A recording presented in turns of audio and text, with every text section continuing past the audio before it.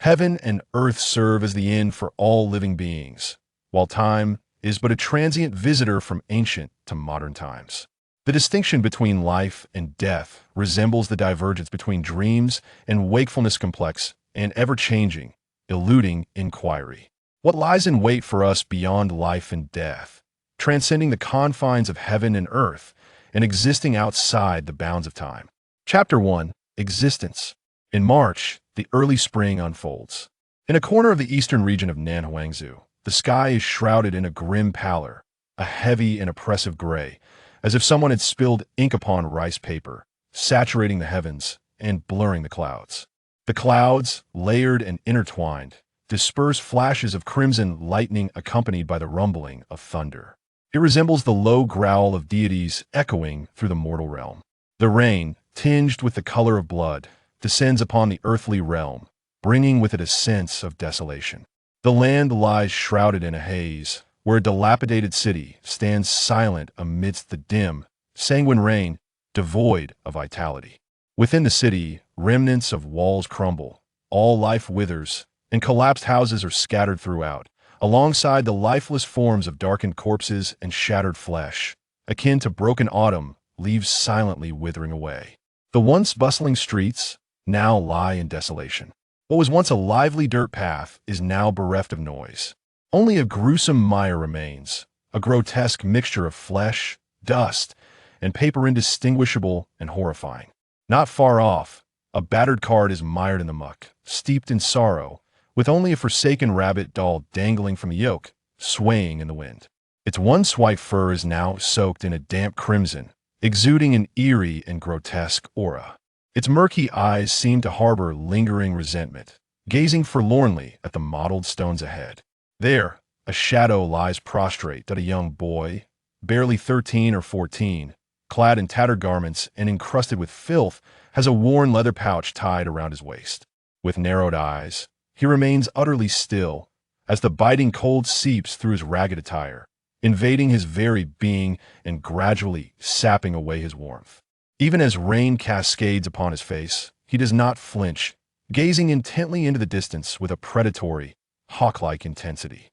Following his gaze, one can see, a mere 7 or 8 paces away, a gaunt vulture devouring the carcass of a wild dog, intermittently surveying its surroundings with acute vigilance. In this perilous desolation, it seems that even the slightest rustle of wind would send it soaring into the sky. Yet the boy, akin to a hunter, patiently awaits his moment. After what feels like an eternity, the opportunity finally arises. The greedy vulture plunges its head deep into the dog's abdomen, oblivious to the imminent danger. In an instant, the boy's narrowed eyes gleam with a frigid light. His body propels forward like an unleashed arrow, racing towards the vulture. With a swift motion of his right hand, he retrieves a black iron dart from the pouch at his waist. The dart's tip glints with a lethal brilliance.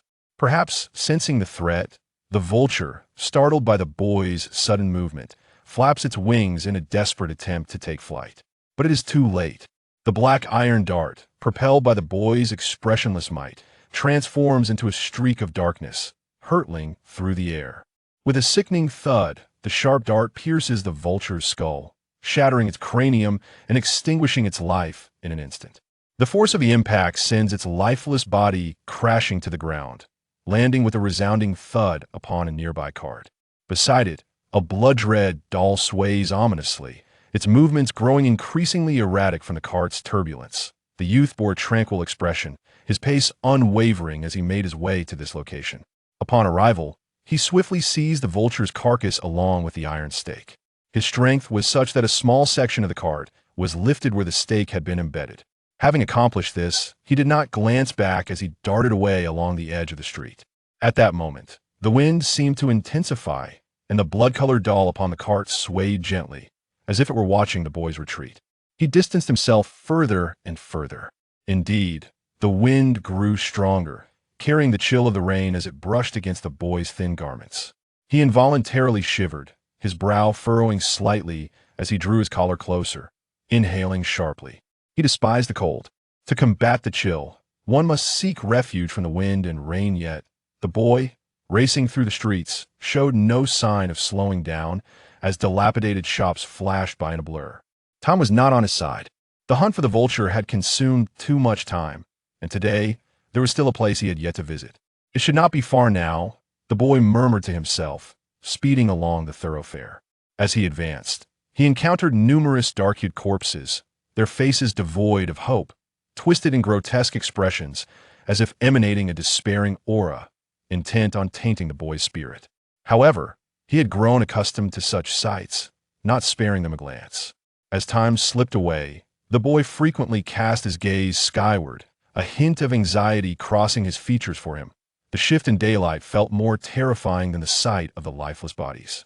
Fortunately, not long after, when he spotted a pharmacy in the distance, a sigh of relief escaped him, and he surged forward. The apothecary, though modest in size, was cluttered with numerous cabinets, emanating a musty odor akin to that of an ancient tomb, disturbed and disarrayed. In one corner lay the lifeless body of an old man, his form a mottled shade of blue-black, slumped against the wall, his eyes wide open, seemingly unable to close them, gazing vacantly into the world beyond. As the youth stepped inside and cast a cursory glance, he immediately began to rummage through the contents. Most of the herbs here mirrored the fate of the corpse, having turned an ominous blue-black, save for a scant few that retained their normal hue. Among these, the boy meticulously scrutinized for an extended period, as if recalling past experiences. Ultimately, he selected a common herb known as golden wound herb, shedding his thin garment to reveal a substantial scar marring his chest. The wound remained unhealed, its edges darkening ominously, and a trickle of blood seeped forth. Lowering his gaze, he crushed the herb. Inhaling deeply and gritting his teeth, he began to apply it to the gaping injury. Instantly, an excruciating pain surged through him like a relentless tide, causing his body to tremble uncontrollably. Yet, he persevered, despite beads of sweat cascading down his cheeks, staining the dark floor beneath him, creating a splotch of ink. The ordeal lasted for more than 10 breaths, until he had thoroughly applied the herb to the wound. At that moment, the youth appeared to be utterly drained of strength, leaning against a nearby cabinet, taking a considerable time to recover before exhaling deeply and donning his clothes once more. Glancing at the sky outside, he pondered for a moment before retrieving a tattered map from a pouch at his waist, carefully unfolding it. The map was rudimentary, depicting the layout of the very city he found himself in. The pharmacy's location had been meticulously marked, with numerous areas scratched out by fingernails in the northeastern section, leaving only 2 regions untouched. After searching for these days, it must be within these 2 areas, the boy murmured, his voice hoarse, as he neatly folded the map and prepared to depart. Before leaving, however, he cast a glance at the lifeless body of the elderly man beside him, his gaze lingering on the garment draped over the corpse. It was a leather coat, perhaps due to its unique material, showing minimal signs of decay. After a moment's contemplation, the boy approached and removed the coat from the old man's body, donning it himself. Though slightly oversized, it enveloped his slender frame, finally imparting a semblance of warmth. He then looked down at the old man's unblinking eyes, gently raising a hand to close them. "Rest in peace," he whispered softly, tearing a piece of fabric from within the shop to cover the old man's remains before turning to exit the pharmacy. As he stepped outside, a faint glimmer caught his eye at his feet. He looked down to find a palm-sized shard of mirror embedded in the blood-soaked mud. In the fragmented reflection, he beheld his own visage. Though marred by grime, the face that emerged from the shattered glass revealed a strikingly handsome youth, yet devoid of the innocence typical of a boy of 13 or 14, replaced instead by an air of indifference. Silently, he stared into the mirror's reflection, and after a prolonged moment, he lifted his foot and brought it down upon the shard. With a sharp crack, fissures spiderwebbed across the surface. As he shattered the mirror beneath his foot, his body swayed momentarily before he took off in a hurried escape. Upon the ground, the shattered mirror, though riddled with cracks, still refracted the heavens above, as if cloaking the world and all its inhabitants, resembling half of a vast human visage, the remnant of a divine being. The countenance, indifferent and closed-eyed, loomed high above, with only a few strands of withered, curling hair cascading down. This was a natural existence akin to the sun and moon in this world. Beneath its gaze, all living beings appeared as mere ants, as if under the awakening of spring, where all life burgeons, compelled to transform by its influence. At this moment, the sky, too, gradually lost its radiance beneath the divine visage. The shadow of the setting sun loomed like a sable haze, permeating the ruins of the city, enveloping the earth as if intent on consuming all. The rain intensified. As the night progressively encroached, the wind followed suit, carrying with it a chorus of sharp, mournful wails. It echoed like the howls of vengeful spirits, stirring the eerie presences within the city, eliciting a cacophony of chilling sounds that seized the soul. The youth, in a desperate flight, quickened his pace, his movements growing more frantic in this relentless chase against the encroaching darkness, deftly navigating through the labyrinth of streets. Until, as he passed a collapsed dwelling, preparing to leap for distance, his pupils suddenly constricted.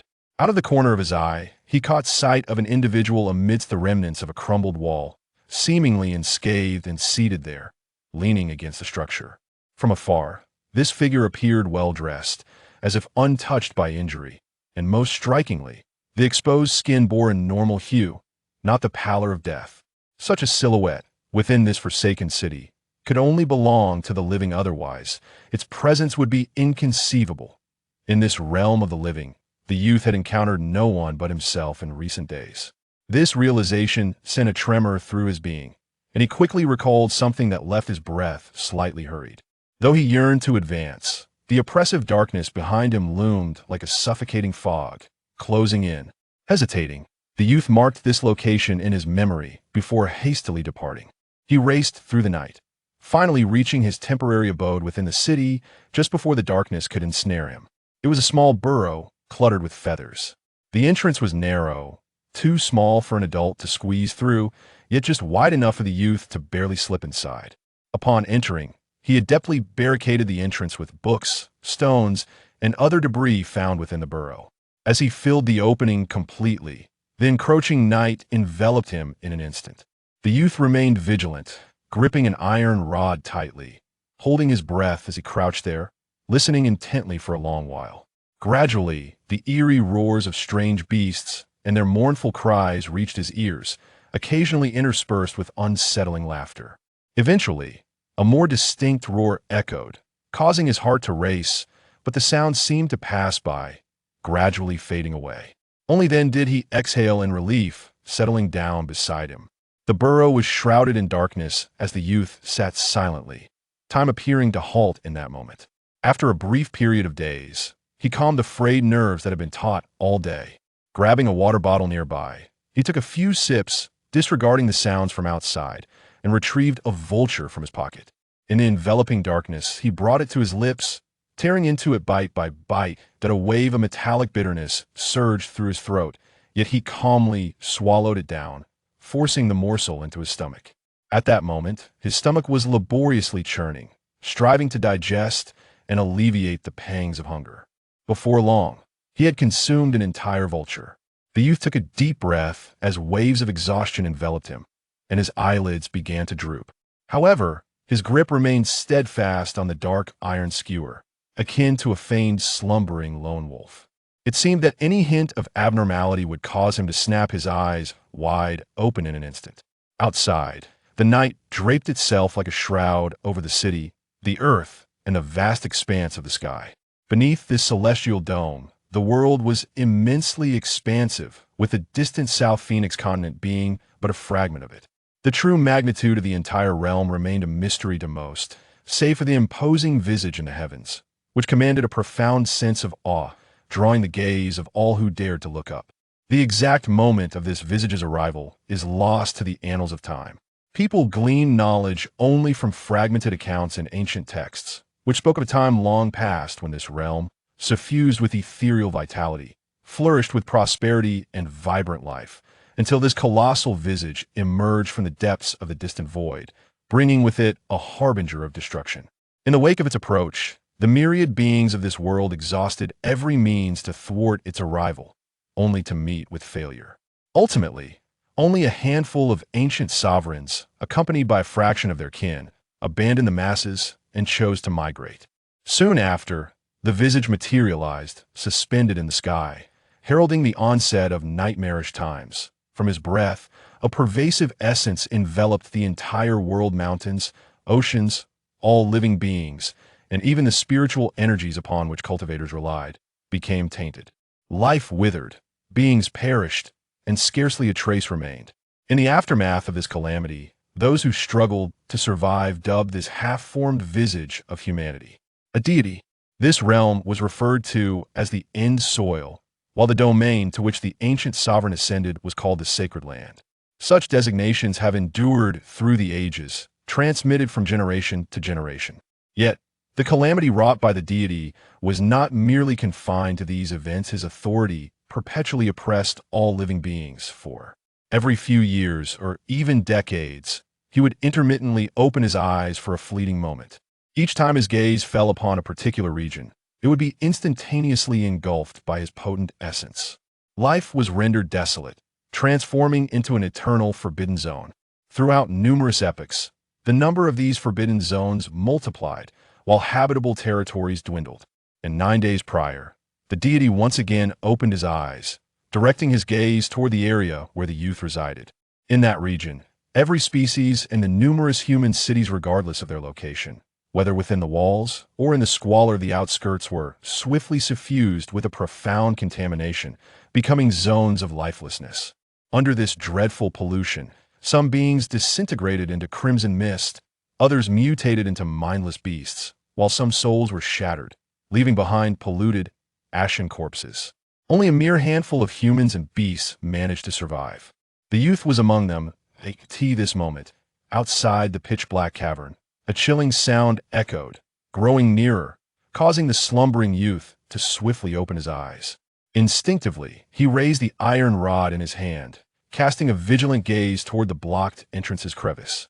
Only when the anguished cry circled nearby and gradually faded did he exhale in relief. With sleep no longer clinging to him, he reached for his leather pouch and retrieved a bamboo slip. In the darkness, he traced the characters inscribed on the slip, a glimmer igniting in his eyes. He then straightened his posture, closed his eyes, and regulated his breathing. The boy, named Xu Qing, had endured a solitary and arduous existence in the slums outside the city since childhood. 9 days prior, amidst the sudden cataclysm, he had concealed himself within a fissure of stone. Unlike the other terrified and frantic souls, he remained composed, observing the deity awakening in the heavens, noting the peculiar cross-shaped pupils within its gaze, seemingly devoid of fear.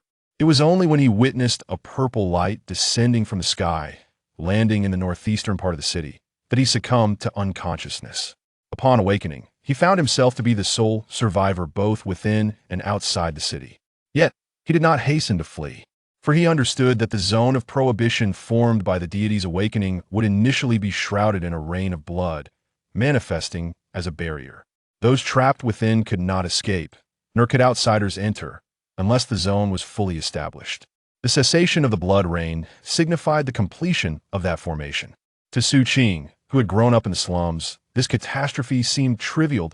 In the slums, one is perpetually at the mercy of a myriad of threats, be it the diverse array of vagrants, feral dogs, a sudden illness, or the chill of a frigid night, any of which could snuff out a life at any moment. Survival is a formidable challenge. Yet, as long as one breathes, little else holds significance. Amidst the harsh realities of the slums, glimmers of warmth occasionally pierce through the darkness. For instance, some fallen scholars devote themselves to teaching a group of children to read and write, and beyond that, they cling to memories of loved ones. However, in Xu Qing's mind, the recollections of his family have become increasingly elusive with the passage of time. Despite his earnest efforts to recall them, fearing the specter of forgetfulness, their images fade ever more into obscurity. Nevertheless, he is aware that he is not an orphan. He still possesses family, though they have long been scattered apart. Thus, his singular aspiration remains to endure. If he could live a little better, and perhaps catch a glimpse of his relatives, it would be a blessing beyond measure. Consequently, having narrowly escaped death, he resolved to venture into the city. His destination is the abode of the affluent, where he seeks the rumored means to augment his strength, and more importantly, to seek the mysterious violet light that has reportedly descended into the city. The pathway to empowerment has long been whispered about throughout the slums, a coveted aspiration among the masses. This pursuit is referred to as cultivation, and those who possess the knowledge of its practice are hailed as cultivators. Thus, becoming a cultivator stands as Xu Qing's most fervent desire, aside from his memories of family. Cultivators are not an uncommon sight in recent years. Xu Qing has observed such individuals entering the city from afar. Their defining characteristic is the instinctive shudder that courses through one's body upon gazing at them. Even Xu Qing had heard whispers that the city lord was a practitioner, accompanied by guards who were also cultivators. After an extensive search within the city, he finally discovered this bamboo slip 5 days ago, lying atop a corpse within the lord's mansion. The place was perilous, and the wound on his chest was a testament to the danger he had faced there. The bamboo slip recorded the very cultivation method he yearned for. The contents were deeply ingrained in his mind, and during these past few days, he had begun to attempt the practice. Having never encountered other cultivation techniques, this bamboo slip was his sole acquisition, leaving him uncertain about the correct way to cultivate. Fortunately, the majority of the text was simple and comprehensible, primarily focusing on visualization and breath control.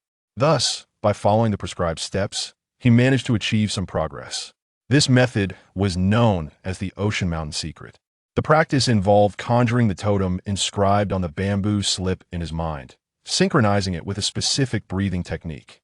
The pattern was peculiar, depicting an otherworldly entity with a disproportionately large head, a diminutive body, and a single leg, entirely shrouded in black, its face contorted in a ghastly grimace.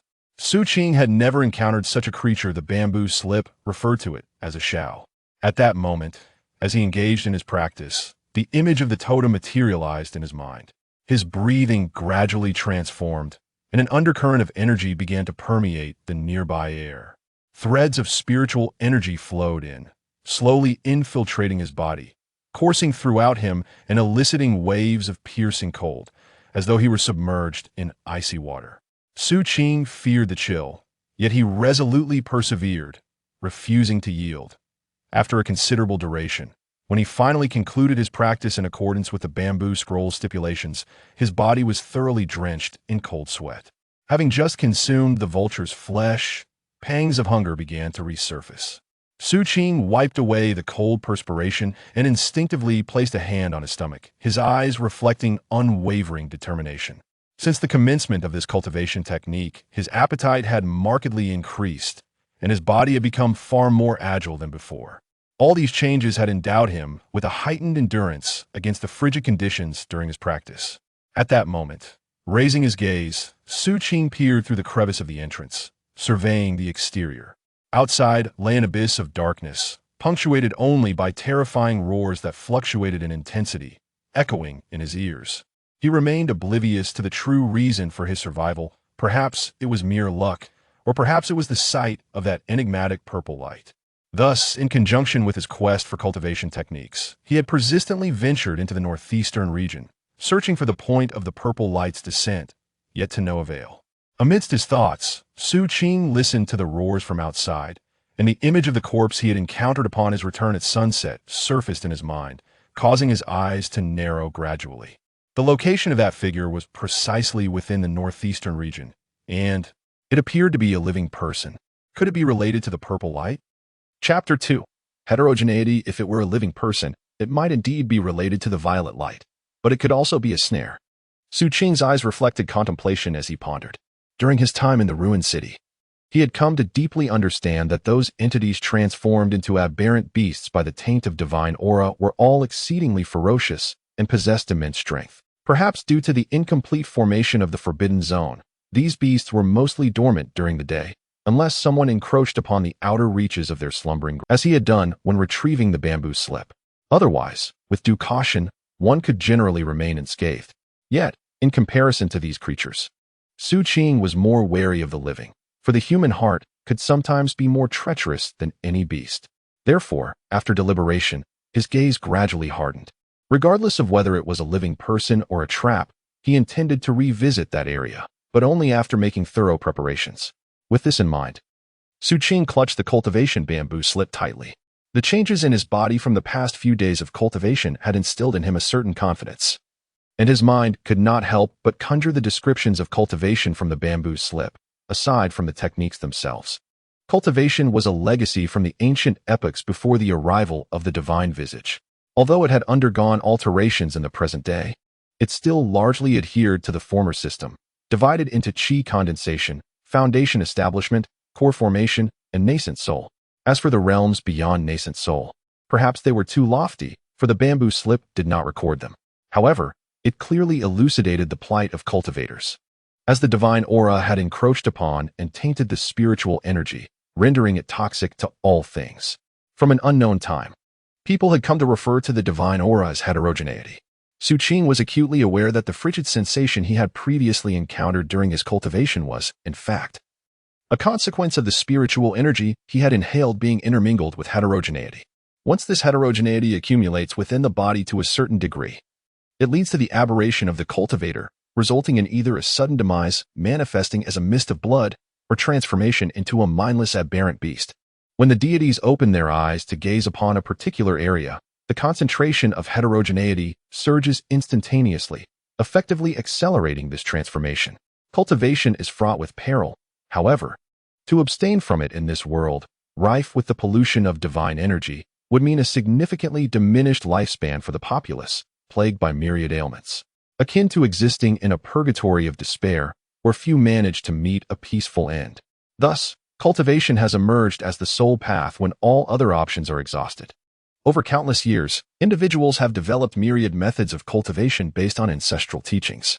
The contemporary practice involves absorbing spiritual energy while simultaneously employing techniques to isolate the heterogeneity intertwined within it, compressing it to a specific locus within the body, referred to as the aberration point. Consequently, the ratio of separated heterogeneity has become a critical criterion for distinguishing the efficacy of various techniques. Nearly all high-ratio separation techniques are held by significant powers or families, as they represent invaluable resources, an aspect that remains unchanged regardless of the arrival of deities. Moreover, the varying degrees of heterogeneity separation, contingent upon the specific cultivation technique, result in different locations for the aberration points. Nevertheless, it remains a certainty that with any form of cultivation, heterogeneity will manifest, gradually leading to the formation of aberration points. Theoretically, these points are irreversible. Although certain elixirs can alleviate the symptoms, they do not address the underlying cause. Regarding the method to thoroughly purify the corrupted points, the bamboo slip also mentioned it in passing. In the world of the last age, besides the southern Phoenix continent, there exists a more immense landmass known as Hope of Antiquity. It is the origin of the human race. And although it is also contaminated by the aura of the divine, it seems to have discovered a way to completely purify it. However, this method is apparently unquantifiable and only available to the most esteemed individuals. Ordinary cultivators can only look upon it with longing. As for the most numerous low-level rogue cultivators, it is even more unattainable. Moreover, the techniques of rogue cultivators are mostly of a very low degree of separation, making cultivation not only arduous but also increasing the risk of corruption. Despite the great risks of cultivation, the figures of cultivators are still commonly seen by most people. For example, Xu Qing knows that he can now be considered a rogue cultivator.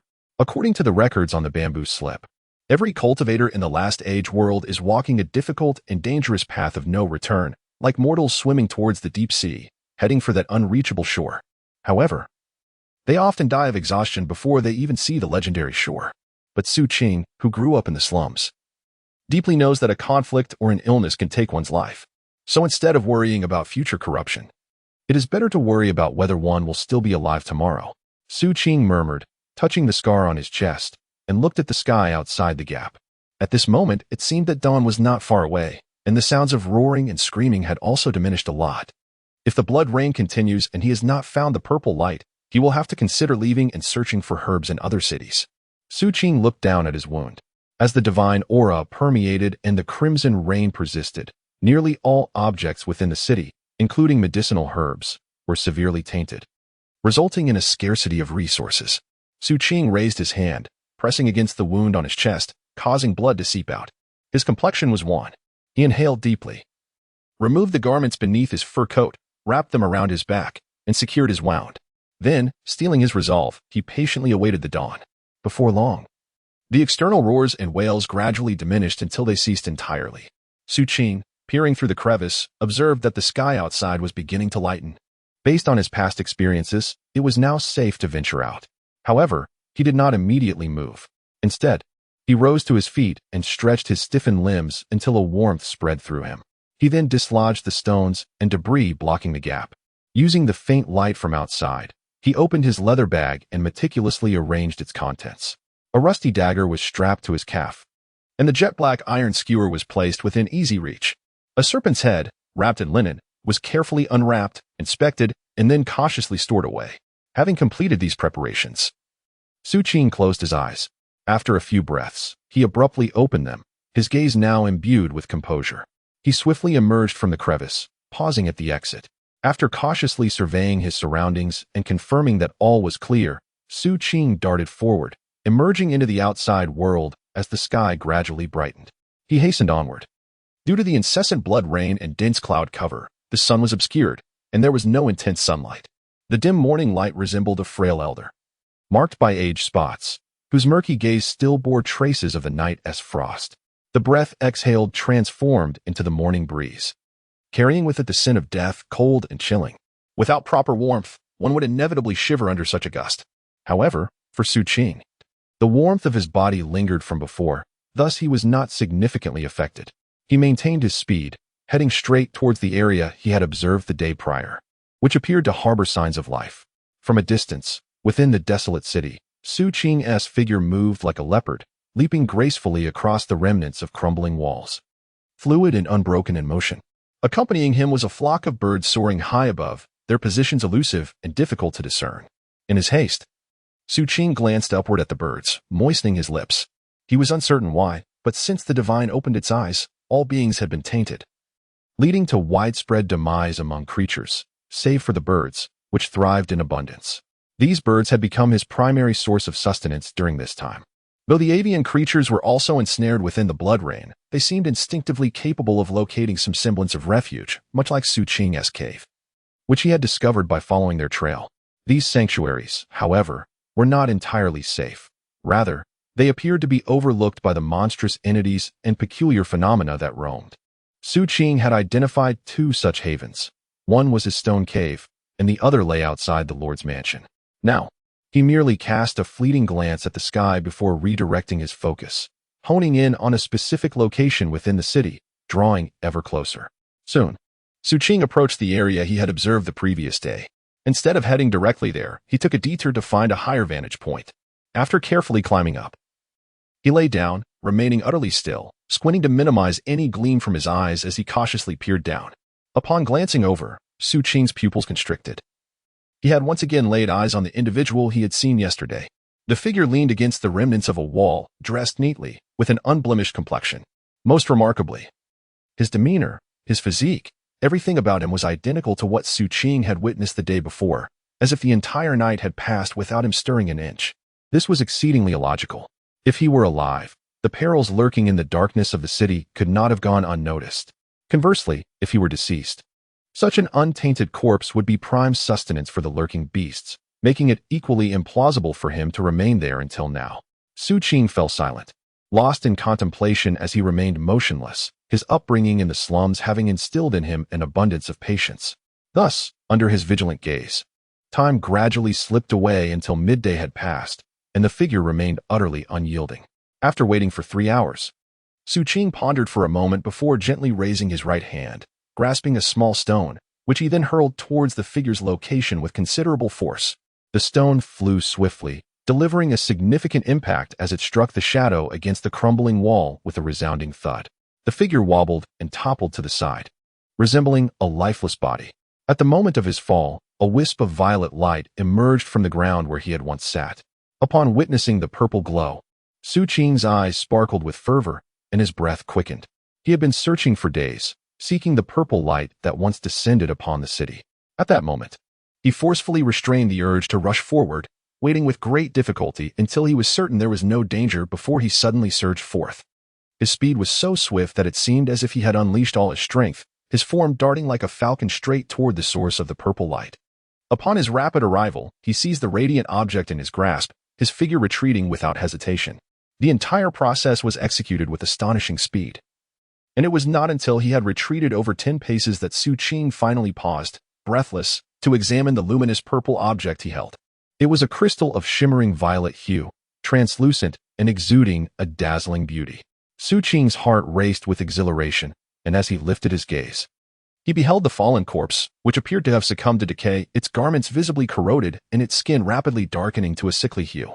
This sight instinctively compelled Xu Qing to grip the purple crystal tighter, turning swiftly to flee toward his underground hideout.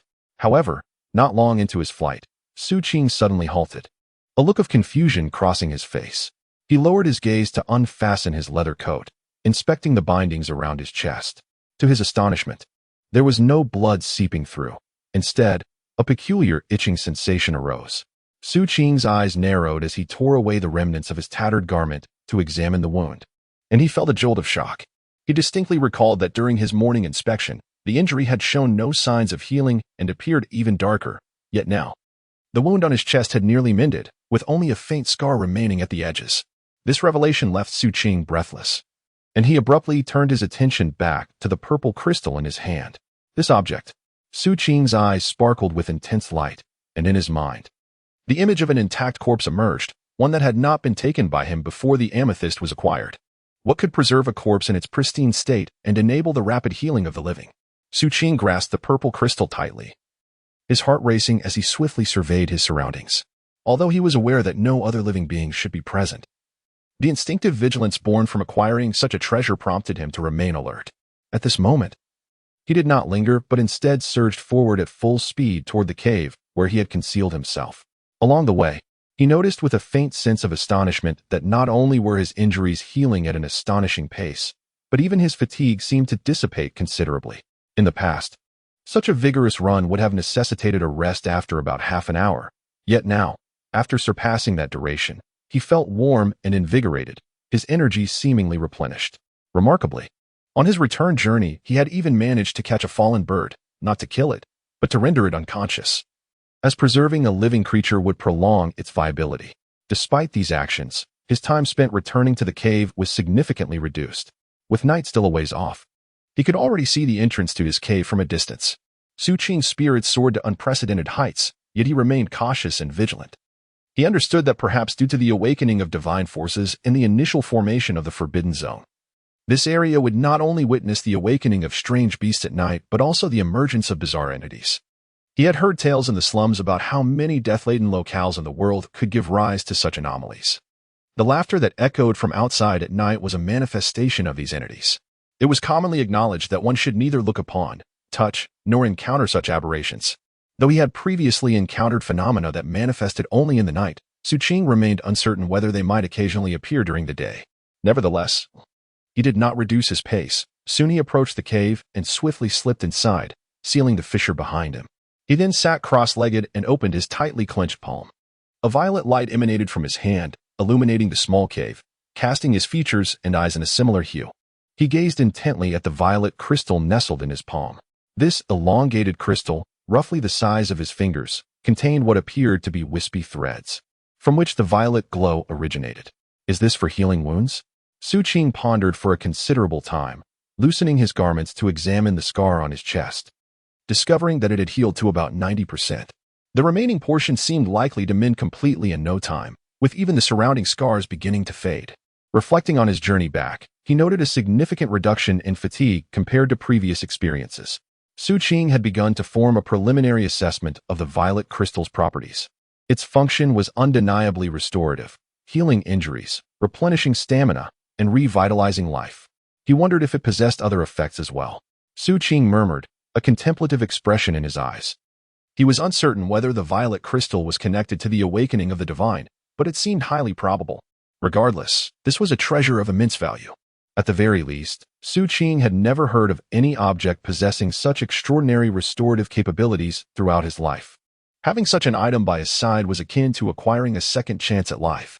Yet Xu Qing was acutely aware that the possession of this object was solely due to the fact that he was the only living soul within the confines of the city. Once the blood rain ceased and he ventured outside, he would likely be incapable of safeguarding such a treasure. Thus, the only viable solution was to conceal the violet crystal. After pondering for a moment, he cast a glance at the unconscious avian he had captured and reached out to grasp it, seizing its beak to stifle any sound. He withdrew the dagger from his calf and swiftly inflicted a wound upon the creature. Amidst its struggles, Xu Qing inserted the violet crystal deep within its body. He remained watchful, his gaze unwavering. Initially, the avian fought against its confinement, but soon, a surge of unseen energy began to course through the surroundings. It seemed as though spiritual energy was drawn to it, even surpassing the amount Xu Qing had experienced during his own cultivation, and it surged directly into the creature. Remarkably, the avian's struggle intensified, its strength magnified beyond Xu Qing's grasp. This spectacle ignited a spark of brilliance in Xu Qing's eyes. What once could be effortlessly crushed now required considerable effort to break its neck. He swiftly extracted the violet crystal from within, wiping it clean before closing his eyes in contemplation. The avian remained alive, its body infused with spirit energy, and its sudden increase in strength seemed promising. After a brief moment of reflection, Xu Qing opened his eyes, determination gleaming within them, and resolutely placed the violet crystal into the wound on his chest that was on the verge of complete healing. The process was somewhat painful, yet he gritted his teeth and endured. There was no sanctuary safer than hiding it within his own body. He had conducted a simple verification, discovering that the presence of this object within the body seemed to enhance its efficacy. As the violet crystal merged within him, coinciding with the healing of his chest wound, a thunderous resonance erupted from within his being before Xu Qing could thoroughly inspect it. A surge of spiritual energy, far more formidable than that which had previously attracted the avian creatures, swept towards him from all directions, penetrating the earth with a howling force. The sheer magnitude of this spiritual energy was astonishing, causing Xu Qing's body to momentarily radiate a pale azure hue, an indescribable chill enveloping him entirely. This was a consequence of the excessive foreign essence within the spiritual energy. However, Xu Qing was well prepared. Without hesitation, he activated the Haishanju. As he did so, a substantial quantity of the foreign essence was swiftly extracted from the influx of spiritual energy entering his body. The remaining pure spiritual energy coursed through his meridians, nourishing and refining his flesh and blood, resulting in a series of explosive sounds emanating from within him. It was as if the blockages within his body were instantaneously cleared. And at that moment, his internal vision of the Shao figure sprang to life, striking various poses on its own accord. The Haishanju, while a cultivation technique, was not merely a method of cultivation but rather one of body refinement. It consists of 10 levels, corresponding to the 10 stages of qi condensation. The bamboo slips contain a clear introduction, stating that each level enhances the practitioner by a force equivalent to 1 tiger, 5 tigers equating to 1 Shao, and 2 Shaos to 1 Kuei. This technique is reputed for its ability to move mountains and part seas, hence its name, Haishanju. At this moment, the violet crystal embedded in his chest acted as a vortex, continuously drawing in spiritual energy that surged upon him like a divine bestowal. Xu Qing's cultivation speed consequently soared to unprecedented heights. Uncertain of how much time had passed, the rhythmic pounding within him intensified, causing a torrent of impurities to flow out through his sweat-laden pores. A pungent odor permeated the cavern. As the impurities exited his body, Xu Qing's physique began to shimmer, and the filth that had obscured his features gave way to an increasingly refined visage. After some time had elapsed, as the sounds within him and the influx of spiritual energy gradually subsided, Xu Qing's eyes suddenly snapped open. A fleeting glimmer of purple light flickered within them. Once he regained his composure, Xu Qing appeared momentarily dazed. The pitch-black cavern, in that instant, seemed to become somewhat clearer in his perception. He hastily lowered his gaze to inspect himself, his expression gradually morphing into disbelief. This sensation, a hint of exhilaration, washed over Xu Qing as he rose and threw a punch, producing a sharp whistling sound. The confines of the cave were too narrow for him to test his speed. Yet the feeling of raising his leg and striking revealed to him that he had achieved remarkable improvements across the board. He then promptly rolled up the sleeve of his left arm. Upon discovering a black spot the size of a fingernail on his forearm, Xu Qing took a deep breath, suppressing the excitement swelling within him. This was the first layer of energy condensation. According to the ancient texts, this black spot was an aberration point. The aberration point of the Haishanju was located on the left arm, with each layer adding 1. As he touched the aberration point on his arm, Xu Qing felt a surge of exhilaration regarding his newfound strength. He then turned his gaze toward the entrance of the crevice, contemplating testing his speed when dawn broke. However, Xu Qing soon wore a look of suspicion, drawing closer to the crevice entrance to listen intently. The outside world remained shrouded in darkness. Yet an eerie silence enveloped the surroundings, a phenomenon he had never encountered during his days here. Even in daylight, when the beasts and strange sounds had ceased, the persistent patter of rain was a constant companion. But now, even the sound of rain had vanished. Could it be? A tremor of realization coursed through Xu Qing as a conjecture took form in the depths of his mind.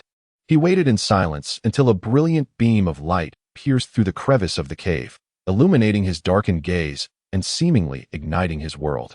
At the sight of this light, Xu Qing's body trembled slightly.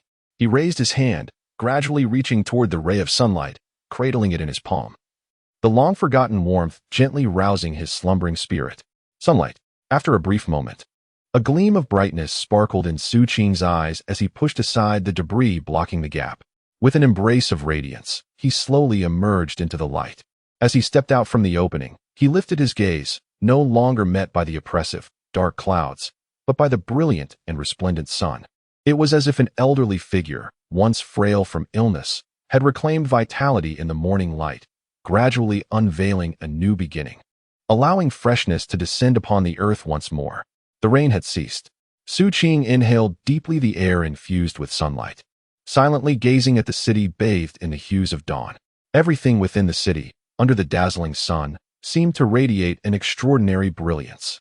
The crimson dawn on the horizon streamed down through the gaps in the clouds, resembling countless whales spouting golden cascades, gradually washing away the pervasive mist that engulfed the city, revealing its mottled scars, the collapsed homes, the somber, lifeless bodies. And the harrowing pools of crimson water seemed to incessantly remind Xu Qing of the cataclysm that had unfolded here. A complex expression flickered in Xu Qing's eyes. He had spent 6 years in the slums beyond the city, and for the same duration, he had gazed upon this city. Although his visits had been infrequent, it remained the place he had yearned to inhabit the most over those 6 years. Here, he had acquired the techniques for cultivation. Here, he had obtained the violet crystal. Here, he had survived. Xu Qing murmured quietly, enveloped in silence. After a long while, he let out a soft sigh, stepping toward a darkened body, bowing his head in contemplation before hoisting it onto his back and moving forward. He reached a nearby square before finally laying the body down. Then, he turned to carry the second, third, and fourth bodies. Some lay scattered in the streets, while others were trapped beneath the rubble. It was only after he had transported all the bodies in the vicinity to the square that the remains accumulated like a mountain, some intact, others fragmented.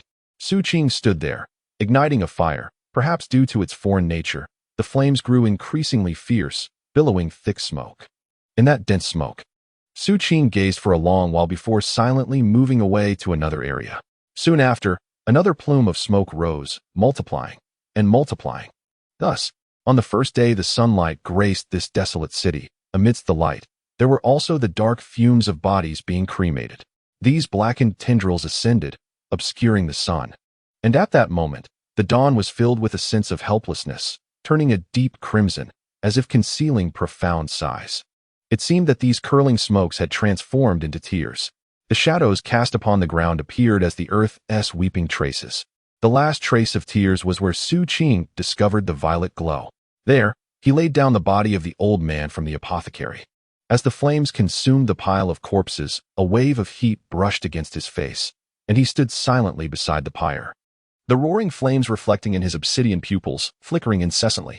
His disheveled hair twisted under the influence of the heat, and after a moment, Xu Qing's form bent as well, bowing his head in reverence.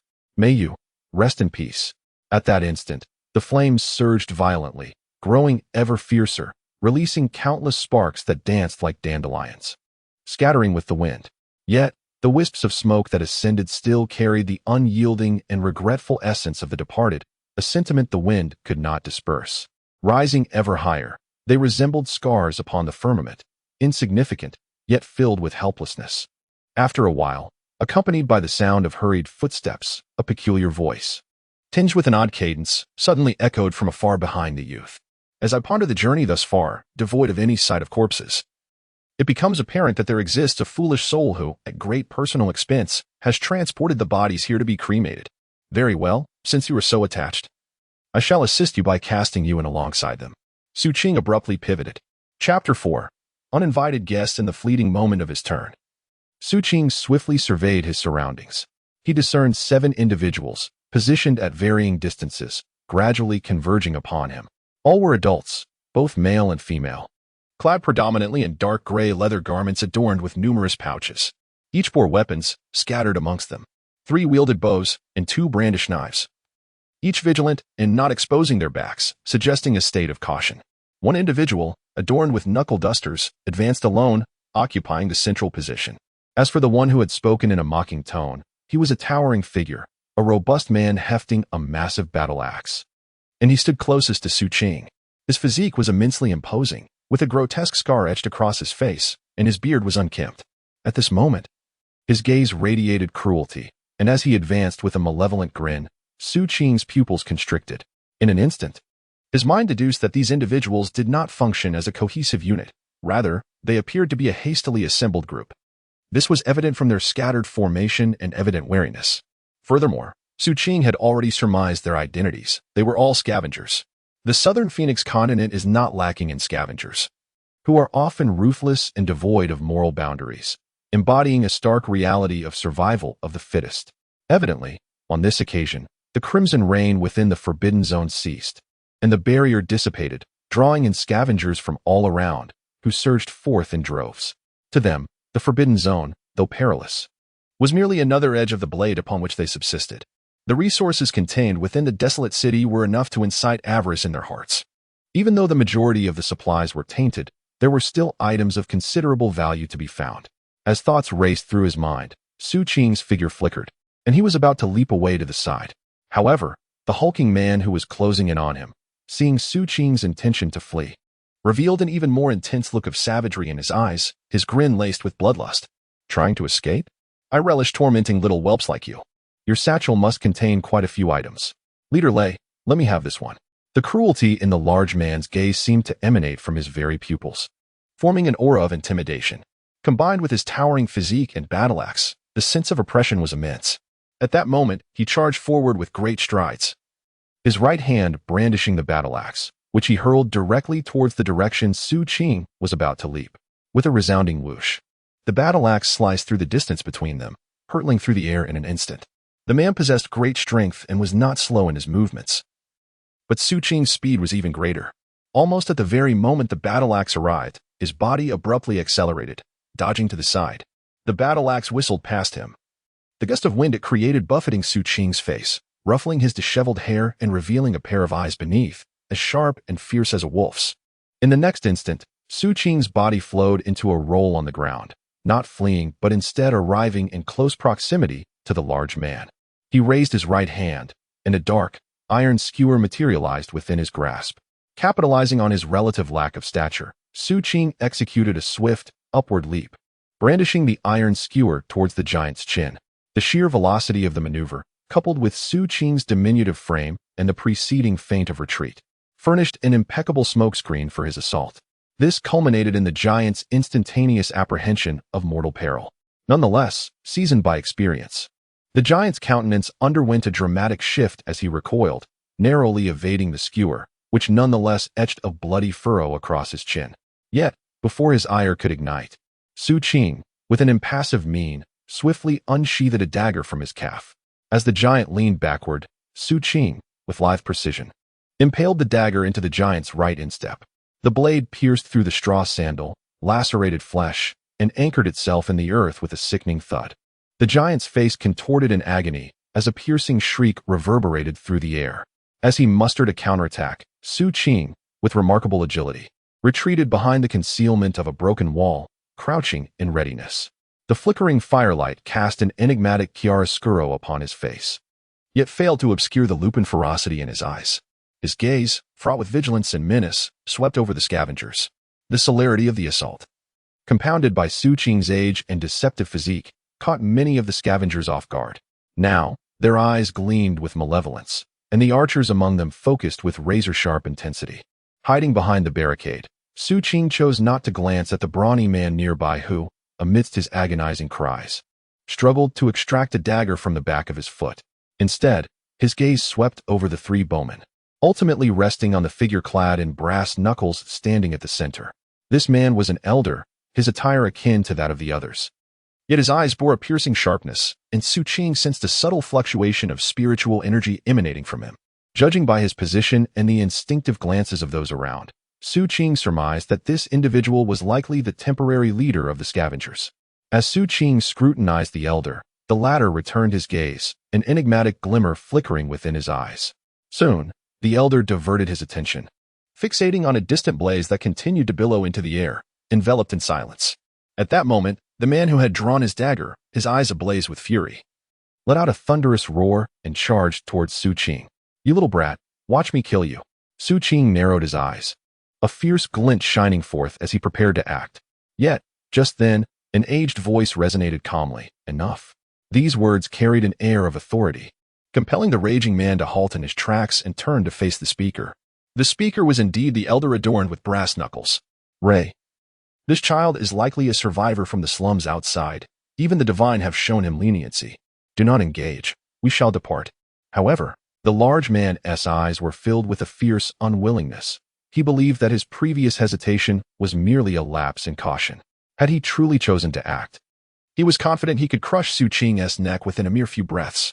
Just as he was about to speak, the elder cast a faint glance in his direction. "Do I need to repeat myself?" The large man's expression bore a struggle, yet he ultimately lowered his head. As he bowed, however, his peripheral vision caught a glimpse of Xu Qing, who was concealed behind cover, and a fleeting glimmer of murderous intent crossed his face. Subsequently, his countenance turned cold as he limped away toward the elder. Xu Qing sensed this hostility, his eyes narrowing slightly as he warily observed the group of scavengers as they gradually distanced themselves. Yet, just as they had walked several dozen paces, the elder halted. Turning his head, whether to gaze at Xu Qing or at the blazing flames consuming the cremated remains was unclear. After a pause, he suddenly inquired, "Child, do you wish to leave this place with me?" Xu Qing was taken aback, noting that the elder's words referenced me rather than us. Thus, he fell silent, scanning the faces of the group before him. The elder, exhibiting patience, did not rush him, instead standing at a distance, awaiting a response. After a span of over 10 breaths, Xu Qing had surveyed the individuals multiple times, glanced at the elder, and then at the large man, whose expression remained icy from his injuries. A peculiar glint briefly flickered in the young man's eyes. Slowly, he rose to his feet, uttering no words, and began to approach them. As Xu Qing drew nearer, the elder smiled and turned to continue his journey, while the others regarded Xu Qing with deep interest before following suit. Thus, Xu Qing trailed behind this group of scavengers, observing them as they searched for valuable items within the city. During this period, he became aware of the fearsome giant's moniker, known among others as the Cruel Bull. This figure had repeatedly cast a cold, sinister glance at Xu Qing, though it was evident he was exercising restraint, seemingly biding his time for the moment when the elder who obstructed him would no longer be present. He appeared quite certain that such an opportunity would inevitably arise along the path ahead. Reflecting on the giant's avarice, Xu Qing decided to extend some assistance to the scavengers. Relying on his familiarity with the city, by adopting a humble demeanor, he facilitated the scavengers' quest for valuable items, enabling them to unearth more treasures at an accelerated pace. The Cruel Bull, driven by insatiable greed, disregarded his own physical limits, attempting to seize even more despite his inability to carry it all. Thus, he ventured further than the others, burdened with an increasingly heavy load. Initially, this did not seem burdensome, but as time elapsed, the brute's stamina waned considerably, and fatigue set in far more deeply than for anyone else. As for the area surrounding the Lord's Manor, Xu Qing chose not to lead them there, considering the elder known as the Thunder Team to be an ally. As twilight approached, the group finally departed the city, setting up camp in what was once a slum outside the city walls. Their movements were deft, erecting 6 tents, aside from the 2 armed individuals sharing one tent. The others were solitary, with some lighting incense outside their tents while others scattered a powder around the perimeter. As darkness enveloped the land and the echoes of various howls reverberated within the city, the scavengers retreated into their tents. Only the Thunder Team cast a glance at the solitary Xu Qing, retrieving a sleeping bag from the side and tossing it his way. Burning incense can dispel otherworldly beasts, while powder can ward off the bizarre. With your contribution today, fear not, for I am here. Even the remnants of the bull dare not cast their gaze upon you. This place remains relatively safe. Having spoken, the elder paid no further heed and retreated into his tent. Xu Qing remained silent, casting a lingering glance at the elder's shelter before retrieving his sleeping bag, unzipping it, and burrowing inside. However, he did not seal himself in completely. Instead, he left a small gap facing the direction of the scavenger's tent. As the night deepened, the howls and mournful cries from outside grew ever more intense. The eerie wails swirling hauntingly, creating a terrifying atmosphere that seemed omnipresent. It appeared that no one wished to venture away from their sheltered refuge at such a time. Yet, Xu Qing, within his sleeping bag, he opened his eyes, remaining utterly still, silently waiting. As time drifted by, reaching the hour when most slumbered deeply, Xu Qing cautiously emerged from his cocoon. His movements were meticulous, striving to produce no sound. The cacophony of howls and lamentations echoed in his ears, yet it did not distract him in the slightest. Once he had carefully exited, Xu Qing stealthily approached the tent where the hulking figure of the bull resided. He could not allow any threat to his life to linger nearby. Even the slightest hint of danger warranted immediate resolution. This was a principle Xu Qing had learned through the blood-soaked lessons of survival in the slums, and it was precisely why he had agreed to follow along. Even during the day, when he had subtly advised others to maximize their gains, it was with the keen awareness of the bull's avarice, hoping to exhaust it further while it bore its injuries, thereby rendering it less vigilant. His deliberate humility was a tactic to lull the creature into a false sense of security, allowing it to lower its guard. All of this is for the present moment. At this instant, Xu Qing's expression is tranquil as he gently approaches the tent. He refrains from making any hasty movements and instead crouches down to listen intently for a while. The rhythmic snoring that reaches his ears is consistent and steady, devoid of any semblance of deceit. Having confirmed this, Xu Qing squints his eyes and slowly draws out his iron dagger, carefully unfastening the tent's clasp before gradually slipping inside. The interior of the tent is dimly lit, and Xu Qing vaguely discerns the figure of the injured cattle lying within, deeply ensconced in slumber. Clearly, the burdens of the day, compounded by its injuries, have rendered it utterly exhausted. Furthermore, the strong mentality of the beast leads it to be oblivious to the fact that the seemingly amiable youth, who had displayed a cooperative demeanor during the day, would venture into its domain at such an hour, amidst a gathering of scavengers. Thus, at this moment, it remains unaware of the uninvited guest within its tent. Xu Qing gazes at the slumbering creature, his cold eyes as calm as the depths of the ocean. He inches closer until he stands beside it, and without the slightest hesitation, his right hand flashes the blade of his dagger, swiftly slicing across the unsuspecting cattle's neck with tremendous force, nearly severing its head. Blood erupts in an instant. The excruciating pain jolts the cattle awake, and it meets Xu Qing's impassive face with an expression of disbelief and terror. As it begins to struggle, Xu Qing's left hand swiftly rises, pressing firmly against its mouth to stifle any sound. In that moment, the thrashing intensifies. The cattle's eyes widen in horror, its body convulsing uncontrollably. Yet Xu Qing's grip was as unyielding as iron pincers, firmly pressing down as his right foot rose and directly pressed onto the belly of the dying cow. His own body arched like a bow. Utilizing this stable force, the cow's futile struggles were rendered ineffective. As blood continuously poured forth, the cow resembled a fish out of water, its despair increasingly manifesting in its eyes, even revealing a semblance of pleading. However, what it beheld was merely Xu Qing's calm visage. The sounds of its thrashing were drowned out by the external cacophony and piercing cries, rendering them inaudible. Time trickled by, and after several moments, the cow's struggles gradually waned, ultimately culminating in a tremor before it relaxed completely, motionless, its eyes wide open, reflecting the terror of impending death before it succumbed to its fate. Xu Qing did not immediately release his grip, but waited a moment longer, ensuring the creature was truly deceased before loosening his hold. After wiping away the blood, he opened his leather pouch. From within, he carefully retrieved a snake's head wrapped in cloth, gingerly using its venomous fangs to pierce the cow's skin. In the next instant, with the spread of the toxin, green bubbles began to form on the carcass, slowly dissolving it. After the passage of an incense stick's worth of time, the body had completely transformed into a puddle of blood, seeping into the earth. Xu Qing silently observed the scene, methodically tidying up, disposing of the cow's remains to create the illusion of its disappearance before finally emerging from the tent. The cold wind greeted him, whisking away some of the sanguine scent that clung to him. Xu Qing gazed up at the night sky, inhaling the frigid air deeply, and slowly made his way back to his sleeping bag. In the moment he lay within his sleeping bag, a profound sense of security enveloped him. The trepidations of the night dispelled, allowing him to close his eyes and swiftly succumb to slumber. Yet, the iron rod in his grip remained steadfast, never relinquished. The night passed in silence. As dawn broke, casting its gentle light upon the earth, Xu Qing opened his eyes and quietly emerged from his sleeping bag. His gaze wandering casually towards the tent where the remnants of the cow lay. In the next instant, his eyes narrowed slightly. To his astonishment, the tent of the remnants had vanished entirely. A weight descended upon Xu Qing's heart, heightening his vigilance. Soon, other scavengers began to emerge from their tents in the morning light, the first to notice the absence, their expressions a mix of bewilderment. While some scoured the area in vain, the complete disappearance of the remnants, along with the tent itself, led some to speculate that they had departed under the cover of night in pursuit of the riches of Greed City, or perhaps for other reasons altogether. In this forbidden zone, myriad circumstances could lead to a person's vanishing. The team, hastily assembled, had little connection, and with the remnants lost to solitude, the scavengers soon diverted their attention elsewhere. Some cast glances at Xu Qing, though it seemed implausible that he bore any connection to the matter, lacking any obligation to investigate. They retracted their conjectures.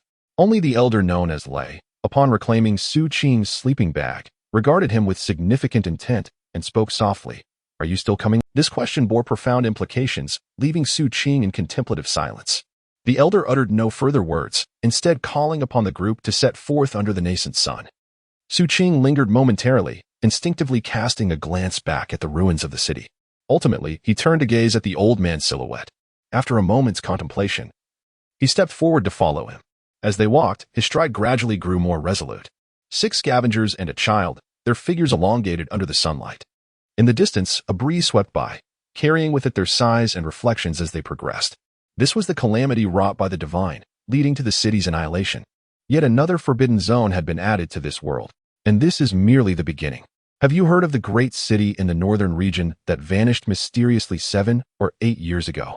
When the deity opened its eyes upon that expanse, the city and its surroundings simply ceased to exist, as if they had never been.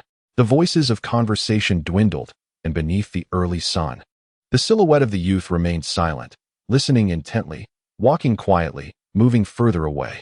As a novice, he nervously published his delicate new book, seeking the support of his brothers and sisters, pleading for collections, recommendations, and monthly votes. Chapter 5. The scavenger camp. The forbidden zone formed in this corner of eastern South Phoenix continent is not particularly vast. The ruins from which Xu Qing and his companions departed lie at the edge of this zone. This is why the scavengers were able to arrive at the city on the very first day of sunlight. As dusk approached, they were nearly out of the forbidden territory. Along the way, they encountered some mutated beasts, yet these scavengers swiftly dealt with them. Observing the situation, Xu Qing formed a judgment in his heart. He believed that if he were to intervene, he could contend with anyone among the 6 scavengers, save for the elder known as the Thunder Team leader. They are not monks, yet their ferocity and impeccable timing, coupled with an apparent disregard for death at critical moments, augment their lethality. Xu Qing contemplated inwardly. Considering that aside from the Thunder Team, he could contend with any of the others individually. If faced with 2, he might still manage. But 3 together would likely overwhelm him. This realization rendered Xu Qing increasingly cautious. Concurrently, he keenly observed that as they neared the outside world, the expressions of the scavengers grew noticeably more relaxed. They even exchanged laughter and banter along the way. The only exception was the elder referred to as the Thunder Team leader, who remained silent throughout the journey. The others exhibited a profound respect towards him, sparking Xu Qing's curiosity about the elder's identity. However, this curiosity did not diminish his vigilance, even as they approached the edge of the forbidden zone. Xu Qing maintained his alertness, trailing the scavengers without drawing too close. He kept a careful distance, listening intently to their conversations while proceeding with caution. As dusk descended, a wave of warmth enveloped him.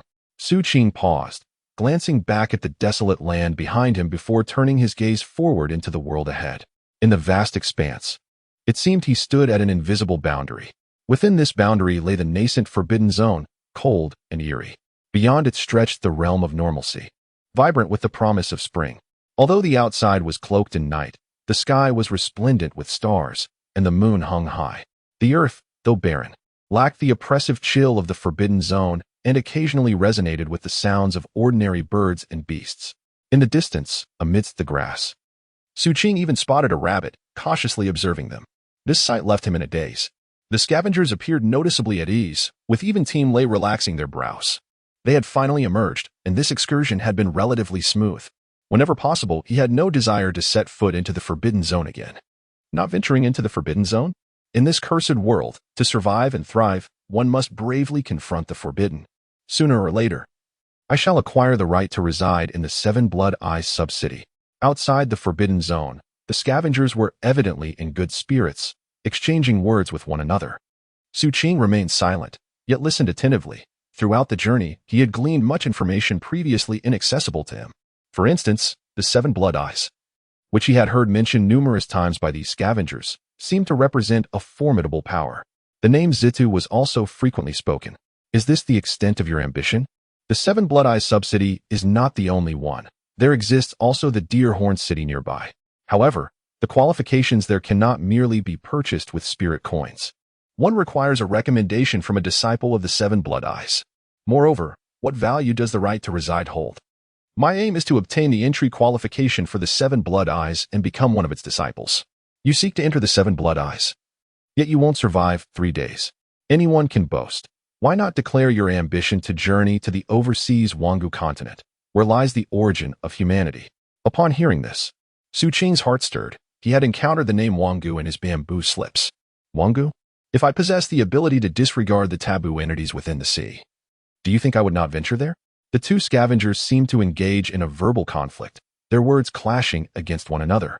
Xu Qing perked up his ears, eager to glean information from their exchange. It was then that the elder of the Lei team, casting a glance at the pair, finally spoke for the first time during their journey. Desiring to reach the ancient continent is not an impossibility. There are 4 methods you might consider to determine which suits you best. First, one may cultivate foundational skills before the age of 15, becoming a rare prodigy. Second, one could pay 30,000 tons of spirit coins to purchase a migration quota from either the Zitu or Kixwatong, or perhaps from the Litus sect. Third, one could make outstanding contributions to the human race in the field of alchemy. Fourth, one might be accepted as a direct disciple by several prominent families of the Zita Holy Land, the peak masters of Kixwatong, or the leader of the Litus sect. Oh. And there's a 5th method, to become a treasure nurturer. Reflect on which option suits you best. The scavengers fell into a deep silence, particularly unnerved upon hearing the 5th method, their expressions betraying a palpable fear. Xu Qing's gaze sharpened at the mention of treasure nurturer. He recalled that during his time in the slums, several acquaintances had been taken away by individuals clad in opulence, purportedly to be groomed as treasure nurturers. The other children in the slums had looked on with envy. Hesitating for a moment, he turned to the elder of the Lei team and quietly inquired, "May I ask, what exactly is a treasure nurturer?" The elder's gaze settled upon Xu Qing as he spoke in a calm tone. To cultivate treasures with one's own body, practicing unique techniques, relying on flesh and blood to dilute the heterogeneous pollution of the treasures, thereby alleviating the heightened abnormalities caused by each use, allowing for sustained application, while oneself gradually withers and approaches death. Xu Qing's eyes narrowed, and for a long while, he found himself at a loss for words, succumbing to silence. The others, seemingly affected by the term treasure cultivator, also fell into a contemplative hush as they traversed the darkness. After distancing themselves some way from the Forbidden Zone, they chose to set up camp on a plain. Unlike the Forbidden Zone, the external campsite included not only the tents, but also a crackling bonfire. As the flames danced, the warmth enveloped them more intensely. The scavengers gathered around the fire, each retrieving food to roast, gradually filling the air with enticing aromas. Eyeing their meals, Xu Qing swallowed hard, sitting apart as he extracted a piece of tough jerky from his leather pouch and began to gnaw at it vigorously. The gaze of the scavenger team, Lei, swept over, and he rose to approach Xu Qing. As Xu Qing suddenly looked up, Lei tossed a leather pouch toward him, containing several steaming buns. Upon seeing the buns, Xu Qing's eyes widened momentarily. He stifled his impulse and murmured a soft thank you. Lei said nothing and returned to the bonfire, where a scavenger nearby chuckled and remarked, "Lei, why are you being so kind to this kid? We're all pitiful souls. Meeting each other is fate, so why not lend a hand?" Holding the 3 buns, their warmth radiated through his fingers. Xu Qing hesitated for a moment, noticing that those gathered around the fire were also consuming the same steamed buns. He feigned a bite, observing the scavengers, and after a while, he discerned that they remained unaffected.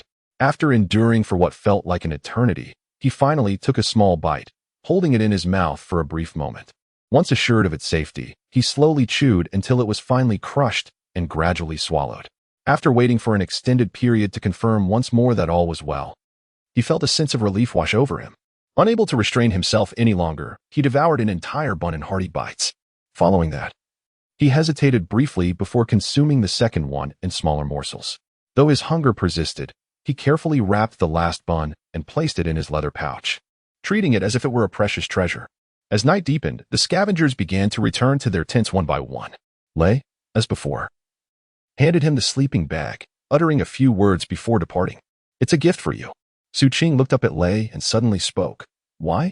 What do you mean?" "Why? 3 buns and a sleeping bag? There is no reason. If you have the heart, just bring me some food in the future." With that, Lei turned and headed toward the tent. "What do you like to eat?" Xu Qing inquired. "Me?" Lei paused beside the tent, contemplating. "Snakes, I suppose. They have a delightful texture." With that, he entered the tent. Xu Qing clutched the sleeping bag, gazing at Lei's tent for a long while before nodding decisively and burrowing into the sleeping bag, shutting his eyes. Yet, he did not succumb to slumber immediately. Instead, he silently practiced the Haitian method, a habit he had cultivated. Even in the frigid depths of his training, he never wavered, seizing every moment to diligently hone his skills. Especially regarding what Lei said today about laying a foundation before the age of 15, although he did not explicitly compare himself to those prodigies in his words, he still harbored some thoughts deep within. "I am 14 this year," Xu Qing murmured, continuing his cultivation. Thus, time gradually passed, and soon 5 days had gone by. Xu Qing, accompanied by these scavengers, traversed mountains and crossed grasslands. Along the way, 3 individuals departed midway, affirming Xu Qing's earlier judgment that they were a temporary assembly. By the 7th day, after 2 knife-wielding scavengers also left, only Xu Qing and Lei remained. That night, beneath a mountain, beside the campfire, the elderly Lei observed Xu Qing, who was carefully saving half of his steamed bun after finishing the other half. He spoke slowly. "Child, by noon tomorrow, we shall reach our destination, where I reside, a camp where scavengers gather." Xu Qing looked up at the elder, who gazed into the distance and continued. "Scavenger camps are often established near forbidden zones, so the camp on the other side of the mountain is also adjacent to a forbidden area.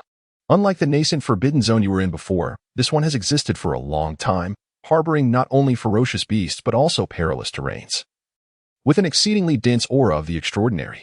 Should an ordinary person venture inside and fail to return within a day, they are certain to perish. Even I can endure no more than 7 days within. Yet, it is abundant in 7-leaf grass, an essential ingredient for refining white elixirs.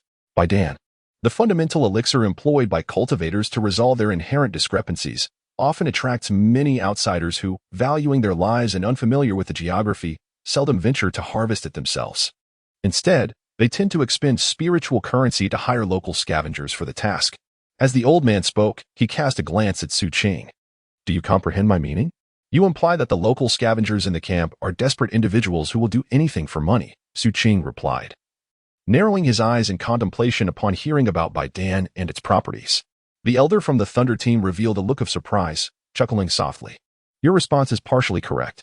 What I must convey to you is that the camp for scavengers operates under the law of the jungle, where the strong prevail over the weak. Nevertheless, it serves as a dwelling place, complete with a marketplace for essential goods, and occasionally, caravans pass through. Thus, every abode within holds considerable value. Consequently, entry is not granted indiscriminately. Any newcomer wishing to obtain the right to reside must endure a trial of beasts, as decreed by the camp's master. Should you succeed in this endeavor, I could permit you to reside with me for a fee." The elder regarded Xu Qing, slowly articulating his words. Chapter 6. The Child Nanfeng continent is vast. Viewed from a great height, one can discern its irregular oval shape, encircled by the ocean. Although separated from the Wangu continent by an endless sea, resembling an island landmass, its expansive territory is such that many may not traverse it entirely in a lifetime. In the majority of its expanse, the realm of humanity finds itself unable to tread, obstructed by the Truth Mountain range that diagonally traverses the entirety of southern Phoenix continent. To the southwest of the Truth Mountain Range lies an immensely vast forbidden zone, encompassing nearly 70% of the region. Only the northeastern sector of the Truth Mountain Range serves as the dwelling place for humanity. Nevertheless, the population of humans is far from insignificant. Within this northeastern expanse, numerous cities of varying sizes exist, akin to a constellation of stars, some robust, others rudimentary. However, the construction of these cities consciously avoids the numerous smaller forbidden zones scattered throughout the northeastern territory. Given the option, few would choose to reside in proximity to these perilous zones, where danger lurks at every turn. Only the desperate would gather in such places, driven by necessity, with bloodshot eyes and blades in hand, struggling to survive. Thus, scavenger camps have emerged, and nearly every forbidden zone is encircled by such settlements, resulting in a diverse array of scavenger camps throughout the human domain. At this moment, standing atop the mountain, the camp that meets Xu Qing's gaze is but one such sight. From a distance, the camp appears modest, housing perhaps a few hundred souls. Perhaps due to the morning light, thin wisps of smoke rise into the air. While not as bustling as the cities, it is indeed lively. Faint sounds of reprimands, curses, calls of vendors, and unrestrained laughter intertwine, resonating far and wide. Yet, as for the dwellings deemed valuable by Lei's team, they grow increasingly simplistic as one moves, with the outermost structures resembling mere tents. Not far behind the camp lies a dense, impenetrable forest shrouded in darkness. The air was shrouded in mist, seemingly concealing a terrifying presence. Even under the vibrant sunlight, the illumination could not penetrate completely, as if some divine or demonic force lurked within, casting a cold and indifferent aura that stifled the surroundings. It resembled the dark aberrations upon a human body, strikingly conspicuous yet distinctly separated from the rest. What emotions does this evoke? Atop the mountain, the Thunder Team spoke, akin to the conditions found in a slum. Xu Qing pondered for a moment before responding truthfully. The leader of the Thunder Team smiled faintly, remaining silent as he continued onward. Xu Qing withdrew his gaze and followed closely behind, the two descending the mountain, their destination drawing nearer to the encampment. Along the way, they encountered a few returning individuals, clad similarly in deep gray leather garments. Xu Qing observed that upon spotting the Thunder Team, each person's expression revealed a sense of reverence, their gazes often filled with curiosity as they glanced at him. This stirred within Xu Qing a greater curiosity about the identity of the Thunder Team. Thus, as the sun reached its zenith, Xu Qing accompanied the Thunder Team into the plains beneath the mountains, entering the realm of scavengers. The encampment lacked fortifications, the ground was chaotic, with dust swirling around and dead leaves and refuse strewn about, exuding a sense of squalor. As they approached, the sounds previously heard from the mountain became increasingly distinct to Xu Qing's ears. Before him lay not only a series of rudimentary structures, but also a multitude of scavengers. Some were towering and brutish like battered bulls, others emaciated with venomous glares, while some appeared so aged they could scarcely keep their eyes open. Yet none seemed daring enough to provoke them. There were also youths like him, huddled in corners, gazing vacantly at the sky, many of whom bore disabilities. Within this space, numerous individuals thrived. Upon observing them, Xu Qing's eyes narrowed slightly, as he sensed the pulsations of spiritual energy emanating from their beings. A myriad of characters filled the scene. Some engaged in transactions, others embroiled in combat, while a few lounged lazily upon large stones, basking in the sun's warmth. A handful of men emerged from tents adorned with vibrant feathers, their countenances betraying lascivious intent. Xu Qing followed Lei's team into the encampment, which appeared to outsiders as a descent into the abyss. Yet, apart from a sense of vigilance, he felt no dissimilarity. Indeed, there was an uncanny familiarity reminiscent of slums. Xu Qing murmured to himself, his gaze sweeping across the feathered tents, where he glimpsed pale figures within. Notably, a young woman, clad in scant attire, sauntered out of one tent, exuding an air of languor as she waved playfully at Xu Qing. Do not look too intently. Lei cast a sidelong glance at Xu Qing. I am well aware of what that place signifies, Xu Qing replied, retracting his gaze.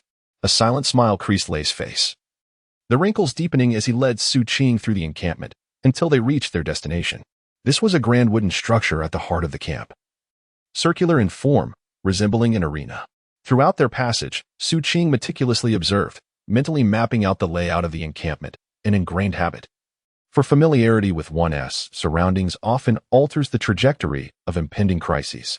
Now, as he gazed upon the arena-like edifice before him, He noted that it housed not only a vast arena but also numerous rudimentary benches encircling it.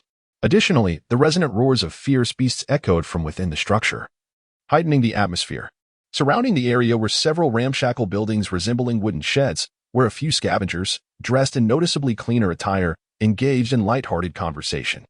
With the arrival of the Thunder Team, a gaunt middle-aged man soon emerged from the arena, swaying slightly as he walked.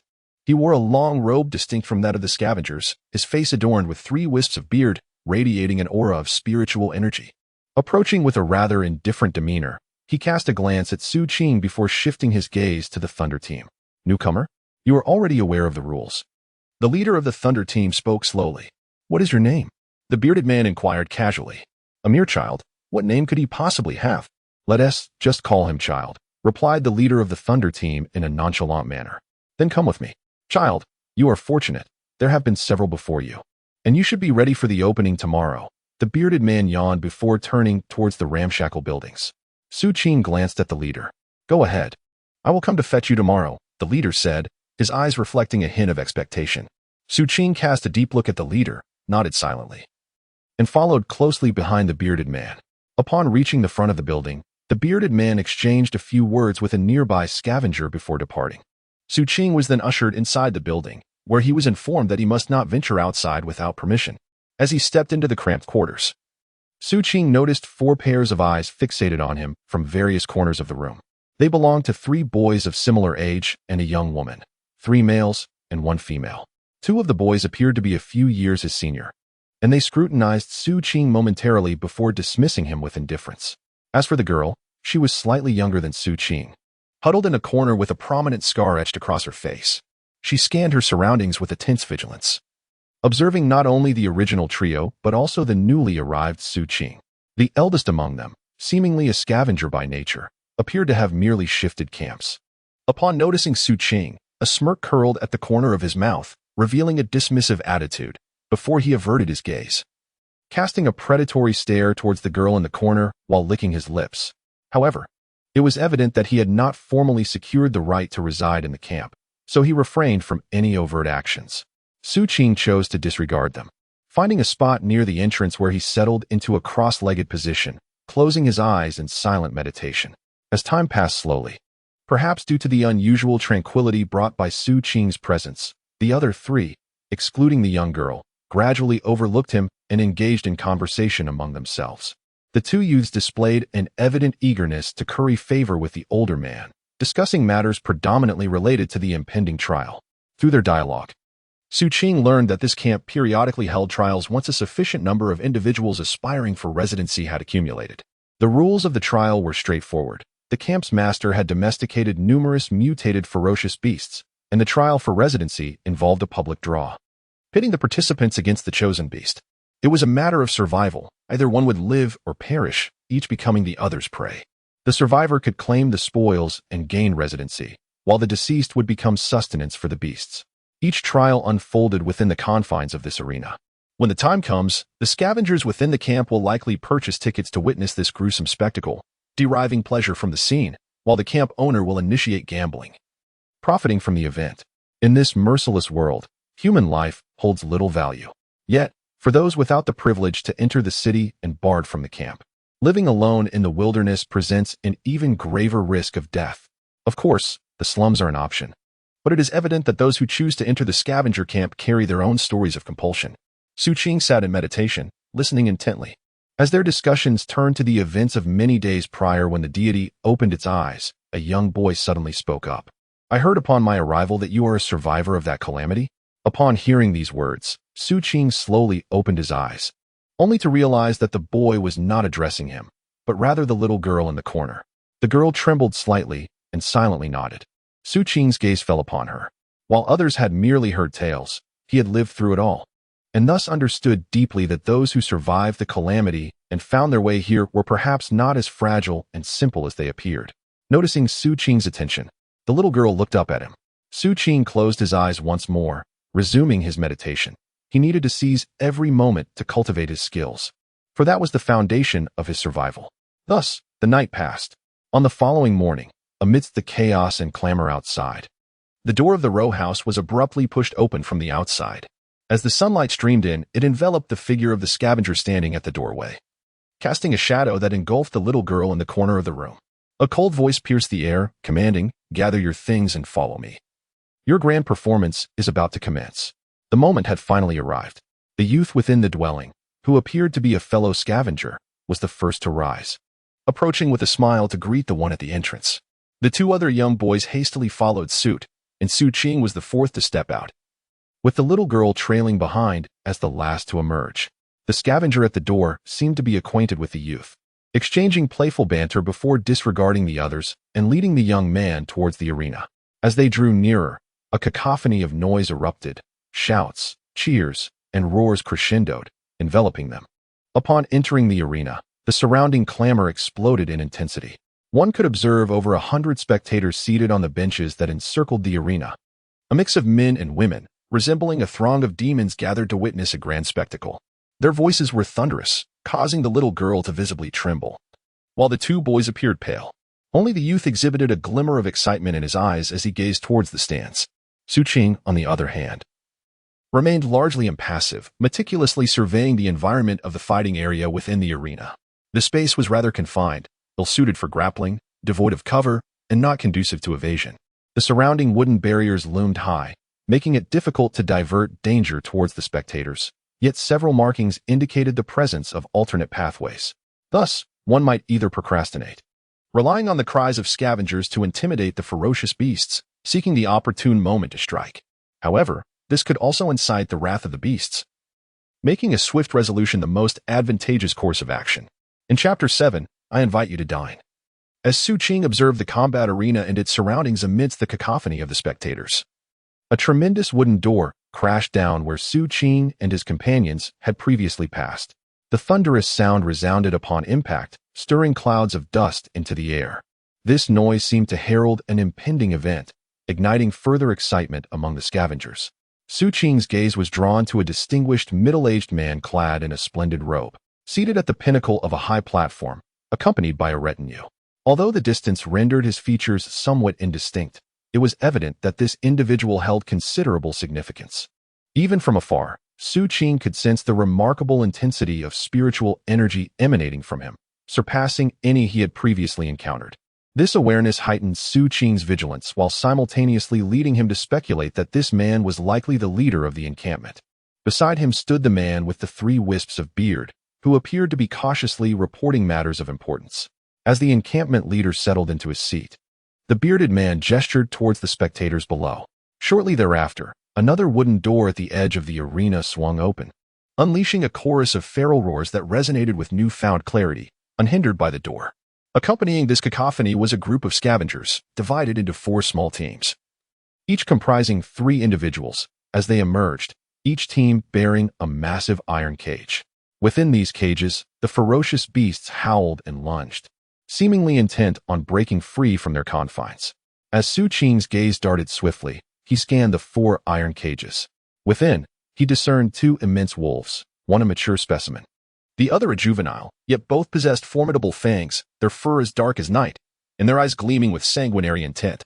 Copious saliva dripped from their maws as they regarded Xu Qing and his companions with savage ferocity. Additionally, there was a russet-haired bear, its robust limbs exceeding the girth of an adult's thigh, its countenance fraught with untamed rage as it incessantly rattled its iron enclosure. The 3 scavengers tasked with its transport visibly strained under the burden.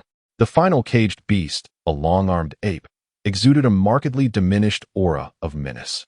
Its body was rife with pustules, appearing on the verge of rupture at the slightest touch. The creature seemed to be in considerable agony, ceaselessly battering against the cage, causing the pustules to burst in a gruesome spectacle. Their arrival ignited a fresh wave of fervent excitement among the onlookers. The 2 youths flanking Xu Qing instantly paled, while the young girl's eyes widened with profound terror. Even the seasoned scavenger betrayed a palpable sense of unease. "Why are there 4?" Xu Qing mused, his gaze shifting towards the open wooden doorway. At that precise moment, the 4 vociferous, struggling beasts fell into an abrupt silence, as if subdued by some unseen force. Simultaneously, an enormous iron cage, nearly twice the size of the others, was slowly borne forth from the wooden portal by 6 scavengers. The cage's emergence prompted gasps of astonishment from the assembled spectators. "A horned serpent!" exclaimed one voice. The camp leader has procured a horned serpent this time, though, in his estimation, such a creature likely holds little value. For these young ones, the one who draws this lot is doomed to perish. Even if we were to encounter it in the wilderness, it would require the concerted effort of 2 individuals to vanquish it. Within the iron cage lurks a fearsome beast, a colossal python. Its girth rivals that of an adult's waist. Its entire body adorned in a gray-black hue interspersed with dark patterns that, upon closer inspection, resemble peaks resembling horns. It lies motionless, coiled within the confines of its prison. Its massive head slightly elevated, yellow slit pupils glinting with a chilling gaze directed outward. Under its scrutiny, both the giant wolf and the gibbon tremble in fear. The only exception is the red bear, which emits a low growl indicative of agitation, seemingly resisting, yet in truth. Its body gradually retreats until it reaches the edge of its cage. Do not draw it, do not draw it. Behind Xu Qing, the 2 youths tremble, murmuring fervent prayers, while a glimmer of determination ignites in Xu Qing's eyes. He recalls having seen this great horned python during his time in the slums, where he witnessed hunters bringing back the carcasses of such serpents. At that time, he had heard seasoned individuals recount tales of its immense strength, once ensnared. Even massive trees could be crushed by its grip, and its hide is notoriously thick. Yet, it is cumbersome and relatively slow. Furthermore, its gallbladder possesses remarkable medicinal properties, capable of alleviating bodily toxins, while the flesh of the serpent is notably nourishing. Contemplating this, memories of Lei's fondness for snake meat resurfaced in Xu Qing's mind. He had captured many snakes in his youth, and he licked his lips at the thought. Additionally, as his unique attributes evolved with his training, they grew increasingly dark. During his practice the previous day, he had felt a faint sting emanating from within. Xu Qing pondered that if he could consume the gallbladder of the python, it might alleviate many of his troubles. As he gazed intently at the gigantic horned python, the drawing of lots commenced. The scavenger, appointed by Sanpais Hu, approached with 5 bamboo sticks, each inscribed with the name of a ferocious beast to combat. The young man was the first to step forward and draw, visibly exhaling in relief upon seeing his selection. Following him were the 2 boys and a little girl. The former, while praying, drew their sticks with expressions tinged with bitterness. However, the little girl, upon examining her stick, revealed a look of despair. She had drawn the dreaded horned python, while the remaining stick belonged to a small wolf, evidently the weakest among the 5 beasts. Xu Qing grasped his stick, his brow furrowed in contemplation. Soon, as the scavengers retreated and the trial participants were simply corralled into a corner, amidst the cheers of the spectators, the first trial commenced. The first to enter the fray was one of the boys, who trembled as he stepped forth to face the formidable red bear. The battle unfolded swiftly. The boy was no match for the robust bear. After a few desperate exchanges, he was overpowered and, in a moment of utter hopelessness, was torn apart, blood splattered, inciting a frenzy among the onlookers, accompanied by shouts of regret and curses. This horrific scene left the other boy visibly shaken, causing him to tremble uncontrollably. Originally poised to be the second combatant, he suddenly cried out to forfeit the trial. Thus, amidst the jeers, Xu Qing watched as the boy was escorted away by the scavenger, the outcome all too predictable. The third to face the challenge was the young man who was, in fact, a scavenger himself. He drew the larger of the black wolves, and the experiences of a scavenger endowed him with a ruthlessness that surpassed that of ordinary individuals. After a harrowing life-and-death struggle, he emerged victorious, albeit wounded and breathless, having slain the beast, and thus becoming the first successful contender in this trial. As the gates swung open, he clutched his chest and departed freely. When the iron cage that confined the giant horned python was finally unlatched, the little girl trembled, gritting her teeth, poised to confront the danger that lay ahead. However, at that moment, Xu Qing suddenly spoke. "Let us switch." The girl was taken aback. Before she could fully comprehend the situation, Xu Qing had already exchanged his bamboo stake for hers. After withdrawing the stake inscribed with the image of the giant horned python, he paid no heed to the girl's grateful gaze and strode toward the serpent. As he entered, the surrounding scavengers clearly remembered the order of events. They erupted into a cacophony of noise. Yet, aside from those who had wagered on him and the girl, others remained indifferent to the commotion, as did the camp leader. Everything was left to unfold as it would. Within the arena, Xu Qing approached the iron cage with calm determination. The giant horned python regarded him with a chilling stare, slowly emerging from its confinement. As its robust body slithered out, the scales scraped against the iron bars, producing a series of jarring sounds.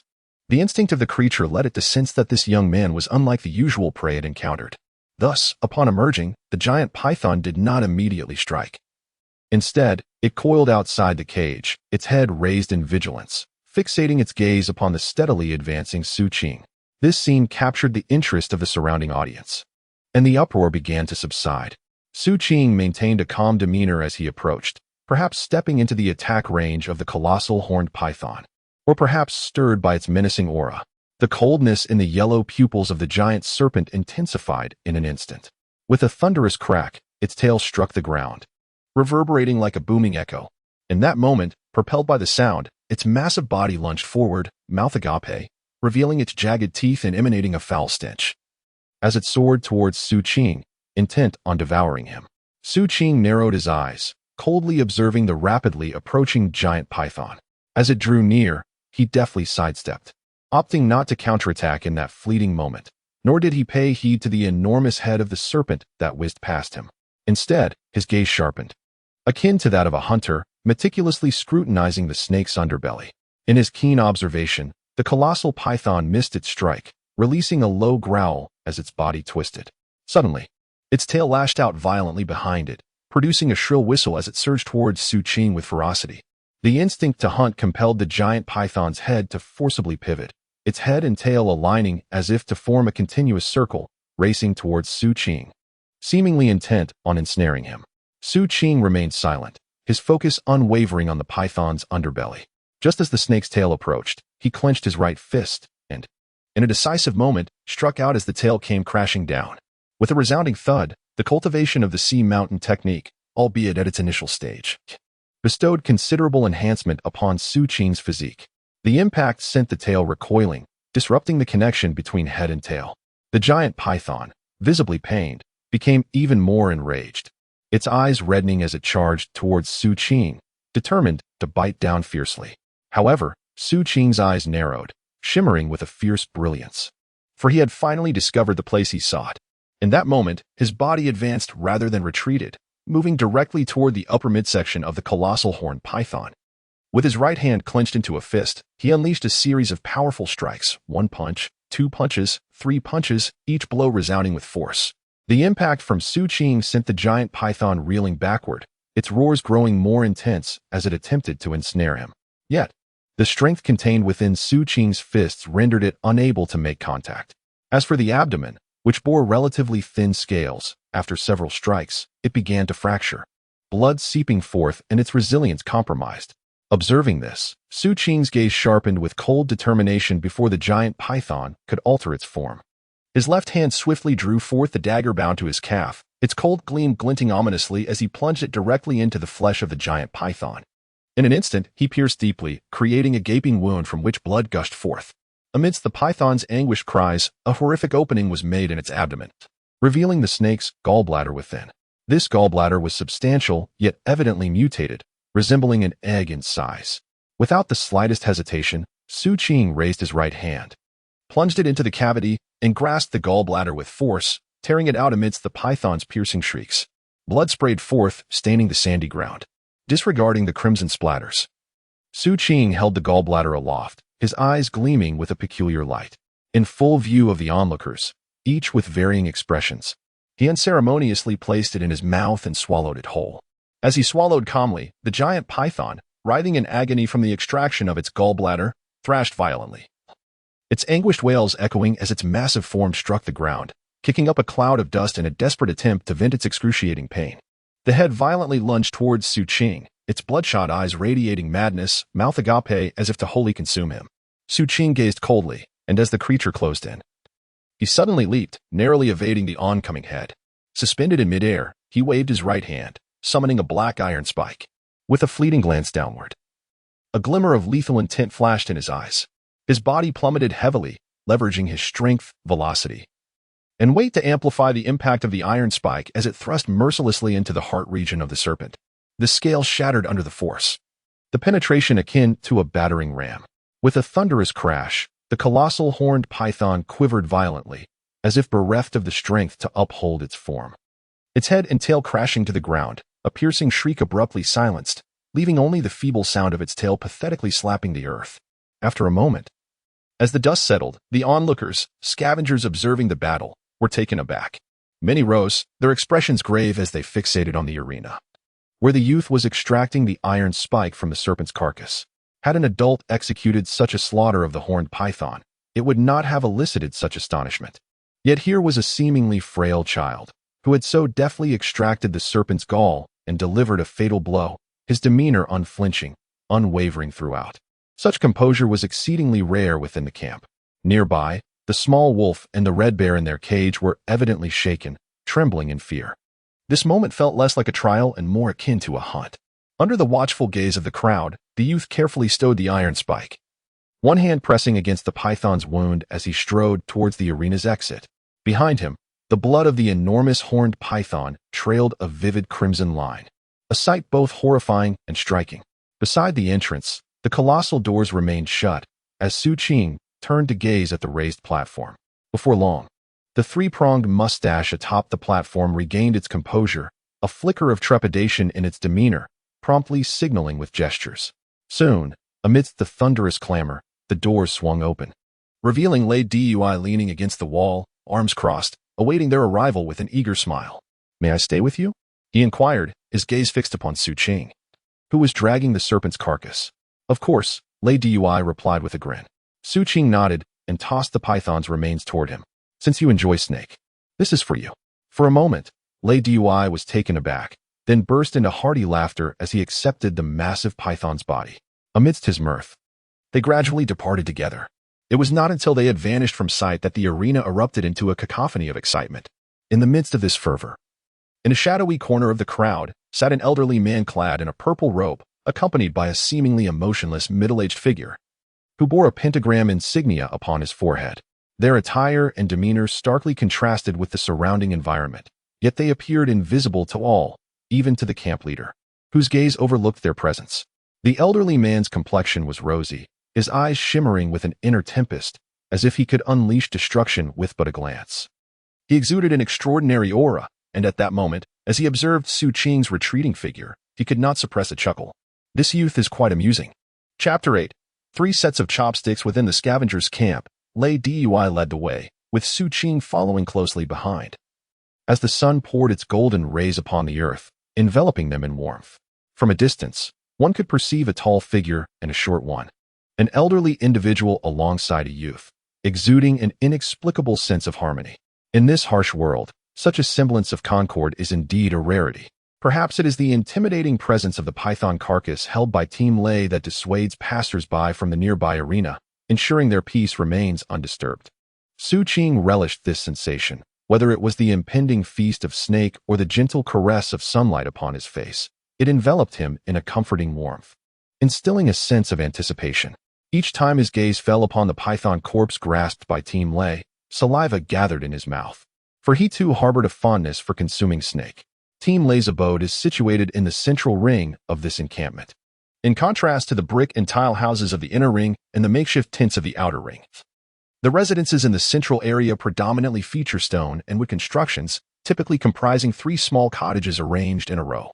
While none of the rooms are particularly spacious, they are undeniably superior to Xu Qing's previous living conditions in the slums.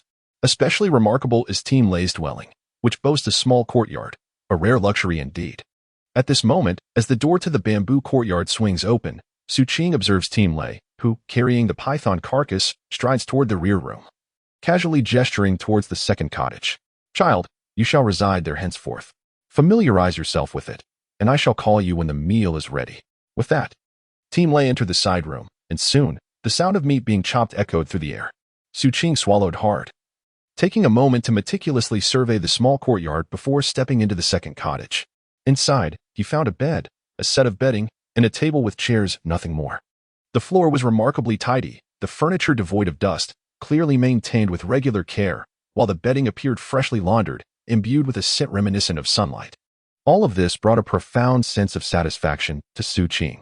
He had no inclination towards grand abodes. Instead, he cherished a modest dwelling where he could behold everything at a glance, as if all could be reflected within his mind. Such an environment provided him with an unparalleled sense of security. After meticulously inspecting his surroundings, he gazed upon the pristine bed, contemplated for a moment, and chose not to recline upon it but rather to settle directly on the floor. He sat cross-legged, closed his eyes, and commenced his meditation for the day. During this practice, as streams of spiritual energy surged within him, he was accompanied by the sizzling sounds of hot oil emanating from the adjacent room. Soon, a delightful aroma wafted through the crevices of the stone and wood walls, enveloping the small space and stirring the growls of hunger within Xu Qing's abdomen. The fragrance was exquisite. Xu Qing's throat involuntarily shifted, and he opened his eyes, turning towards the source of the enticing scent. After years of living in a dilapidated environment, he could scarcely recall the last time he had encountered such a delightful aroma. Thus, he stifled the cravings echoing from his stomach, closed his eyes once more, and endeavored to regain his tranquility and continue his meditation. As time gradually slipped away, dusk approached. Once the call to dinner from the dining area resonated outside, Xu Qing, having concluded his day of training, swiftly opened his eyes. He stood and hurried outside, where he spotted Lei Dui standing at the entrance of the adjoining room, gesturing for him to come over. Following the open space beside Lei Dui, Xu Qing's gaze fell upon the dining table within, already adorned with 7 or 8 different varieties of snake delicacies, fried, braised, steamed, and in soups. It was evident that Lei Dui possessed exceptional culinary skills, with flavors and aromas that were utterly delightful. Xu Qing's eyes widened in awe, and Lei Dui chuckled, turning to fetch bowls and chopsticks. Xu Qing promptly approached, the aroma intensifying as he entered the rear chamber. However, he refrained from immediately taking a seat, waiting for Captain Lei to arrange the tableware. Suddenly, his gaze— there were 3 sets of tableware. Was there someone else? Despite the allure of the fragrance, the presence of the 3 sets of tableware instantly created a barrier around Xu Qing. He cautiously regarded Captain Lei and softly inquired, "No need for alarm. It is merely a habit of mine. It is for someone who will never arrive." Captain Lei responded faintly, a glimmer of reminiscence appearing deep within his eyes, only to vanish swiftly as he settled into his chair. Xu Qing nodded and took a seat. He could no longer resist seizing a piece of fried serpent meat, devouring it ravenously. It was scalding hot, yet he relished every bite, his mouth awash with grease. As soon as he finished one piece, he licked the grease from his lips, reaching for the braised serpent meat, when Captain Lei cleared his throat. "Use chopsticks." "Oh." Xu Qing clumsily picked up the chopsticks, adjusting to them before spearing a piece of braised serpent meat and swallowing it in large gulps. Throughout the meal, neither of them spoke, although their manners were far from harmonious. Captain Lei ate deliberately and slowly, not at all like a scavenger, consuming only a few bites of each dish. In contrast, Xu Qing devoured the food voraciously, his appetite far surpassing that of Captain Lei. Observing Xu Qing's manner of eating, Captain Lei could not help but remark, "Why do you not eat with such small bites as you did when I offered you the steamed buns?" Xu Qing forcefully swallowed the serpent meat in his mouth, looked up at Captain Lei, and replied earnestly, "The steamed buns were yours, whereas the serpent meat is mine. One is consuming another's food with their permission, while the other is offering one's own food to another." In the uncomplicated mind of the youth, items that belong to oneself naturally seem more justified to consume. Team leader Lei, upon hearing this, found himself both amused and baffled as he watched Xu Qing incessantly poke at the snake meat with his chopsticks while sipping the snake soup. Yet, he noticed that the young man refrained from touching any part of the snake feast that lay closer to him, and he consumed the soup with a degree of restraint. He merely partook of what was rightfully his with a sense of entitlement. "That python of yours is quite substantial. It should suffice for at least half a month. Moreover, the value of the snake's skin and bones is not insignificant," Lei remarked casually. "I will cover the rent. There is no need to offset it with that." Xu Qing suddenly spoke. The snake meat served as a token of gratitude for the bread and sleeping bag received along the journey, while the worth of the skin and bones represented compensation for the assistance in concealing the dilapidated tent. As for being led away from the ruins to the camp, that was a favor, a matter of human kindness. Xu Qing felt it somewhat inappropriate to settle such matters with material compensation, thus he kept it in mind. Team leader Lei scrutinized Xu Qing with a penetrating gaze, perceiving the earnestness and clear distinction of sentiments in his eyes. After a moment of contemplation, he spoke again.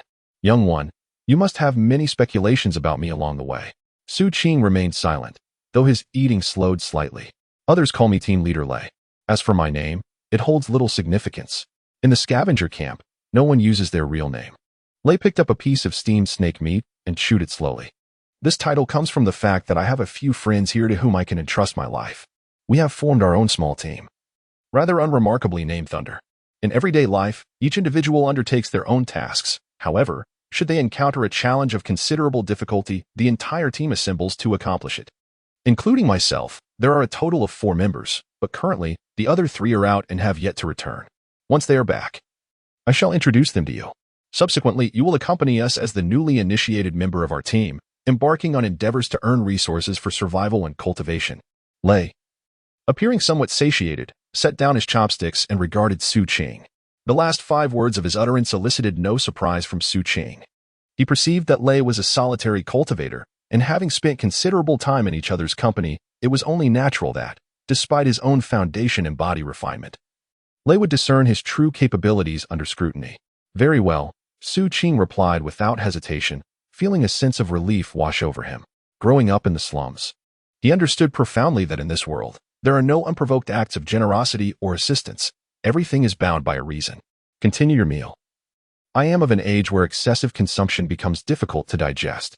Lei coughed a few times, his complexion slightly flushed. But he quickly regained his composure and rose to leave, speaking as he went. The spiritual energy in this world can be as toxic as poison.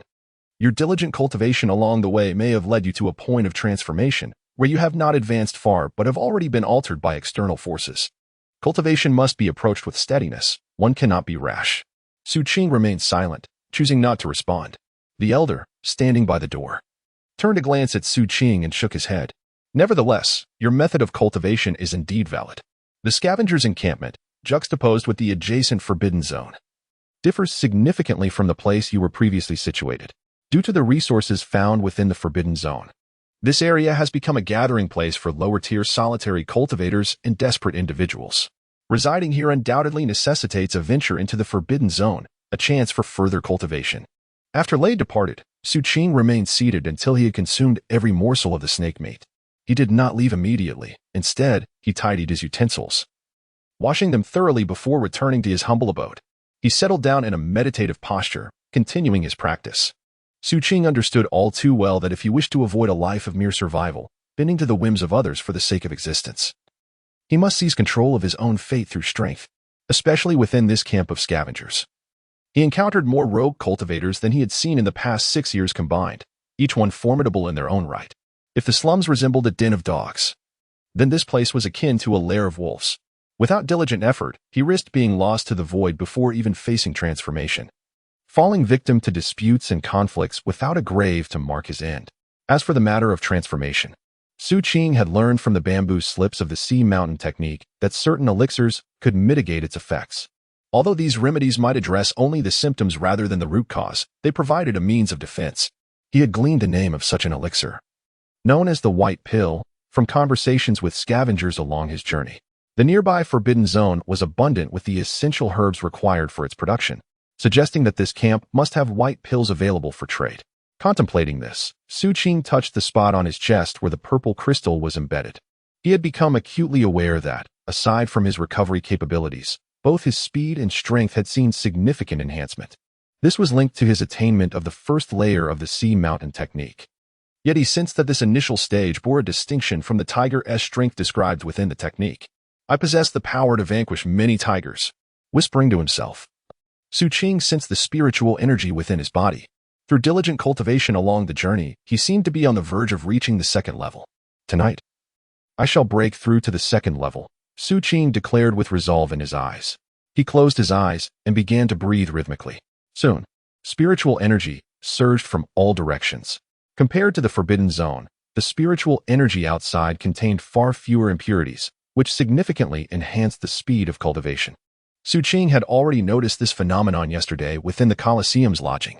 Now, fully opening himself up, he vigorously absorbed and exhaled, and a faint purple light flickered intermittently from his chest beneath the fur coat. As time elapsed, subtle thumping sounds emanated from Xu Qing's body, and black impurities were once again expelled from his pores.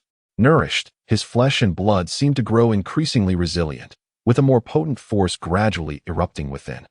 In the night's obscurity, the little girl who had exchanged bamboo slips with Xu Qing during the day approached the courtyard where Xu Qing resided. She stood there hesitantly, as if wanting to knock on the door, yet also feeling apprehensive. After a long while, she seemed to summon her courage and gently tapped on the bamboo door of the courtyard, but the sound was too faint to carry through. At the very moment the little girl knocked on the bamboo door, the thumping sounds within Xu Qing's body reached their zenith. With a resounding boom in his mind, Xu Qing opened his eyes, the purple glow once more scintillating within them. A look of joy spread across his face as he lowered his gaze to his arm, where a second point of mutation had appeared. Qi condensation, second level. Chapter 9. The repercussions of threats breakthrough achieved at last. Xu Qing rose to his feet and unleashed a punch, producing a crisp sound that reverberated through the air, causing a gust of wind that made the doors of the house tremble. This scene widened Xu Qing's eyes. He could feel that he had become significantly stronger than the day before. If he were to face the giant horned python now, he believed that a single punch could shatter its abdominal scales. Moreover, his senses were sharper than ever, with his vision clearer and his hearing remarkably acute. The sound of knocking from outside the courtyard reached his ears at that moment. Startled, Xu Qing approached the door, and by the light of the moon, he glimpsed the figure of a little girl standing outside the bamboo gate.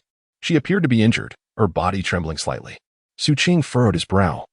He hadn't intended to pay her any mind, yet the girl persisted, gently knocking on the door. After a brief moment, he opened the door and stepped outside. Upon seeing Xu Qing's figure, the little girl visibly tensed, struggling to maintain her composure as she gazed at him through the bamboo gate. "Is there something you need?" Xu Qing inquired. "I have also obtained residency in the camp, and I found a job there," the girl stammered. "I see," Xu Qing nodded, preparing to turn back inside. "Wait, thank you. I came here to express my gratitude," the girl quickly added. "No need for thanks. My desire for it is my own concern, not yours," Xu Qing replied, turning back toward his home. Watching Xu Qing's retreating figure, the little girl bit her lip and suddenly called out loudly. "Nonetheless, I extend my heartfelt gratitude to you. I shall repay this kindness in due course." With those words, her figure staggered away, vanishing into the embrace of the night. Xu Qing turned his gaze briefly, dismissing it from his mind, and upon returning to his dwelling, he inhaled deeply, attuning himself to the changes within. The desire to live a better life resonated more firmly in his heart. Yet, the faint pain emanating from his left arm hinted that the foreign substance within him had reached a considerable concentration. Even the essence of snake gall had scarcely alleviated its effects. In that tranquil hour of night, devoid of the howls of ferocious beasts, Xu Qing approached the edge of his bed, observing the pristine bedding before glancing at his own soiled garments. After a moment's contemplation, he rolled up the clean bedding and set it aside, then lay down on the wooden board, fully clothed. Instinctively, he withdrew the obsidian-hued iron stick, grasping it firmly in his hand as he welcomed the embrace of slumber. This iron stick was his most trusted companion. He had discovered it amidst refuse years ago, recognizing its sharpness and durability, had carried it ever since as his weapon of choice. Tomorrow, he mused inwardly, he would seek out a vendor of white powder within the camp. He felt the leather pouch at his side, containing some of his savings accumulated over the years, along with a few precious gems unearthed within the city. He was cautious with the gems, aware of the adage that possessing treasures could invite peril, a lesson he had learned in his youth. As these thoughts meandered through his mind, drowsiness gradually enveloped him, and Xu Qing's eyelids began to flutter shut. Yet, the iron stick in his grasp remained clutched tightly, showing no sign of relaxation. The serene night slipped away with the dawning sunlight. On the following morning, an early rising Xu Qing departed from his modest abode. Before departing, he glanced toward Lei's room, but it appeared empty. Perhaps the occupant had stepped out. Thus, Xu Qing averted his gaze and continued his stroll through the camp. Perhaps due to the profound shock he experienced from extracting the gallbladder of a live snake the previous day, Xu Qing acutely sensed the differing gazes of the scavengers around him. No longer did they regard his youthful stature as a sign of vulnerability, ready to exploit the darker aspects of human nature. Instead, he perceived a newfound recognition and a hint of wariness in their eyes. Simultaneously, those youths of his age, lurking in the shadows, displayed glimmers of envy in their vacant stares upon noticing him. Dignity, he silently vowed, is something to be fought for. While searching for shops within the camp, Xu Qing endeavored to familiarize himself with the surroundings. He observed an abundance of feral dogs, growling and vying for scraps. Though mostly emaciated, some appeared sturdier than portions of the human populace. After taking note of these wild canines, Xu Qing continued to survey the camp until he had mentally mapped the entire area. Following this mental blueprint, he located a shop within the inner circle. The establishment was sizable and bustling with patrons, seemingly offering an array of goods. Xu Qing lingered outside for a moment and spotted the little girl from the previous day, now clad in the attire of a shop assistant. She was evidently busy with various tasks, beads of sweat adorning her forehead. It was only when Xu Qing stepped inside that she became aware of his presence, just as she was about to speak. A scavenger called her over to inquire about certain items. Xu Qing chose not to immediately focus on the wares within the shop, but rather observe the other patrons who, like him, had come to procure goods. There were 7 individuals in total. Some were inspecting items, others were deep in thought, and a few were engaged in haggling. Among them stood 2 figures, one stout and the other slender, seemingly a pair. The corpulent one was round and robust, while the leaner individual had a long face, both exuding an air of assertiveness, their bodies radiating a notable energy fluctuation. At that moment, one of them was scolding a young girl, clearly dissatisfied with her response. Amidst the girl's anxious apologies, Xu Qing surveyed the contents of the shop. His assessment was accurate. It was a general store, replete with elixirs, weapons, clothing, food, and more. He then redirected his gaze to the counter, where the shopkeeper sat, smoking a pipe with an indifferent demeanor, and spoke calmly. Inquiring about the price of the white elixir. The white elixir is limited. Only 5 are sold daily, and today, 2 remain, priced at 10 spirit coins each. The shopkeeper replied, lifting his eyelids to glance at Xu Qing. Perhaps recognizing him as the beast-fighting youth from the previous day, his demeanor softened slightly. However, upon hearing the price, Xu Qing's brow furrowed despite his prior preparation. His savings over the years amounted to merely 23 spirit coins. Yet the stinging sensation from the mutation point on his arm prompted no hesitation. He cautiously retrieved 20 spirit coins from his pouch and handed them to the shopkeeper. With a flick of his right hand, the shopkeeper accepted the coins and rummaged through the cabinet to produce a cloth bag, tossing it to Xu Qing. Upon receiving and opening the bag, Xu Qing discovered 2 white elixirs inside, but again his brow knitted in displeasure. The surface of the elixirs bore patches of discoloration, indicating a deterioration in quality. They appeared neither fresh nor fragrant, suggesting they were of inferior grade. In the camp, the white mushrooms are all like this. We do not possess any of superior quality. Even if they appear spoiled, they still hold value, so do not hesitate to consume them. Sensing Xu Qing's uncertainty, the shopkeeper spoke with a disingenuous smile. Xu Qing, however, remained cautious and refrained from eating immediately. He intended to consult Team Lei before making a decision. Just as he was about to leave, a glimmer of insight flashed in his eyes, and he abruptly swerved to the side. Almost simultaneously, a hand descended where he had just stood, grasping at nothingness. Xu Qing cast a cold glance. Recognizing the scavenger with a horse-like face who had previously scolded the little girl, he now withdrew his hand, gazing at Xu Qing with a hint of surprise. Meanwhile, his corpulent companion blocked the doorway, grinning widely to reveal his yellowed teeth. It was the plump Shan from the Blood Shadow team in Ma Si. This child was brought back by Team Lei. Thunder and Blood Shadow have always been at odds, so I shall not involve myself in your matters. But do not take too long. I still have business to attend to.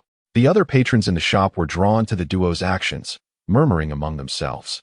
The last remark came from the indifferent shopkeeper. Outside the shop, passers-by also took notice, pausing with interest to observe. The little girl appeared anxious, unsure of how to assist. Rest assured, it won't take long. The scavenger with the horse face chuckled, his gaze fixed on Xu Qing, a glint of coldness flickering in his eyes. The child, I have slain numerous giant horned pythons, and I harbor no ill will towards you. What I require is the white Dan. Deliver your 2 pieces of white Dan to me, and I shall grant you safe passage. Otherwise, I will sever your throat and take the white Dan from your lifeless body. Such words rendered Xu Qing's gaze even colder as he scrutinized the adversary's neck, then glanced at the portly figure blocking the door. He noticed the considerable crowd outside and began to weigh his options. Each of these 2 individuals, despite their formidable energy fluctuations, appeared to possess only the strength of the second layer. He was confident in his ability to eliminate one of them within 10 breaths. Even if they confronted him together, he could still vanquish them, albeit with a slight delay. However, this was a bustling marketplace, and should a conflict arise, the adversaries, being team members, would undoubtedly summon assistance. He was reluctant to place all his hopes on the timely arrival of Team Lei, for such reliance was not in his nature. He preferred to maintain control over his own fate. Thus, Xu Qing, with an impassive expression, cast another glance at the neck of the scavenger with the horse-like face. He swiftly retrieved the bag of white dan from his right hand and, without hesitation, threw it towards them. The adversary caught it and, upon inspection, broke into a triumphant smile. His companion, Fat Shan, also chuckled as he stepped aside, allowing Xu Qing to exit without a backward glance. The surrounding crowd, both inside and outside the shops, perceived the event as entirely ordinary.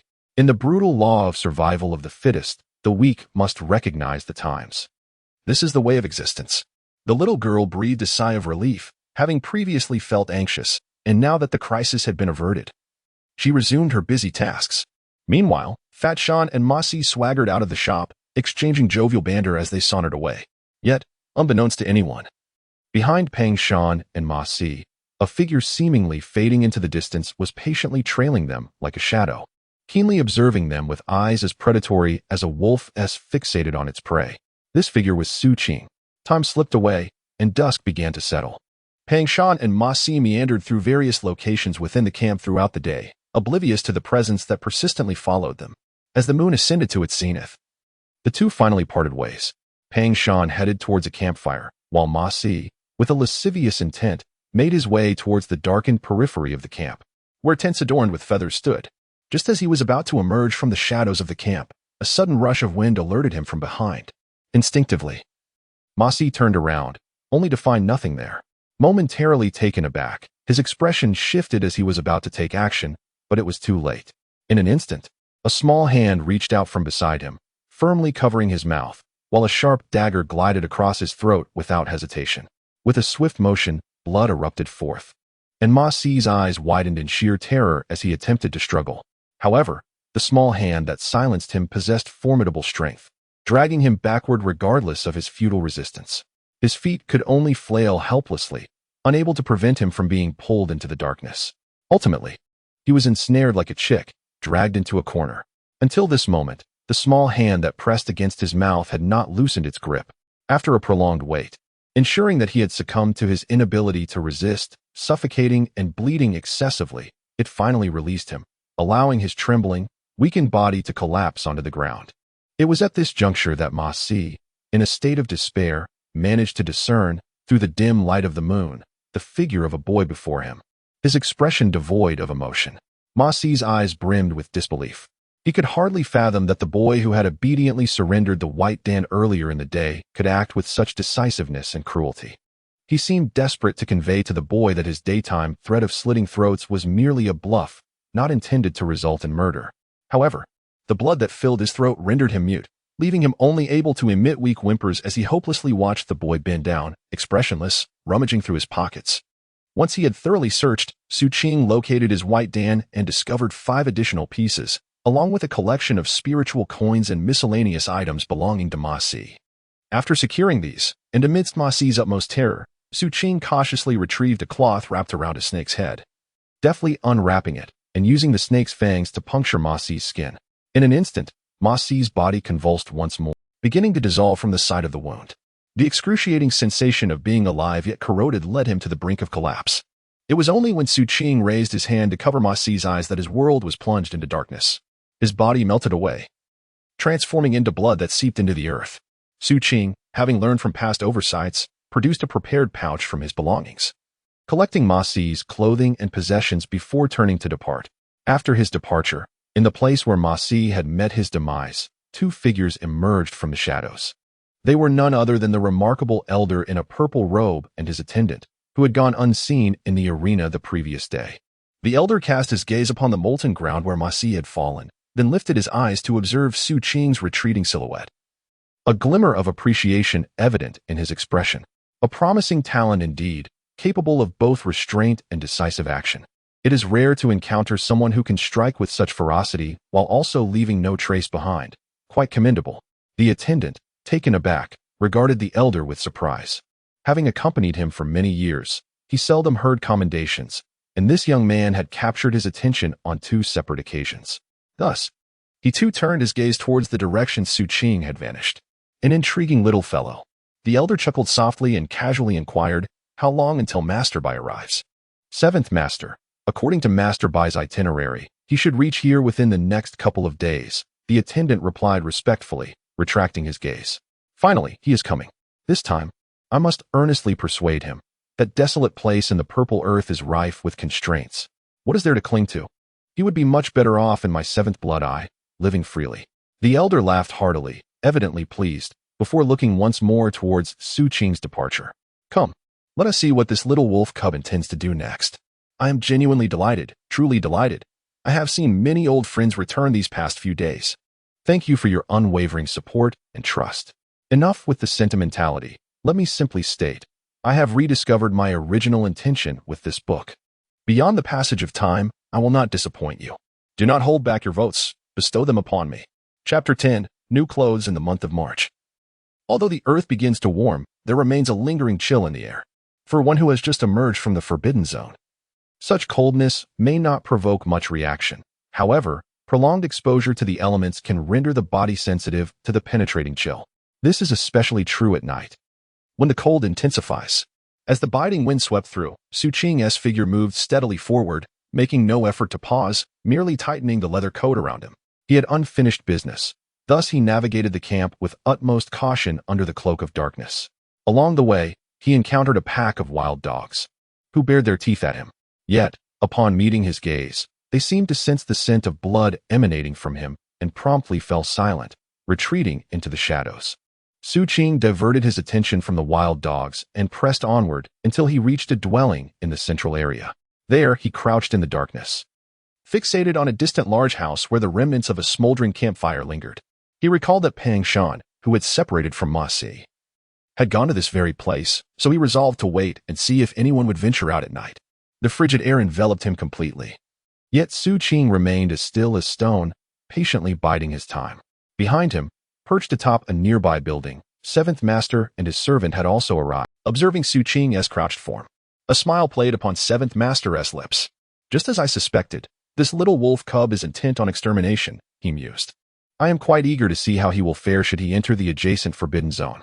Seventh Master settled down beside his servant, intrigued by the spectacle, while the servant, grinning, squatted beside him, appraising Xu Qing from afar. As time slipped away, half an hour had passed, and Xu Qing furrowed his brow slightly. After a moment of contemplation, he turned and glided away into the shadows, his presence akin to that of a specter, arriving and departing without a sound. He did not return immediately to the residence of the Thunder team. Instead, he meandered through the vicinity. After confirming that no one was following him, Xu Qing swiftly slipped into the courtyard of the Thunder team, quietly returning to his small room. Once inside, he took a deep breath, rubbing his hands together, as if to dispel the chill that had settled in his bones. He then wiped away the traces of blood on his body before settling cross-legged on the bed, his eyes reflecting deep contemplation. The scavengers were required to venture out intermittently for work, and given Ma Si's lascivious nature, it was unlikely that anyone would notice his absence for a while. Thus, Fat Shan would probably not grow suspicious. Nevertheless, for the sake of prudence, it was imperative to eliminate Fat Shan swiftly. Xu Qing narrowed his eyes, just as he had done when he killed the mangy cattle, having grown up in the slums. He could not afford to harbor any threats to his life. The motive behind killing Ma Si was due to the latter's theft of his belongings and subsequent threats, and his intent towards Fat Shan stemmed from a similar rationale. After a moment's reflection, Xu Qing rummaged through his satchel, retrieving Ma Si's possessions for a meticulous examination. Most were mere trifles, accompanied by a small iron ingot, unremarkable and seemingly just a piece of material. In addition, he discovered over 70 spirit coins, a considerable fortune for Xu Qing. He counted them carefully before producing a white pill, comparing it with Ma Si's, and noted that these pills appeared to lack freshness. Thus, he found himself inclined to believe 7 parts of what the shopkeeper of the sundry store had claimed. After a moment of contemplation, Xu Qing retrieved a pill and swallowed it, then closed his eyes to silently absorb the experience. Soon, he felt a warm current rise within him, ultimately converging at the point of mutation on his left arm, instilling a sense of comfort. After a brief while, as this sensation faded, Xu Qing opened his eyes and immediately glanced at his left arm, where the 2 mutation points had slightly diminished, and the stinging pain had lessened considerably. It was effective. Xu Qing's eyes gleamed with joy as he took out a second pill and consumed it. The same sensation reemerged, until it dissipated once more, and the pain in his arm vanished entirely. A refreshing vitality surged throughout his body, enveloping him in comfort, as if his very flesh and blood had been cleansed. leading Xu Qing to believe that his speed and strength had somehow increased. He refrained from consuming the remaining white pills, storing them in his pouch, and closed his eyes to commence his meditation. The night passed in silence. At dawn the following day, Xu Qing opened his eyes and rose to venture outside. As he pushed open the door to his dwelling, he noticed Lei Tue seated cross-legged in the courtyard, seemingly engaged in breathing exercises. Xu Qing chose not to disturb him, gently opening the courtyard door and cautiously closing it behind him before stepping away. The wind today felt even colder than the previous night, sending shivers through, and even the wild dogs seemed to huddle in their dens, reluctant to venture out. Xu Qing could see his breath forming mist in the air, which stirred up unpleasant memories from his time in the slums. He detested the cold. For a homeless child who had endured the elements, it was a calamity that required immense struggle to survive. Thus, as he passed by a clothing shop amidst the chill, his steps involuntarily faltered as he gazed at the thick, clean garments hanging inside. He touched the bulging leather bag and turned to enter. The shop was sparsely populated. Xu Qing stepped in and gazed intently at the garments hanging on display. Nearby, the shopkeeper cast a fleeting glance at Xu Qing, but paid him little mind as he instructed his companion. Go to the back and organize things. Bring out those custom-made clothes that haven't been claimed for over a month and hang them up for sale. What if the person who ordered the clothes comes back? The assistant hesitated, seeming to be new to the job. Come back? People go missing in the camp from time to time, some perish in the forbidden zones, while others vanish inexplicably. Only the dead return. Hurry up. The shopkeeper waved his hand impatiently, prompting the assistant to dash towards the back room. Before long, while Xu Qing was still deliberating over his selection, the assistant emerged carrying a large assortment of garments. One by one, he hung them up, and Xu Qing's eyes were immediately drawn to a dark shearling coat, an item ordered by someone who would never return to claim it. After the passage of a short incense stick-esque burn, Xu Qing exited the shop clad in that very dark shearling coat. The garment was both warm and light, far superior in comfort to his previous attire. However, due to his slight frame, it hung on him like an oversized coat, creating a rather incongruous appearance. Nevertheless, Xu Qing was elated, carefully sidestepping the dirted areas of the path as he ventured forth. Just as he was about to search for Fat Shan, he noticed a commotion outside the camp. The sounds were chaotic, and many scavengers within the camp had also emerged, their gazes drawn to the direction of the noise. Xu Qing lifted his head to observe. Gradually, he beheld a grand procession of carriages, numbering over 10, advancing towards this location beneath the radiant sunlight. The individuals seated within, even the guards, were adorned in remarkably splendid attire, their complexions flushed and their eyes sparkling with vitality, exhibiting astonishing fluctuations of spiritual energy. As for those within the carriage, Xu Qing could not discern their identities, yet he surmised that they must certainly belong to individuals of great nobility. Such a caravan, as Xu Qing had heard from the Thunder Squad, frequently visited the encampment, either for trade or to procure the coveted 7-leaf grass used in the refinement of white elixirs. Amidst the throng, the figure of Fat Shan captured Xu Qing's attention, prompting him to divert his focus from the procession to closely observe Fat Shan, initiating a subtle pursuit. However, perhaps due to the arrival of the caravan, the encampment buzzed with activity throughout the day, transforming into a bustling market, and Xu Qing found no opportunity to act. It was not until the deep of night that he witnessed Fat Shan return to the large dwelling, at which point he sheathed the dagger concealed within his sleeve and turned to depart. Although he had not seized an opportunity that day, Xu Qing possessed ample patience. Upon his return to his small abode, he donned the newly acquired garments and meditated in them, even keeping them on while he slept. It was not until dawn broke anew, as he prepared to venture out in search of another opportunity, that he reluctantly removed the elegant overcoat and reverted to his tattered leather jacket. Observing the new attire, Xu Qing reflected on his impulsiveness the previous day. Clad in his worn leather jacket, he traversed the encampment, passing through the crowded market, his gaze seemingly assessing the encampment's caravan, yet in truth, he was in search of Fat Shan's silhouette. In the distance, 7th Master exhaled a puff of breath, seated on a rooftop alongside his servant, his gaze sweeping over the convoy before shifting to Xu Qing. Casually, he inquired of his companion, "Have the messages been delivered to Master Bai?" "7th Master.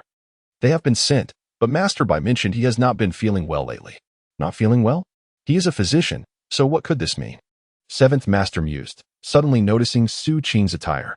"Oh, I recall he donned a new outfit yesterday. Why has he reverted today?" As 7th Master pondered, Xu Qing, amidst the crowd, discreetly locked his gaze on Fat Shan. Thus, throughout the day, Under Xu Qing's watchful eye, time passed. With the arrival of nightfall, Fat Shan, who was originally set to return to his quarters, inexplicably altered his course, venturing into the outer ring under the cloak of darkness. This area was relatively secluded. Has he discovered me? Xu Qing furrowed his brow, narrowing his eyes, the coldness within them intensifying. He refrained from following directly, instead surveying his surroundings until he confirmed that Fat Shan was alone. Then, he circled around, stealthily making his way to the outer ring ahead of him.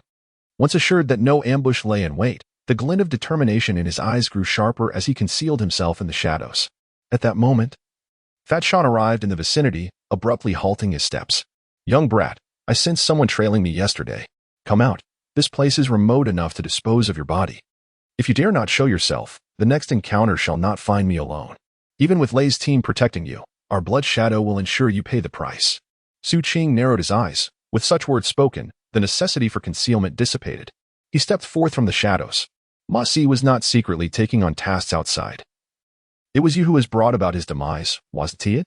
I underestimated you." Fat Mountain sneered as he gazed upon Xu Qing, who had just emerged. "However, it matters not. I have harbored a long-standing disdain for him. Had you not dealt with him, I had intended to eliminate him during my next outing.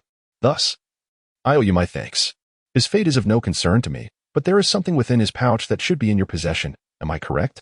Fat Mountain's eyes glinted with greed as he fixated on the pocket at Xu Qing's waist. Before Xu Qing could respond, he abruptly shifted his bulk, and his rotund form surged forth with a speed surpassing that of a second-tier qi condensation cultivator. The fluctuations of spiritual energy surrounding him intensified considerably, manifesting as a layer of mystical airflow that stirred the cold winds, propelling him like an icy projectile towards Xu Qing. He was no mere second tier at this moment. His spiritual energy had reached the third tier. It was precisely due to this, coupled with his covetous gaze upon the item within Ma Si's pouch, that he ventured out alone. Xu Qing narrowed his eyes. This marked his inaugural confrontation with a cultivator, especially one whose external energy flow was evidently transformed from spiritual energy.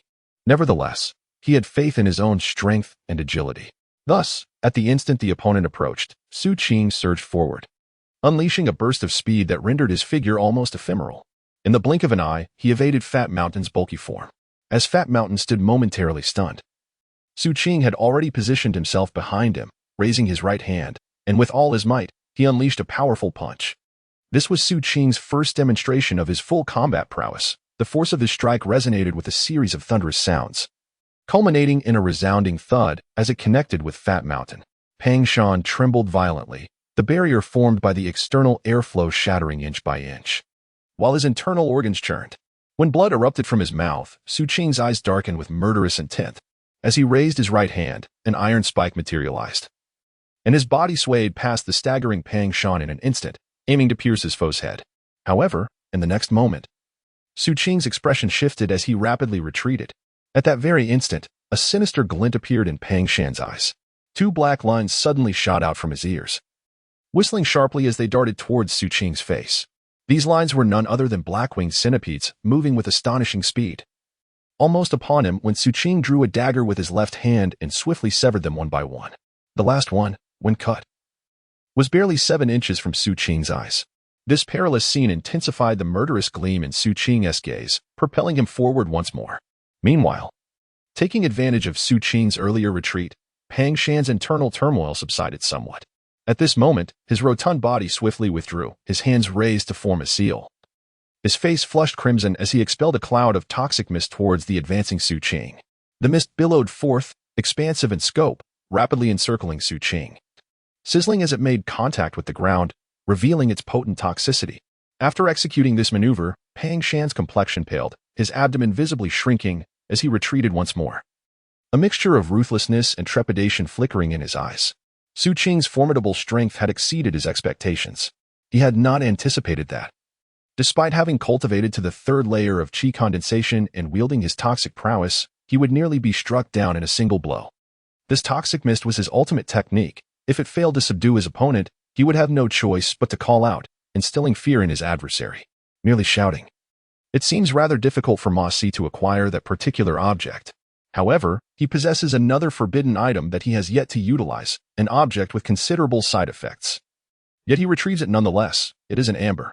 In a moment of hesitation, he cast his gaze towards the area shrouded in mist where Xu Qing resides. At that very instant, the fog violently swirls outward, and within it, Xu Qing's figure bursts forth. The swiftness of his movement momentarily dazzles Pang Shan, causing a jolt in his heart. Just as his right hand is about to crush the amber and a shout escapes his lips, it is too late. A dark iron spike, glimmering with lethal sharpness, arrives in an instant, piercing through his head with the force of a battering ram, blood splattering onto Xu Qing beside him. Pang Shan's body stiffens. He attempts to turn, but finds himself unable to do so, his corpse slowly collapsing, motionless. Not bothering to glance at Pang Shan's lifeless form, Xu Qing breathes heavily as he vigilantly surveys his surroundings, ensuring that the secluded area has not drawn any attention.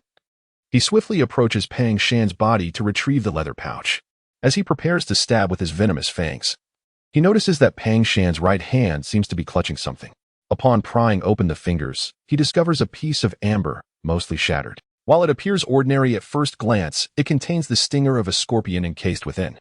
Xu Qing carefully takes it, methodically attends to the corpse. And once it has dissolved into a pool of blood, he hastens to depart. As he walks, he wipes away the traces of blood, vanishing into the night. At this moment, the seventh master and his servant emerge from the darkness, observing the spot where Xu Qing disappeared. The seventh master appears indifferent to the recent confrontation between Xu Qing and Pang Shan, instead contemplating with an expression of sudden realization. I understand now. That lad refrains from donning new garments, fearing the stains of blood. He has grown wary of poverty, reluctant to waste his attire. The servant beside him also exhaled in relief. Throughout the day, the seventh master pondered the reason for the boy's choice of clothing, and at this moment, he finally grasped the answer, freeing himself from the need to speculate each time he encountered the matter. Although this is an update of 2 chapters, they are substantial. With this chapter nearing 500 words and the next approaching 4,000, it could indeed be divided into 3 chapters, but I believe such an action would be unwarranted, as it would disrupt the integrity of the narrative. I hope my sincerity is palpable to all, and I extend my gratitude to my brothers and sisters for their support. Chapter 11. Assembly in the darkness. Xu Qing moved like a cat, agile and silent in his approach. Occasionally, he raised a hand to stifle the urge to cough. In the initial attempts, it was manageable, but as he progressed and exerted restraint, a burning sensation in his lungs intensified, rendering his complexion increasingly pale. Fortunately, the distance to his quarters was not great, and the encampment was relatively small. Thus, it was not long before Xu Qing beheld the small courtyard of the Thunder Squad. He did not rush forward, but rather paused to take a deep breath, striving to regain some semblance of normalcy before slowing his pace, approaching at a leisurely tempo. Upon pushing open the door to the bamboo courtyard, Xu Qing scanned his surroundings and entered the small dwelling with measured steps. The moment he crossed the threshold, he could no longer contain himself and expelled a mouthful of dark blood, which hissed as it struck the ground.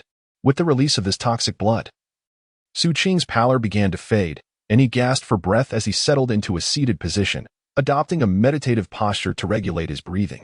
After a considerable time, he finally opened his eyes, his complexion fully restored. What a potent poison, Xu Qing murmured.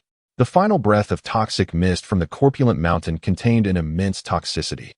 Yet, given the circumstances, had Xu Qing attempted to evade it, the adversary would undoubtedly have seized the opportunity to flee and raise the alarm, complicating matters significantly. Even feigning injury would likely fail to deceive the cunning Fat Mountain. Since realizing he was being tracked, the opponent's actions had been executed with meticulous precision, the sole miscalculation being a flawed assessment of Xu Qing's capabilities.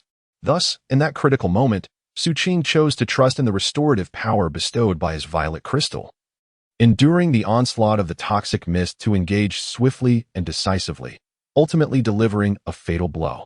In retrospect, his decision proved the violet crystal indeed possessed formidable restorative properties against poison. Throughout this ordeal, the tremors in his lungs and the sensation of impending cough were, in truth, manifestations of the recovery process at work. The scavengers, as it turned out, were not to be underestimated.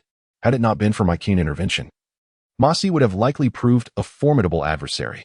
Xu Qing reflected inwardly, beginning to assess his shortcomings from this encounter. After a prolonged moment, he took a deep breath and lowered his gaze towards his leather pouch, a peculiar glimmer illuminating his eyes. Fat Mountain's solitary presence was attributed to his desire to obtain a particular item belonging to Ma Si, thus intending to reverse hunt me to acquire it. Xu Qing opened the pouch and extracted all items belonging to Ma Si, including those spirit coins, laying them out before him. His gaze swept across these belongings as he meticulously examined each one. Until the very end, he eliminated other items and turned his gaze toward the metallic block. His brow furrowed in uncertainty.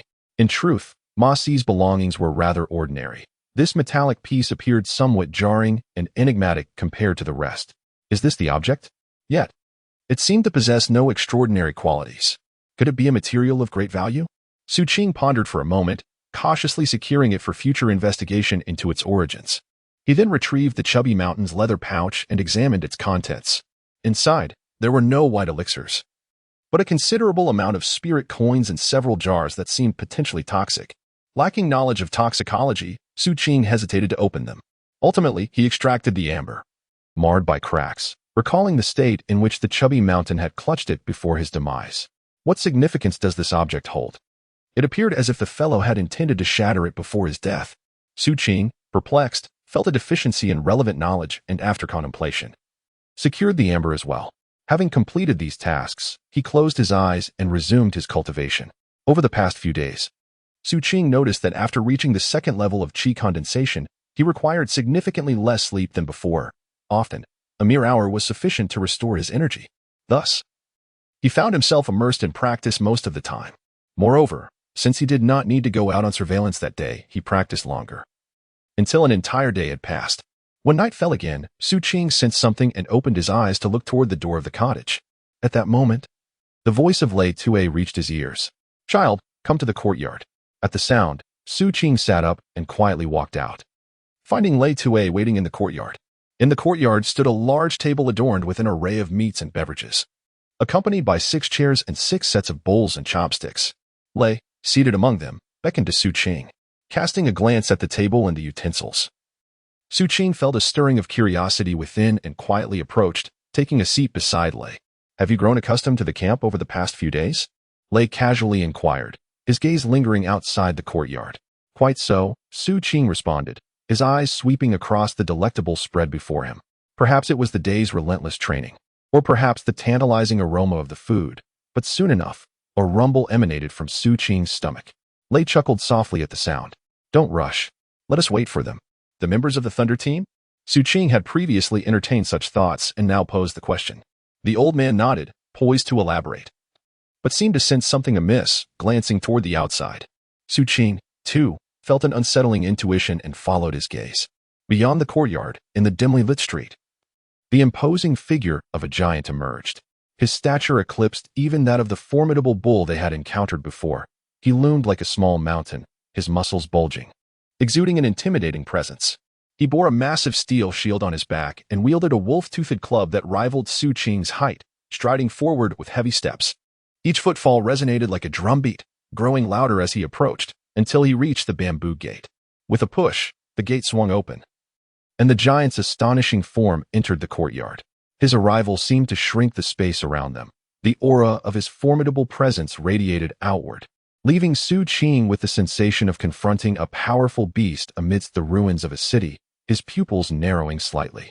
"Boss, I have returned." The burly man grinned at Lei, his voice a low rumble. His eyes gleamed as they settled upon the food on the table. He approached, setting his shield down with a thud and tossing his spiked club to the ground with 2 resounding crashes. Having done so, he seated himself, the chair groaning ominously under his weight, seemingly on the verge of collapse. Throughout this, he paid little attention to Xu Qing, as if unconcerned by his presence. Lei chuckled, offering no comment. The large man stared at the food, refraining from touching it, patiently waiting. Xu Qing, meanwhile, observed the shield and club on the ground. From the sounds they made, he could surmise that the weight of each item likely surpassed his own. Before long, the tranquility of the courtyard was broken by the arrival of 2 figures at the bamboo gate, a man and a woman. The man, a youth with a longbow slung across his back, possessed a striking figure, marred only by a cross-shaped scar etched onto his face. His eyes were exceptionally keen. The woman, appearing to be in her 30s, had ordinary features, but her figure, accentuated by tight leather clothing, exuded a primal allure.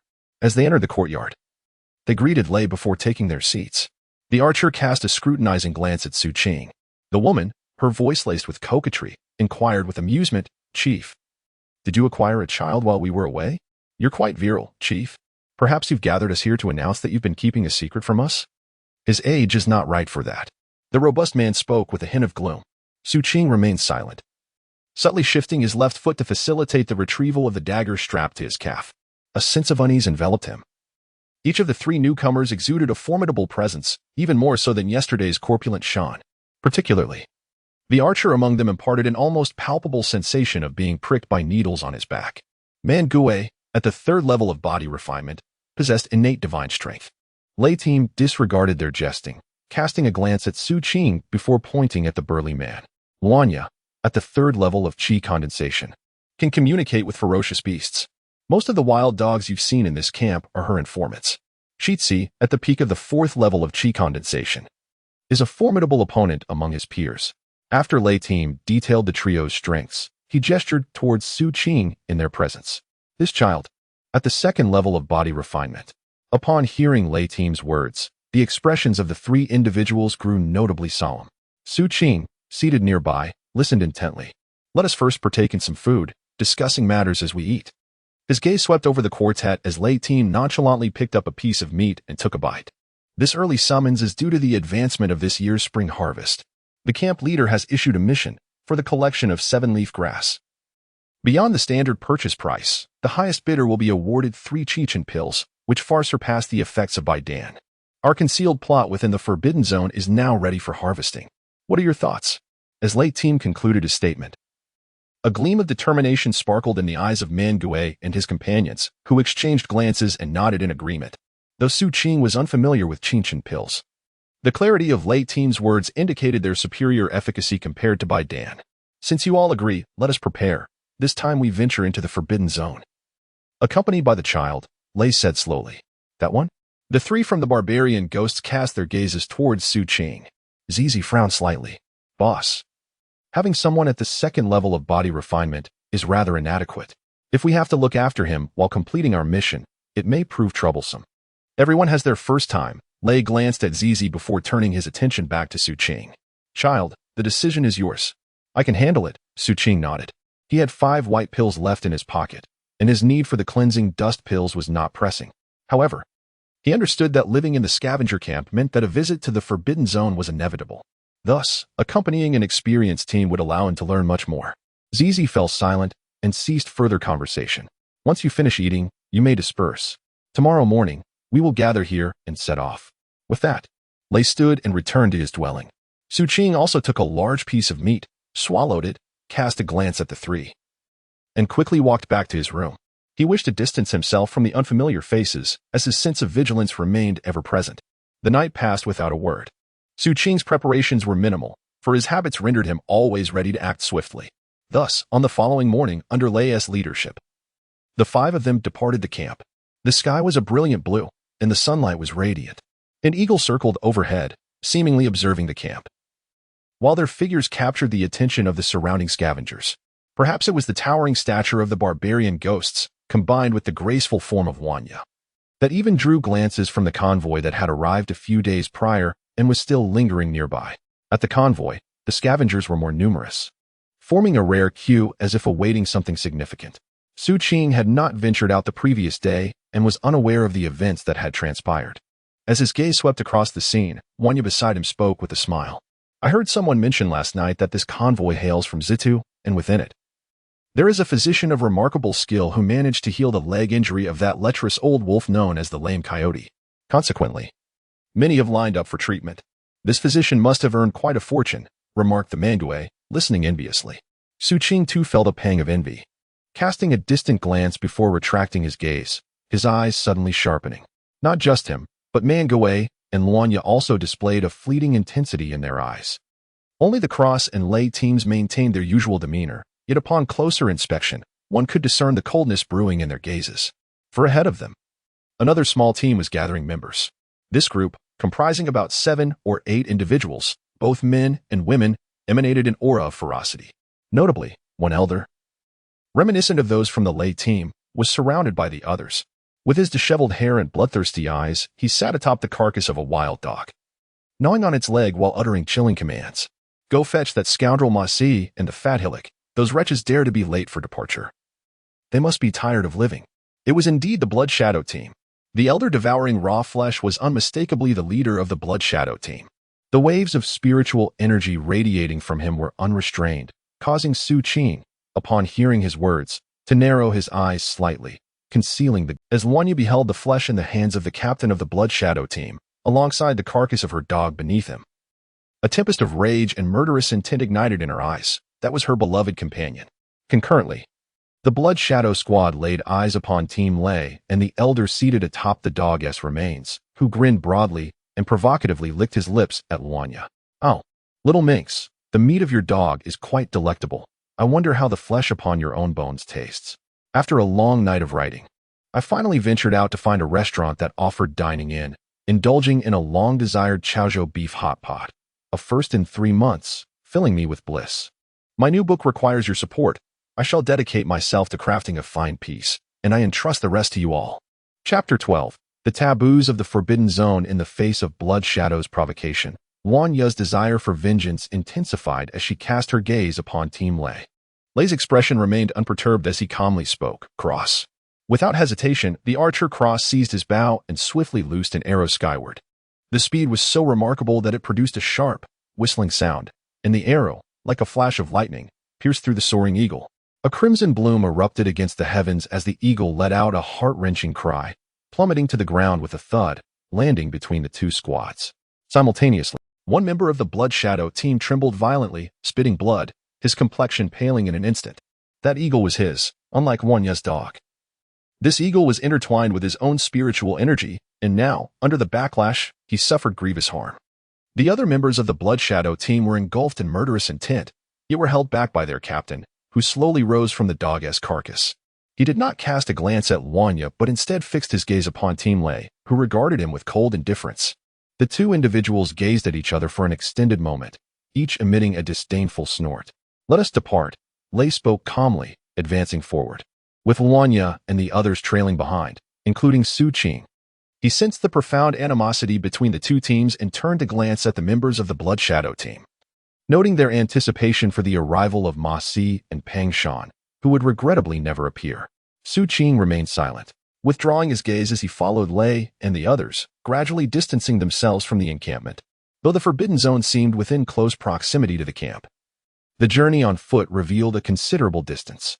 After approximately half an hour of walking, they finally caught sight of the ominous, dark forest. From the outside, this enigmatic jungle appeared boundless, its extent unknown. At this hour, with the sun high in the sky and its rays abundant, the interior of the forbidden jungle felt like an entirely different realm. In the distance, one could observe storm clouds gathering at the edge of the treetops, with visible flashes of lightning illuminating the sky, imparting a sense of mystery and peril to the entire area. Xu Qing watched in silence, following along. The Thunder team maintained an air of quietude, yet as they approached the Forbidden Zone, he keenly noticed the tension in the air. Every member's muscles began to tense, and he too felt the same. It was not until the chilling sensation of stepping into a frigid world enveloped him, banishing all warmth from his body, that he fully entered the Forbidden Zone. It seemed that all familiar sights from the ordinary world were simultaneously erased. The familiar, bone-chilling cold recalled memories he had of the rain-soaked ruins within the city. He inhaled deeply, a profound sense of vigilance surging within him, instinctively gripping the iron rod tightly in his hand, just as he had amidst the ruins. However, the city lay in crumbling disarray, while here, the trees twisted like the shadows of vengeful spirits, the muddy ground rotting as if from the depths of the under, and the branches and leaves loomed overhead like the claws of a monstrous beast. Yet, the members of the Thunder Squad appeared to be quite familiar with this place. Armed, they traversed paths that were clearly well-trodden, each step imbued with precision. In some areas where everything seemed perfectly normal, they deliberately bypassed, while in others that appeared perilous, they strode forward with confidence. There were also regions they inexplicably circumvented, thus skillfully avoiding certain dangers along the way. Xu Qing followed closely behind, keenly observing and memorizing every detail. However, he noted some peculiarities. Not every segment of their journey was led by the Thunder Squad. At times, it was the Barbarian Ghost, and at other moments, the Phoenix Tooth, alternating seamlessly. Although their pace was unhurried, the journey remained relatively safe, save for the distant roars of ferocious beasts. Even when faced with venomous insects, they kept at bay after the Phoenix Tooth ignited a fragrant stick. After approximately an hour of travel, The silent group paused beside a muddy patch, collectively exhaling in relief. Xu Qing noticed the phoenix tooth extracting a powder, which she scattered into the mud. Soon, a swarm of aggressive insects emerged. Yet, her demeanor remained unperturbed as she waved her hand, releasing another type of powder that caused the insects to disperse swiftly, restoring tranquility to the mud. Once this was accomplished, the group squatted down, skillfully scooping up the mud to smear upon their bodies. Did you remember the details of the journey? The Thunder Squad indicated for Xu Qing to do the same while applying the mud. Xu Qing nodded, hesitating not as he began to smear the mud, while his gaze swept over Luanya, sensing that the latter possessed some understanding of toxic arts. The areas he chose to avoid were marked by severely withered yet intact leaves, indicating the absence of ferocious beasts and the presence of the unknown. The regions he treaded upon were signified by the excrement of formidable creatures, for instinctively, living beings prefer to relieve themselves in safe zones, signifying a lack of excessive danger in man-eating marshes. As for the areas he circumvented, it was due to the keen nose of the barbarian spirit, which could detect the scent of perilous and exotic beasts. This journey would impart much knowledge, so he should remember as much as he could. Xu Qing glanced at the barbarian spirit, who turned to him with a toothy grin. This mud was discovered by our team many years ago in a location rich in night lizard skin. And smearing it over our bodies not only conceals our presence but also offers a degree of intimidation. Ahead lies our destination. While heading north leads us to the Poison Dragon Pool, a forbidden jungle that has been informally divided into several regions by scavengers due to its varied topography. The Poison Dragon Pool is one of these, but this time, we shall not venture there. As Lei spoke, he had already finished applying the mud. Xu Qing completed his task as well, and as he stood up, he noticed the cross figure passing by him. Although he had questioned Xu Qing's following yesterday, he maintained a stern expression and uttered a warning. Be mindful of your points of aberration. The density of anomalies in this forbidden zone is high. Always remain vigilant. For should you exceed the threshold, no one can save you. Xu Qing nodded, having already sensed this truth. He could perceive that the concentration of aberrant essence within this forbidden zone was exceedingly high, albeit less intense than during the zenith of the city ruins. However, due to the substantial accumulation of aberrant essence within himself, even the mere act of breathing caused his arm's aberrant points to throb with a subtle ache, even without cultivation. Consequently, he retrieved a pristine white elixir, placing it within his mouth, allowing it to gradually dissolve. Soon, everyone had applied the ointment, and after exchanging mutual glances, they continued onward. However, the subsequent journey diverged somewhat from the previous one. Their pace decelerated, and each individual brandished their respective weaponry. Xu Qing surveyed their armaments.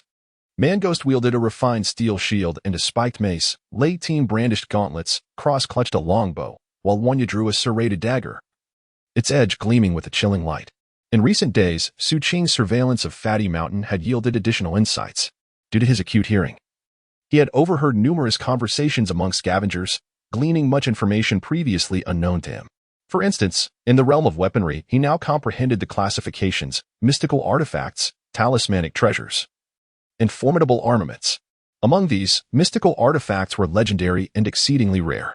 Rumor had it that each mystical artifact possessed varying degrees of aberrant contamination, which would escalate with usage, rendering them exceedingly difficult to cleanse. Consequently, they were essentially non-renewable resources, and coupled with their immense power, they were naturally exceedingly valuable. This gave rise to the peculiar existence of artifact cultivators, individuals typically raised from childhood to dilute the aberrant essence of mystical artifacts with their own, a point previously mentioned by Lei team. Beyond mystical artifacts lay talismanic treasures and formidable armaments. While the former, talisman treasures, are rare, they are still attainable compared to magic treasures. As for the latter, weighty treasures are more commonplace. These are often crafted from unique materials, making them weapons that even ordinary individuals can wield. Xu Qing mused that his iron skewer might be a weighty treasure, and those held by the people before him clearly belonged to this category as well. Time ebbed away as Xu Qing trailed the Thunder Squad, venturing deeper into the Forbidden Zone.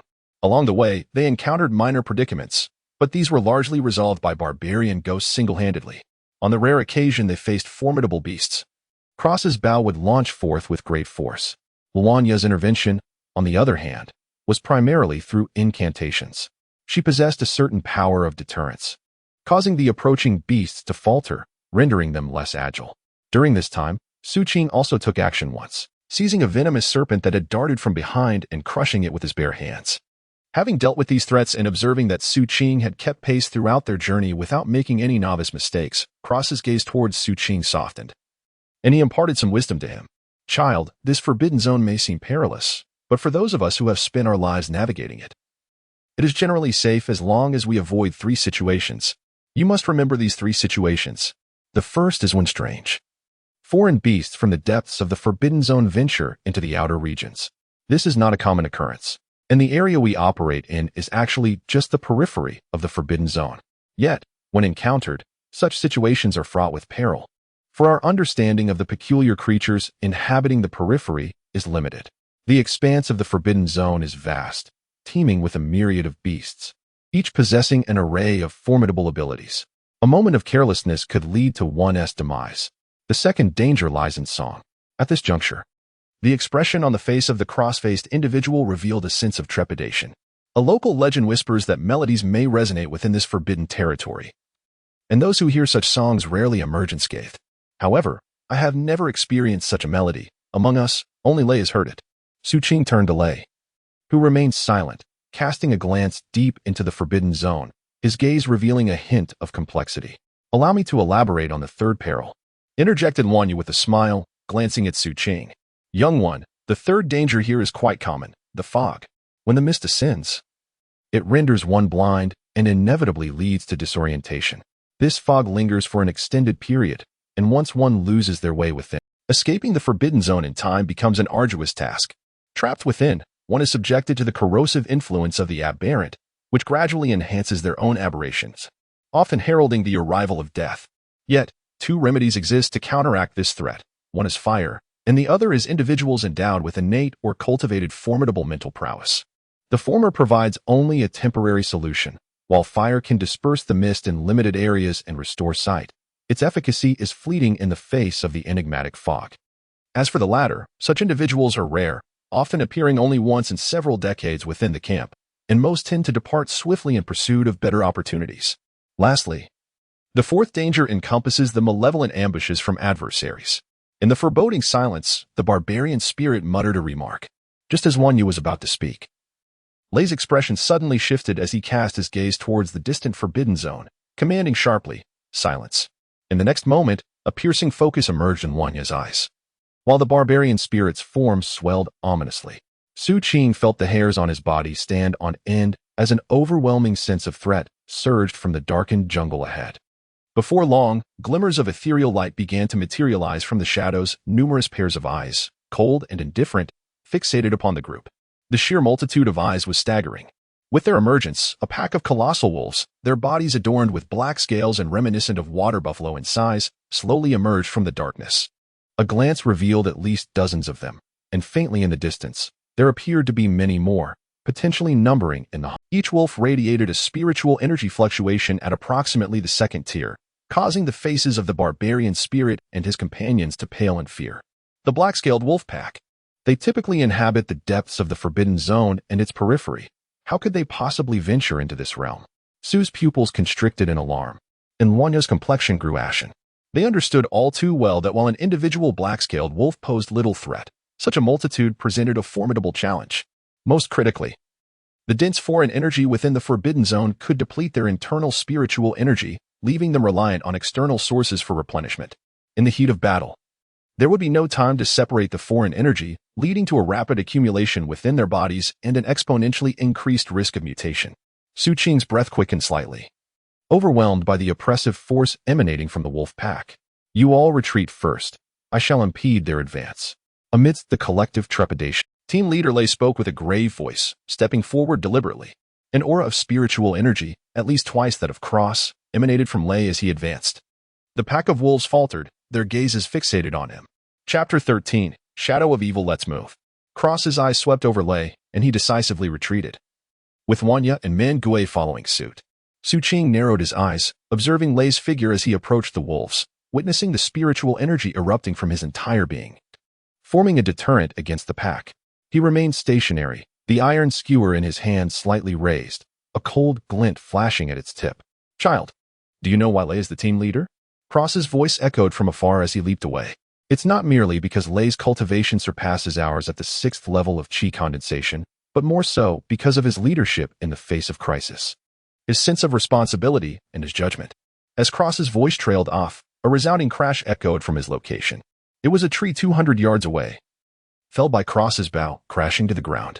Mangue followed suit, and Luanya did the same, creating a barricade of fallen trees, leaving a gap as an exit. Cross and Luanya did not pause, continuing their rapid flight. Mangue, with his shield in one hand and mace in the other, remained in place, leaning against a tree like a small mountain, guarding the rear.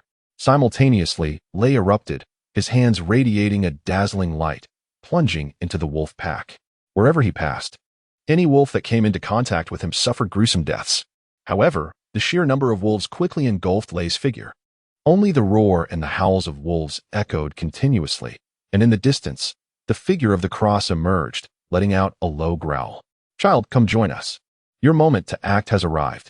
Xu Qing discerned that this was the combat strategy of the Thunder team. Thus he hesitated no longer and rushed towards the barbarian ghost. The barbarian ghost grinned and pointed to a gap behind him. Xu Qing cast him a glance and swiftly traversed through the opening, pursuing the Cross and Luanya in the distance. Before long, he observed a cleared area surrounded by trees, where Luanya was busily engaged. She scattered various powders around her and, biting her finger, drew incomprehensible symbols on the ground with her blood. Upon noticing Xu Qing, she had no time for words, instead signaling him with her eyes to hurry.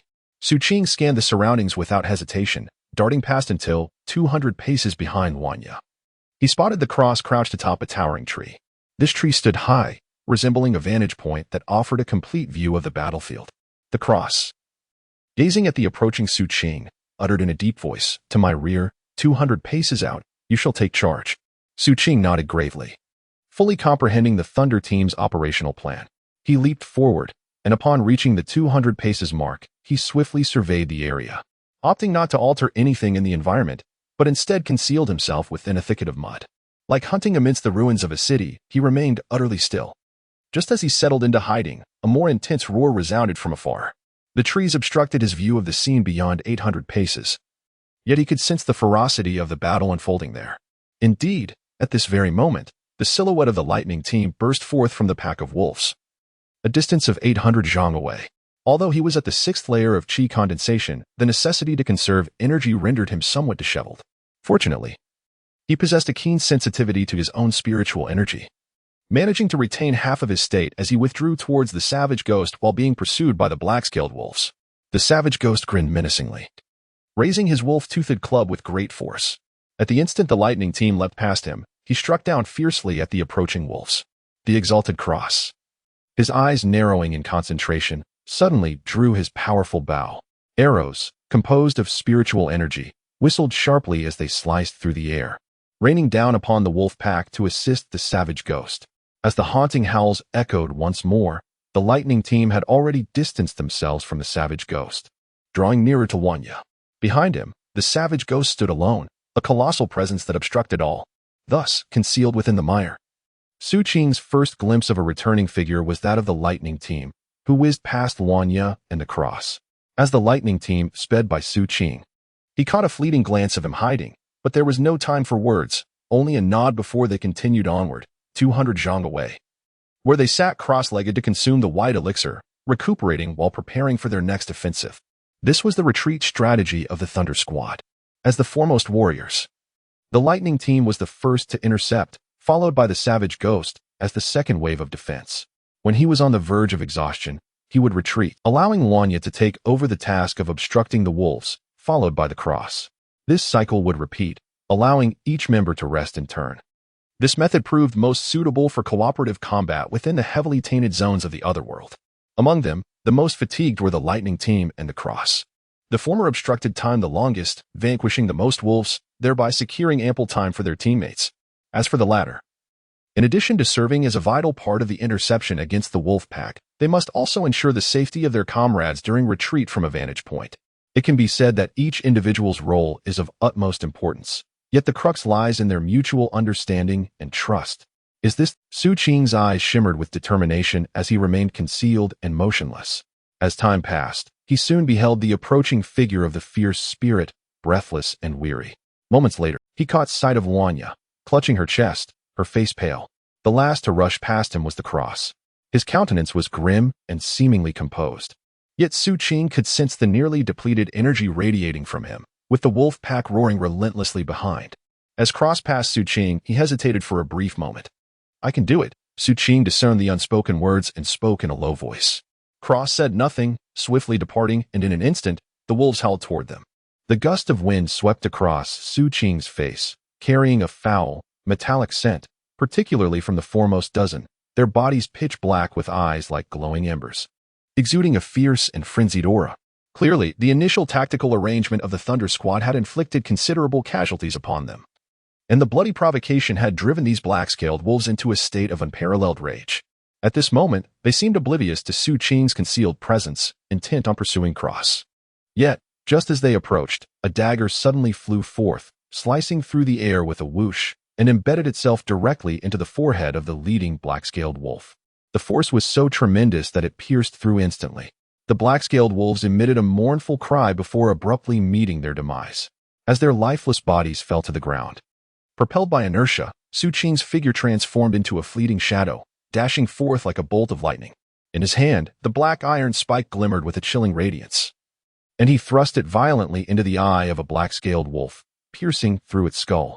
With a swift motion, he then clenched his left fist and struck fiercely at a third wolf that had attempted a surprise attack from behind. The wolf's head shattered instantly, blood splattering across Xu Qing's form. In that fleeting moment, he vanquished 3 wolves, his figure once again flickering. His speed was magnificently showcased at that instant, rendering him extraordinarily agile, akin to a celestial demon of slaughter, weaving through the pack with a frigid gaze and decisive strikes.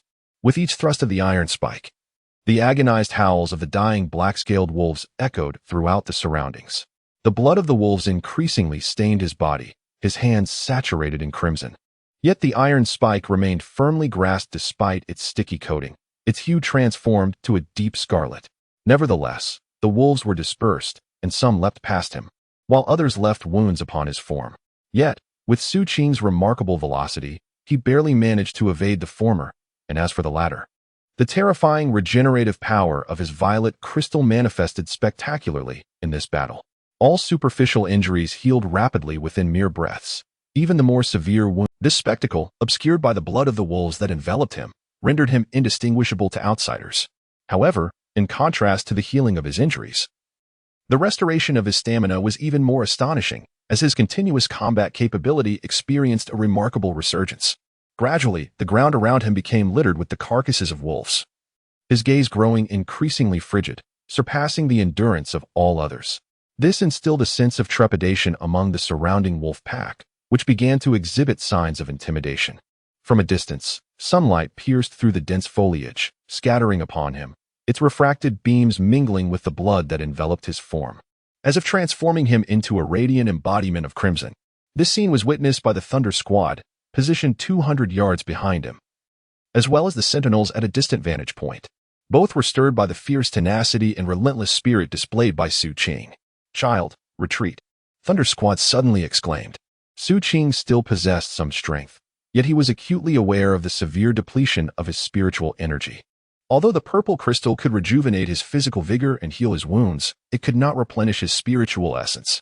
Fortunately, as a body cultivator, he was not like Wanya, who would be incapacitated without spiritual energy. Nevertheless, the impact was palpable, compelling him to absorb the rich, heterogeneous spiritual energy around him, intensifying the sharp pain in his mutated arm. Thus, upon hearing Thunder Squad's command, Xu Qing did not hesitate to withdraw.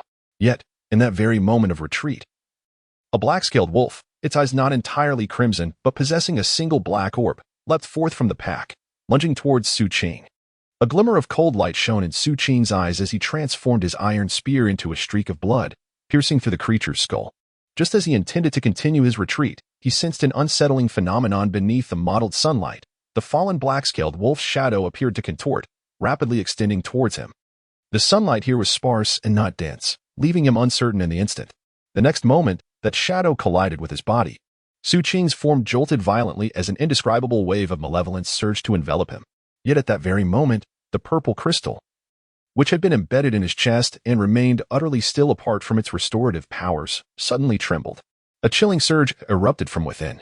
As this wave burst forth, the sinister sensation that had assailed him vanished in an instant. The coldness arrived swiftly and dissipated just as quickly, leaving no trace behind. And the purple crystal returned to its previous state of immobility.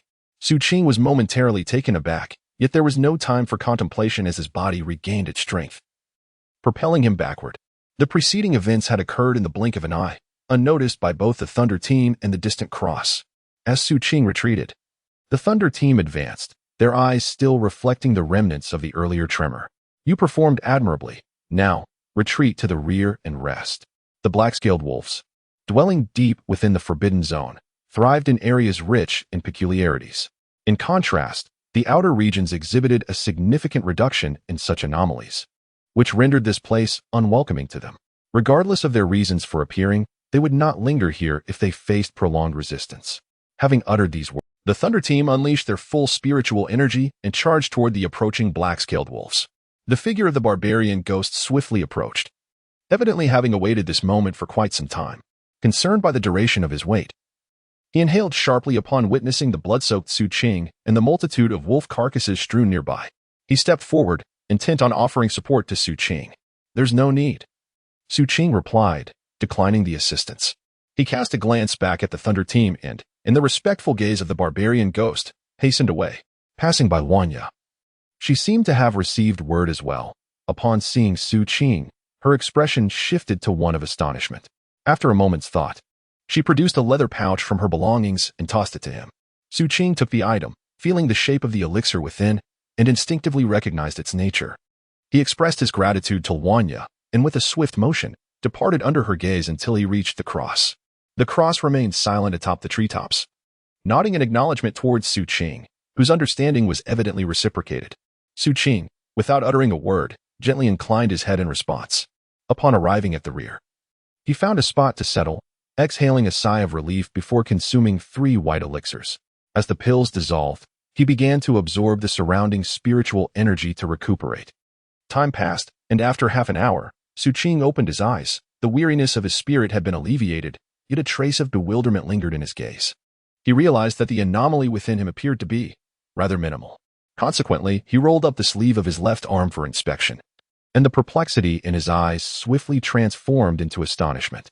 A point of aberration on his arm had inexplicably, although his cultivation remained at the second level of body refinement, and despite the previous skirmishes, not only had he not weakened, but his recovery seemed to have enhanced his prowess further. He vividly recalled the intense pain in both points of aberration due to passive absorption of spiritual energy during the earlier combat. As for the white elixirs, he had consumed them before, and their effects had never been this remarkable. Yet, there seemed to be no alternative explanation, except for the sudden eruption of the purple crystal's frigid flow. Shadows, malevolent intentions, the icy surge of the crystal. Xu Qing squinted, recalling that bizarre scene. He was certain that the shadow he perceived touching him was no mere illusion, nor a trick of scattered sunlight. He meticulously recalled the moment when the crystal unleashed a chilling torrent. It seemed that in that instant, the malevolent intent that had besieged him was swept away. Drawn into the depths of the crystal, had it consumed him? Xu Qing pondered, a flicker of uncertainty crossing his mind. After a prolonged absence from the game, he found the starting point unfamiliar, nearly at a loss with the controls. Observing others discussing character cards and the concept of, he fumbled for some time before finally comprehending the addition of. The first, titled Awakening of Insects, reflects the phenomenon wherein natural organisms exhibit growth in response to rhythmic changes in their environment. Chapter 14, Peril Lurks, first update, 5,000 words. What exactly is the purple crystal? And what are the shadow imbued with malevolent intent? Is the disappearance of the aberration point connected to these mysteries? Xu Qing found himself at a loss. Lost in contemplation and analysis, when the figures of Team Thunder began to return one by one, each casting a glance in his direction. Xu Qing gathered his thoughts, a glint of determination igniting in his eyes. Whatever it was, it held no significance at this moment. After a brief respite, it was his turn to take action once more. Rising to his feet, he wiped the iron spear against his body, allowing its cold radiance to shimmer anew. As he moved past his comrades, he suddenly surged forward with a speed that closed the distance to the pursuing wolf pack in an instant. The sounds of battle and anguished cries intertwined, resembling a baptism of sorts for the youth. Surviving the gaze of the divine and emerging from the torrential bloodshed, he reflected the sharpened brilliance forged in the waning light of the setting sun. This time, he endured longer. Meanwhile, Time flowed steadily as Team Thunder continued their retreat and rotation in resistance.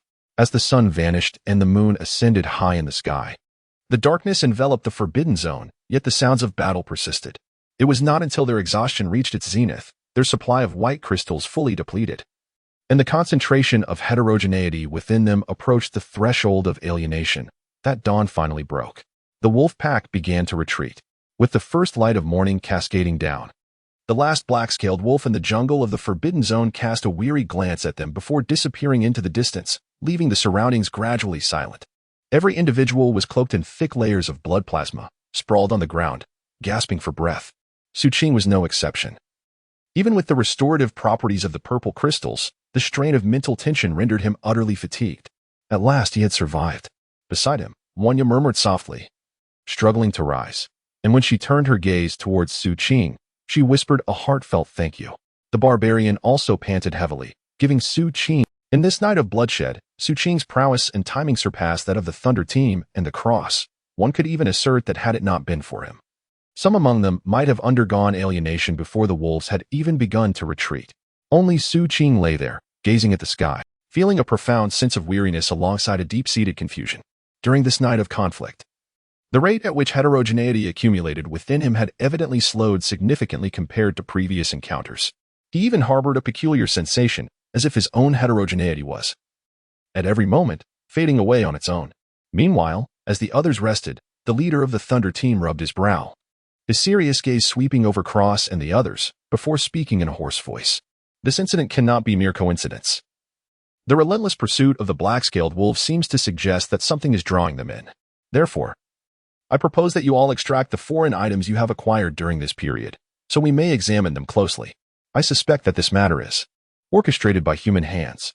With Lei's words, the others, including Z, nodded in agreement and began to inspect their belongings, retrieving the foreign objects. Xu Qing felt a sudden jolt in his heart as he pondered whether the iron piece among Ma Si's relics was the cause. At that moment, Wanya suddenly exclaimed, pointing towards Man Gui's side. Among the items retrieved by Man Gui was a wooden box, worn and seemingly undergoing continuous self-deterioration, emanating faint wisps of an unusual aura. Given the mixed scents in the Forbidden Zone's jungle, it was difficult to discern without careful inspection. Why is this object decaying on its own? Man Gui questioned, perplexed. Lei immediately stepped forward, took the wooden box, and handed it to Wanya. After a thorough examination, Wanya grimaced and nodded gravely. How did you come by this? Lei inquired, gazing at Man Gui. I purchased it at the campsite market on the day I returned. It contained insect repellent powder. Man Gui scratched his head in confusion. This powder is made from the droppings of the butterfly rabbit. It ignites spontaneously when exposed to external stimuli, capable of attracting scaled creatures. The black-scaled wolf is indeed a type of scaled creature, Wanya stated, fixing his gaze on Man Gui, who stood frozen in place. The atmosphere around them became tense, and Xu Qing narrowed his eyes. After a prolonged silence, Lei shook his head. Man Gui had been deceived. It was evident who could lay such a trap for us at the campsite. The Blood Shadow Squad. Z interjected coldly from the side. The Blood Shadow Squad's arrangement suggests they have a contingency plan, and our current state is far from optimal. Wanya hesitated. So, shall we continue onward to the harvesting site to fulfill our mission, or shall we retreat? What are your thoughts? Lei raised his gaze to the distance, his voice emerging slowly. Xu Qing, lost in contemplation, remained silent. The others exchanged glances, and finally, with great difficulty, the squad leader spoke. Captain, we are not far from our harvesting point, yet the toll we have taken this time is considerable. If we return empty-handed. Lei fell silent, casting his eyes over the barbarian ghost and Wanya. The former lowered his head in shame, while the latter's eyes reflected a sense of reluctance. After a moment, he sighed softly. We shall proceed forward. Upon reaching the harvesting site, we must collect swiftly. Afterwards, we will disperse along different paths and regroup at the camp. With that, Lei made a decisive proclamation. Following a brief period of rest, the group resumed their journey through the dense jungle of the Forbidden Zone. Along the way, Xu Qing approached Wanya, producing the amber he had acquired from Fat Mountain, seeking to inquire about its nature. Upon seeing the amber, Wanya was taken aback. Taking it with care for a closer inspection, he informed Xu Qing that it was the venomous tail of a ghost scorpion. This creature is indeed poisonous, but its venom can be neutralized, possessing significant medicinal properties. When poisoned, It can unleash one's latent potential instantaneously, yet this burst is fleeting. Immediate detoxification is essential post-explosion, which is why they are often kept by people and hold considerable value. Xu Qing, enlightened, expressed his gratitude before stowing it away. Thereafter, the group remained vigilant, closely observing their surroundings while swiftly advancing. However, in contrast to before, their silence grew more profound this time. Perhaps the appearance of the black-scaled wolf the previous day had driven away most of the other ferocious beasts in this area. Thus, as they journeyed forth, the Thunder Squad encountered no peril, and after 2 hours, they finally arrived at the juncture between the periphery and the depths of the Forbidden Zone. The terrain here transcended mere jungle, with small hills and streams emerging, albeit the water was black and undrinkable. In a densely wooded area, a narrow path concealed itself, leading to a hidden wonder, a diminutive canyon. Upon entering this gorge, Xu Qing beheld what seemed to be an alternate realm. Above, a thick canopy of intertwined vines enveloped the space, resembling a roof, preventing sunlight from fully penetrating, while the ground lay devoid of towering trees, instead blanketed with vibrant flora. Flowers, the size of fists, adorned the canyon in a myriad of hues, their presence accompanied by numerous grasses radiating an ethereal blue luminescence. Each plant boasted 7 leaves, and the emitted light sparkled like stars, transforming the tranquil gorge into a serene celestial expanse, exuding a unique beauty. This was the harvesting site previously discovered by the Thunder Squad, each such location being classified as top secret and fundamental to the squad's survival. Upon arrival, due to the specialized techniques required for harvesting, they did not involve Xu Qing, opting instead to disperse and gather independently, thus enhancing efficiency and minimizing waste. Xu Qing observed their methods without forcefully integrating himself, choosing instead to sit cross-legged and meditate. Following the battle of the previous day, he sensed a significant enhancement in his cultivation, now standing on the precipice of a breakthrough. In pursuit of enhanced survival capabilities amidst the impending crisis, Xu Qing did not squander a moment. Even within the confines of the Forbidden Zone, he diligently channeled the Haitian technique, absorbing the spiritual energy emanating from his surroundings. As the energy surged forth, a gust of wind swept through the canyon. Lei's team observed Xu Qing without intervention, acutely aware that the path home was fraught with the potential for ambush. At this juncture, the augmentation of strength became the assurance of survival. Before long, during their gathering, a rhythmic thumping began to resonate from Xu Qing's body. Streams of filth oozed from his every pore, mingling with the external plasma, while his flesh rapidly assimilated the spiritual energy, becoming increasingly resilient. As the sound intensified, it abruptly ceased upon reaching its zenith, and a resounding echo reverberated within his mind. His blood vessels swelled beneath the skin, and in that moment, his flesh was suffused with spiritual energy, as if harboring an astonishing power and swiftness beyond previous limits.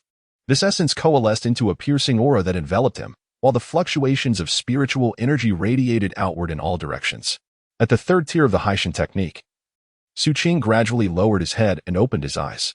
Within his gaze flickered an ephemeral violet light, unseen by others.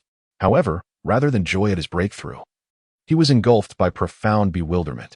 What he beheld beneath the scattered sunlight was a distorted shadow of himself. During his cultivation, he had distinctly sensed something amiss. The spiritual energy he had inhaled and absorbed, upon undergoing the separation of the Haitian technique, nourished his entire being with its pure essence. Yet, the anomalous portion did not flow into his arms to form aberrant points. Instead, it infiltrated his shadow. As if a shadow, it devoured that heterogeneous fragment. After a long while, Xu Qing finally raised his head, suppressing all his doubts in his heart.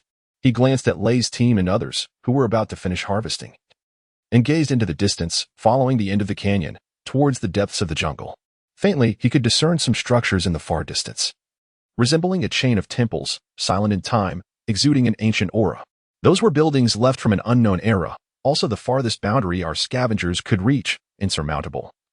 But if encountering danger nearby, one could take refuge there.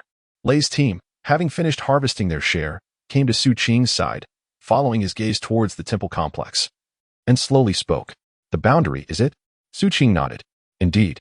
Some say that the reason for the formation of this forbidden zone in that former era was because the gods gazed upon these temples. Some scavengers have also gone to explore, but there's nothing there, except for a special kind of small stone that appears from time to time." Lei's team took out a portion of the harvested 7-leaf clover and placed it in another leather bag. "How is it special?" Xu Qing asked curiously. "Ground into powder." Sprinkled on scars that haven't formed for long, it can remove scars without leaving any trace. However, it's useless to us scavengers, but occasionally some important figures need it. After Lei finished speaking, he looked at Shitsi and the others. At this moment, Shitsi, Meguei, and Wanya had also finished harvesting. Under Lei's arrangement, everyone took out a portion and placed it in the leather bag Lei was holding. Finally, after dividing the 7-leaf clover into 5 portions, Lei handed the 5th leather bag to Xu Qing. This is yours. From this moment on, everyone shall disperse, fragmenting into smaller groups, thereby increasing the probability of survival. Commander Lei declared, casting a glance at Xu Qing before handing him a map. My objective is too significant, undoubtedly drawing the attention of Blood Shadow. As the captain, I must also provide cover for you. Depart swiftly and await my return at the campsite. With a solemn tone, Lei stepped out of the canyon, vanishing in an instant under the silent gaze of his comrades. Xu Qing opened his mouth to speak, but before he could utter a word, Commander Lei had already departed. Cross patted Xu Qing on the shoulder before also making his exit. Lastly, the 2 remaining teammates, Barbarian Ghost and Wanya, imparted their knowledge and experiences to him in detail before hastily leaving. Xu Qing silently observed their departures, carefully placing the 7-leaf clover aside. Then turning to gaze at the distant cluster of temples. After a brief moment, he turned away, inhaling deeply, and dashed toward the canyon entrance.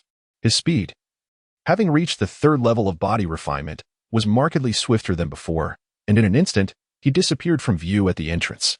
Within the confines of the forbidden jungle, Xu Qing moved with the agility of a nimble monkey, weaving through the dense underbrush. He opted not to retrace his previous path, instead following the route indicated on the map. Drawing upon the experiences gleaned from his earlier journey, he adeptly navigated the dangers, overcoming the occasional strange beast with ease. Meanwhile, he remained acutely aware of his shadow under the sun, a peculiar glint flashing in his eyes. He had already experimented with various methods, whether absorbing spiritual energy or taking deep breaths of the heterogeneous essence found in all things. Upon entering his body, these energies resonated with the sensations he had felt during his previous breakthrough, gradually flowing into his shadow. To trace back, this phenomenon commenced after the chilling currents emanated from the purple crystal. Until the 3rd tier of the Haitian art was reached, the transformation became increasingly apparent. His own shadow, seemingly entwined with that of the black-scaled wolf within the violet crystal, appeared to have mutated. This peculiar phenomenon caused Xu Qing's eyes to narrow gradually. He rolled up the sleeve of his left arm to inspect the singular point of aberration on his arm, now faint to the point of near invisibility. It was difficult to discern without close examination. According to this progression, the anomaly within him would diminish further until achieving a state of pure perfection. This notion of perfection, Xu Qing had encountered it inscribed on the bamboo slips of the Haitian art, reserved solely for those of exceedingly noble status hailing from the ancestral lands of the human race on the Wangu continent. Was it the influence of the violet crystal? Xu Qing murmured to himself, squatting on a branch and gazing vacantly at the sky.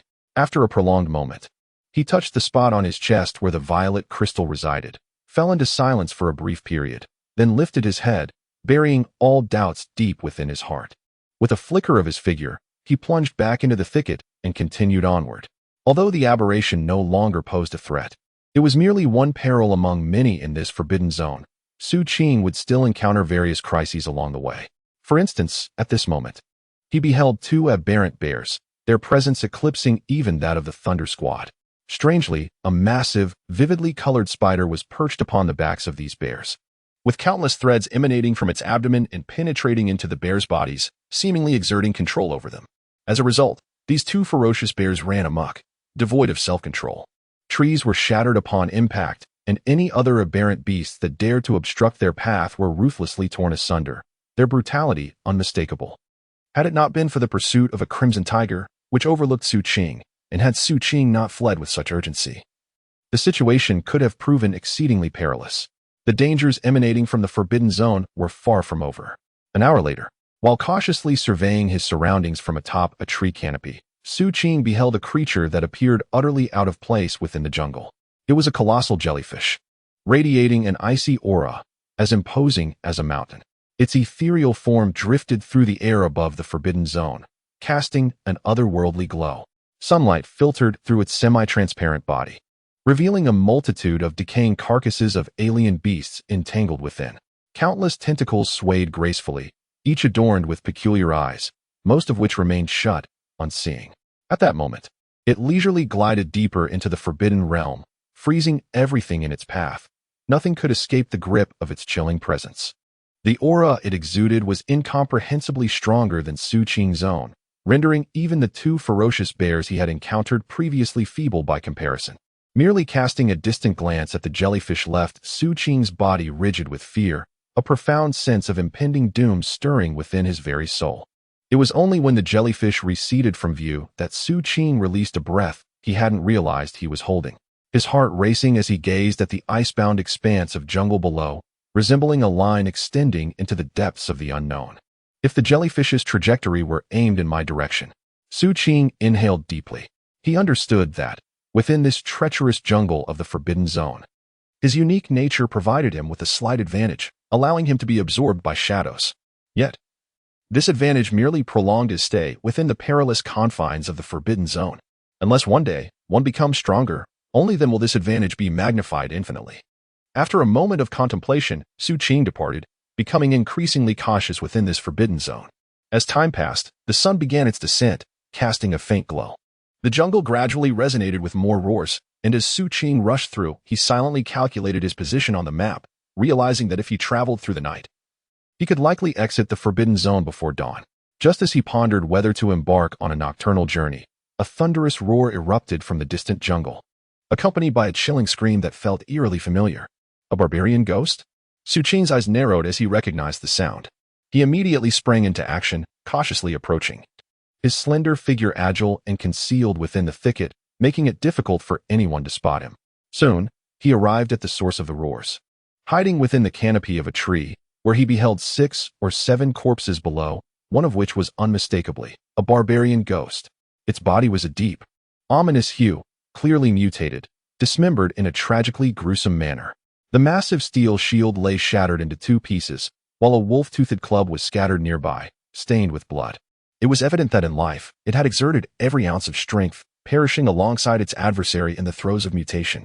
Xu Qing fell into silence, a sense of desolation rising within him, and he soon spotted Lei Dui in the distance, besieged by 5 individuals, his body tinged with blue, teetering on the brink of mutation.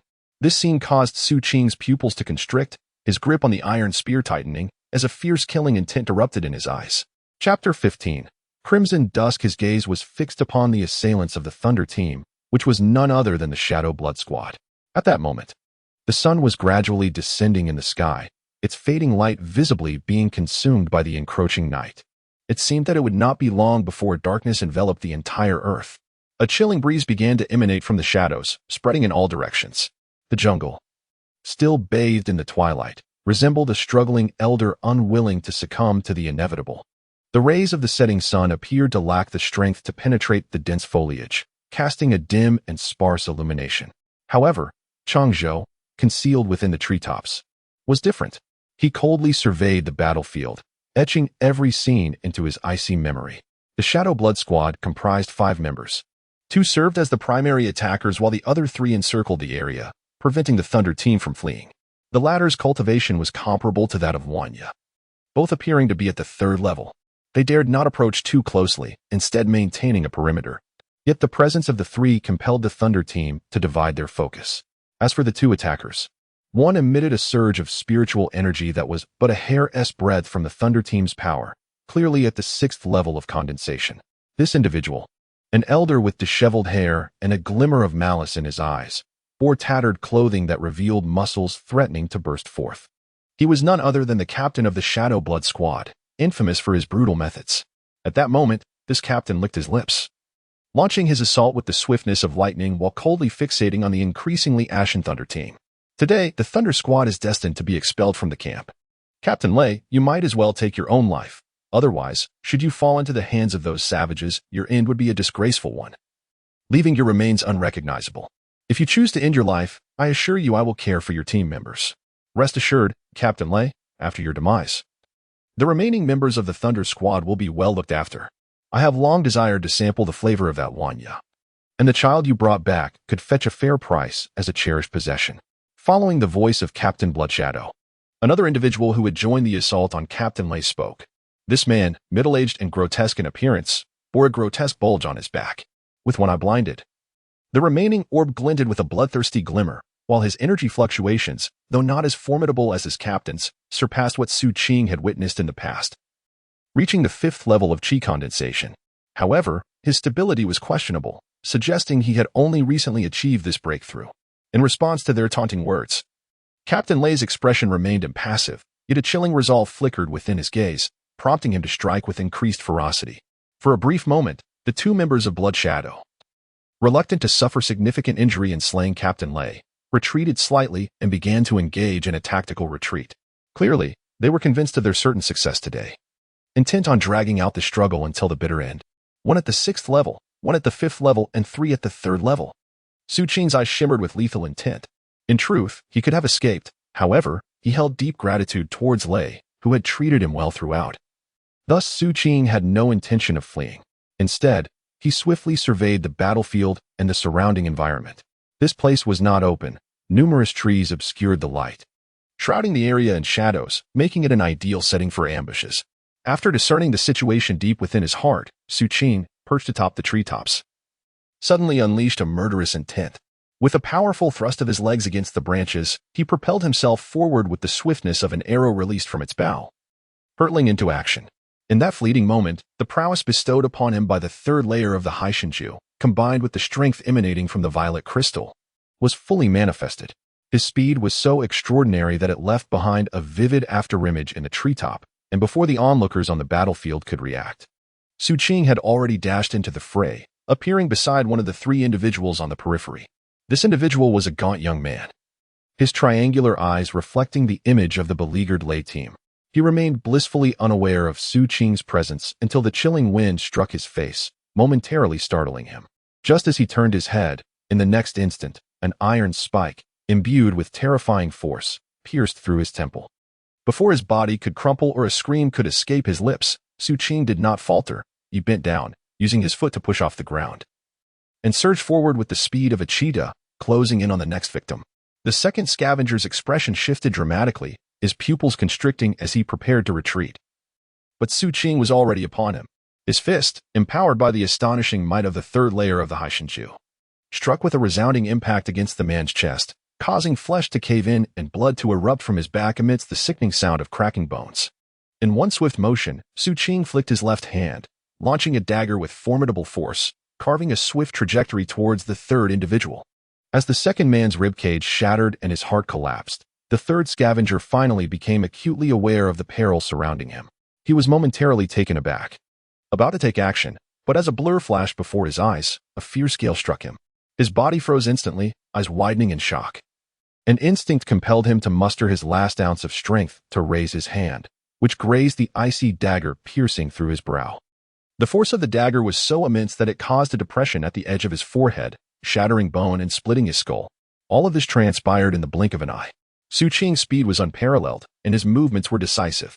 At this moment, as the 1st and 3rd corpses fell, the man before him, whose ribcage had shattered and heart collapsed, also succumbed, revealing the figure of the youth. The boy bent slightly, his long black hair obscuring the upper half of his face, yet failing to conceal the wolf-like ferocity gleaming in his eyes.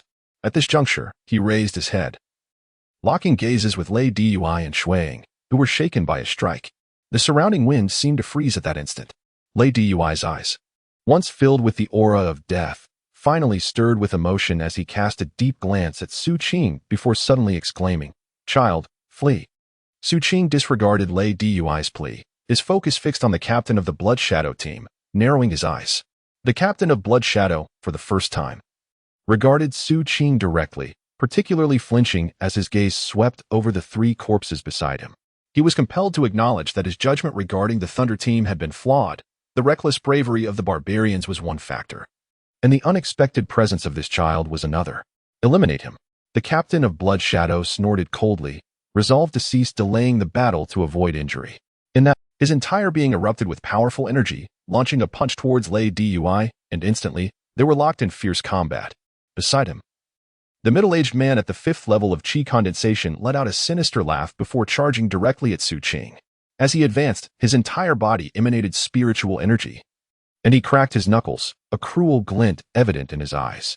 Despite the astonishing speed of the youth before him, who had effortlessly dispatched 3 opponents, he remained confident that with his newly attained 5th-level cultivation, he could easily vanquish his foe. Xu Qing narrowed his eyes, a chilling light intensifying within them.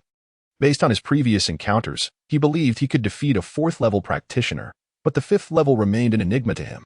In a sudden burst of motion, Xu Qing propelled himself forward, his speed surging as he closed in on the middle-aged man, delivering a powerful punch upon the corner of the elder's mouth curled in disdain.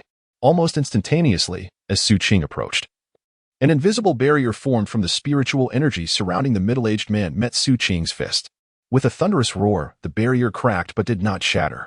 Instead, a fierce recoil emanated from within, causing Xu Qing's wrist to emit a series of sharp cracks as it dislocated from the impact. Xu Qing's eyes narrowed, and as his body darted away, he forcefully repositioned his dislocated wrist with a violent flick of his right hand. A fierce determination ignited within his gaze as he did not retreat, but instead launched another powerful punch. With a resounding explosion, the barrier, now riddled with cracks, finally shattered completely. Yet, in that fleeting moment of its disintegration, a violent shockwave surged outward, stirring up the earth and enveloping Xu Qing. Particularly, the invisible shards created by the barrier's destruction sliced through the air like unseen daggers, drawing blood and leaving behind strikingly vivid scars across Xu Qing's body. Xu Qing's entire body trembled. His frail form was swept backward by the force, revealing numerous wounds that bled profusely. The wrist, which had only just begun to heal, dislocated once more, hanging awkwardly by his side. Foolishness. A mere body cultivator is unworthy of contending with a practitioner of the law, let alone challenging one with 5 levels of mastery while possessing merely 3. As the earth settled, the middle-aged cultivator's contempt deepened, yet beneath the surface, astonishment flickered. He had not anticipated that his spiritual energy barrier would shatter under the opponent's second strike. Fortunately, having recently ascended to the 5th level, he was endowed with a surge of power following the barrier's collapse. Otherwise, he would have found himself in disarray. Xu Qing furrowed his brow, seemingly impervious to the excruciating pain coursing through his body and arm. Fixing his gaze on the middle-aged man, he placed his right hand firmly on the ground and forcefully reset his dislocated joint. This brutal act did not go unnoticed by the approaching cultivator, who faltered momentarily, his eyes narrowing slightly. Swiftly, he raised both hands, forming a seal and pointing decisively at Xu Qing. Instantly, spiritual energy coalesced around him once more, morphing into a fireball the size of a human head, hurtling towards Xu Qing with a deafening roar. The fireball exuded an overwhelming aura, distorting the air around it as it approached, indicating an extremely high temperature. In an instant, as it neared, Xu Qing swayed to evade, yet the fireball relentlessly pursued him. At this moment, a murderous glint shone in the middle-aged man's eyes, and without neglecting to maintain his barrier, he conjured a second and third fireball, both relentlessly chasing after Xu Qing. As the 3 fireballs approached, blocking the escape route, Xu Qing's eyes narrowed. He rolled swiftly to the corpse of the man he had slain, seizing it and hurling it towards one of the fireballs. With a resounding boom, the fireball collided with the body, igniting it in an instant. Within mere breaths, it was reduced to ashes. This spectacle provided Xu Qing with a vivid understanding of the fireball's formidable power. At that moment, the residual heat surged towards him, turning his entire body a fiery red. Just as he prepared to evade, the second and third fireballs drew near, the cunning glint in the middle-aged man's eyes offering Xu Qing no opportunity. In an explosive instant, the fireballs erupted. The flames spread wide, their lethal heat astonishing. Within this area, Xu Qing found it nearly impossible to evade entirely. Although he managed to dodge most of the onslaught with his speed, his body still erupted in thick blisters, as if his very organs were ablaze from the steam rising around him. "Fire Crow, hurry," bellowed the leader of the Blood Shadow team, engaged in battle with the Thunder team. "Understood, Captain," replied the man known as Fire Crow with a smile, his eyes darkening with malice as he gazed at Xu Qing. Raising his right hand, 2 more blazing fireballs materialized around him, hurtling rapidly towards Xu Qing. Anticipating Xu Qing's evasion, he replicated his previous tactic, commanding the fireballs to explode upon nearing Xu Qing, sealing off all avenues of escape. Amidst the sweltering heat, flames danced upon, and trees were instantaneously reduced to ash, unable to obscure the lingering twilight of the heavens. Sunlight cascaded broadly, intertwining with the flickering firelight, blinding the eyes of the Fire Crow. Yet, he remained confident. His 5-layered prowess and fireballs would effortlessly annihilate those of 3 layers.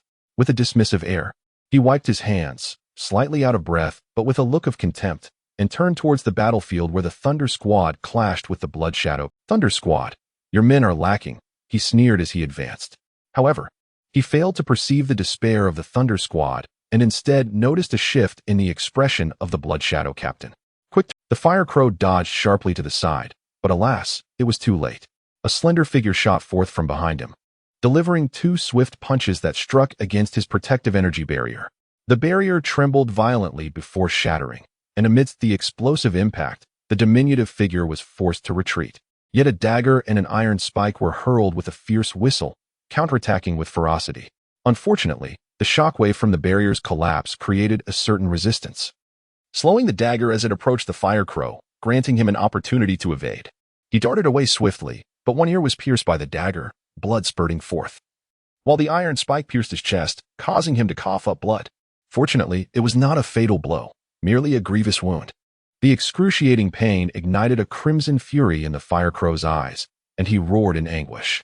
After a hasty retreat, he turned where he beheld a youth, crouched low, poised like a wolf, amidst the extinguishing flames on the ground, positioned a distance of 7 to 8 feet away, ready to pounce. Still covered in blisters and flushed all over, the youth's eyes caught the dying rays of the setting sun, within them, a cold glimmer like ice, with no trace of diminished killing intent. Chapter 16, The Monarch asks of the return date, yet none exists. Third update, 5,600 words, beneath the afterglow. The silhouette of the youth caused Fire Crow's heart to tremble. Were it not for his status as an experienced scavenger, a newcomer would surely be daunted. Despite possessing superior cultivation, even he felt a ripple within his heart, quickly suppressed by his ruthless ferocity and wounded fury, his eyes flashing with intense malice. Little wolf cub, I shall pluck your teeth one by one as trophies of my victory. As Fire Crow spoke in a low voice, he tore off his garments, exposing his emaciated torso. He paid no heed to his missing ears or the gaping wound on his chest. As his complexion reddened, he formed a hand, conjuring an even larger fireball than before. Xu Qing's eyes narrowed, his body suddenly shifting. Scatter! Fire Crow roared, and instantly the massive fireball in his hand split into 5, hurtling towards Xu Qing. The sound of explosions reverberated as the ground was engulfed in flames. Amidst the conflagration, Xu Qing's figure surged forth once more, still delivering 2 consecutive punches, shattering barriers. Though he was inevitably forced back, sustaining further injuries and enduring the searing heat, his speed remained unrelenting, his murderous intent undiminished. Thus, with reckless abandon toward his own wounds, he and Fire Crow engaged in a fierce and relentless battle within the jungle, their conflict intensifying with each passing moment.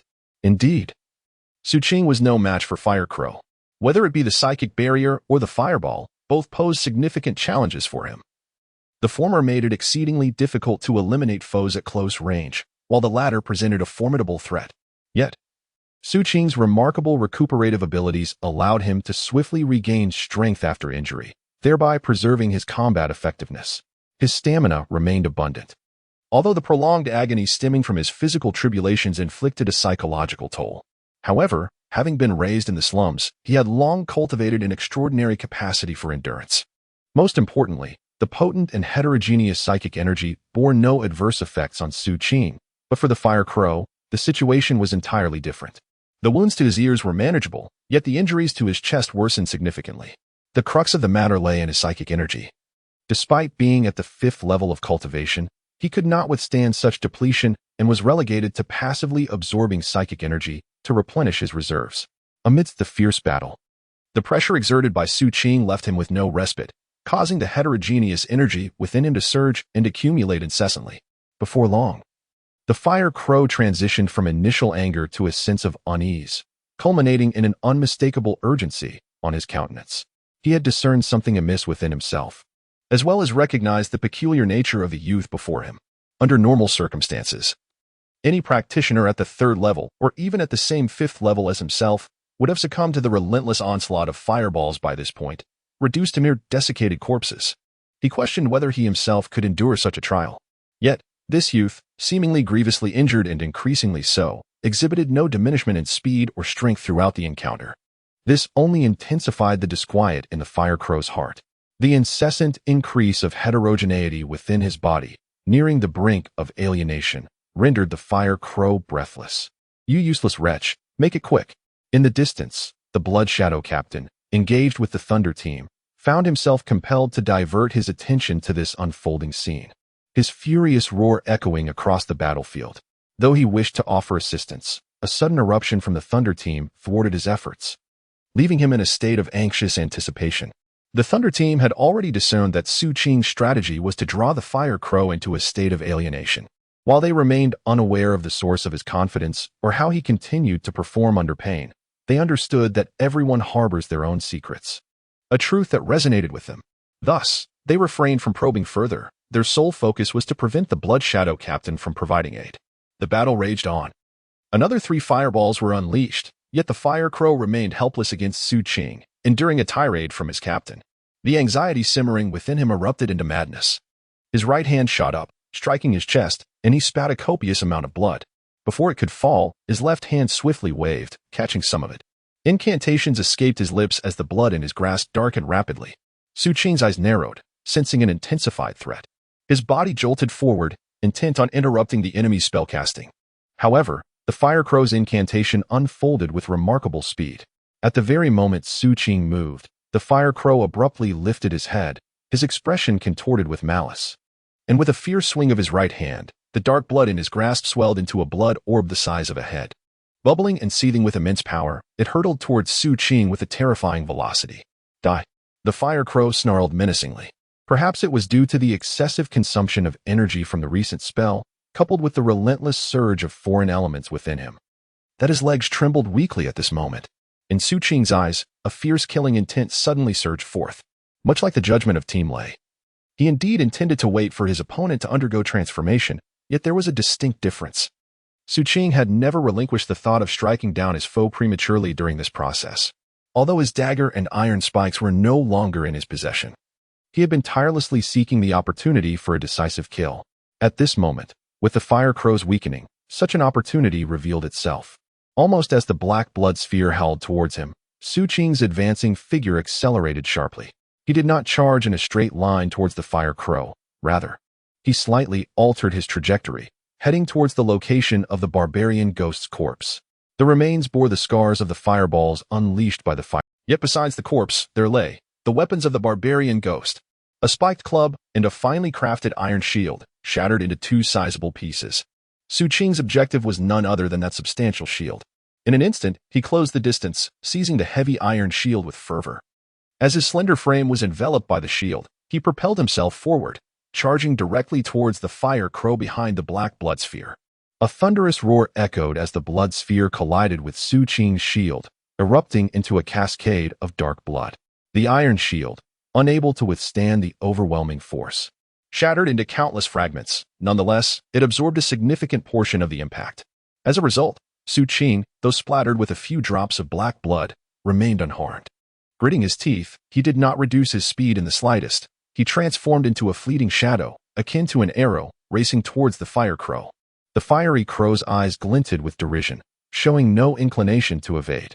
As he formed a hand gesture, the dark blood that spread behind Xu Qing swiftly began to rise from the ground, drop by drop, seemingly on the verge of transforming into blood arrows that would soon soar into the air. This entire spectacle left Xu Qing with no, yet he had never intended to withdraw. As the distance closed, he clenched his left fist, but it was his right hand that struck down. With a resounding boom, cracks appeared in the spiritual barrier surrounding the Fiery Crow, and at that moment, blood erupted from Xu Qing's right fist, mingled with shards of scaled flesh. Before the Fiery Crow could fully comprehend, Xu Qing's eyes blazed crimson, and he unleashed a second punch. With a thunderous sound, the barrier shattered into countless, and a tremendous shockwave radiated outward, pushing Xu Qing's body back, rendering him unable to advance any further. Just as before, the mockery in the Fiery Crow's gaze deepened. Yet at that very instant, Xu Qing's body seemingly summoned an unexpected surge of strength. In the midst of the collapsing barrier's tumult, he did not retreat as he had previously. Instead, with a sudden lunge, he bore the brunt of the impact, extending his right hand to seize the Fiery Crow's chest, where the flesh had been pierced by an iron shard. This newfound vigor allowed Xu Qing to grip fiercely, tearing open the crow's wound. Yet it fell short of delivering a fatal blow, forcing him to retreat rapidly. The Fiery Crow's expression shifted, stumbling backward in surprise. Recognizing that Xu Qing's grasp posed little significant threat, he sneered, preparing to cast a spell to unleash the dark blood. However, in the next moment, his expression changed once more as he suddenly lowered his gaze. There, in the mangled flesh of his chest, lay remnants of shattered teeth and bits of scaled flesh. At the same time, the wound was festering, with putrid flesh eroding away, and waves of toxic blood surged forth, causing the skin to decay rapidly in its wake. An unbearable agony surged through him, prompting the fire crow to emit a piercing scream, his expression reflecting unprecedented terror. As he retreated, he caught sight of Xu Qing squatting in the distance, his outstretched right hand releasing numerous clumps of flesh and shattered teeth. If these remnants were to be reassembled, they would form the visage of a serpent's head, the very venomous head Xu Qing used to dispose of corpses. Meanwhile, his left hand trembled slightly, slowly opening to reveal the deeply embedded tail of a ghostly scorpion, its presence suffusing his palm with poison.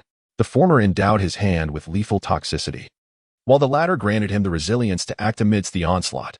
"You!" The fire crow trembled, his voice lost in anguished cries, rendering him incapable of casting spells. His eyes were filled with a profound dread of death as he struggled to wipe away the toxic blood. Yet it continued to flow abundantly, swiftly draining his strength and vitality. Xu Qing inhaled deeply. The restoration from the purple crystal during the battle at Fat Mountain had revealed to him that he could indeed counteract poison. The fact that his right hand, tainted with serpent venom, remained uncorroded spoke volumes.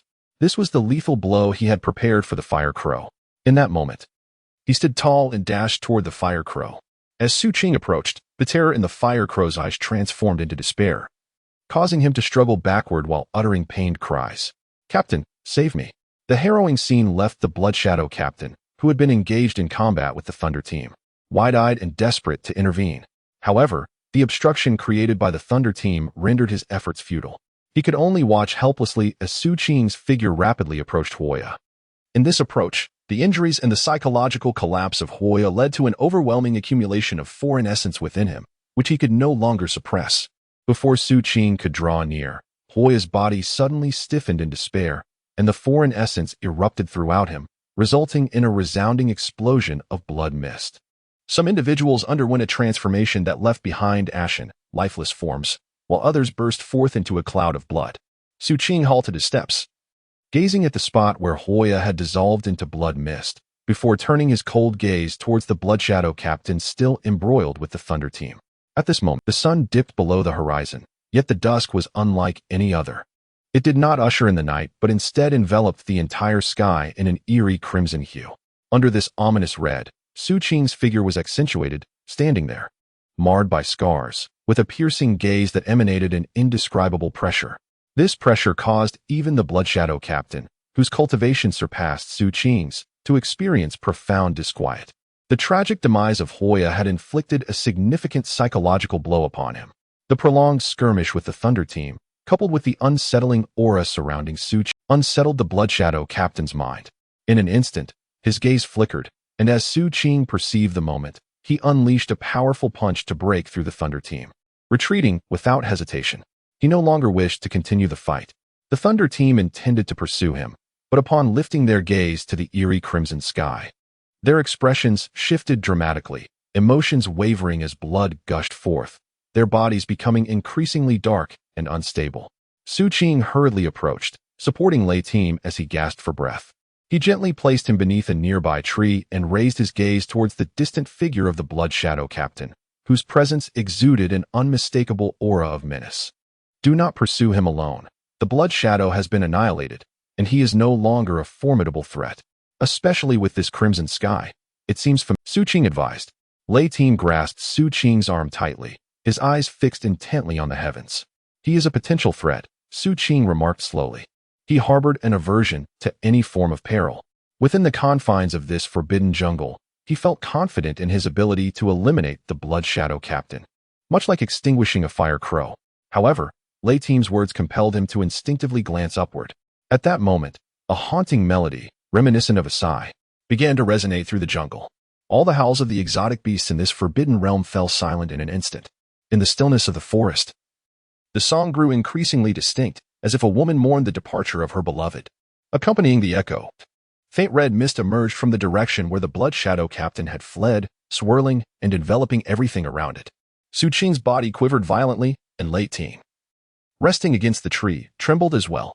Both men instinctively turned towards the source of the melody, though Xu Qing remained vigilant while Lei Team appeared somewhat dazed. The song lingered in the air, infiltrating Xu Qing's ears, enveloping him in an indescribable chill, as though he were trapped in the icy, blood-soaked remnants of a once great city. Even with his current cultivation at the third level of body refinement, he found himself unable to withstand the sensation, his teeth beginning to chatter, his body rendered immobile. Xu Qing's mind was a cacophony of thoughts, involuntarily recalling the ominous warnings uttered by the cross upon their entry into the forbidden zone. The Blood Shadow Captain's body came to an abrupt halt, visibly trembling as if an unseen force was encroaching upon him, sapping his strength to flee. Before Xu Qing's very eyes, wisps of white vapor escaped from the trembling captain's orifices, merging into the encroaching blood mist.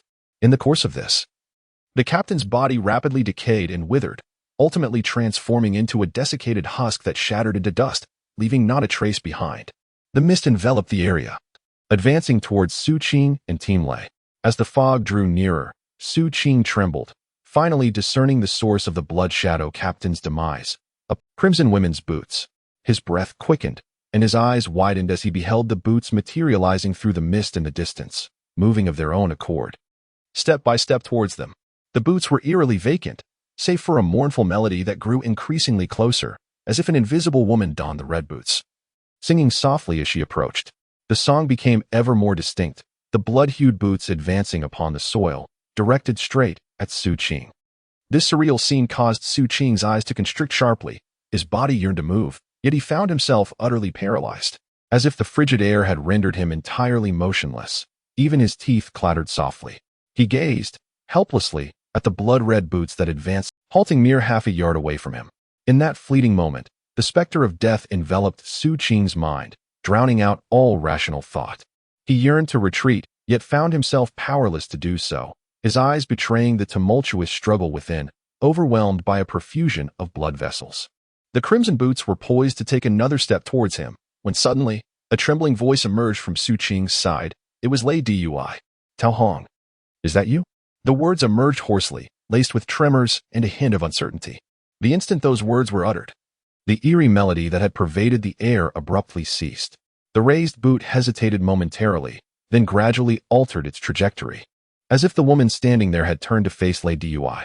Witnessing this, Lei Dui's body trembled noticeably, his breath quickening with an urgency he had never before experienced. His weary form suddenly surged with latent strength, his eyes gleaming with an unprecedented light as he fixated intently upon the void within the boots. It seemed to him that a woman of unparalleled significance, as vital to him as his own existence, stood there, separated by the void, by the world, by the realms of life and death, their gazes locked in mutual recognition. Even the resolute Lei Dui could not restrain the tears that streamed uncontrollably down his cheeks. Have you returned? He raised his trembling hand as if to grasp something intangible, while the blood-red boots slowly lifted, advancing before Lei Dui, bending as if the invisible woman gently crouched before Lei's team, allowing his trembling hand to brush against her face. Yet, his hand glided through the void, encountering nothing, leaving only an emptiness that descended like tears a flood of sorrow. The only sound was the murmurs escaping his lips, resonating with desolation. After a prolonged silence, it seemed a soft sigh from the ethereal realm drifted through, causing the red boots to gradually uncurl and retreat. Only when they had distanced themselves by 3 zhang did they turn away, circumventing Xu Qing, and with the trailing crimson mist, they ambled into the distance. Ask me when I shall return, came the unanswerable query. The mist obscured lingering emotions, while the distant song echoed. The melody continued to emanate, infused with bitterness and melancholy, growing fainter as it receded. The sanguine mist also swirled away from them, flowing like a stream toward the horizon, until the song diminished to a whisper, until the mist vanished entirely, and the melody dissipated gradually. In that moment, Xu Qing's body finally regained its mobility. He breathed heavily, astonished, and instinctively turned to gaze at Lei, who sat there, staring blankly into the distance, tears silently streaming from his vacant eyes. Xu Qing fell silent. The questions he longed to ask now trapped within him. After a considerable time, Lei spoke softly. Are you curious? Xu Qing nodded in silence. As the cross once told you, I am among the few who have heard the song. Lei, still gazing into the distance, continued in a hushed tone. Do you know? The song within this forbidden zone is eerie. Most who hear it perish, and those who survive its haunting melody are exceedingly rare. However, once one manages, that individual will receive a singular gift from this forbidden zone, allowing them to witness, upon hearing the song again, the person they long to see most in their lifetime. I had thought this merely a legend. For the sake of this tale, I have quietly awaited in the outer camp for decades, my hair now turned white. Until the day, I finally beheld it. As Lei spoke these words, he appeared to age considerably, the wrinkles on his face deepening, an overwhelming sense of weakness enveloping him. Do you, too, have someone you wish to see across the veil of life and death? If so, do not emulate my folly, do not linger here. To see them is ultimately a fleeting emptiness. Lei murmured bitterly, closing his eyes as tears streamed down the creases of his face, falling upon his garments. Xu Qing remained silent, lifting his gaze toward the place where the song had faded, a hint of reminiscence gradually surfacing in his eyes. He, too, yearned for someone to behold, someone he deeply, profoundly wished to see. As I penned this chapter, I too reflected upon my own desires. For I have relatives I long to visit. Let us refrain from such melancholic musings, dear friends. Nearly 15,000 words of fervent writing amounts to a volume akin to my prior outpourings. Monthly votes, collections, recommendations, do you possess any? Chapter 17. What, indeed, are you? Perhaps due to the song, the howls of the beasts within this forest have yet to manifest, as if the source of that melody reigns supreme over this forbidden territory. Once it emerges, all must succumb to silence. Lei sat silently, gazing into the distance, where darkness enveloped everything, rendering it void of form. Xu Qing's expression was complex. After a prolonged moment, his eyes traversed the surroundings, ultimately resting upon the jagged remnants of the barbarian's spiked club and the shattered fragments of his shield. The barbarian's corpse, like all the others in this place, had turned to dust once the ethereal song dissipated, as if it had never graced the world with its presence. Scavengers often possessed little in the way of familial ties, hence their dissolution may not be mourned by many. Even if there were those who cared, the passage of time would inevitably lead to a gradual forgetting, until, years hence, no one remains to remember. Suddenly, Xu Qing recalled a kind-hearted teacher from the slums who, in his waning days before succumbing to illness, had imparted a poignant truth to the group of children. To harbor someone unforgettable within one's heart is a form of suffering. Yet to be cherished in the hearts of others is a true blessing. At that time, Xu Qing had not fully grasped the weight of those words, but now, as he observed Lei, he began to comprehend their meaning. Choosing not to intrude, he quietly made his way to the spot where the barbarian's body had once lain, extracting a dagger and delving into the earth. Although his acquaintance with the barbarian had been fleeting, merely spanning a few days with scant words exchanged, the knowledge imparted regarding the jungle and their mutual survival through perilous encounters had forged a bond. Ultimately, he had utilized the barbarian's belongings to fend off the encroaching darkness. Thus, Xu Qing felt compelled to take action. Much like when he had departed from the city and set ablaze the corpses therein, he diligently excavated the soil, gradually unearthing a pit. He then laid to rest the barbarian's spiked club and the remnants of the shield within the earth's embrace. In this process, Xu Qing remained earnest, oblivious to the figure of Team Lei behind him, who had unknowingly averted his gaze from the jungle and was now observing him. In his expression lingered a hint of the peculiar astonishment he had felt when he first beheld Xu Qing amidst the ruins of the city. Upon witnessing Xu Qing bury the weapon of the barbarian spirit, it seemed he wished to construct a gravestone. Team Lei spoke softly. Scavengers do not require gravestones. Dust returns to dust, earth returns to earth. Such is the life of a scavenger, struggling in the world while alive, and in death, no need for worship. Merely silence. As he articulated these words, Team Lei's breath grew increasingly feeble.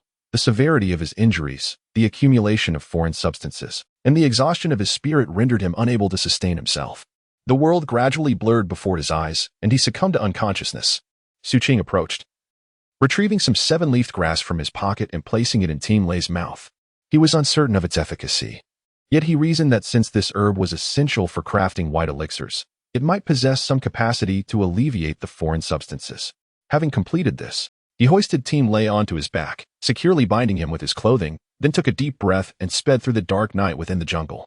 As he passed the spot where Captain Shuang had turned to dust, Xu Qing noticed a leather pouch. He picked it up and opened it, finding no elixirs, only a collection of miscellaneous items. He collected them and moved on. When Team Lei's consciousness faintly returned, it was half an hour later.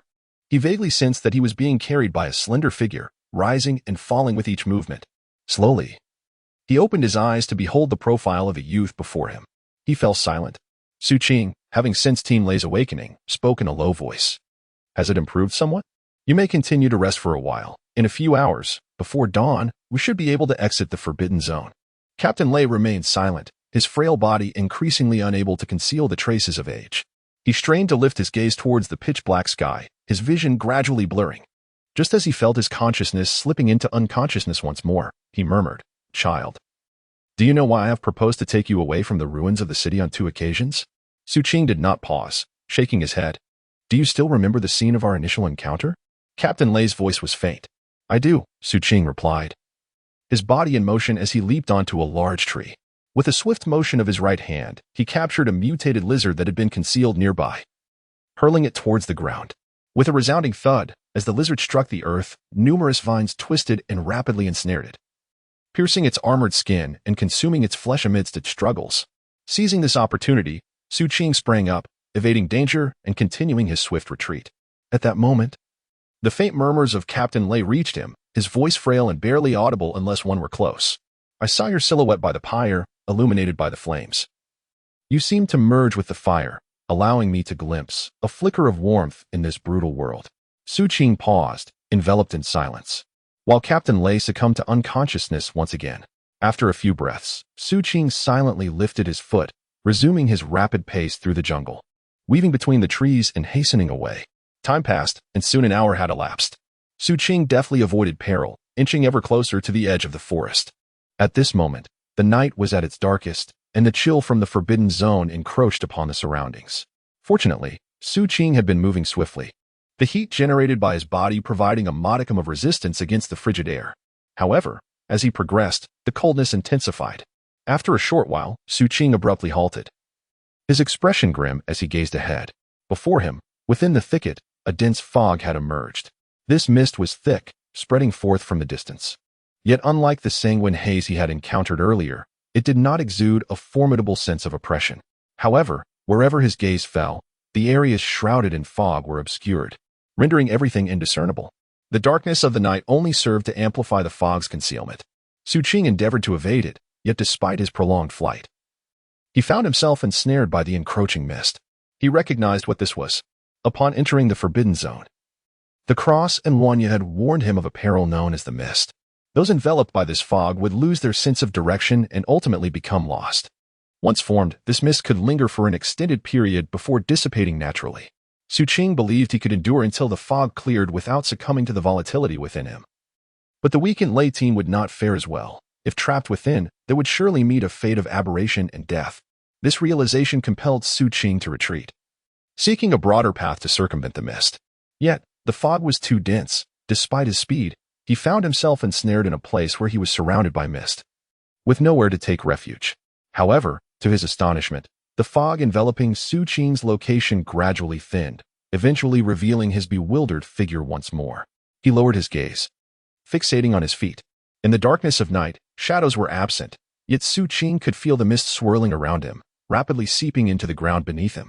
It was as if an invisible shadow had formed a vortex, consuming everything in its vicinity.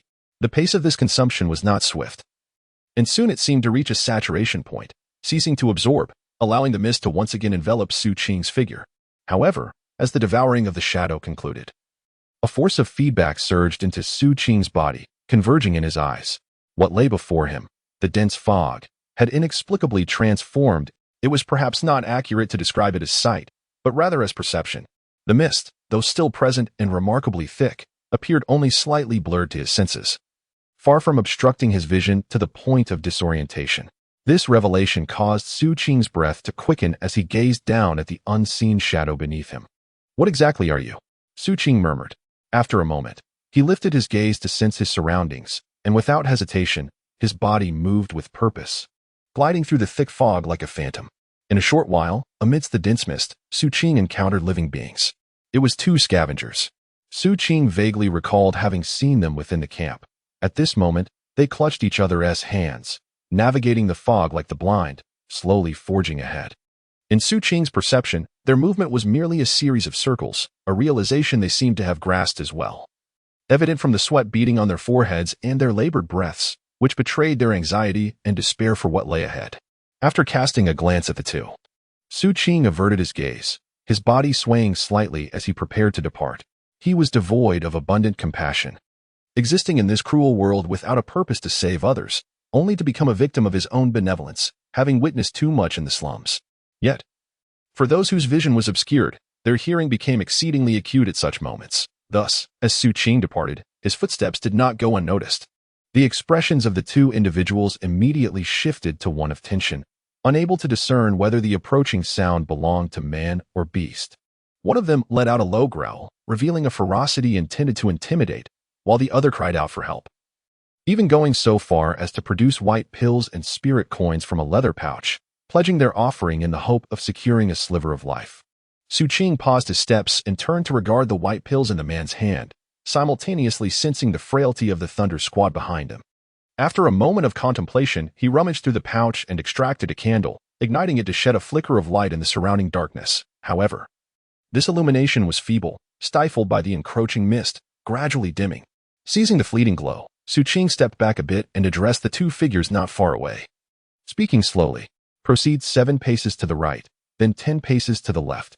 As Xu Qing's voice permeated the air, the two scavengers trembled, their faces alight with ecstasy, breath quickening as they immediately followed his directions. Under Xu Qing's successive commands, they circled left and right, deftly avoiding peril. Gradually, the mist around them thinned as they approached the flickering candlelight. When they finally entered the diminishing radius of the flame, illuminated by its glow, it was as if the blind had regained their sight. Overcome with emotion, they collapsed beside the candle, their hearts surging with exhilaration.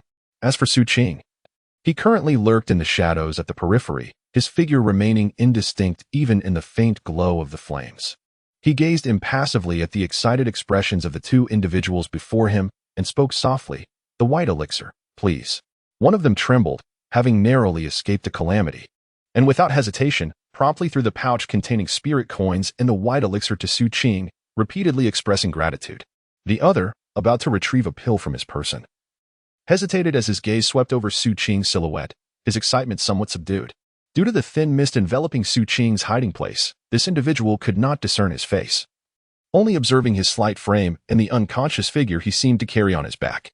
A flicker of intrigue flashed in his eyes, but he donned a smile, feigning sincerity as he spoke. "Brother, I have exhausted all my white elixirs, but rest assured, once the mist dissipates or if you find a way to help me out, I shall repay you manifold."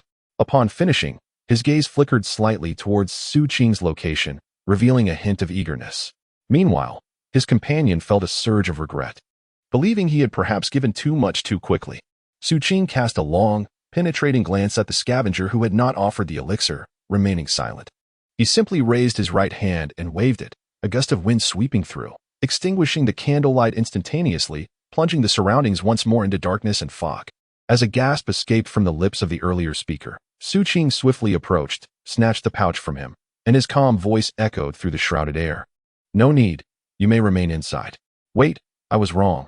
I truly made a mistake.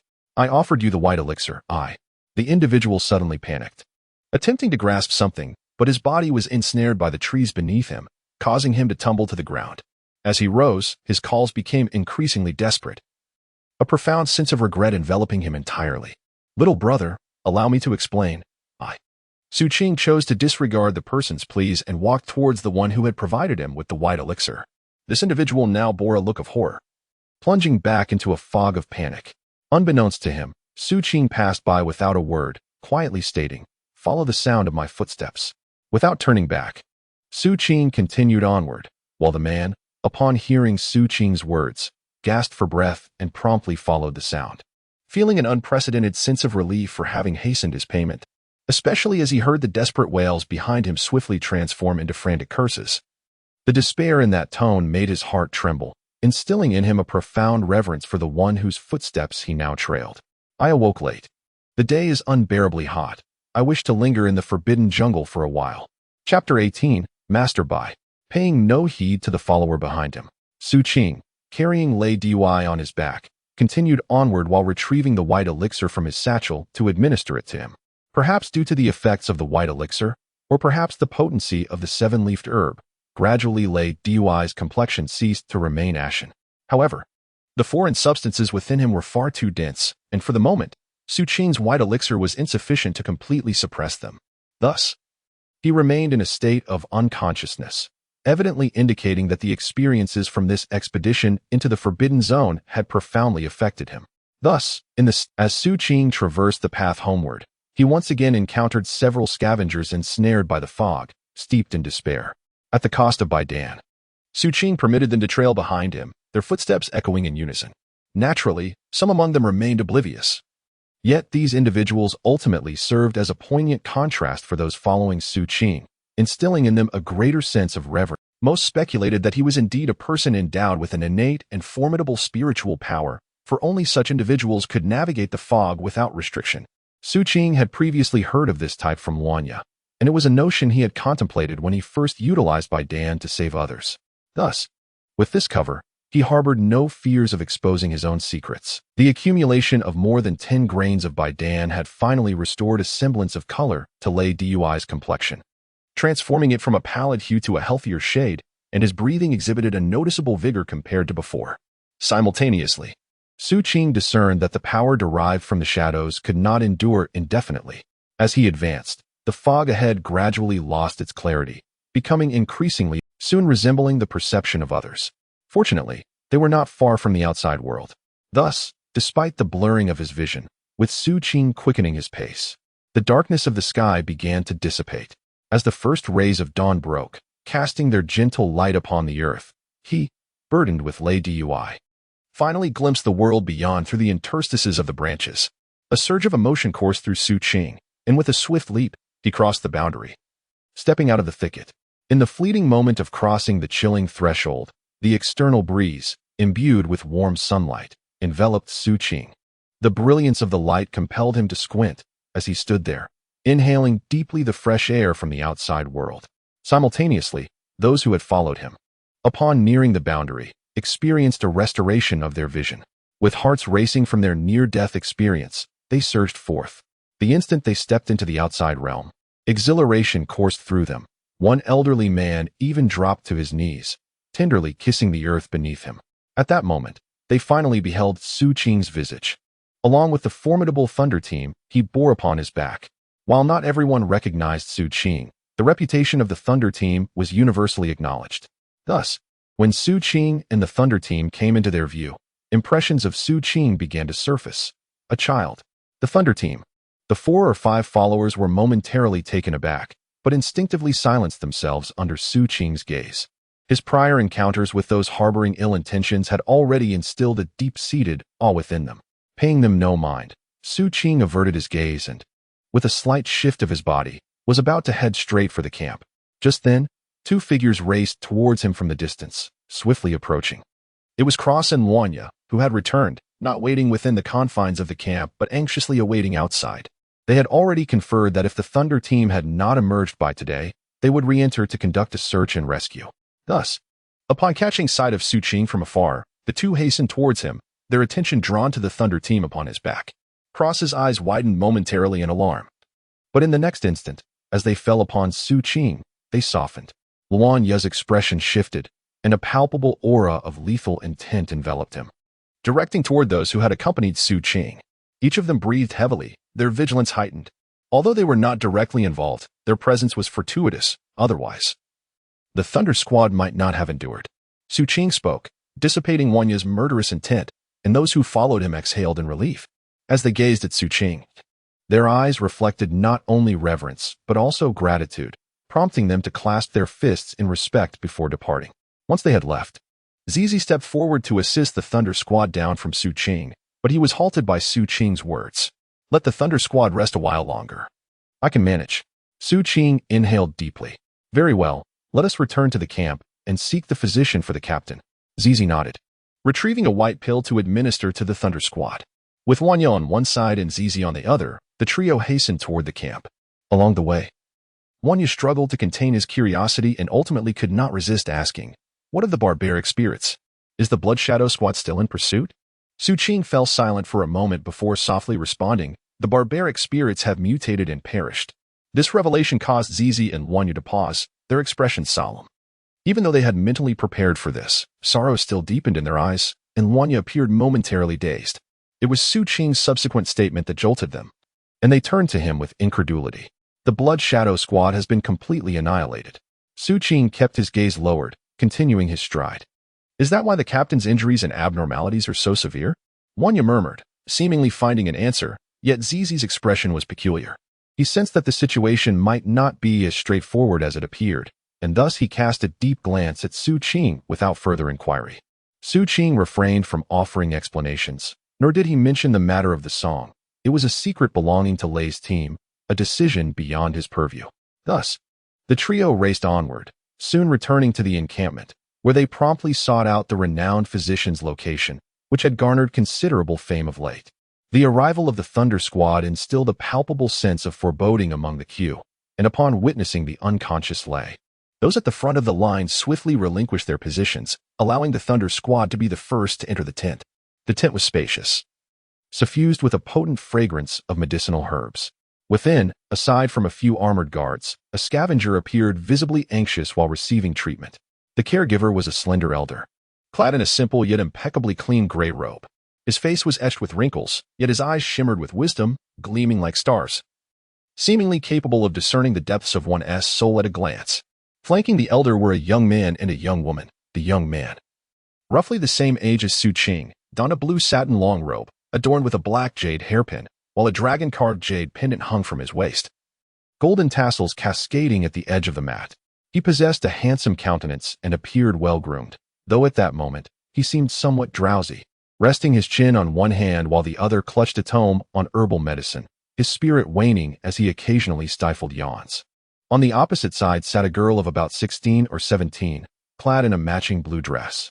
Her cascading hair framed a delicate oval face, her skin as fair as snow, and her beauty was strikingly ethereal. Her crystalline eyes, limpid and lucent, shimmered like a constellation of stars. Noticing the young lad beside her dozing off, she offered a gentle smile, her gaze returning to the pharmacopoeia in her hands. Within that smile, her eyes curved like crescent moons, as if her very essence were overflowing. In her every gesture and expression, an innate nobility manifested, compelling admiration for her refined and radiant grace. This idyllic couple possessed an ethereal quality seldom encountered by scavengers, causing Wanya to feel somewhat overshadowed. And even Cross cast more than a cursory glance. As for Xu Qing, his gaze lingered upon the medicinal texts in their possession, a hint of envy flickering in his eyes before he quickly diverted his attention, focusing instead on the physician ahead. At that moment, the physician concluded his consultation with the scavenger, offering a few parting words. As the grateful scavenger departed, the physician cleansed his hands in a copper basin and raised his head, his gaze settling upon Xu Qing and his companions. His eyes initially rested upon Xu Qing, imbued with a certain profundity, before shifting to the figure of Lei, whom he carried upon his back, and he spoke in a measured tone. Lay him down. For reasons unknown, Xu Qing felt a sense of unease under the old man's gaze, as if he were once again standing before the schoolmaster in the slums. With the assistance of Cross, the two carefully lowered Lei, positioning him supine before the old man. Lei, now gradually regaining consciousness, was momentarily taken aback upon seeing the tent, as well as the physician and Xu Qing's group. He began to rise, but the elderly physician's voice, calm and composed, interjected, "Remain still." These words prompted Lei to turn his gaze towards the physician, and after a brief exchange of glances, Lei silently acquiesced, allowing Cross to assist him as he offered a respectful bow to the physician. "Slightly injured. They brought me here to avoid troubling Master Bai. I am fine. Do you recognize me?" The elderly physician inquired with some confusion, glancing at Team Lei.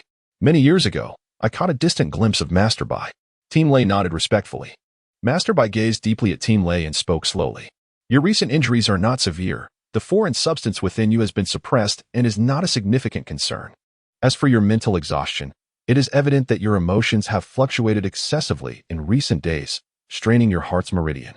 These factors combined may present some complications, yet they are manageable and treatable. However, the crux of the matter lies in the hidden injuries sustained years ago. You must have had your foundation destroyed by someone in your early years. The cultivation you possess now is a result of starting anew. Achieving this level of proficiency despite such a setback is no small feat nevertheless. With all these factors intertwined, you have exhausted your reserves. Ordinary remedies will be of little help, and I am powerless to assist you. I can provide you with a prescription that may offer some healing, but the outcome depends on your fate. However, you must remember, from this moment on, you cannot continue your cultivation practices. Should the foreign substance increase again, it may trigger a recurrence of your hidden injuries, which would undoubtedly be fatal. Upon hearing Master Bai's words, Zizi and Wanya fell silent, clearly aware of Team Lei's previous loss of foundation. Xu Qing was oblivious to this fact and looked at Team Lei, suddenly recalling the blood-red women's boots from the song within the Forbidden Zone. Is there truly no other way? Zizi asked somberly. Indeed, should one be fortunate enough to encounter treasures of nature akin to the fabled Heaven's Fate flower, it is entirely possible to prolong one's existence. Many years ago, it was rumored that such a specimen had once graced the nearby Forbidden Zone. The atmosphere grew tense as the members of the team exchanged glances. However, Lei, with an air of calmness, merely smiled. It's not as dire as it seems. These are merely old ailments, he remarked, choosing not to disturb Master Bai. With a respectful bow to Master Bai, he signaled for Xu Qing and the others to take their leave. One by one, Xu Qing and his companions expressed their gratitude and departed, clutching the prescriptions given by Master Bai. Yet, troubled by his own thoughts, Xu Qing couldn't shake the feeling. As he bowed in thanks, Master Bai's gaze upon him was laced with a hint of scrutiny. The journey back was marked by a heavy silence among the Thunder team. Upon returning to Lei's residence, Zizi and Wanya seemed poised to speak, only to be gently dismissed by Lei. Once they had exited, Lei retrieved some tobacco from within the house, along with a pipe from his leather pouch. He packed the tobacco, ignited it, and took a deep drag, exhaling a cloud of smoke with a contented sigh. Observing Xu Qing's concerned expression, he waved the pipe and chuckled. It feels wonderful to indulge after refraining in the Forbidden Zone. This is more effective than any medicine. Just as Xu Qing was about to respond, Lei interjected. What would you like to eat today? I shall prepare a feast. Perhaps we could share a drink. Lei seemed disinclined to hear Xu Qing's thoughts, prompting Xu Qing to silently regard him for a moment before eventually nodding in agreement. Let us have snake. Chapter 19. The taste of humanity within the scavenger's encampment. Aside from the essentials for survival, the most abundant resource was, indeed, meat. Due to the proximity of the Forbidden Zone, there are scavengers who venture forth daily, resulting in an abundance of edible meat available at various stalls within the camp. Upon hearing Xu Qing express a desire to consume snake, a broad smile spread across the weathered face of team leader Lei. He understood that Xu Qing's mention of eating snake stemmed from a remark he had made long ago, which this young lad had evidently etched into his memory. Consequently, he interjected to prevent Xu Qing from going out to procure mate. The individuals within the camp were cunning. Lacking knowledge of the bizarre creatures from the Forbidden Zone, one could easily be deceived, leading to instances of coercive sales. Allow me to handle it, Lei declared as he rose from his seat. Upon hearing the phrase coercive sales, Xu Qing instinctively touched his iron skewer and, after a moment of contemplation, responded earnestly. They wouldn't do that. Lei cast a glance at the iron skewer, chuckling silently before making his way out of the courtyard. Watching Lei's retreating figure, Xu Qing pondered for a moment before heading to the side room, meticulously washing the pots and bowls within. He arranged the table and ultimately set out 3 sets of chopsticks and bowls atop it. As he gazed at the extra set, Xu Qing suddenly grasped a poignant realization. It belonged to a person who would never return. The words of team leader Lei echoed in his mind, and in silence, he placed the 3rd set of chopsticks and bowls beside Lei's. The chair was positioned similarly. After completing these tasks, Xu Qing turned to survey the courtyard outside. The sky was now cloaked in the hues of dusk. A chill in the wind hinted at the presence of snowflakes. In late March, while the eastern region of Nanhuang Prefecture experienced the thawing of the earth and the awakening of life, winter still clung stubbornly, occasionally scattering snowflakes as if to remind all that it had not yet departed. At this moment, snowflakes danced beneath the gray, overcast sky, swept down by the wind. They seemed to descend from the heavens to the earthly realm, spreading across the ground only to be swiftly melted by the warmth of the earth. Ultimately, all that remains is a muddy expanse. Regardless of their noble origins or pristine nature, in this realm of mortals, they inevitably blend with the mire, becoming indistinguishable from one another. It is uncertain whether the wind, imbued with the essence of the snow, renders it colder, or if the snow, in turn, imbues the wind with a deeper chill. As the frigid gusts sweep across the land, through the encampment, and past the bamboo houses, Xu Qing feels a chill. Though a cultivator, the long-buried fear of the cold, accumulated over many years, renders him somewhat uncomfortable in this icy atmosphere. Just then, through the biting wind, he spots a staggering figure approaching from afar, battling against the storm. As the figure pushes open the gate, a voice, laced with laughter, pierces through the snowstorm. "Child, you are in for a treat today. Look what I have procured. This is a red-flowered snake, renowned for its exquisite flesh. I shall demonstrate how to prepare it shortly." Team leader Lei strides into the side room, brandishing the snake's carcass. Noticing the tidiness of the room, the arrangement of the tables and chairs, and particularly the two sets of utensils placed side by side, a smile breaks across Team Leader Lei's weathered face as he casts a deep glance at Xu Qing. "Do you wish to learn how to cook snake?" he inquires. "Indeed," Xu Qing replies, his eyes sparkling with eagerness. He harbors a profound thirst for all knowledge unknown to him, especially the delectable dishes prepared by Team Leader Lei. Lei chuckles, beckoning Xu Qing to his side. As he begins to explain while expertly preparing the meal, the serpent, by conventional wisdom, ought to be decapitated and dismembered. However, those unaware may not realize that the tail, being the site of excretion, must be removed, while the head, if properly handled to neutralize its venom, can enhance the overall flavor of the flesh. Team leader Lei spoke with great enthusiasm about cooking. Xu Qing, listening attentively, observed as Lei meticulously cleaned the serpent, skillfully skinning it and extracting the before chopping it into segments and setting them aside. "Remember, my child, the lingering taste of the meat in your mouth ultimately depends on the broth," Lei remarked, as he began to simmer the soup in a clay pot, incorporating various medicinal herbs, and ultimately adding the thoroughly prepared head of the serpent.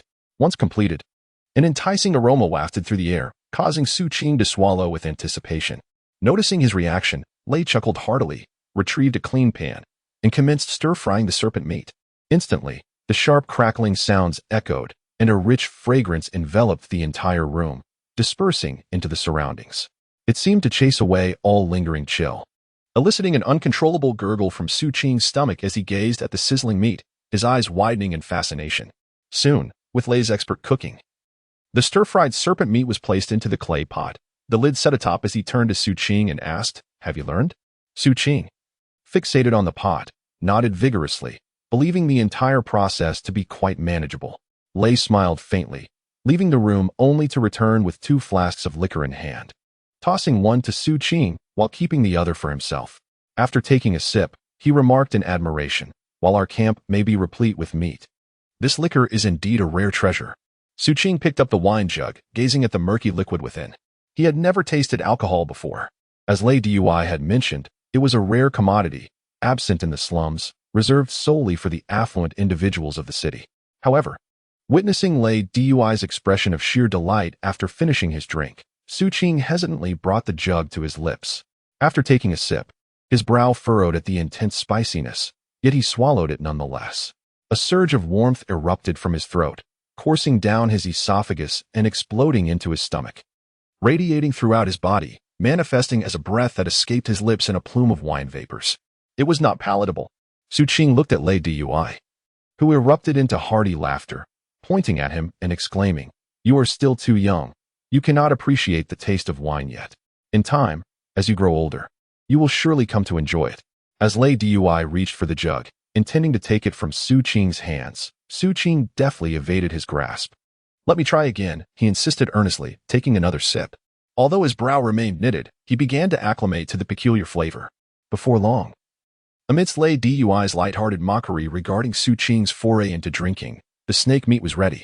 As he lifted the clay pot and unveiled its lid, an enticing aroma wafted through the air, causing Xu Qing's throat to involuntarily convulse. He set down the wine jug and waited for Lei Dui to first select a piece before swiftly using his chopsticks to extract a portion for himself, swallowing it eagerly. He could not shake off his habit of devouring food ravenously. Thus, amidst the howling winds and swirling snow outside, the warmth of camaraderie blossomed within the humble abode, where the elder and the youth sipped wine and feasted on meat. Observing Xu Qing's awkward yet determined grip on the chopsticks, a softness glimmered in Lei Dui's eyes, as he murmured to himself in the depths of his heart, "Ultimately, he remains but a child, a pity, to exist within this harsh world." At this moment, the wind and snow outside sweep through, finding their way into the dwelling through the gaps in its structure, settling upon Xu Qing. Although he is drenched in sweat from his meal, he still recoils slightly against the cold breeze. This subtle movement does not escape Lei's notice. He observes thoughtfully without uttering a word. After a prolonged silence, Xu Qing imitates Lei and takes a hearty gulp of liquor, exhaling the intoxicating fumes. He gazes at the elder who rescued him from the ruins and brought him here, and suddenly speaks, "Your injury. It's nothing. I've endured for so many years, it would be too easy to succumb now," Lei replies. Xu Qing falls silent, initially wishing to inquire about the destruction of his foundation, yet the haunting memories of the Forbidden Zone prevent him from voicing his thoughts. The meal stretches on for quite some time until Lei drains the last of the liquor from his flask, rises, his eyes somewhat hazy, and retreats into the dwelling. Observing his figure, Xu Qing distinctly senses that Lei once bore a formidable presence, a vitality that seems to have dissipated with this return from the Forbidden Zone. Xu Qing remains quiet, and after a while, he stands to clear the table, washing the pots and dishes before neatly putting them away, and finally returns to his own quarters. Sitting on the edge of his bed, he gazes out at the swirling snow and wind, curls up slightly, and retrieves the Blood Shadow Captain's pouch he had found in the Forbidden Zone. Though devoid of elixirs, it is filled with a considerable amount of spiritual currency and various trinkets. Xu Qing inspects its contents and ultimately extracts a black glove, which does not appear to be made of leather but possesses a somewhat metallic quality. After some attempts, Xu Qing discovered that the object possessed remarkable resilience and formidable protective qualities. Satisfied after striking it a few times, he removed it and, closing his eyes, began to meditate and regulate his breath. The night passed in silence. As dawn broke, the snowstorm continued to fall, albeit at a reduced pace. The frigid air from the night allowed the snowflakes to linger on the ground for a while. Thus, when Xu Qing stepped outside, he noticed the traces of snow beneath his feet. He tightened his clothing and cast a glance at the dwelling of the Thunder Squad before exiting the courtyard. A sense of purpose stirred within him. He felt compelled to do something, such as purchasing some white powder for the Thunder Squad. As he ventured forth, the crunch of snow echoed beneath his steps, leading him toward the general store. Passing by Master Bai's caravan tent, he heard faint sounds of boys and girls reading from within, which made him pause momentarily, casting an envious glance. After a brief moment, he silently turned away and continued toward the store. As he approached, he noticed a small girl outside, diligently clearing the snow. She was dressed rather lightly, her tiny hands reddened by the cold, exhaling puffs of mist into the air. After several days, it seemed she had somewhat acclimated to life in the camp. Though visibly weary, she was earnest in her task. Despite the ongoing snowfall, she persisted in her efforts, the scar marring her face starkly illuminated by the morning sun. Upon noticing Xu Qing's approach, the girl looked up, her eyes sparkling with delight as a joyful smile spread across her face. "Good morning. Good morning." Xu Qing felt a bit awkward in this exchange, nodding before directing his gaze toward the interior of the general store. Perhaps it was the early dawn or the weather. But the shop was deserted, and the proprietor was absent. "What would you like to purchase?" "I shall fetch it for you," the little girl cheerfully offered. Xu Qing turned his gaze toward her. Upon hearing his words, the girl leaned her broom against the wall and led Xu Qing into the shop. She hurried behind the counter, rummaging through items until she quickly retrieved several leather pouches. After inspecting them briefly, she placed them back. Moments later, she produced another pouch and handed it to Xu Qing.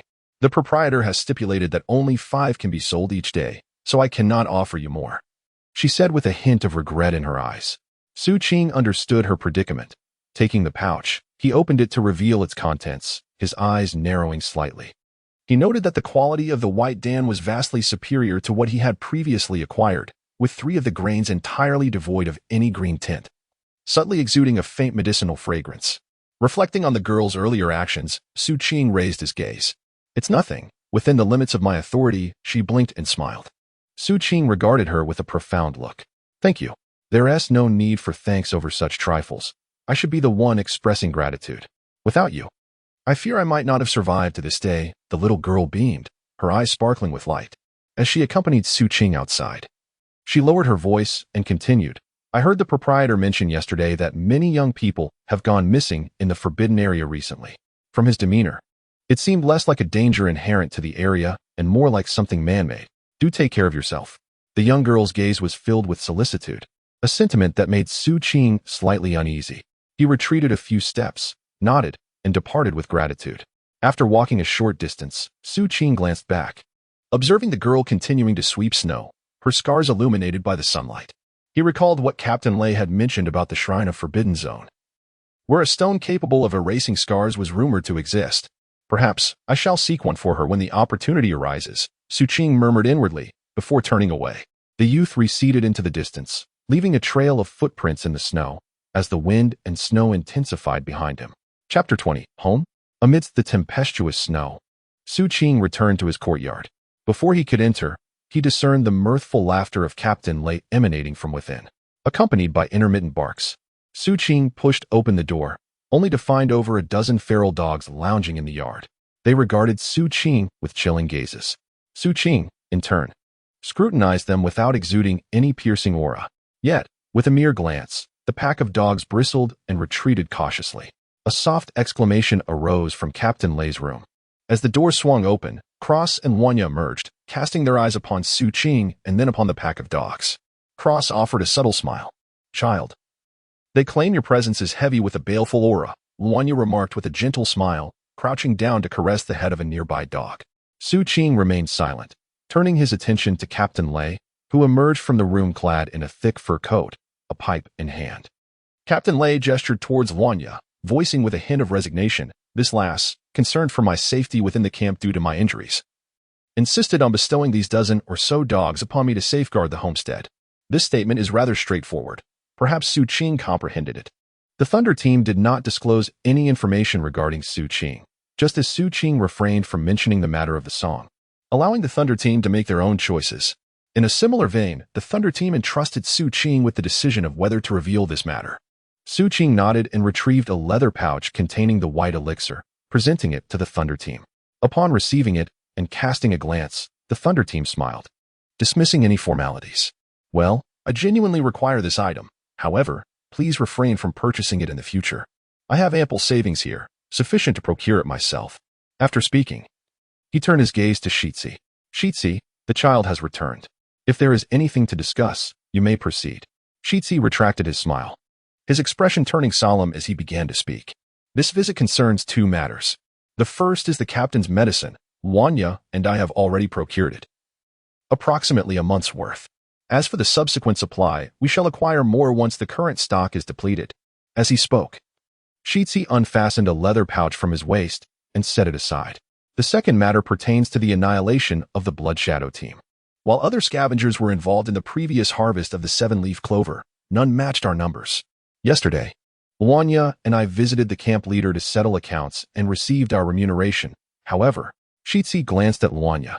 Wanya produced 4 leather pouches, placing them beside him, and then retrieved a wooden box, opening it in front of everyone to reveal a pill the size of a pigeon's egg, imbued with a rich emerald hue.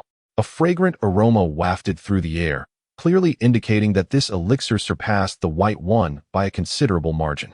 The wild spirit, devoid of kin, had his share divided among us. Within these 4 leather pouches lies our respective spiritual currency. As for this clear dust pill, at this point, Zizi glanced at Captain Lei, awaiting his allocation. "Give it to the child," Captain Lei replied nonchalantly, momentarily regaining the commanding presence befitting a leader. Zizi nodded, while Wanya, initially taken aback, appeared to ponder the implications. They had previously inquired about the events in the jungle, but Captain Lei remained reticent. The current distribution evidently provided clarity. "As for the wild spirit, it is correct. We have become his family." With a soft sigh, Captain Lei picked up his portion, and Zizi and Wanya followed suit, while Xu Qing quietly accepted his leather pouch. When Wanya offered him the clear dust pill, Xu Qing glanced at Captain Lei, whose stern gaze conveyed a silent message, prompting Xu Qing to discreetly stow it away. The 4 engaged in conversation for a while, primarily led by Zizi and Wanya, while Xu Qing maintained his customary silence, attentively listening. Nevertheless, both Zizi and Wanya were mindful of Xu Qing's presence, occasionally seeking his input. Time passed swiftly, and soon it was midday. As the wind and snow momentarily subsided, Zizi and Wanya decided to take their leave. Before departing, Zizi solemnly addressed Xu Qing. "Child, Wanya and I have accepted a task and must venture out for a while. During this period, the captain will be in your hands." With that, he produced a dagger and handed it to Xu Qing. "Your dagger is rusty. Take this one instead. It is quite sharp." Wanya also presented Xu Qing with a whistle. "Young one, your prowess in battle is remarkable. Yet even the mightiest warrior benefits from keen eyes and steadfast allies. This whistle grants you command over the camp's wild dogs." Should the need arise, a simple blow will summon them. Their intelligence is such that they will instinctively know their purpose. With these parting words, the two clasped their hands in a final salute to Xu Qing before departing into the distance. Xu Qing watched their forms recede, then carefully stowed the whistle away. He then secured the dagger given to him by the man with the cross into his boot, yet he did not discard his original blade. Subsequently, he lifted his gaze, following their silhouettes until they vanished beyond the horizon. Xu Qing then shifted his attention towards the quarters of the captain of the patrol. After a prolonged pause, he navigated through the throng of wild dogs and returned to his abode, where he closed his eyes and settled into a meditative posture. The wind howled with great intensity, its mournful cries sweeping across the land. Snow from the sky and ground mingled in midair, infiltrating the tents and dwellings through every crevice, disturbing those within. It also buffeted the captain of the patrol as he rested in his quarters, but he, accustomed to such harsh conditions, paid it no heed. Yet, the image of Xu Qing huddled against the cold lingered in his thoughts. He turned his gaze towards Xu Qing's dwelling. After a moment of contemplation, he donned his fur hat and stepped out into the elements. Time elapsed, and 3 days had passed in the blink of an eye. During this period, the snowflakes seemed to expend their last vestiges of energy, blanketing the land with their lingering chill.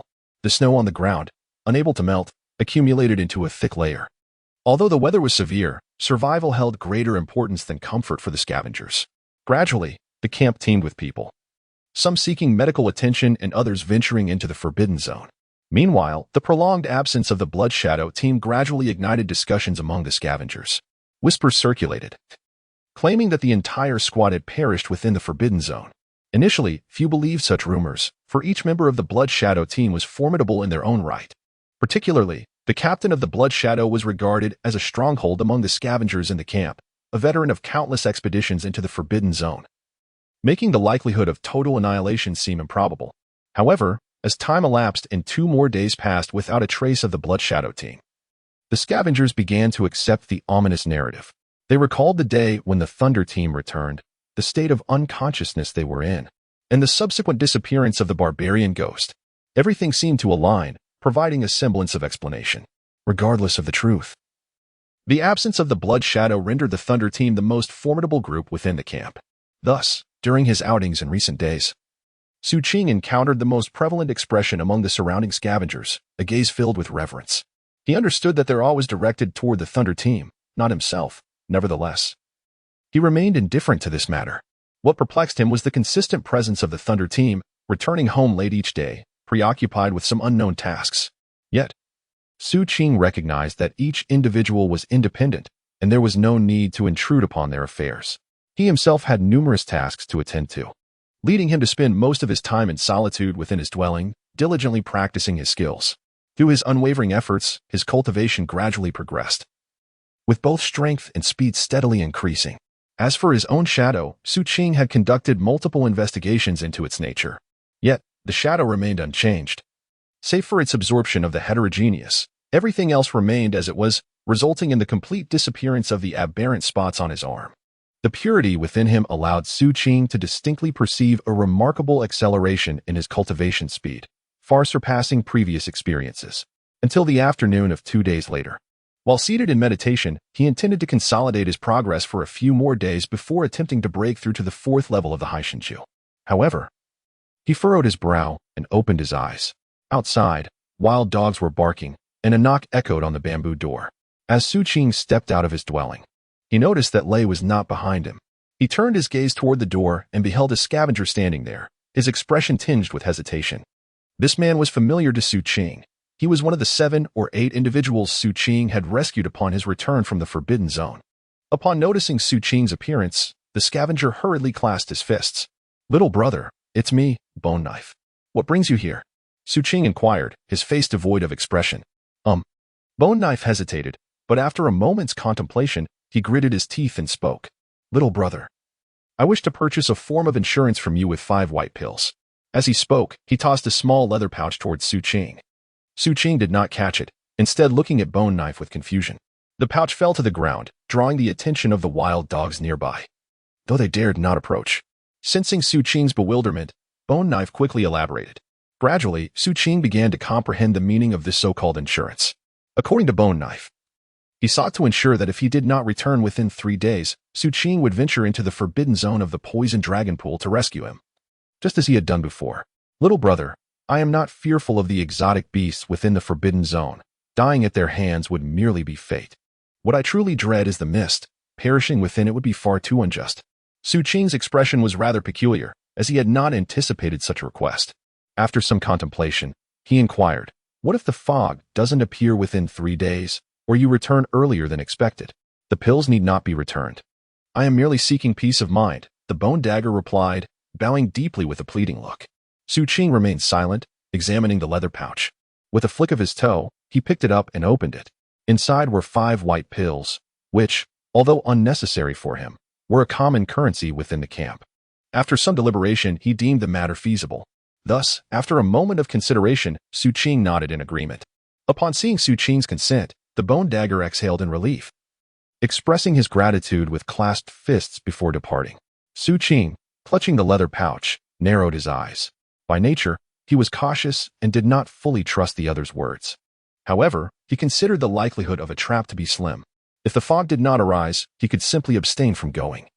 And if the other party could accurately predict the fog's arrival 3 days in advance, such proficiency would negate the need to scheme against others in this manner.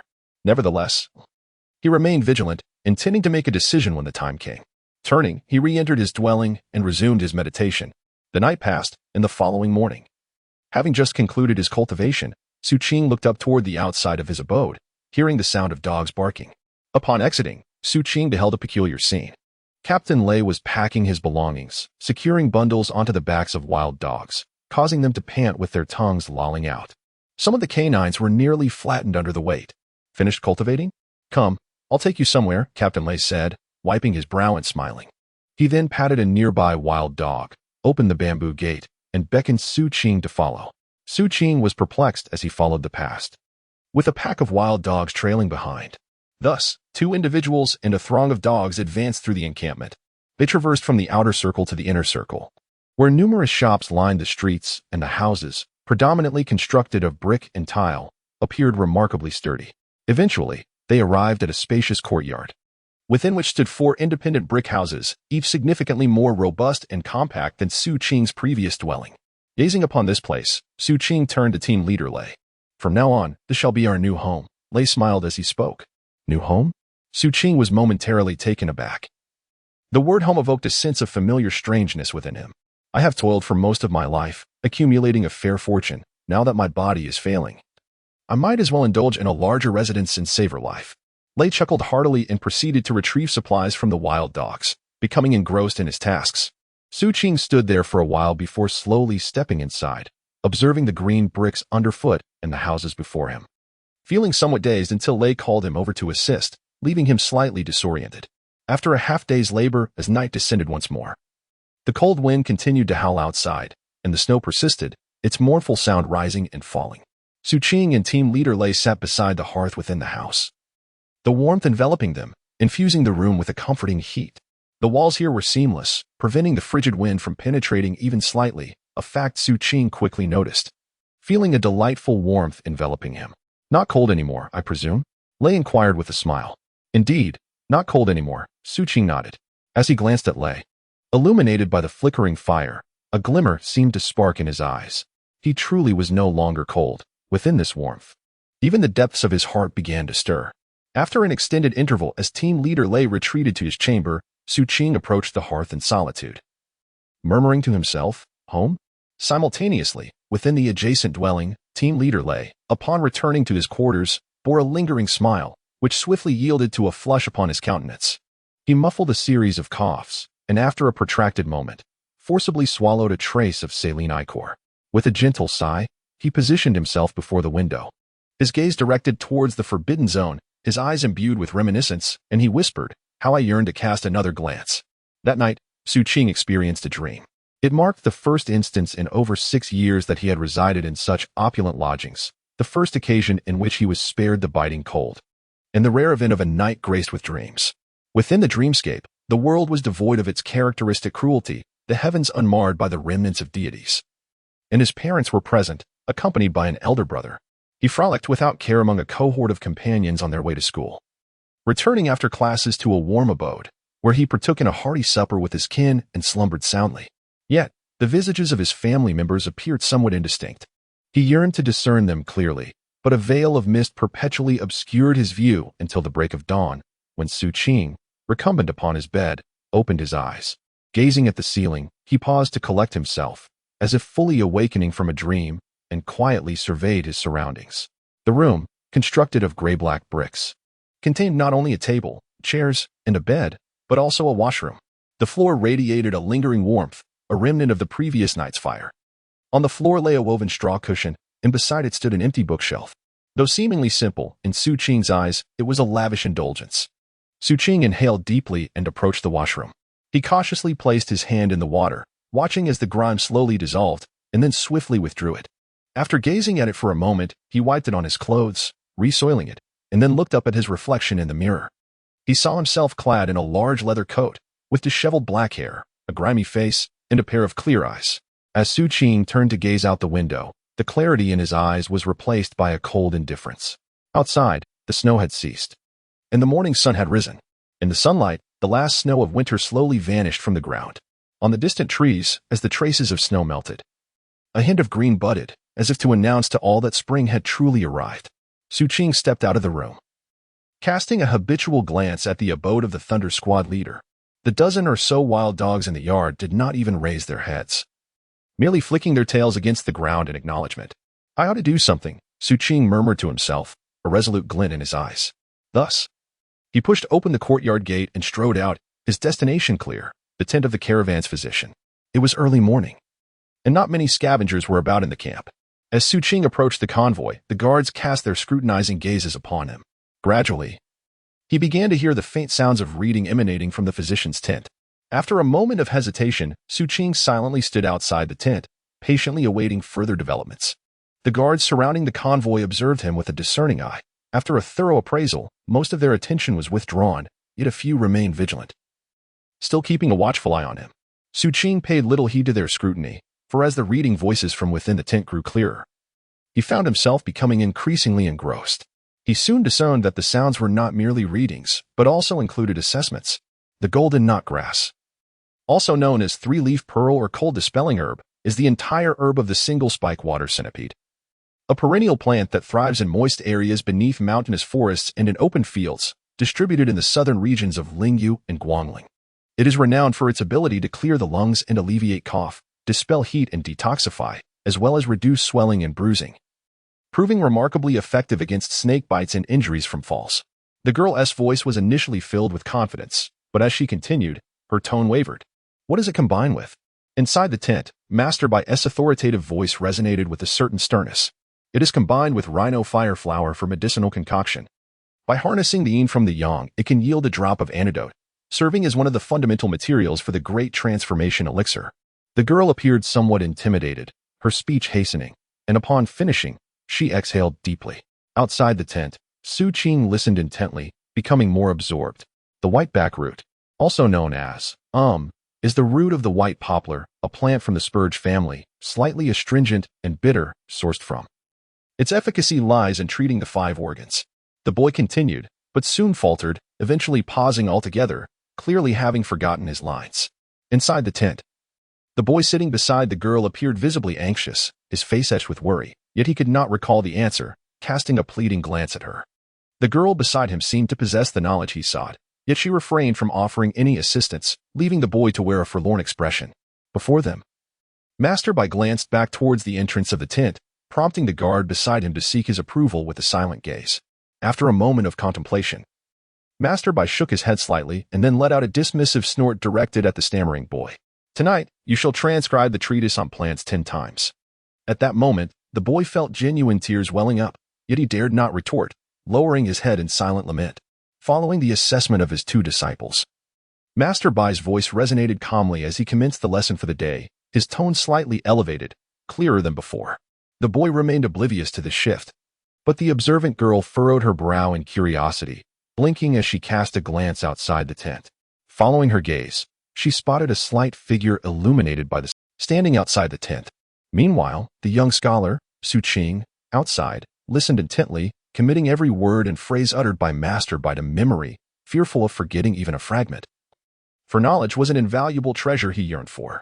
Thus, time gradually slipped away, and Master Bai's lecture extended beyond the usual duration, nearly doubling in length.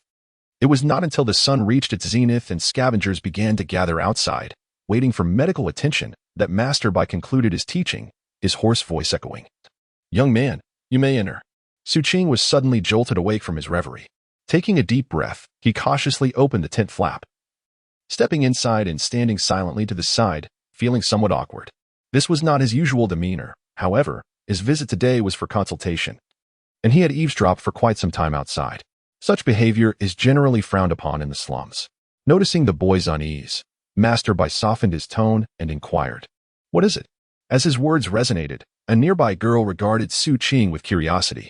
She recognized him from a few days prior when he had accompanied an elderly man for medical assistance. Xu Qing lowered his head and, emulating the earlier actions of team leader Lei, performed a deep bow to Master Bai. After a moment of hesitation, he voiced his desire to inquire about the heavenly fate flower. Upon concluding his request, Xu Qing retrieved 5 white dan from his pouch and placed them before Master Bai. The customary fee for a consultation was 1 white dan, yet Xu Qing felt that having listened to the master's teachings, even 5 seemed insufficient. Thus, he produced 10 spirit coins to accompany the white dan. After completing this, he felt a sense of calm settle within him. Master Bai regarded Xu Qing intently for a moment before addressing the girl beside him. "Tingyu, you may respond." The girl straightened her posture, her expression serious as she spoke in a clear voice. "The heavenly fate flower, also known as the life-extending flame or divine grass, is a variant of the sacred plant Rewood. According to records, there are 73 variations of this anomaly, but only the first type possesses medicinal properties. It can grow in any area within the forbidden zone, without a discernible pattern, and is exceedingly rare in quantity. The power to regenerate severed limbs and rekindle life, capable of healing all ailments save for those of the spirit, was articulated with fervor. The young woman swiftly seized a nearby tome, flipping through its pages until she unveiled one adorned with a curious illustration. It depicted an unremarkable flower, yet the serrated edges of its leaves were notably pronounced, and at its center lay a peculiar symbol formed by a silken thread. Xu Qing, with great attention, engraved this image in his memory. He bowed deeply to Master Bai and the young woman before turning to depart. Just as he was about to leave, Master Bai's faint voice echoed behind him, cautioning that this herb is elusive and often accompanied by formidable beasts. He should take care. Upon hearing this, Xu Qing bowed once more and, after exiting the tent, sped through the camp with remarkable swiftness. Upon reaching his dwelling, he promptly retrieved a bamboo slip from his pouch and, using an iron stylus, meticulously etched the description of the fateful flower and the totem as recounted by the young woman. After a moment's contemplation, he inscribed all that he had learned that day. Finally, he gazed at the densely packed characters on the bamboo slip, feeling a profound sense of satisfaction, as if he had stumbled upon a treasure. "If only I could continue to listen," Xu Qing murmured to himself, contemplating how he might be able to do so. After some time, he collected his thoughts and began his practice. That night, he awaited the return of Team Lei, informing them of his intent to venture into the forbidden zone. Team Lei hesitated at first but ultimately nodded, imparting their experiences to Xu Qing with the care of an elder watching over a departing child, sharing their wisdom in great detail. Only as dawn approached did Xu Qing conclude his words. After committing everything to memory, Team Lei presented him with a leather pouch containing various medicinal powders left by Wanya, grasping their specific functions. Xu Qing bid farewell to the camp at the break of dawn. As he sped across the wilderness, it wasn't long before he reached the outskirts of the forbidden zone. The moment he crossed the threshold, the warm sunlight outside was abruptly severed, and a chilling sensation penetrated his entire being. Xu Qing squinted his eyes, vigilant, his body transforming into a fleeting shadow as he darted into the thicket, vanishing within mere moments. Upon his second foray into the jungle of the forbidden zone, Xu Qing's familiarity with this place had markedly evolved since his initial encounter. Yet, the more acquainted he became, the more cautious he felt. As he leapt forward, he remained attentive to the surrounding flora, swiftly arriving at the site of the previous mire. Mimicking Wanya's prior actions, he scooped up the mud and smeared it onto himself before continuing onward. Time passed, and soon an entire day had elapsed. Unlike his previous expedition, Xu Qing did not encounter any fog. Although formidable beasts lurked in the shadows, they largely eluded him due to his vigilance. Along the way, he also observed the vegetation, searching for the fateful flower. At this juncture, he arrived at the spot where he had once faced the black-scaled wolf. Surveying his surroundings, he could still faintly discern the arrangement from that fateful day, though the ground was now littered with wolf carcasses, most of which had decayed into brittle bones. Upon closer examination of these remains, he noted the absence of bite marks, indicating natural decomposition rather than violent confrontation. A sigh of relief escaped Xu Qing's lips, for this suggested that the area was likely devoid of any lurking beasts. Consequently, he sought out a nearby spot to rest for the night, planning to resume his journey at the break of day. As the night swiftly descended, enveloping the jungle in profound darkness, Xu Qing concealed himself within the crevice of a tree, gazing toward the direction of the seven-leaf clover valley, beyond which lay a cluster of temples.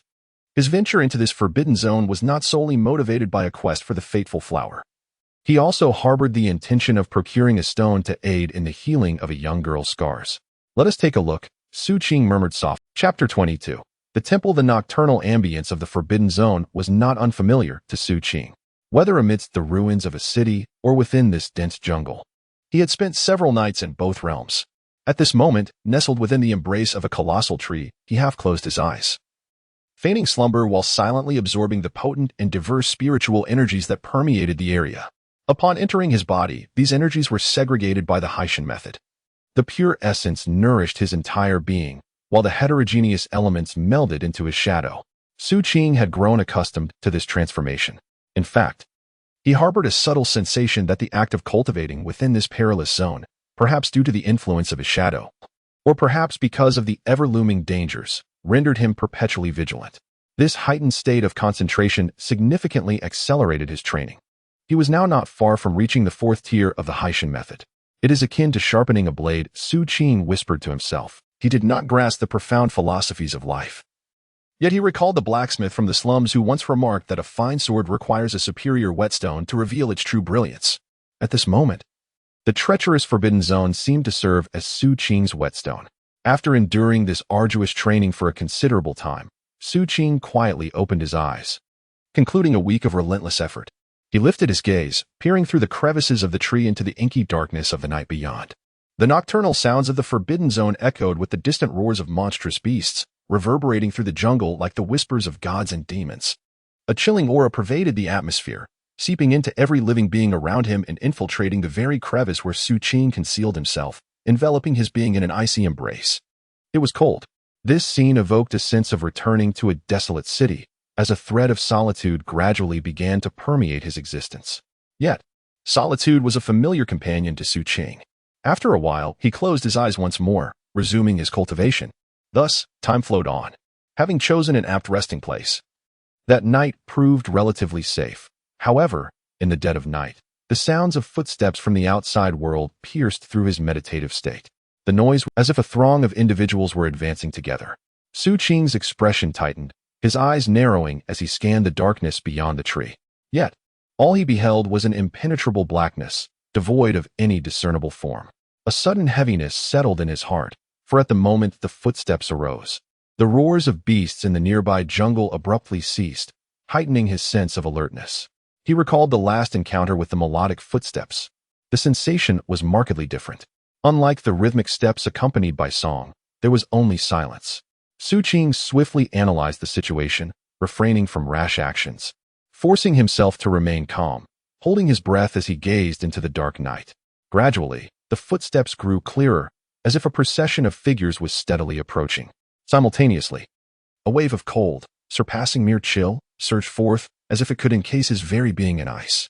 This chill was not unfamiliar to Xu Qing. Whether it was the haunting melodies of that day or the eerie entities that roamed the ruins at night, they all emanated a similar coldness. However, the intensity varied. The melodies of that day had the power to encase his very soul in ice, while the present cold merely induced discomfort in his body, falling short of rendering him immobile. It was akin to the strange presences found amidst the ruins. After discerning this, Xu Qing grasped the iron stake tightly, inhaled deeply, and stifled the turmoil within him, forcing his eyes shut and refusing to open them.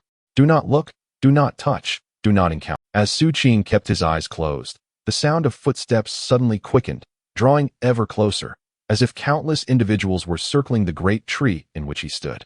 His mind trembled as he struggled to suppress the urge to open his eyes and glimpse the nature of these beings. After an extended period, When the first rays of the sun broke the horizon, the cacophony of footsteps finally ceased their haunting presence and gradually receded. The sky brightened. Xu Qing did not open his eyes immediately. He paused for a moment longer before slowly lifting his eyelids, revealing the thick layer of ice surrounding him, encasing him within. Through the icy barrier, sunlight cascaded over Xu Qing as he exhaled. With his left hand pressed against the icy surface, he forcefully thrust it. And with a series of cracking sounds, the ice shattered, scattering fragments across the ground. Xu Qing cautiously emerged, first surveying his surroundings. He noticed that the wolf carcasses from the previous day had vanished entirely, and the ground bore an abundance of footprints. Human footprints. They were dense and numerous, as if hundreds had traversed this path. The notion of such a multitude entering the forbidden zone was news to Xu Qing, one he had never heard before. Especially those footprints. They are indeed footprints, not shoe prints. Xu Qing fell into silence, his gaze lingering for a while longer, attuned to the peculiarities of the forbidden zone. At this moment, with the dawn breaking, the dangers of the forbidden zone were diminished compared to the night. Xu Qing persisted in his exploration, swiftly departing. Several hours later, he finally reached the farthest point of their previous expedition, the small canyon where the Thunder team had harvested the seven-leaf grass. Within the canyon, everything remained unchanged from when they had left. Sunlight cascaded through the canopy of vine-laden trees, casting a warm glow upon the ground, while fragrant blossoms wafted through the air, isolating them from the perils of the outside world, resembling a paradise untouched by time. Upon arriving here, Xu Qing exhaled lightly.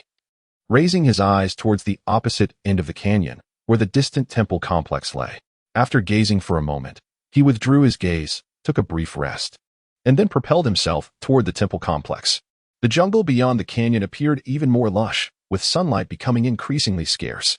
Perhaps it was the ancient temple complex that still emitted a grandeur and majesty from its era, which rendered the approach from the canyon relatively safe. The dense foliage seemed to have softened in its essence, even in the thicket closest to the temple complex.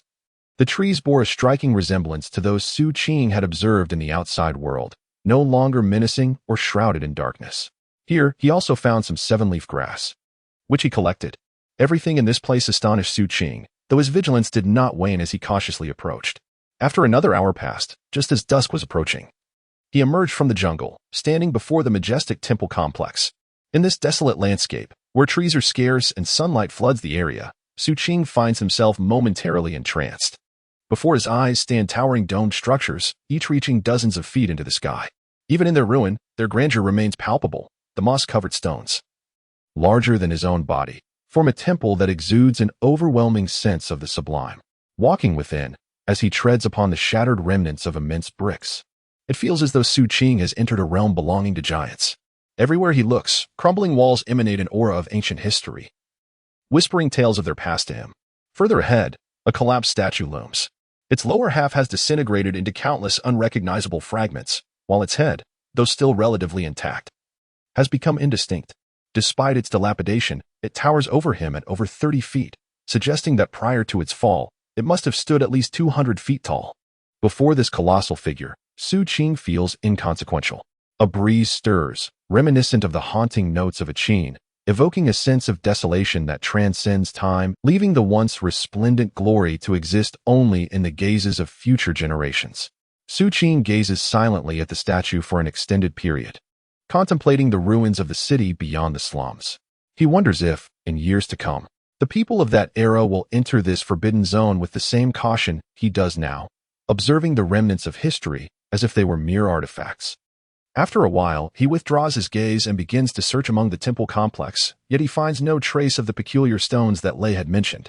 Back at his abode, he had inquired about these special stones, which are said to radiate a spectrum of colors, appearing sporadically and seemingly sprouting from the earth, without rhyme or reason. After an unsuccessful search, Xu Qing felt a tinge of regret. He ascended to the summit of a temple, where he stood gazing into the distance. Behind him lay the outer region of the forbidden jungle, its depths obscure, yet parts of it were discernible. Calculating the time, he recalled that today marked the 4th day mentioned by the bone knife, who had purchased insurance from him.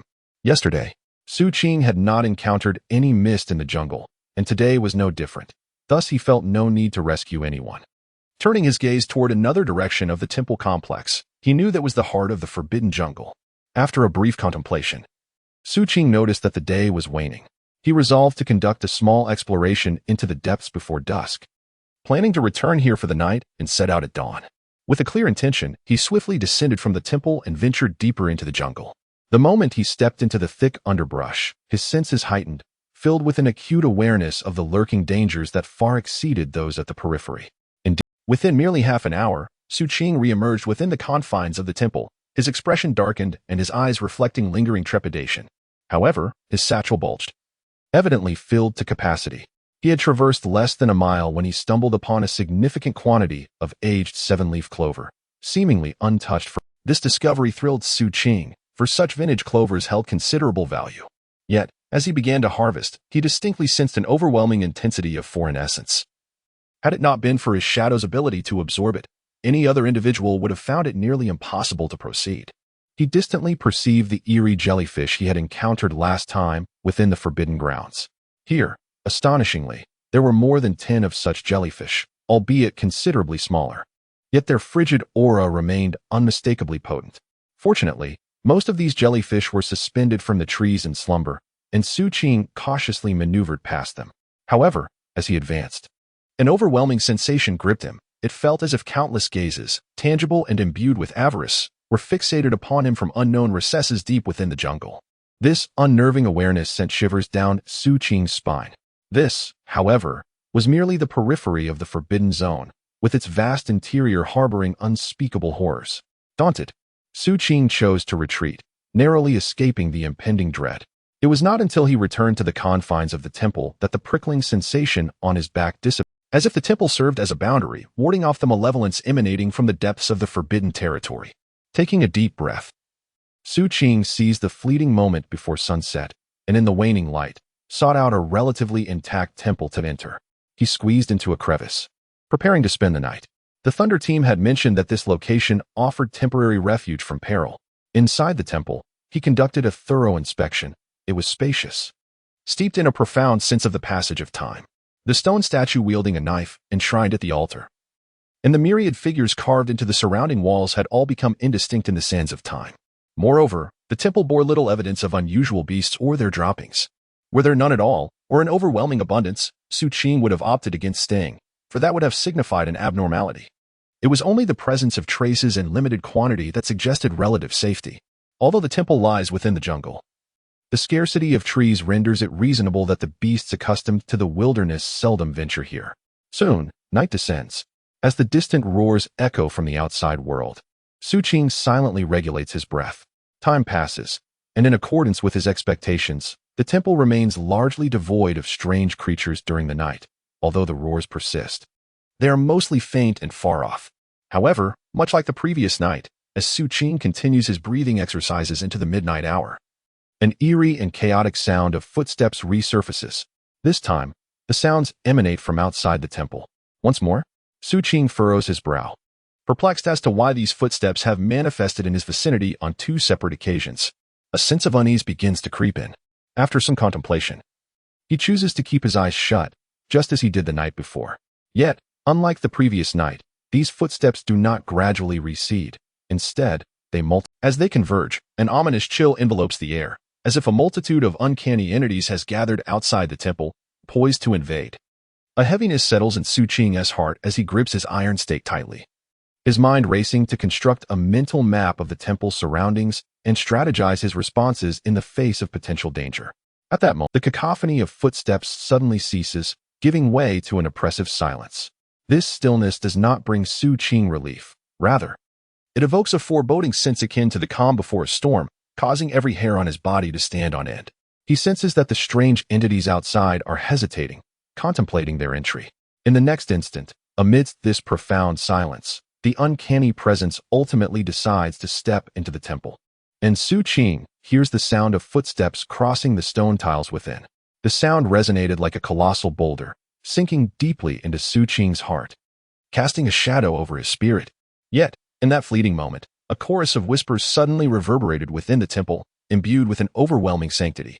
Golden rays of light erupted from the temple walls, illuminating the entire sanctuary and enveloping Xu Qing, transforming the pitch-black realm behind his closed eyelids into Beneath this golden luminescence, Xu Qing felt a piercing sensation in his eyes, compelling him for the first time to open them in the face of such an uncanny phenomenon. A week after the release of a new manuscript, he had penned nearly 90,000 words, a formidable feat for a novice. He beheld the golden light emanating from the temple walls, where indistinct figures shimmered.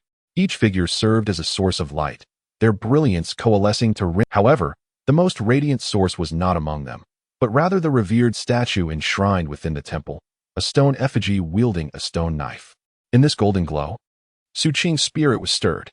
He noticed a swirling mass of black mist standing at the temple's entrance, its form obscured, revealing only a vague silhouette that twisted within the golden radiance. Behind this figure, outside the temple, countless other shadowy forms, both humanoid and beast-like, exuding an astonishing chill that coalesced into an overwhelming aura of frostiness, as if forming an invisible bond with the dark mist that had entered the temple. The sole shadow permitted within the temple slowly lifted its head under the golden light, unleashing a soul-shaking roar that reverberated through the air as it took another step forward. At this moment, it felt as though an offense had been committed, as if a taboo had been breached. In that fleeting instant, Xu Qing was horrified to witness the resplendent stone statue wielding a blade, which appeared to come to life, descending from its pedestal. With an unparalleled majesty and an indescribable sanctity, it strode forth like a celestial being, each step resonating with a thunderous roar as it approached the shadow. The blade rose and fell, delivering a single, unadorned strike. This blow, seemingly simple, concealed within it an essence of profound cosmic truth, reverberating with earth-shattering force. While the ears could not hear, a chilling sound, perceptible only to the soul, emanated from the shadow. In an instant, the mist evaporated, revealing a decayed figure clad in tattered garments. It was evident that this was an elderly man, his eye sockets hollow. In the next moment, his body disintegrated, dissipating like the mist. The surrounding shadows were also affected, their forms blurring as the golden light spread, allowing Xu Qing to discern a familiar face among them. The captain of the Blood Shadow. At that moment, he stood amidst the shadows, his gaunt visage devoid of expression, as the golden radiance enveloped him, seemingly purifying his entire being until he faded away. After a brief interval, those shadows that remained in the dark night gradually receded, ultimately vanishing completely. The golden light within the temple also diminished, and the awe-inspiring figure turned, returning to its original position. As the radiance fully dissipated, it appeared to revert to stone. Standing there, gazing toward the entrance, seemingly in anticipation, as if guarding, utterly motionless. After a considerable time, everything returned to normal. However, Xu Qing, who observed all of this from within the crevice of the stone, found himself breathless, his eyes betraying a sense of disbelief. The captain, who had seemingly perished amidst the mist of song, his bloodied shadow reduced to dust before his very eyes, was inexplicably still present. What appeared to be an ordinary temple radiated an extraordinary golden light during the night. The once immobile stone statue now descended as if a celestial being gracing the earth, wielding an unparalleled blade. At that moment, the sky outside transformed, sunlight breaking forth, heralding the arrival of a new day. It took Xu Qing a significant amount of time to calm the tumult within his heart and silently crawl out from the stone cleft. He gazed at the radiance outside, then turned to observe the statues adorning the surrounding walls, ultimately fixating his gaze upon the stone figure brandishing a sword. He was uncertain of the nature of this entity, whether it was alive or departed. The era to which this temple complex belonged remained a mystery, along with its former grandeur. Yet, the events of the previous night had left an indelible impression on him. Particularly, the overwhelming force encapsulated in that singular strike resonated deeply within Xu, marking it indelibly. He could hardly fathom that within this perilous and treacherous forbidden zone, there existed an area shrouded in darkness, untouched, and this matter had not been disclosed to him by Team Lei. Perhaps even they were unaware of it. Clearly, the spectacle witnessed last night was not a frequent occurrence, and there were none in the camp who shared a similar prolonged presence in the forbidden area as he did.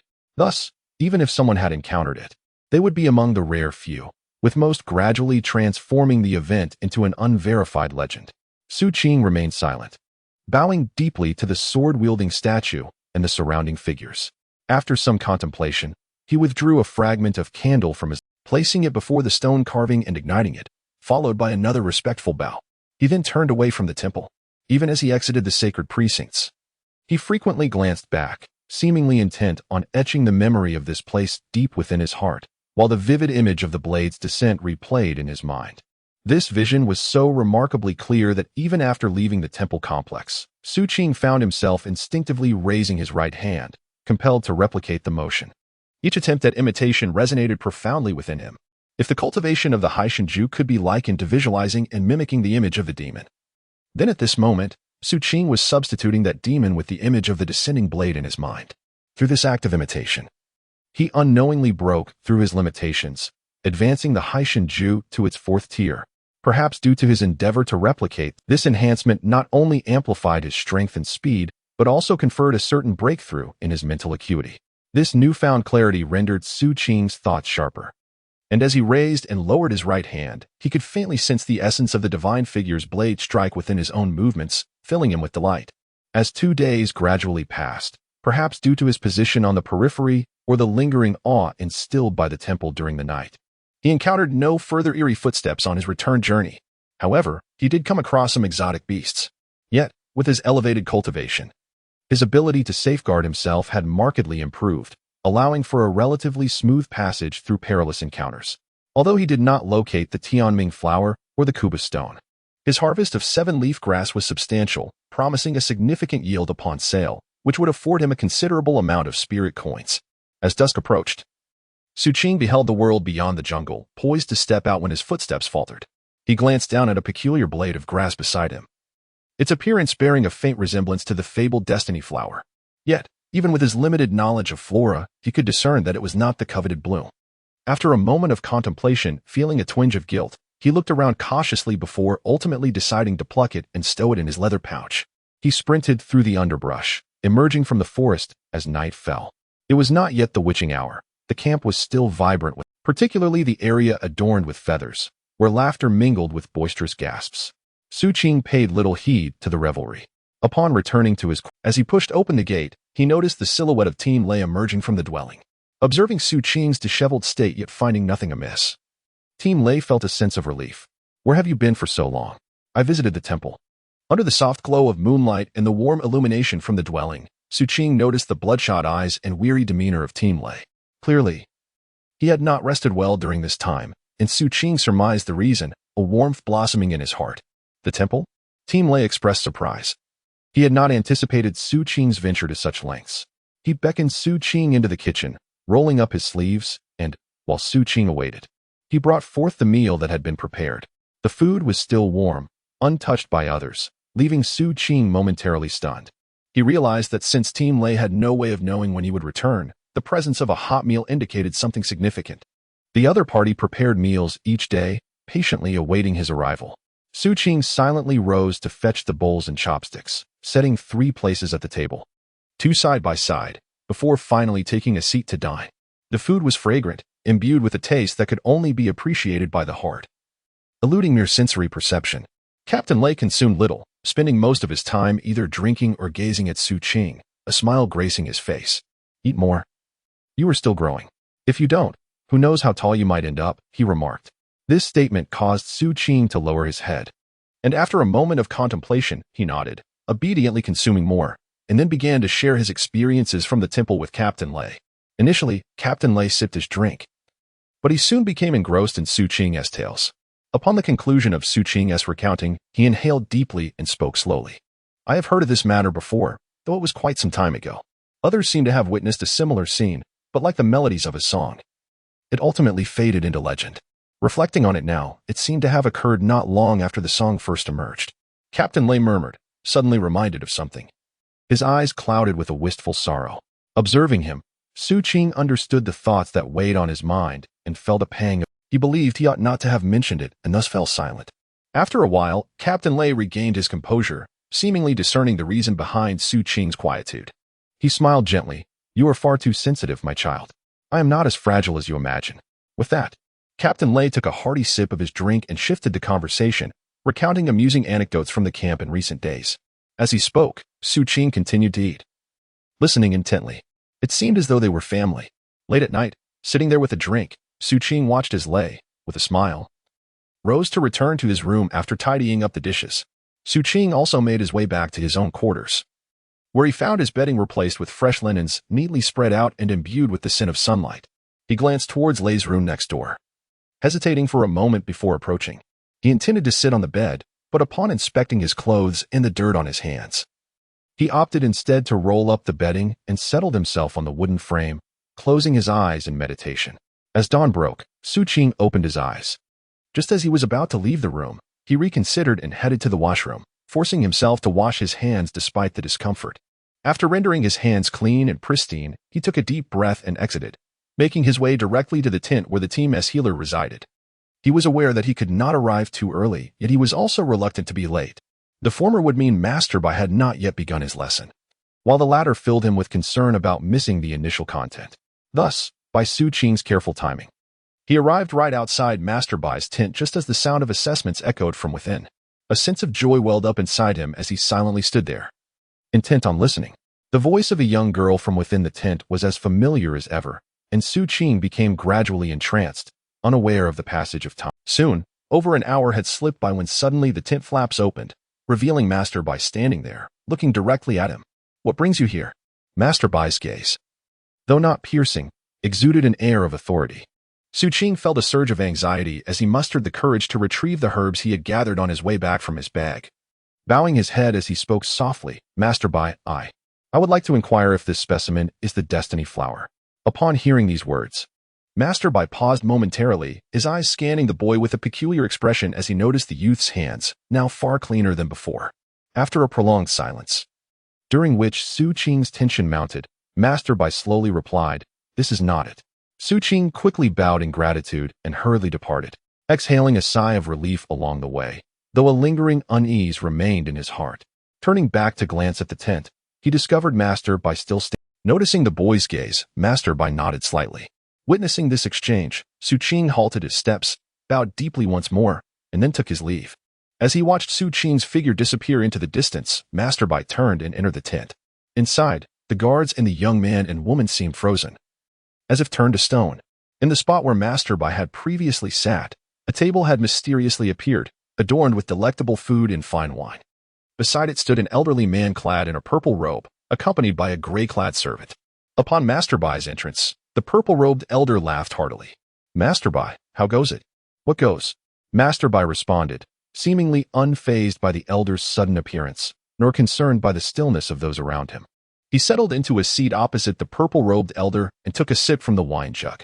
"I mean, how's that boy? I mentioned before that during my wait for you, I found a promising talent." The elder in the purple robe chuckled and spoke.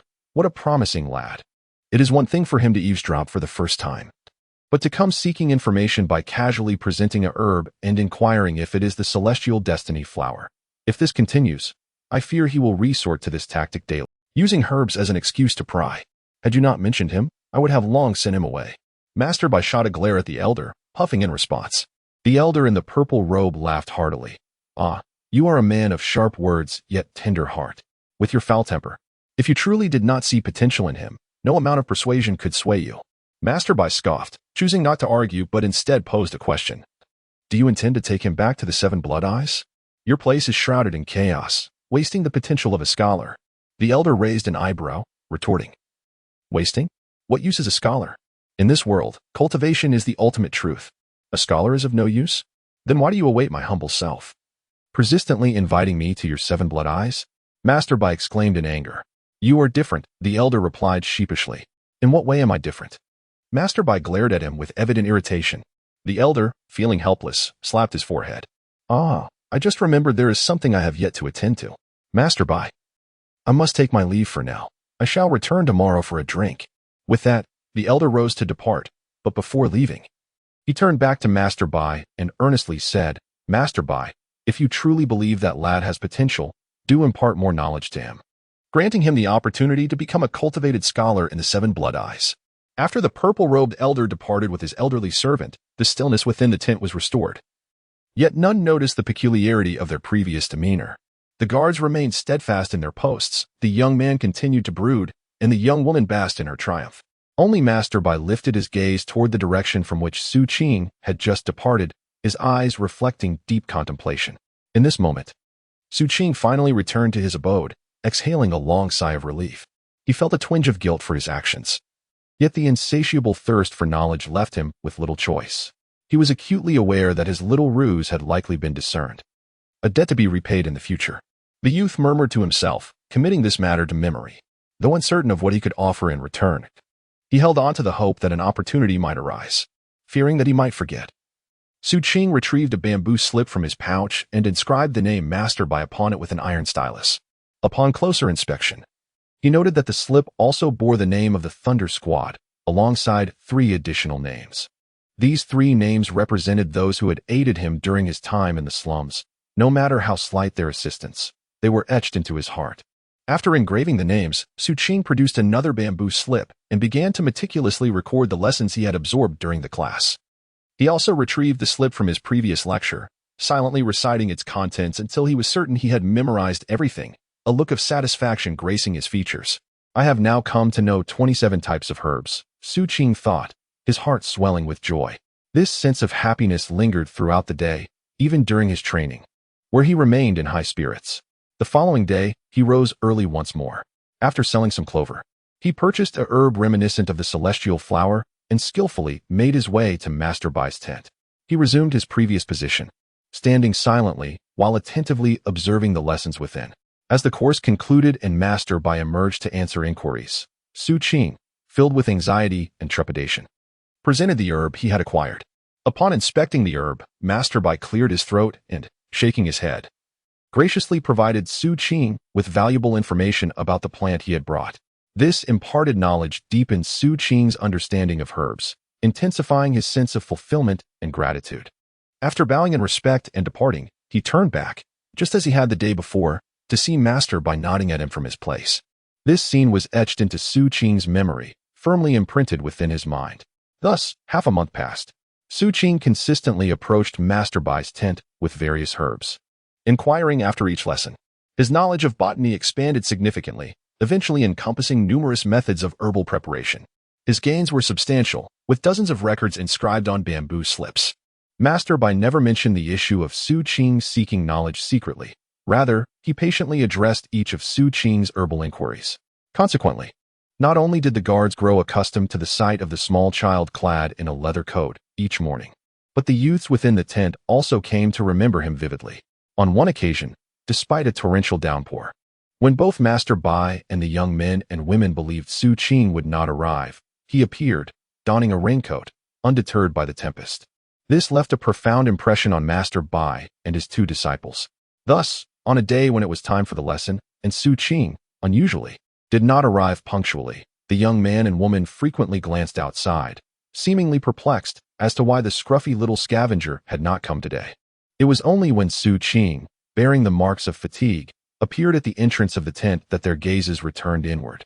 The reason for his tardiness lay in the fact that, apart from attending Master Bai's lectures, Xu Qing ventured into the Forbidden Zone each day, searching for the Destiny Flower and Scar Removal Stone while honing his skills in hunting exotic beasts. However, his quest was not particularly fruitful. He had yet to find either of the 2 items, and the perils of the Forbidden Zone were once again acutely felt by Xu Qing. Even though he had reached the 4th layer of the Sea Mountain technique, equipping him with the keen judgment and observation skills akin to those of an old scavenger, he could navigate the jungle's periphery cautiously enough to ensure his survival and even engage in hunting. Nevertheless, he would occasionally encounter dire threats. His late arrival was a result of a close encounter with a beast emerging from the depths, from which he barely escaped with his life, having run throughout the night to return by dawn. Upon his return, rather than resting, he silently attended the lecture. Moreover, during these days, Xu Qing had made a modest yet significant discovery concerning the insurance proposed by Bone Knife. Bone Knife was thriving. Since the last time Xu Qing purchased insurance from him, he had consistently returned to buy it before each foray into the Forbidden Zone. Although the mist had not reappeared, nor had Xu Qing taken any action, Bone Knife remained persistent. Remarkably, word had spread somehow, and gradually, more individuals began seeking him out for insurance. Xu Qing, exercising caution, largely ignored these new patrons, granting exceptions only to a few whom he had previously rescued. This has led to an increase in Xu Qing's income, and combined with his bountiful harvest from hunting within the Forbidden Zone, his life gradually improved. Although Team Lei could no longer undertake missions, Xu Qing generously paid a substantial rent. Even if Team Lei did not accept it, Xu Qing insisted, ultimately compelling them to accept his contribution. Most of this money was spent by Team Lei on food, ensuring that each time Xu Qing returned from the Forbidden Zone, he could enjoy a warm meal. They even purchased some new clothes for him. Xu Qing cherished these garments, refusing to wear them, neatly folding each piece and placing them in the cupboard. Occasionally, he would take them out to admire them, which brought him joy. The mealtime was the warmest moment for Xu Qing, not only because of the delicious food, but also because Team Lei often shared stories about camp life, much like an elder sharing tales of the neighborhood. During this time, both Zizi and Luanyu returned to accompany Team Lei for a spell before departing once more. One could say that this period was the most fulfilling for Xu Qing in the past 6 years. With hot meals, new clothes, the company of Team Lei, and his cultivation advancing alongside an expanding knowledge of botany, he cherished everything he had. Each day, he attentively listened to lessons outside the tent. Until one day, under the morning sunlight, Xu Qing stood outside the tent and heard Master Bai questioning the young boy within. Chen Feiyuan, please tell me about the medicinal herb night corpse ties. Chen Feiyuan was the name Master Bai used to address the boy, and over the past month, Xu Qing had come to know that the girl was affectionately called Tingyu. Upon hearing Master Bai's inquiry, the youth momentarily faltered, stammering a few words before falling silent. Xu Qing, unable to see the tent, could nonetheless envision the sorrowful countenance of the other party after the tent had been opened multiple times. Incompetent and uninformed, Tingyu, you shall respond. Master Bai's voice was stern, directly addressing the girl. Yet, this time, it was evident that she too was unprepared. The night corpse vine, also known as the poison mountain root doves. Teacher, I have forgotten, the girl admitted, her voice trailing off into silence. The tent fell into an immediate hush, clearly indicating that Master Bai's ire was brewing. At that moment, his voice, tinged with barely concealed annoyance, resonated. Child, you shall answer. Xu Qing outside the tent was momentarily taken aback, instinctively responding without hesitation. The night corpse vine, also known as the poison mountain root doves, is the stem and root of the herbaceous plant, the fine-veined doves of the Asteraceae family. It is a woody vine, found in the shadowy ravines of the Corpse Een Mountain, alongside cold streams or in forests. Its taste is astringent and pungent, slightly warm upon entry, with a sensation reminiscent of decay. It possesses remarkable efficacy in dispelling wind and resolving exterior conditions, yet in excess, it is toxic, representing a quintessential duality in the realm of flora. Xu Qing paused momentarily. What are the symptoms of an overdose? Within the tent, amidst the subtle defiance of the youth and the girl, Master Bai inquired once more. The symptoms of poisoning include abdominal pain, dizziness, and hallucinations, with the potential for death occurring within a quarter of an hour if not treated. Xu Qing responded, his heart racing yet unwavering. How is one to detoxify? Inducing vomiting and gastric lavage can be employed, supplemented with egg whites and the petals of the red thorn flower, administered during the zenith of the midday sun, with treatment not to exceed half an hour, for 3 consecutive days. As Xu Qing responded, Master Bai within the tent maintained a stoic demeanor. Yet the young men and women beside him widened their eyes in astonishment. What constitutes the duality of yin and yang in flora? Master Bai inquired once more. Yin and yang embody both righteousness and malevolence within a single entity. The positive yang represents medicine, while the negative yin signifies poison, Xu Qing answered without hesitation, as this knowledge had been repeatedly absorbed and thoroughly ingrained in his mind over recent days. And how does this particular specimen manifest? Master Bai's inquiries quickened. Taking the night corpse bindweed as an example, when combined with the fang's leaf, its yang efficacy is significantly enhanced, primarily benefiting the soul's injury, and offers slight relief in cases of dissimilar properties. However, when paired with the soft hair flower, its yin potency surges dramatically, rendering it so toxic that ordinary individuals who ingest it may perish within 30 breaths. How is the soft hair flower to be handled? What purpose do the roots of the fang's leaf serve? Master Bai's questions escalated in rapidity. Xu Qing's initial tension began to dissipate, and he responded with equal swiftness. An exchange of questions and answers transpired between the elder and the youth, with time slipping away until a stick of incense had burned down.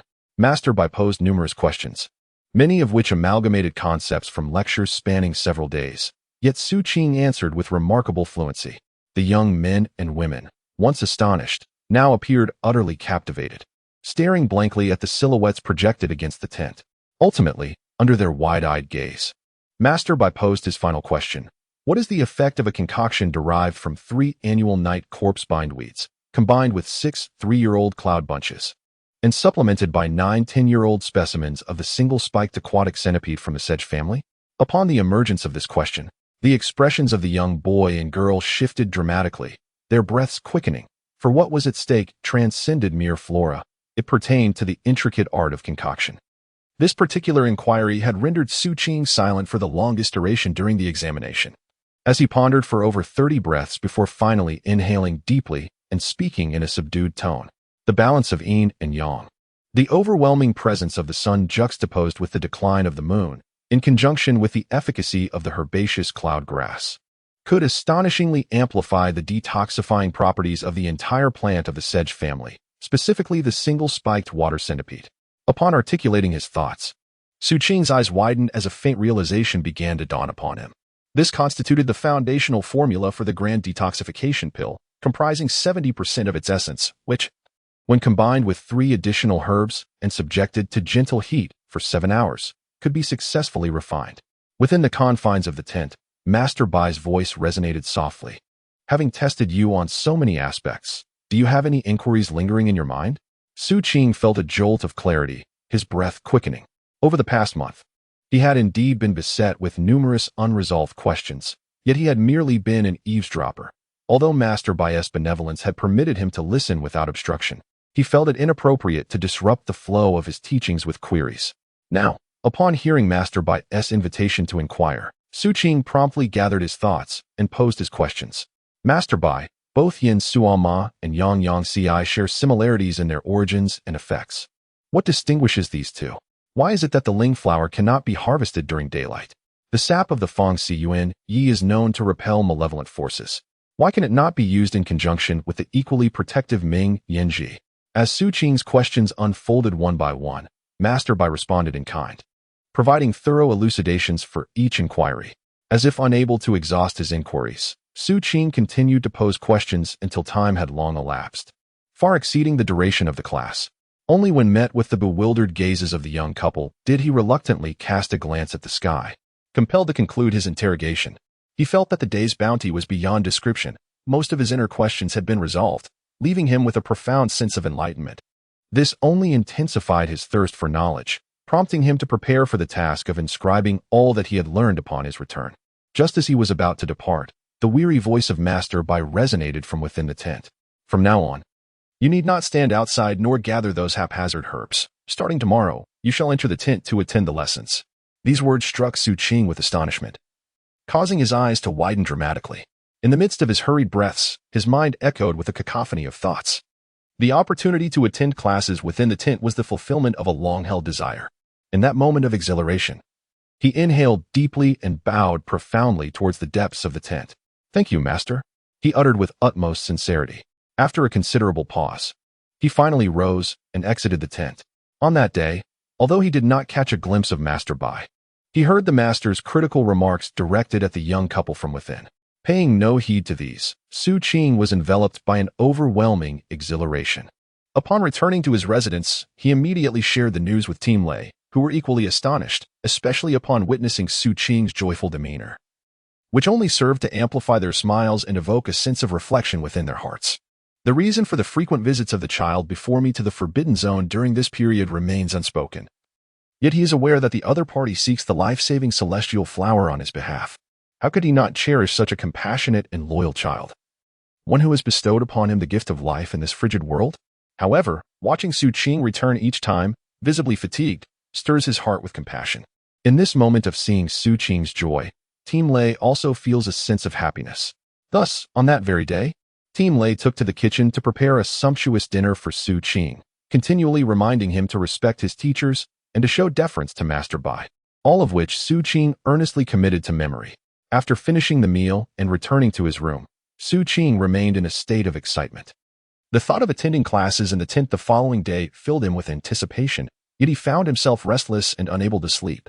Amidst his worries, he recalled his first encounter with the teacher alongside other children in the slums. Consequently, he opened his leather pouch to organize his belongings and ultimately extracted a relatively new bag, placing the majority of his spirit coins within it, alongside many of his white pills. In Xu Qing's understanding, knowledge is priceless, and parting with all his savings seemed trivial. However, he deemed it prudent to retain half for Team Lei's sake. Having completed these preparations, he finally let out a long sigh, quietly closed his eyes, and began his cultivation and breathing exercises, awaiting the dawn. For Xu Qing, that night felt interminable. As the first rays of sunlight ascended, he donned a rare new outfit, washed his hands meticulously, and stepped out of his room. Just as he was about to leave, he was halted by Team Lei, who had not been an early riser during this time. After meticulously instructing Xu Qing, who patiently nodded and listened intently, Team Lei adjusted Xu Qing's attire and handed him a leather pouch. Entering the tent to attend the lecture required one not to be empty-handed. "I have something," Xu Qing murmured. Team Lei narrowed his eyes, but upon seeing the determination in Xu Qing's gaze, he retracted the pouch and returned to his room to fetch a flask of wine. "I know that Master Bai enjoys drinking. Take this with you." This time, Xu Qing did not refuse. Accepting the wine flask, he exited the courtyard. After taking a few steps, he turned back, waving to Team Lei, and hurried towards Master Bai's tent. Observing Xu Qing's retreating figure, Team Lei chuckled softly. The boy had not displayed such joy even when receiving the 7-leaf grass. Amidst a blend of excitement and anxiety, Xu Qing arrived at the familiar spot outside the tent where he had stood for over a month. Taking a deep breath, he gently knocked on the tent's entrance. "Come in," he heard Master Bai's voice. Lowering his head to check his attire, he tugged at his collar to ensure it appeared more presentable before slowly pushing the door open. Inside the tent, apart from the guards, sat Master Bai alongside a group of young men and women. As Xu Qing gazed at them, they too regarded him with curiosity. Compared to Master Bai's composed demeanor, the expressions of the youths were far more animated. The boy named Qin Fei Yuan wore a defiant look, while the girl, Ting Yu, appeared predominantly intrigued.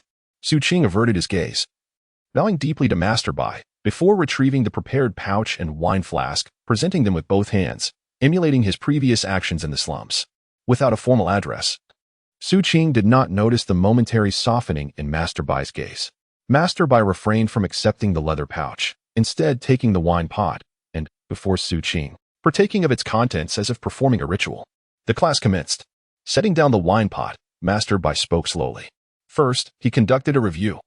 Ting Yu and Qin Fei Yuan appeared to have prepared well, responding promptly and confidently, glancing towards Xu Qing immediately after their answers. Xu Qing, however, did not return their gaze but focused on Master Bai, answering each of his inquiries comprehensively. Master Bai nodded in approval and began the formal lesson. Xu Qing listened intently, cherishing the opportunity to be within the tent, remaining entirely absorbed throughout the session. Qin Fei Yuan and Ting Yu mirrored this dedication, which brought a subtle smile to Master Bai's heart. As days turned into more than 10, Xu Qing grew accustomed to the lessons within the tent. Yet his earnestness never waned, and the knowledge he amassed became increasingly profound. In contrast, Qin Fei Yuan reverted to his old ways within just a few days, while Ting Yu continued to engage in comparisons with Xu Qing, remaining exceedingly diligent. After class, their conversations expanded, primarily consisting of Ting Yu's curious inquiries about life in the camp, to which Xu Qing responded succinctly. Qin Fei Yuan, from beginning to end, harbored a sense of rivalry towards Xu Qing, speaking very little. Xu Qing paid no mind to this, being inherently reserved. He would swiftly depart after each class to venture into the forbidden zone, where the presence of vegetation now added another reason for his daily visits. Before gaining an understanding of botany, all the flora within the forbidden zone appeared indistinguishable to Xu Qing. However, that perception has since transformed. Xu Qing frequently encounters various medicinal herbs he recognizes, and each discovery deepens his comprehension of the plant world. Gradually, he has also come to realize that the majority of the plants within the forbidden zone are malevolent and toxic, with a scarcity of beneficial herbs. Consequently, his research on medicinal flora has primarily focused on toxicity from the outset. As he harvested these poisonous plants, he constructed a modest dwelling in a secluded canyon, repurposing it into a laboratory for his toxicological studies. Owing to his unique constitution, which allows him to neutralize toxins, Xu Qing has approached his research on poisonous herbs with remarkable audacity. After experimenting with various combinations, he successfully concocted an unknown venom, an amalgamation of 8 toxic plants blended with snake venom, resulting in a concoction derived from these 9 elements. This toxin harbors intense corrosive properties. Xu Qing has observed that a single drop, upon contact with flesh, can reduce the cadaver of an experimental beast to mere blood within 5 breaths. However, this rapid decomposition occurs solely in corpses, For living creatures, the process inexplicably takes considerably longer.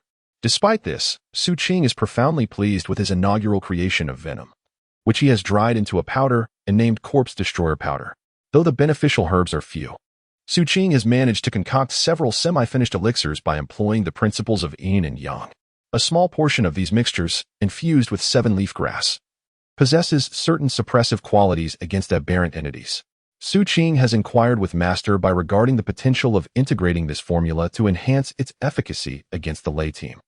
Master Bai informed him that, apart from the fateful flower, everything else was futile, and even his prescription would eventually lose its efficacy. Indeed, this proved to be true. Despite Team Lei's diligent adherence to his medication, his frail condition became increasingly evident. Xu Qing observed silently, his heart heavy. On a particular day, while dining together, Team Lei hesitated before revealing to Xu Qing that he felt ill-suited to remain in the scavenger camp, expressing his intention to procure a residence permit in a nearby city. "Child, I understand that your journey will not be confined to this small encampment. Your future stretches far beyond. Thus, I shall not urge you to accompany me into retirement." Upon hearing these words, Xu Qing paused mid-bite, his gaze dropping as he remained silent for a considerable time before softly inquiring, "Will you return?" "Of course, I shall visit occasionally," Team Lei replied with a smile, raising his hand to touch Xu Qing's head for the first time. Deep inside, he felt a pang of sorrow, wishing not to burden Xu Qing with the dangers of the forbidden jungle any longer. Xu Qing instinctively wanted to shy away, but upon meeting Team Lei's gaze, he remained still, allowing Team Lei's hand to gently rest atop his head. As he stroked Xu Qing's hair, Team Lei added, "Moreover, you may come to see me whenever you wish." Xu Qing nodded earnestly in response. That night, he found himself opening his eyes repeatedly during meditation, glancing toward Team Lei's room. Such emotions lingered in his heart, only to be quietly buried days later. Aside from attending Master Bai's lessons, he dedicated increasing amounts of time to exploring the Forbidden Zone, fervently searching for the fateful flower.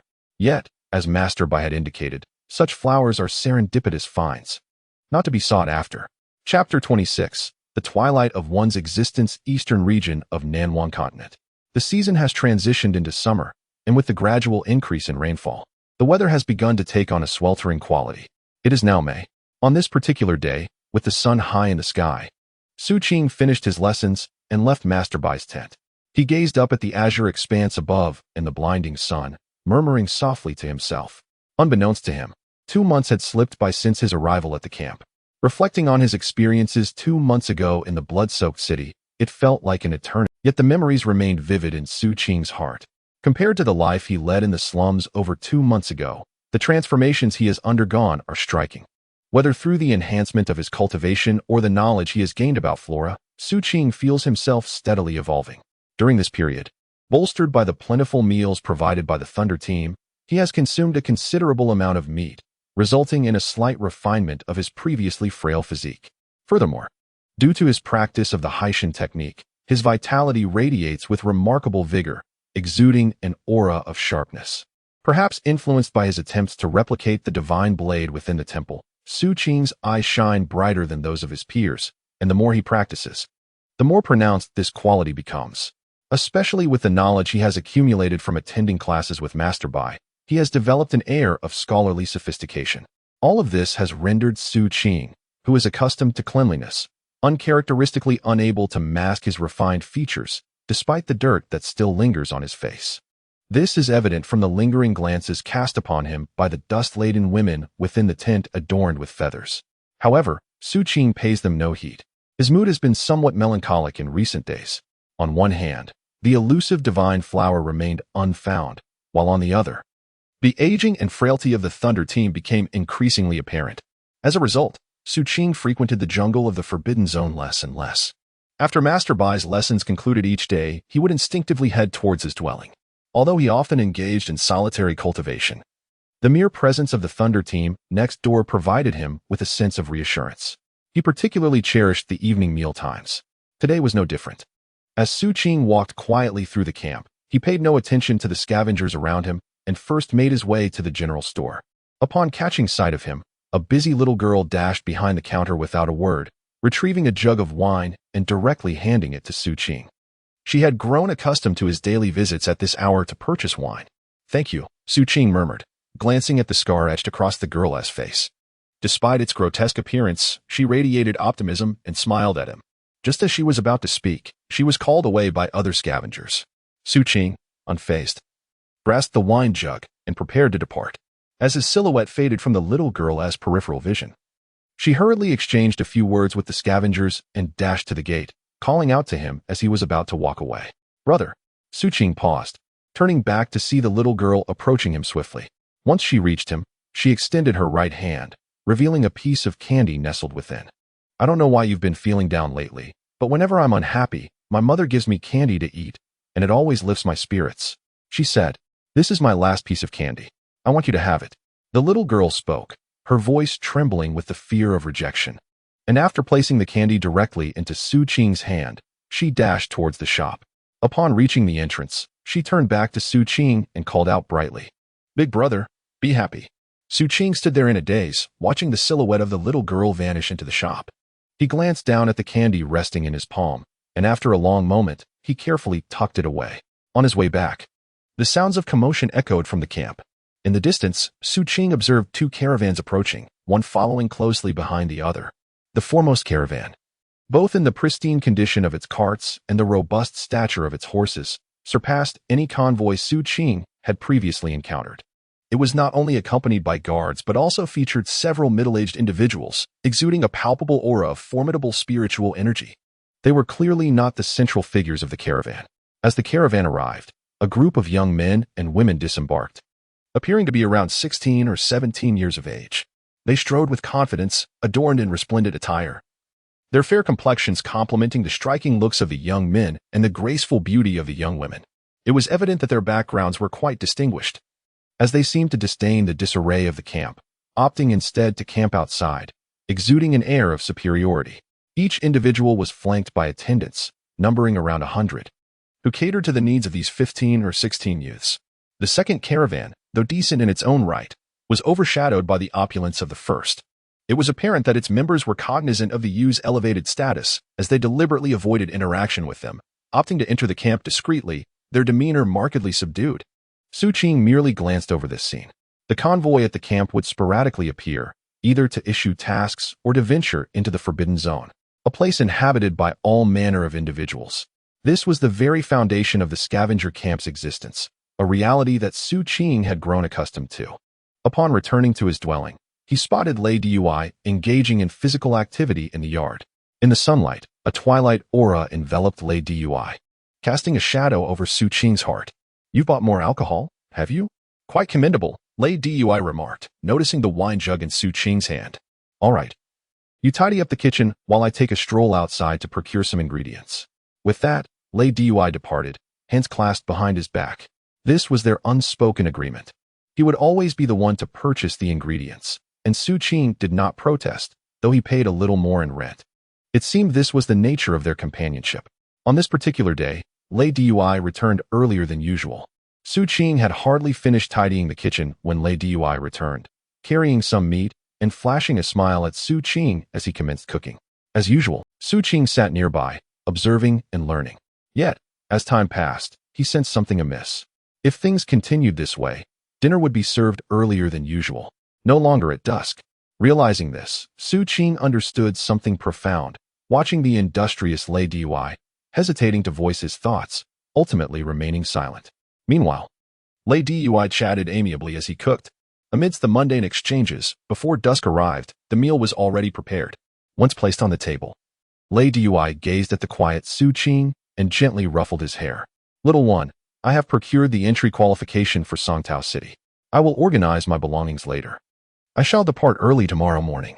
With that, Lei Dui took a hearty swig from the wine Xu Qing had long ago purchased for him. Qing's movements faltered, and after a prolonged silence, he lowered his head and murmured, "So soon?" Team Lei remained silent for a long while before chuckling. "Actually, I bought it a long time ago. I just didn't tell you." "There's no need to feel reluctant. All good things must come to an end." Team Lei spoke, taking another large gulp of wine. "Come on, let's eat." Xu Qing gazed at the weathered Team Lei, silently picking up his chopsticks and eating. The meal should have been delicious, but it held no flavor for Xu Qing. Team Lei watched all of this, sighing softly in his heart. but still wearing a smile on his face, recounting trivial matters within the camp until, after a brief period, Xu Qing suddenly spoke. Aren't we going to wait for Shitzi and Wanya? They should be back soon. We're not waiting. If they come back, they'll probably be just as sentimental as you. Besides, you'll have time to visit me in the future. Team Lei took out his pipe from his bosom, took a puff, and the smoke he exhaled veiled his expression, making him appear somewhat hazy. Team Lei ate quickly during this meal. Until he left to pack his luggage, Xu Qing sat there silently, looking at the food on the table, unable to eat any more. After a long while, he stood up, and for the first time, he didn't wash the dishes. Instead, he went to Team Lei's room. Are you really leaving? Xu Qing asked softly. Don't be so sad. I'm going to live in the city. You should be happy for me.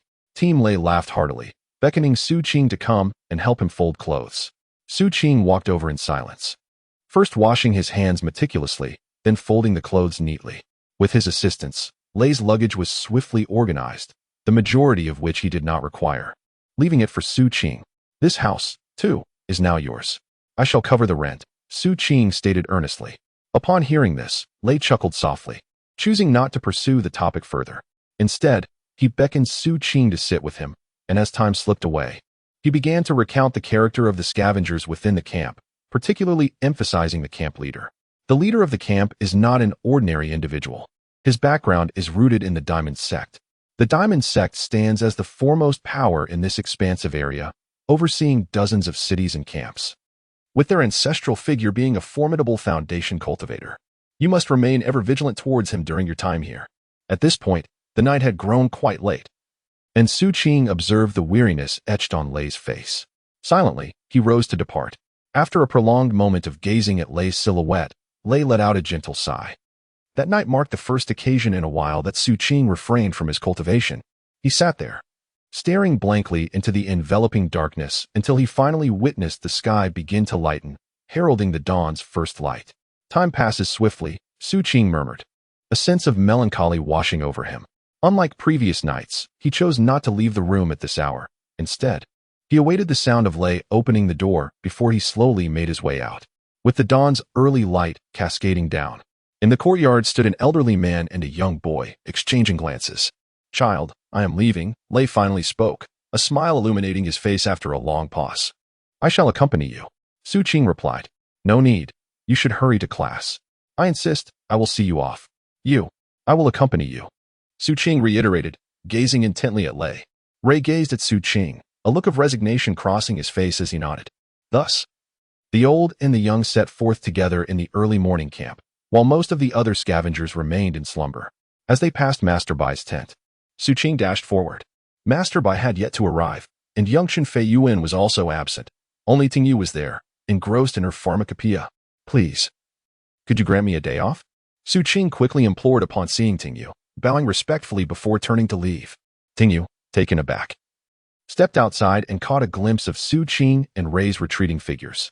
The early sunlight cascaded upon the earth, illuminating the path ahead of Xu Qing and Rei, casting their silhouettes further into the distance.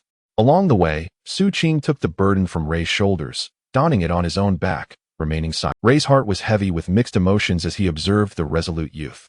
He attempted to engage in the usual idle chatter about the camp's happenings, but after a few sentences, he found himself at a loss for words. In silence, they ventured into the mountains where they had first arrived, reaching the very spot where they once rested. Back then, it had been just the two of them, Rei standing tall in the front, Xu Qing cautiously trailing behind. The former, profound as a sword, the latter, solitary as a wolf. Today, the roles were reversed. Xu Qing led with an air of confidence, while Rei followed with a faltering gait. Here, under Xu Qing's insistence, he lifted the aging Rei onto his back, reminiscent of their days in the jungle. Rei sighed quietly within, his gaze fixed on the profile of the young man before him. After a moment of contemplation, he softly spoke. In the camp, pay close attention to those scavengers.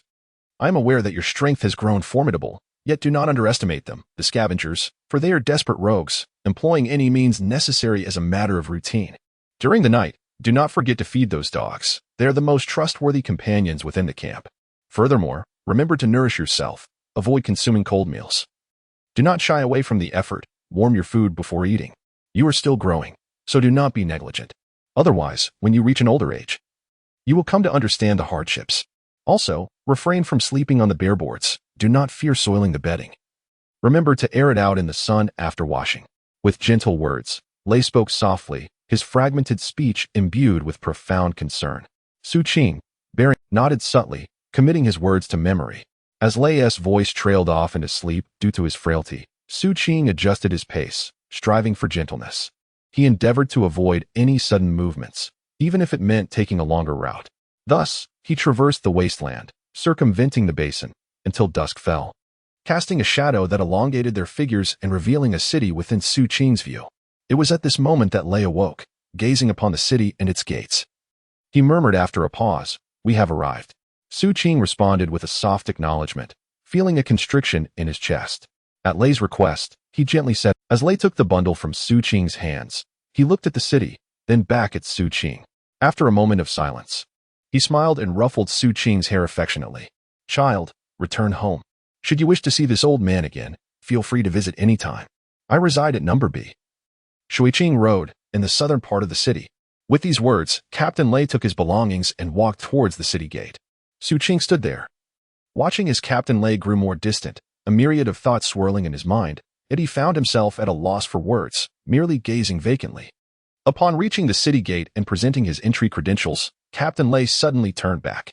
He cast a profound glance at Xu Qing, raised his hand in a farewell gesture, and, urged by the guards, entered the city, vanishing from sight.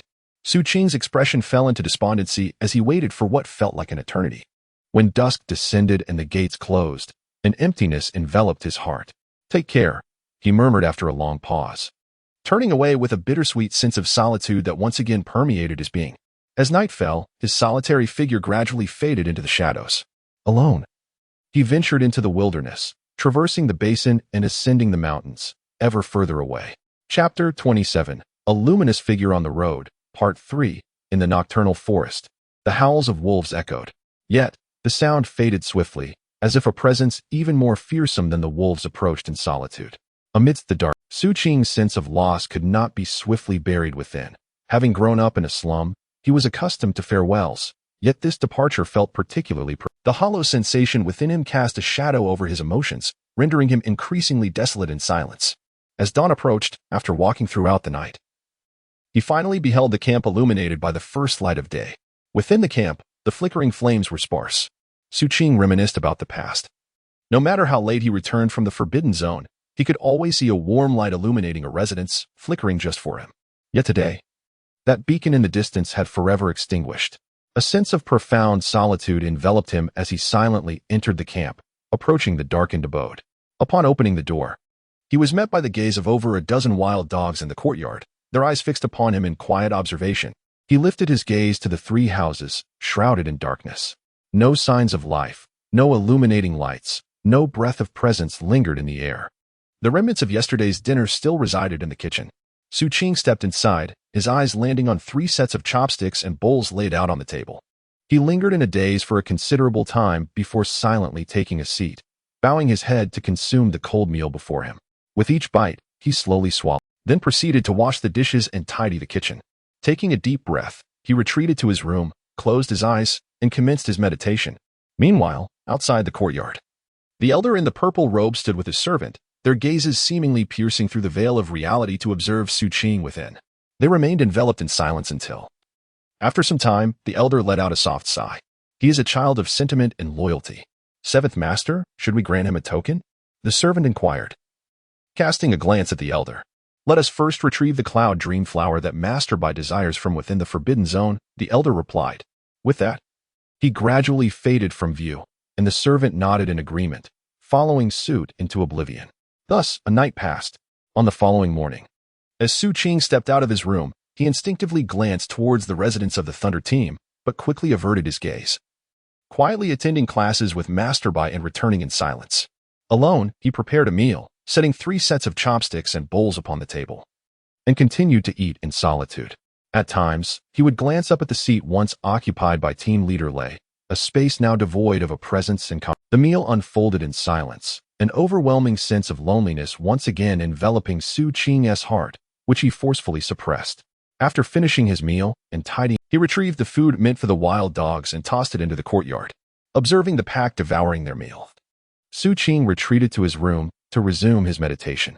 Days passed in this manner, and before long, it was the 6th day since Lei's departure. Xu Qing had buried his sense of loss deep within, reverting to his usual indifference, yet a closer inspection would reveal that his aloofness had grown. Apart from attending classes with Master Bai, a constant vigilance lingered about him during all other hours, a state he was all too familiar with. Having lived in such a manner for the past 6 years, like a solitary wolf, he practiced with greater diligence than ever before, as if this pursuit would hasten his return to the familiar solitude. It wasn't until the deep hours of the 7th night that Xu Qing experienced a breakthrough in his cultivation. He ascended from the 4th to the 5th level of the Haishan technique. The reverberations within him echoed, and the wild dogs outside sensed the oppressive force. Trembling and retreating as if a presence within Xu Qing's room commanded their respect and fear. This time, the sounds emanating from within him persisted for an surpassing previous experiences.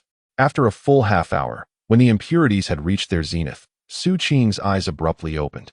In that fleeting moment, a flash of violet light illuminated the entire room. In the instant that his eyes fluttered open, the sound of cracking echoed through Xu Qing's body, reminiscent of bones elongating and flesh stretching, accompanied by a sensation of tearing. Yet, all of this remained within the bounds of his endurance, in his tranquil patience. A half an hour slipped by, and as this tumult gradually subsided, Xu Qing rose to his feet, only to discover that his garments had inexplicably shrunk. His elongated figure, while not entirely transformed, bore an undeniable refinement. Particularly striking was his visage. Devoid of any foreign essence, it radiated purity. This rendered his originally handsome features even more pronounced. And combined with his aloof demeanor, an extraordinary allure emerged, one that even the filth of the world could not obscure. Nevertheless, Xu Qing paid little heed to such matters. He exited the dwelling, gauged his speed, and unleashed a punch into the air, producing a sound akin to distant thunder. The magnitude of his strength surpassed that of his previous 4 layers by more than a mere fold. More astonishingly, as his fist descended, a vigorous surge of spiritual energy manifested, subtly conjuring the silhouette of a ghostly creature with fangs, resembling a vengeful spirit. Amidst the trembling of the wild dogs surrounding him, Xu Qing gazed at his fist, murmuring softly. The Haishan Ju mentioned that each layer enhances one's strength by a tiger's might, with 5 tigers equating to 1 xiao, and 2 xiaos to 1 kuei. However, after a moment of contemplation, Xu Qing felt that his current state did not entirely align with the Haishan Ju's descriptions. It seemed that his strength had reached the level of 7 or 8 tigers, with his speed reflecting a similar advancement. He harbored a certain confidence that upon reaching the 6th layer of the Haishan Ju, he would possess the strength of 2 xiaos. This was likely attributed to the effects of the purple crystal and the single stroke he had imitated from the idol within the temple. In the depths of Xu Qing's heart, he murmured softly, gazing at his right hand. After a prolonged silence, he gradually raised it, his mind conjuring the image of a divine figure wielding a blade, as if the surrounding currents were converging. After a while, Xu Qing chose not to continue and lowered his right hand. It was still not enough. He sensed that his imitation was lacking. Taking a deep breath, he was about to return to his room. Yet, under the moonlight, as he turned, he caught sight of his own shadow. During his previous breakthrough, all the anomalies, as usual, had merged into that shadow. At this moment, he felt an overwhelming purity within himself, devoid of any trace of the unusual. As he gazed at the shadow, an idea suddenly emerged within Xu Qing. He pondered whether he could exert control over this shadow. The thought deepened in his mind, compelling him to continue staring intently as he endeavored to make the shadow's hand move. However, after a prolonged effort, he found himself unable to achieve this. A soft sigh escaped him. He believed he was being overly ambitious and was on the verge of relinquishing the endeavor. Just then, unexpectedly, the hand of his shadow twitched. This scene caused Xu Qing's eyes to widen in astonishment, and his breath quickened slightly. He was certain it was not an illusion, for his own hand had remained still, prompting him to intensify his focus and attempts. After a considerable duration, the hand of his shadow, without Xu Qing's own hand being lifted, subtly moved upward. Just once, yet it felt as if his head were about to explode, leaving him in a daze. After a while, he began to recover from the headache, gasping for breath, yet his eyes radiated a fervent brilliance. He could control it. Xu Qing lowered his gaze, casting a profound look at the shadow before him. He was acutely aware that, although controlling the situation was exceedingly challenging, both the emptiness in his mind and the throbbing headache he currently experienced indicated the tremendous toll this endeavor demanded. Nevertheless, he held fast to the belief that, With increasing proficiency and the enhancement of his skills, there would come a day when he could deftly manipulate his own shadow. At that moment, the shadow would transform into an unexpected weapon at his disposal. He fervently hoped that day would arrive swiftly. Taking a deep breath, he rubbed his aching forehead and returned to his room to meditate in a cross-legged position. It was not until dawn that he regained half of his strength. Although his demeanor remained somewhat listless, resolutely shaking off the fatigue, he donned a slightly larger, worn outfit and hurried to Master Bai's tent. Chen Feiyuan was absent, and Master Bai had yet to arrive. Only Tingyu was there, reciting the medicinal texts. Upon noticing Xu Qing's arrival, she casually raised her hand in greeting before resuming her recitation. During this period, Xu Qing had learned from Tingyu that among the youthful visitors who had recently arrived, some were friends of Chen Feiyuan, prompting him to frequently take leave to engage in leisure activities. Master Bai, preoccupied with some unknown task, had been arriving later each day and departing swiftly after class. After acknowledging Tingyu with a nod, Xu Qing settled down beside her, extracting his bamboo slips to silently review the previous day's lessons. Suddenly, Tingyu, having lowered her head after their greeting, lifted it again, casting a curious glance at Xu Qing. "Why do I feel as if you've undergone some transformation?" Xu Qing did not look up, continuing his review. Tingyu narrowed her bright eyes and scrutinized him intently. Soon, Master Bai arrived, prompting her to relent, yet throughout the day's lessons, she repeatedly stole glances at Xu Qing. Had it been in the past, Master Bai would have undoubtedly been stern. However, today, he appeared to harbor some concerns of his own. After delivering a few admonitions, he chose not to pursue the matter further. Once he concluded the lesson and assigned the content for tomorrow's assessment, Master Bai hurriedly departed. After the teacher's exit, Xu Qing stood up, preparing to leave, when Tingyu suddenly swayed and positioned herself beside the door. Xu Qing furrowed his brow slightly, casting a glance at Tingyu. Undeterred, Tingyu raised her head defiantly, her exquisite and ethereal face adorned with large, starry eyes that scrutinized Xu Qing. In a dazed tone, she remarked, "I see. You've grown taller." Indeed, Xu Qing nodded, attempting to bypass Tingyu, but she shifted her body once more to obstruct his path, her eyes sparkling with curiosity. "Child, your face is perpetually dirty. I hardly recognize what you look like. Today, however, there's a change. No, I must clean it for you to see your true appearance." As she spoke, Tingyu produced a handkerchief, ready to act. Xu Qing recoiled instinctively, but Tingyu let out a huff. "Child, I've excused you from class. This is a favor." Xu Qing halted momentarily, and seizing that fleeting instant, Tingyu swiftly approached, her handkerchief moistened by a surge of spiritual energy. Gently brushing it across Xu Qing's face, the stroke revealed his fair complexion beneath the grime, provoking a sense of impatience within him as he prepared to leave forcefully. "Child, I am your senior," Tingyu shouted again, and the weight of the term senior rendered Xu Qing's body momentarily rigid. Tingyu's eyes curved like crescent moons, concealing a spirit of charm and cunning. This time, her movements were swifter as she dabbed a handkerchief across Xu Qing's face, although he felt a strong instinct to resist. The term senior sister ultimately prevented him from evading her. Thus, as Tingyu continued her gentle ministrations, Xu Qing's visage gradually became unveiled. Meanwhile, Tingyu's action slowed, her eyes widening in astonishment as she gazed at Xu Qing's features, and for reasons unbeknownst to her, the image of sunlight flickered in her mind. For the first time in 6 years, Xu Qing's face was clean, a fact that left him exceedingly uncomfortable. Seizing the opportunity while Tingyu remained transfixed, he quickly maneuvered around her and darted out of the tent. The sunlight struck his face, amplifying his discomfort and evoking a sensation akin to being exposed in the open. Consequently, he lowered his head to scoop up some mud from the ground, applying it to his face, which brought him a sense of relief and allowed him to reclaim his aloof demeanor as he proceeded toward the forbidden zone. It was only after he departed that Tingyu exhaled a long breath within the tent, murmuring softly to herself, "He looks rather decent." As she spoke, she instinctively lifted the tent flap, gazing at Xu Qing's retreating figure, her delicate and elegant face tinged with a faint blush, her heart racing as she glanced around. "He is far more handsome than Chen Feiyuan. No, Chen Feiyuan cannot even begin to compare." Dear siblings, another 3 chapters have been updated, totaling 10,000 words. Please show your support with monthly votes, recommendations, and promotions. Chapter 28, Walking in the Night Without Need of Light on This Day. Having lived in the purple earth her entire life, Tingyu, unaware of the tribulations of the human world, had a dream. In her dream, Chen Feiyuan harshly tormented Xu Qing, igniting her anger. Until the break of dawn, as Tingyu awoke from her slumber, she felt a subtle shift in her emotions. Upon reaching Master Bai's tent, she found herself somewhat distracted while reciting the pharmacopoeia, frequently glancing outside. It was then that she caught sight of Chen Feiyuan. Tingyu's eyelids fluttered as memories of her dream from the previous night resurfaced. Chen Feiyuan yawned, rubbed his eyes, and pushed aside the tent flap, intending to sit beside Tingyu. In the next moment, she swiftly shifted the cushion away. Chen Feiyuan was taken aback, looking at Tingyu. "What are you doing?" "Sit there." Tingyu, disinterested in his remarks, pointed to the spot usually occupied by Xu Qing. "Why should I?" Chen Feiyuan retorted, his eyes widening in disbelief.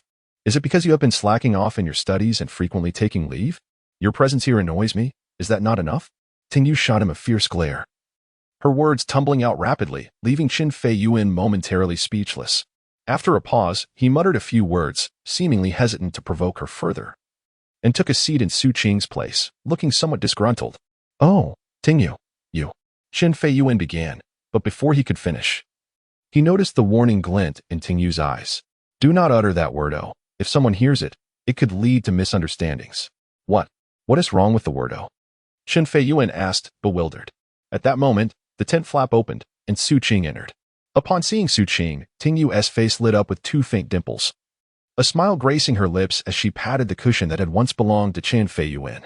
"Junior brother, you may sit here." Xu Qing paused, and Chen Feiyuan was momentarily stunned. "What are you waiting for? The teacher is coming. Hurry over," Tingyu urged. Xu Qing hesitated for a moment, glancing at Tingyu and then at Chen Feiyuan, who remained seated in his usual spot. At that moment, it was indeed the time for Master Bai to arrive.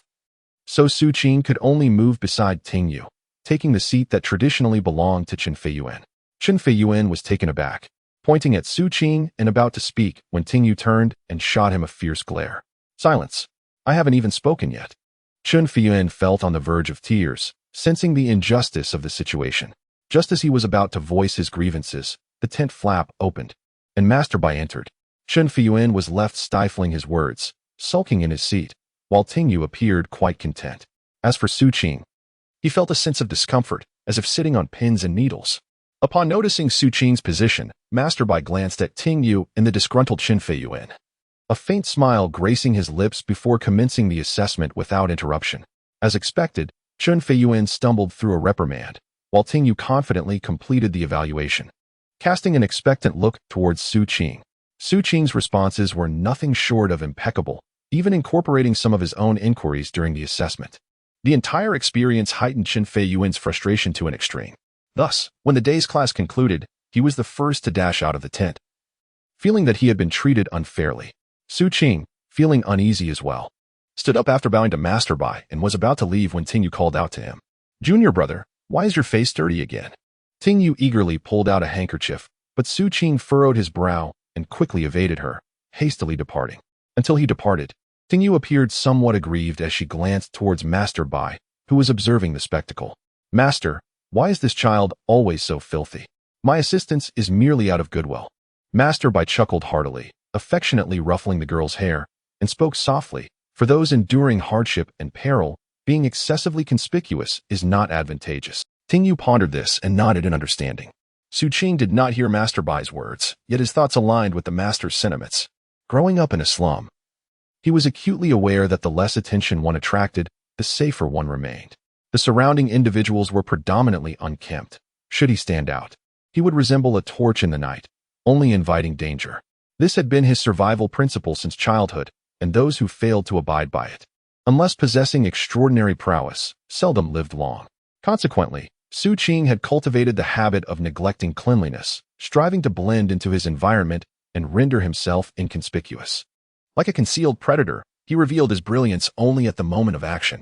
At this juncture, having ventured beyond the camp to the boundary of the forbidden zone, Xu Qing continued in this manner. He gathered some decayed leaves from the jungle, crushed them, and smeared them across his body, striving to merge with nature as he gradually stepped into the forbidden territory. Although the Thunder Team had relocated to the city, Xu Qing had not abandoned his quest for the Destiny Flower. His cultivation advancement, coupled with a growing reservoir of experience, botanical knowledge, and unwavering vigilance, had mitigated the dangers he faced on the periphery of this forbidden jungle. Thus, The realm of exploration for Xu Qing gradually extended beyond the temple, delving deeper into the unknown.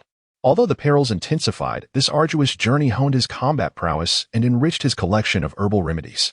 Yet, akin to the outer regions, the herbs found in the depths were predominantly sinister and toxic. The prevalence of poisonous flora compelled Xu Qing to focus much of his botanical knowledge on the concoction of toxins.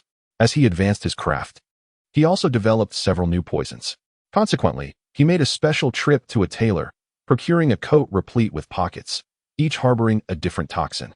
The black gloves, acquired from the pouch of Captain Bloodshadow, were donned by Xu Qing, and he gradually found them increasingly comfortable. These gloves not only augmented the lethality of his strikes, but also provided a measure of protection against toxins, thus becoming an essential part of his arsenal.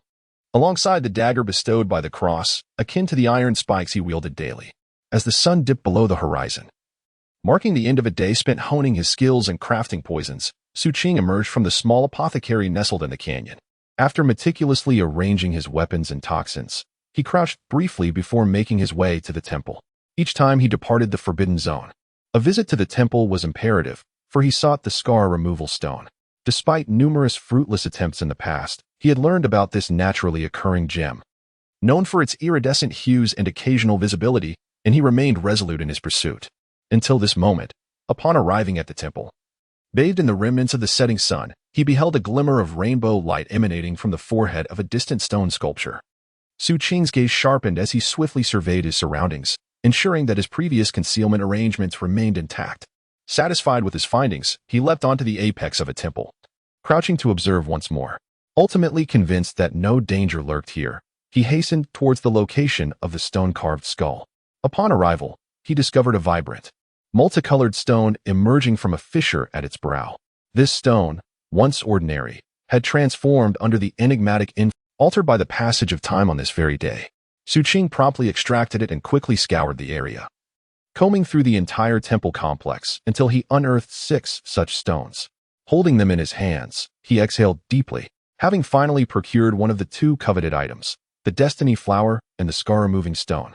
After carefully stowing the 6 small stones, Xu Qing cast a lingering glance at the temple complex, bowed respectfully, and swiftly departed, vanishing into the distant thicket. As he raced onward, Xu Qing's silhouette danced atop the treetops. With the onset of night and the echoing roars of ferocious beasts, his pace fluctuated, sometimes swift, sometimes measured, as he drew ever closer to the jungle's edge. Before long, as Xu Qing leapt onto a branch to gain momentum, the ground beside him suddenly erupted in a spray of mud. A colossal horned python lunged forth, its gaping maw aimed directly at him. This creature dwarfed even the one he had encountered at his camp. In the face of this ambush, Xu Qing's expression remained unperturbed. He simply raised his right hand, pointed, and struck the advancing horned python squarely on its head. With a resounding thud, the great horned python could no longer endure. Its piercing shriek abruptly ceased as it succumbed to the formidable force of Xu Qing. Its resilient hide failed to withstand the impact, and its head was shattered, flesh and blood disintegrating in an instant. This collapse swiftly enveloped its entire being, transforming it into a mist of crimson. Only its gallbladder remained intact, plummeting from the sanguine fog, whereupon Xu Qing seized it in his grasp and departed. Thus, at the break of dawn, Xu Qing emerged from the thicket and returned to the encampment. The inky darkness of the camp was devoid of light, and as Xu Qing traversed through it, the elation from acquiring the small stone began to wane as he approached his dwelling. His quarters, equally shrouded in darkness, were stirred only by the dozen wild dogs, who, upon sensing his return, wagged their tails while lying on the ground. Upon entering the courtyard, Xu Qing instinctively glanced at the room once occupied by Team Lei before silently retreating into the kitchen. He reheated the remnants of yesterday's meal, consuming it merely to satiate his hunger. After tidying up and returning to his chamber, he let out a soft sigh. He pondered how Team Lei was faring in the city. It must be well, he mused. If they ultimately failed to locate the fateful flower, he would accumulate more spirit coins and purchase a spot for himself. Xu Qing murmured, closing his eyes to immerse himself in his cultivation. The following day, Xu Qing attended class as per usual. Tingyu had returned to her normal demeanor, yet her seat remained reserved for him, while Qin Fei Yuan resigned himself to watching Xu Qing occupy what was once his place. As the lesson concluded, Tingyu ceased her prior habit of wiping Xu Qing's face, her gaze now imbued with a deeper understanding. Xu Qing sensed the shift, gently bowing in farewell to Master Bai. as Xu Qing stepped out of the tent. He gently touched the small stones nestled within his leather pouch and made his way towards the grocery store where the little girl was. However, before he could draw near, he spotted a group of strangers gathered outside the shop. Their attire was peculiar, clad in black robes adorned with crimson suns.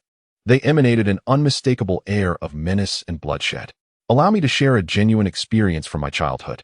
A memory that has lingered in my mind for reasons I cannot fully comprehend, perhaps due to the bewilderment I felt at the time, which even prompted me to inquire about it with my parents. It was during my 4th grade year in elementary school when my deskmate, a girl, suddenly took a disliking to me one morning. I distinctly recall saying to her, "Hey, could you lend me your homework?" She shot me a fierce glare and retorted, "Don't say hey like that. What if someone overhears and misunderstands?" After uttering those words, she seemed to hastily glance at a boy seated in front of us. This is a true account. Years later, at a class reunion, I chuckled about this incident, yet my old deskmate refused to acknowledge it. Chapter 29, The Flight of the Swallows. Each of these figures in black robes was tall, their garments cloaking their entire forms and concealing their faces. Yet, the occasional glimpse of their cold, piercing gaze from within the shadows of their hoods sent shivers through the hearts of the scavengers and outlaws who observed from a distance. The eyes of these robed figures conveyed a chilling indifference to life, devoid of any semblance of humanity, as if they were mere instruments of slaughter. Even as they stood there, the sweltering heat of June was dispelled into the intangible, casting the outside of the grocery store into a chilling shadow. At that moment of their arrival, Xu Qing discerned their identity from the low murmurs of the surrounding scavengers. They were the enforcers of the Departure Sect. The Departure Sect, a group of madmen, seldom seen in the scavenger camps. What brought them here this time? Rumor had it they were searching for someone, having scoured every city and scavenger settlement in the vicinity. The sounds around Xu Qing filtered into his ears as he narrowed his eyes. A cold iron spike materializing in his hand, directing a frosty gaze toward the grocery store. At that very moment, 3 figures emerged from within.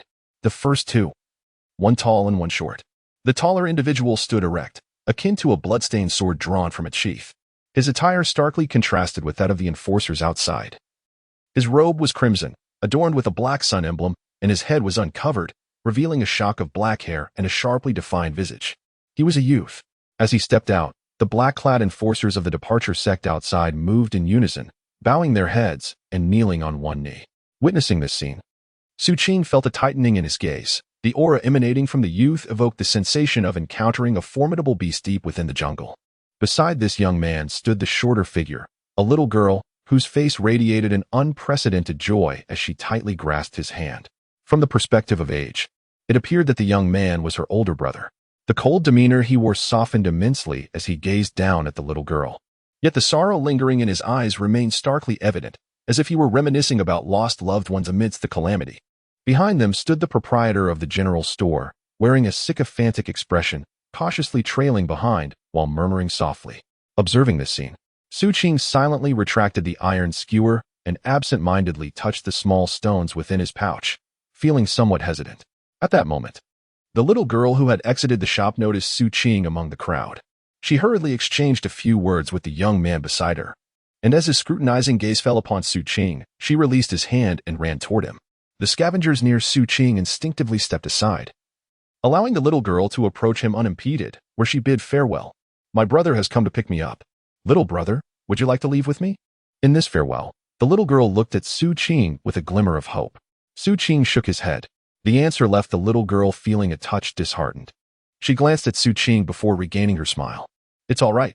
When I grow up, we can meet again, little brother. I promise to repay your kindness for saving me. And I will surely do it.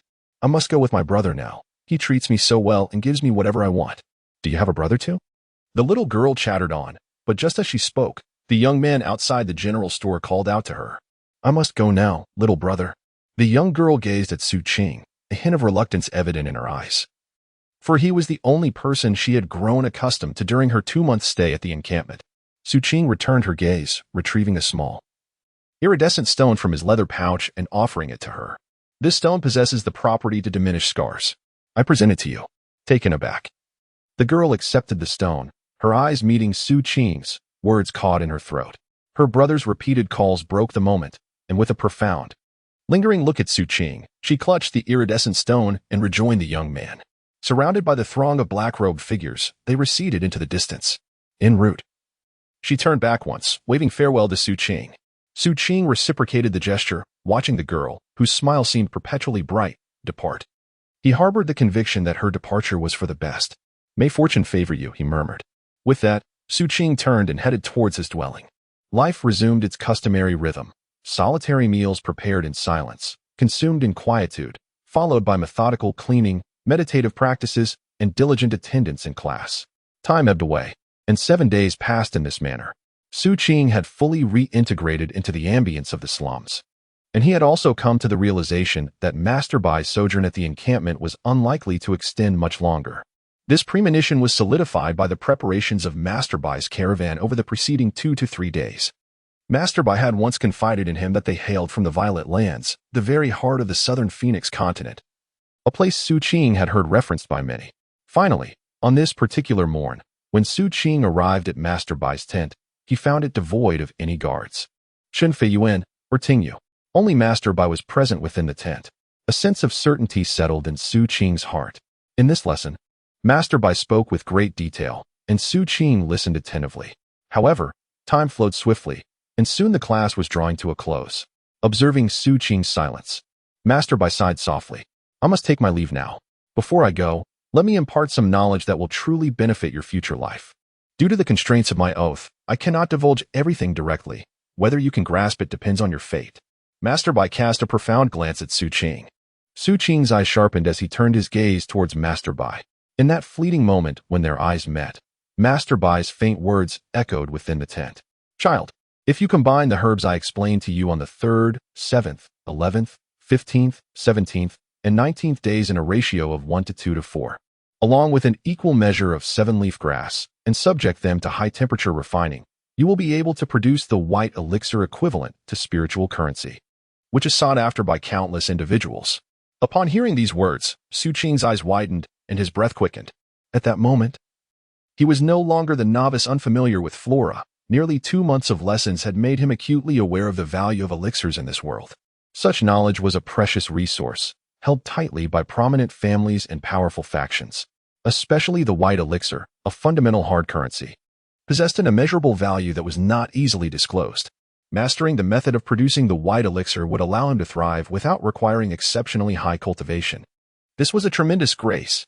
Xu Qing's body trembled slightly as he gazed at Master Bai before him, noting the strands of white hair at his temples and the gentle warmth in his eyes. Memories of the past 2 months flooded his mind. From eavesdropping outside the tent to attending lessons within, the earnest teachings imparted by the master filled his heart with profound gratitude and a sense of longing. Ultimately, he bowed deeply to this seemingly stern yet innately kind elder. Thank you, Master. If Team Lei had provided him with a sense of familial warmth, then Master Bai represented a mentor, bestowing upon him a vital skill for survival in this world. Observing Xu Qing's deep bow, Master Bai smiled, recognizing the emotions swirling within the young man. My dear child, my affection for you stems from your eagerness to learn and your innate understanding. I bear a disdain for those who keep the secrets of elixirs hidden from the world. Yet, at times, my own identity constrains me. You are not the first to whom I impart the knowledge of the medicinal path in elixirs. As I traverse the southern Phoenix, I have shared this wisdom with many. The medicinal path of our people must not dwindle due to barriers of status. Lastly, you must understand this. The universe serves as a temporary abode for all living beings, and time is but a traveler from ages past to the present. As long as one remains alive, we shall inevitably meet again. I hope that when that day arrives, you will have blossomed into your full potential. Master Bai's words were laden with meaning, particularly the final sentiments, which resonated deeply within Xu Qing, standing out as the most profound he had heard in many years, and he etched them firmly into his memory. On that day, Master Bai's convoy departed, leaving behind a thick compendium of herbal remedies for Xu Qing, who was instructed to study it independently. Xu Qing accompanied them to the outskirts of the camp, gazing vacantly at the retreating convoy, where he caught sight of Tingyu, who kept glancing back at him. As dusk settled, the convoy gradually vanished into the horizon. Under the setting sun, the silhouette of the youth stretched long. He stood there for an eternity before slowly turning back to the camp. The camp itself remained unchanged by the departure of a few individuals. It was still as filthy as ever, teeming with a kaleidoscope of people from all walks of life. There were the shouts of the elderly, the cries of children, the laughter of robust men, and the soft whispers of women. In the golden light of sunset, the myriad facets of life appeared to condense into a microcosm within the camp. Xu Qing wandered through this scene, not immediately returning to his quarters, but, almost unconsciously, making his way to the general store. Observing the new assistant, a young girl, he purchased a bottle of wine. With the bottle in hand, he returned to his dwelling. That evening, Xu Qing did not partake in a meal. He stared at the empty room, sitting there with his head bowed over the wine jug. After a prolonged moment, he lifted it to his lips and took a substantial swig. The fiery liquid coursed down his throat, exploding in warmth within his stomach. And Xu Qing suddenly realized that this wine, once deemed unpalatable, now carried a distinct flavor. He took another sip, and then another, in a slightly inebriated state. The images of 6 years spent in the slums flooded his mind, visions of Lei's team entering the city gates, Master Bai's departing convoy, and the scene of the little girl moving away. The words she had spoken before leaving also resurfaced. Do you have a brother too? I also have a brother. Yet he has vanished. Xu Qing, holding a wine jug, leaned against the wall, gazing at the moon outside, murmuring softly, his voice barely audible. Outside his room, an elderly figure clad in purple robes stood with his servant, silently listening until the whispers of the youth emerged from within the room. The cosmos serves as an inn for all beings, and time is but a transient visitor from ages past to the present. As long as one does not perish, a reunion is inevitable. Chapter 30. Reign of the Oak and Yang. The sky was shrouded in darkness, the stars obscured, with only the bright moon hanging high, occasionally veiled by wispy clouds. The wind howled fiercely, yet it did not impede the gentle flow of moonlight. The silvery beams cascaded upon the earth as if they were a waterfall, some illuminating the makeshift camp of the scavengers, and others gracing the courtyard where Xu Qing resided. Draping over the two figures before the door, the seventh elder, donned in purple robes, stood there with his hands clasped behind him for an extended period, his aged face reflecting contemplation beneath the moonlight, lost in thought. His companion, the servant, refrained from interrupting, patiently awaiting his next words. Surrounding them, the wild dogs seemed oblivious to the presence of these two figures, perceiving them as non-existent, lying quietly without any sign of disturbance. The surroundings were tranquil, with only the distant echoes of laughter and screams from beyond the camp's perimeter reverberating intermittently. Inside the room, following the hushed exchanges, silence enveloped the space, save for the faint sounds of breathing. As time passed, after the burning of an incense stick, the seventh elder, standing at the door, let out a soft sigh. He did not push the door open, but instead turned to leave. Please provide me with a token, he requested as he approached the courtyard gate. What color shall it be? Inquired the servant. The most ordinary one. Furthermore, you need not engage him in lengthy conversation. As the seventh master passed through the courtyard gate and gradually disappeared from view, the servant's gaze sharpened, and a tumult of emotions. During his time accompanying the seventh master in the camp, he had witnessed the master's recurring interest in that young boy. Moreover, the seventh master had also paid a visit to Master Bai, which made it evident to the servant that the child's fortune was on the rise. This was likely the reason for the master's previous inquiry regarding the possibility of granting the boy a token. The token served as a gateway to the Seven Blood Eyes sect. Only those in possession of it could participate in the assessment and, upon success, gain entry into the sect. Tokens were categorized by color. Purple denoted the highest rank, signifying immediate recognition as a core disciple. Yellow represented the middle tier, indicating acceptance as an inner disciple, whereas white, the most commonplace, merely granted the status of an ordinary disciple. Based on the servant's intuition, he believed the seventh master would at least bestow a yellow token, yet to his astonishment, it was merely white, and furthermore, the master had emphasized the need for discretion. This peculiar occurrence compelled him to ponder deeply, causing his heart to race. The implication was unmistakable. The seventh master placed considerable importance on this child, not only intending to admit him into the sect, but possibly even contemplating the notion of taking him as a disciple. Was the seventh peak to witness the emergence of a fourth direct disciple? The servant understood well the weight of the term direct disciple. To become one of the seventh master's direct disciples meant that the individual would suddenly attract the attention of various powers throughout the southern Phoenix continent. However, he also felt that the likelihood of this was rather slim, as the seventh master had not taken on a disciple in quite some time. Regardless, the boy was someone to be closely monitored. With this thought in mind, The servant took a deep breath, composed himself, and gently knocked on Xu Qing's door. The moment the sound of knocking resonated within the room, the whispers of breath ceased abruptly. In the next instant, a smile flickered at the corners of the servant's mouth, and his form blurred into oblivion, only to reappear at the rear of the chamber. There, in the shadowy corner, lay an inconspicuous hole, cleverly concealed by bricks and stones, suggesting it had been excavated some time ago.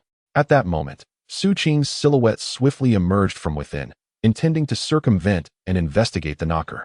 Yet, as the servant materialized, Xu Qing's body came to an abrupt halt. His eyes narrowed as he beheld the figure that had intruded upon his vision, a sense of foreboding settling deep within him.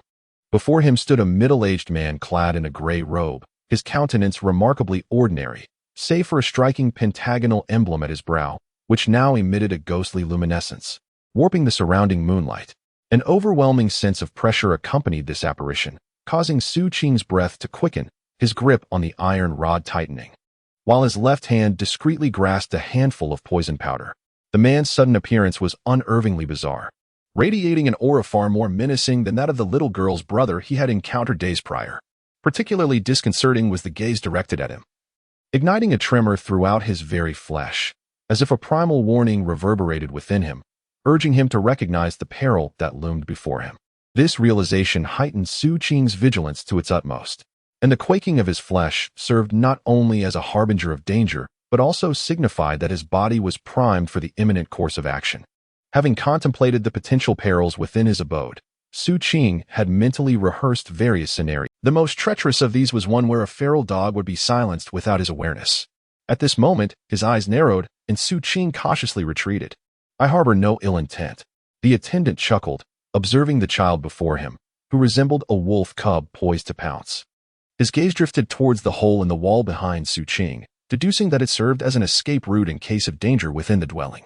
He marveled at the boy's foresight and composure in the face of adversity, understanding why Master Seven held him in such high regard. The attendant's mind flashed back to the scene of Xu Qing severing Ma Si's neck and slaying Fatty Mountain. With admiration gleaming in his eyes, he produced a white token and tossed it towards Xu Qing. Xu Qing evaded the token, leaping back as he simultaneously hurled a cloud of poison powder, concealing two gleaming daggers that hurtled toward the attendant. But in the next instant, Xu Qing's eyes widened in disbelief. His daggers passed straight through the gray-robed man's body, embedding themselves in the wall behind him. The man remained unaffected, as if devoid of substance.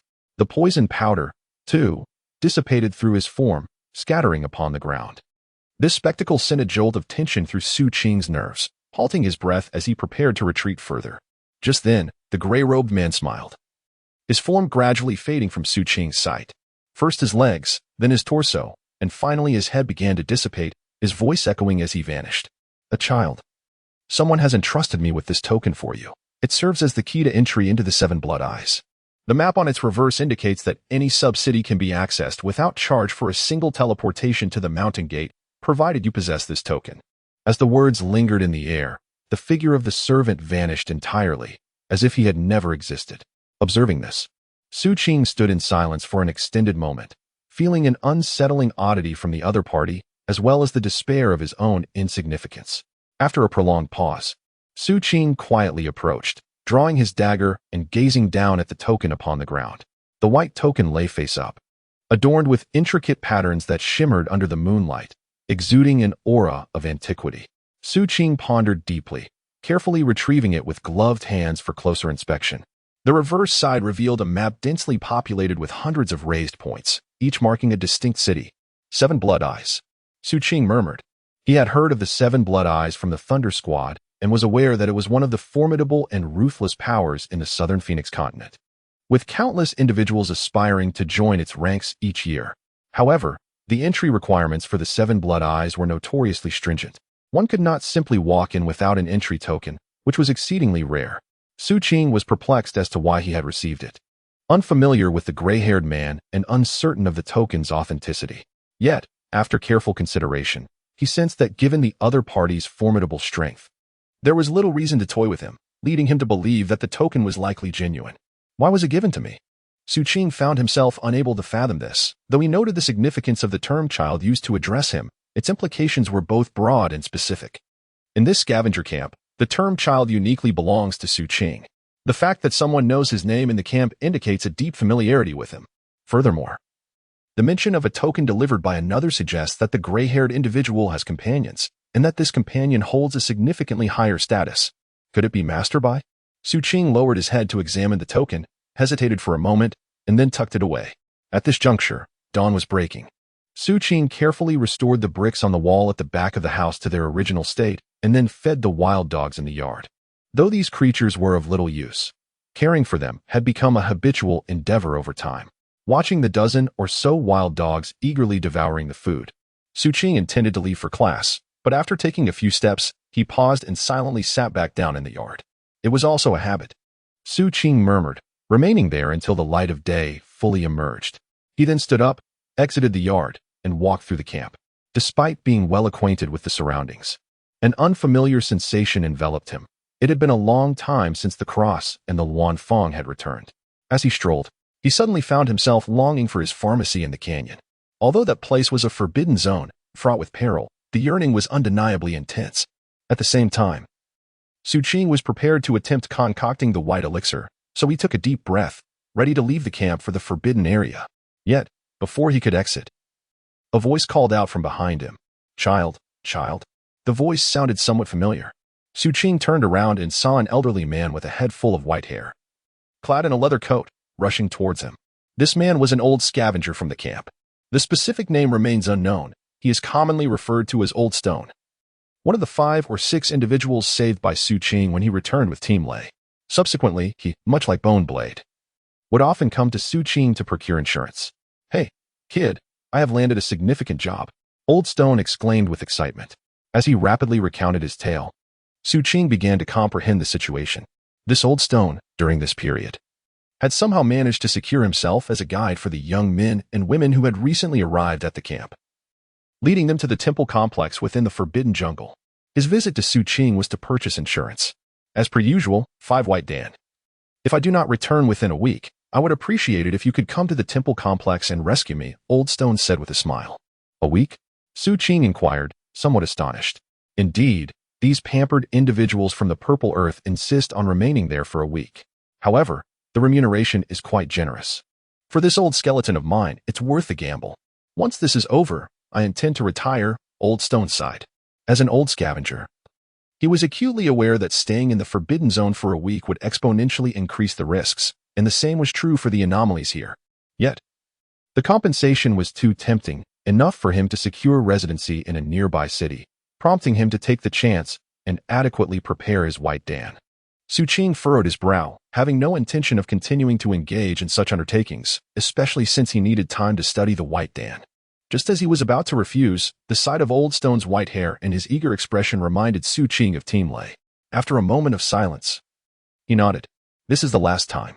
Having spoken, he accepted the white pill with gratitude from the Old Stone and exited the camp, making his way directly towards the Forbidden Zone. At this moment, within the confines of the Forbidden Zone, a mist began to emerge, enveloping a vast area and gradually spreading outward. Outside the mist, near the poisonous dragon pond, a scavenger, his face etched with terror, huddled within the crevice of a tree, trembling uncontrollably.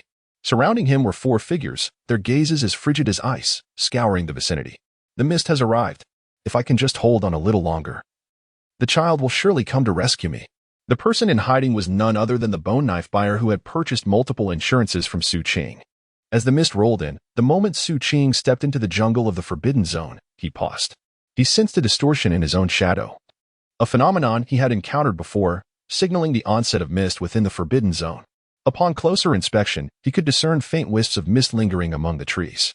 Xu Qing hesitated momentarily, but after some contemplation, he resolved to venture deeper into the jungle. On one hand, he needed to reach the Valley Apothecary. On the other, although the assistance of his shadow would not endure for long, it was sufficient to guide him to the valley. Moreover, while the emergence of mist appeared perilous, it posed a similar threat to the aberrant beasts, thus rendering it comparatively safer than before, provided he did not lose his way and the density of the mist did not escalate. Hence, Xu Qing quickened his pace, weaving rapidly through the underbrush. An hour later, as the mist thickened gradually, he halted his steps, arriving at the muddy area where the night lizard's skin was located. Standing beside a towering tree, He tilted his head towards the northern direction, in the region of Poison Dragon Pool, within the confines of the Forbidden Jungle. The terrain has been delineated into several points by scavengers, with Poison Dragon Pool being one of them. Xu Qing had heard of this place numerous times, primarily from Bone Knife, as the designated rescue area following each insurance purchase made by the latter was invariably Poison Dragon Pool. Xu Qing pondered. Recalling that Bone Knife had purchased insurance too many times, he remembered that just 2 days ago, the individual had seemingly made another purchase. Although the time had yet to arrive, the fog had descended, and as he found himself in the vicinity, he decided to investigate further.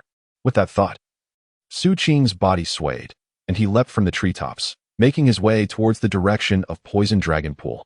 As he approached, he squinted his eye, revealing a sense of vigilance, and his movements became increasingly stealthy. He soon spotted an individual clad in a black leather coat, their face obscured by a menacing mask. Wielding a glinting longsword, diligently searching the area, the person emanated a considerable aura of spiritual energy, which led Xu Qing to perceive that they had reached a level comparable to that of the Blood Shadow Squad's Fire Crow. After observing for a moment, Xu Qing deftly maneuvered away, but before long, he encountered a second individual adorned similarly, possessing a comparable level of cultivation, which stirred a sense of unease within him. They were not scavengers. After a moment of contemplation, Xu Qing exercised greater caution. As he circumnavigated the expanse of Poison Dragon Pool, he finally laid eyes on Bone Knife. At this moment, Bone Knife had succumbed to a state of helplessness, with hands and feet bound, rendered unconscious and hoisted over the shoulder of a towering figure. Beside the giant, there was another individual clad in black leather, an elderly man with a slight hunch. Perhaps it was for this very reason that he did not don a mask to conceal his identity. Beneath a tousled mane of gray hair lay a visage etched with wrinkles, his eyes cold and sinister, exuding an aura of grim intensity. The fluctuations emanating from him were markedly potent, surpassing even those of the Thunder Team and Blood Shadow Captain. He evidently possessed a mastery at 70% of his capacity. Such prowess was unparalleled among the scavengers of the camp, a sight that Xu Qing had never encountered before.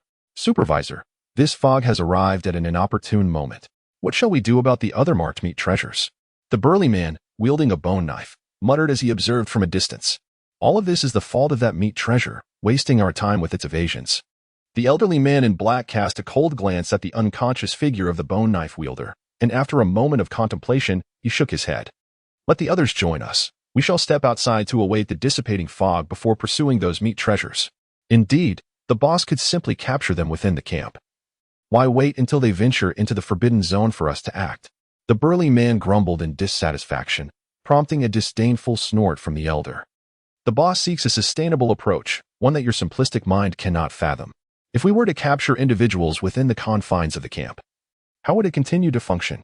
Though the burly man was somewhat unconvinced by these words, he refrained from arguing further. Following the elder's instructions, he produced a whistle and blew into it. Soon enough, the two figures clad in black, whom Xu Qing had previously observed, arrived with remarkable speed. Xu Qing made no effort to intervene or take action. He remained crouched within the treetops, coldly observing the unfolding events. Once he confirmed that there were indeed 4 individuals, he cast a fleeting glance at the unconscious figure of the bone knife wielder as they prepared to depart. Had this matter gone unnoticed, and the bone knife remained uninsured, or if it had transpired beyond the jungle, Xu Qing would have turned a blind eye. He was no saint, lacking the energy to rescue others. Yet, he adhered to his principles. Having purchased my insurance, I am bound to ensure your safe passage beyond the forbidden zone. Your fate thereafter is of no concern to me.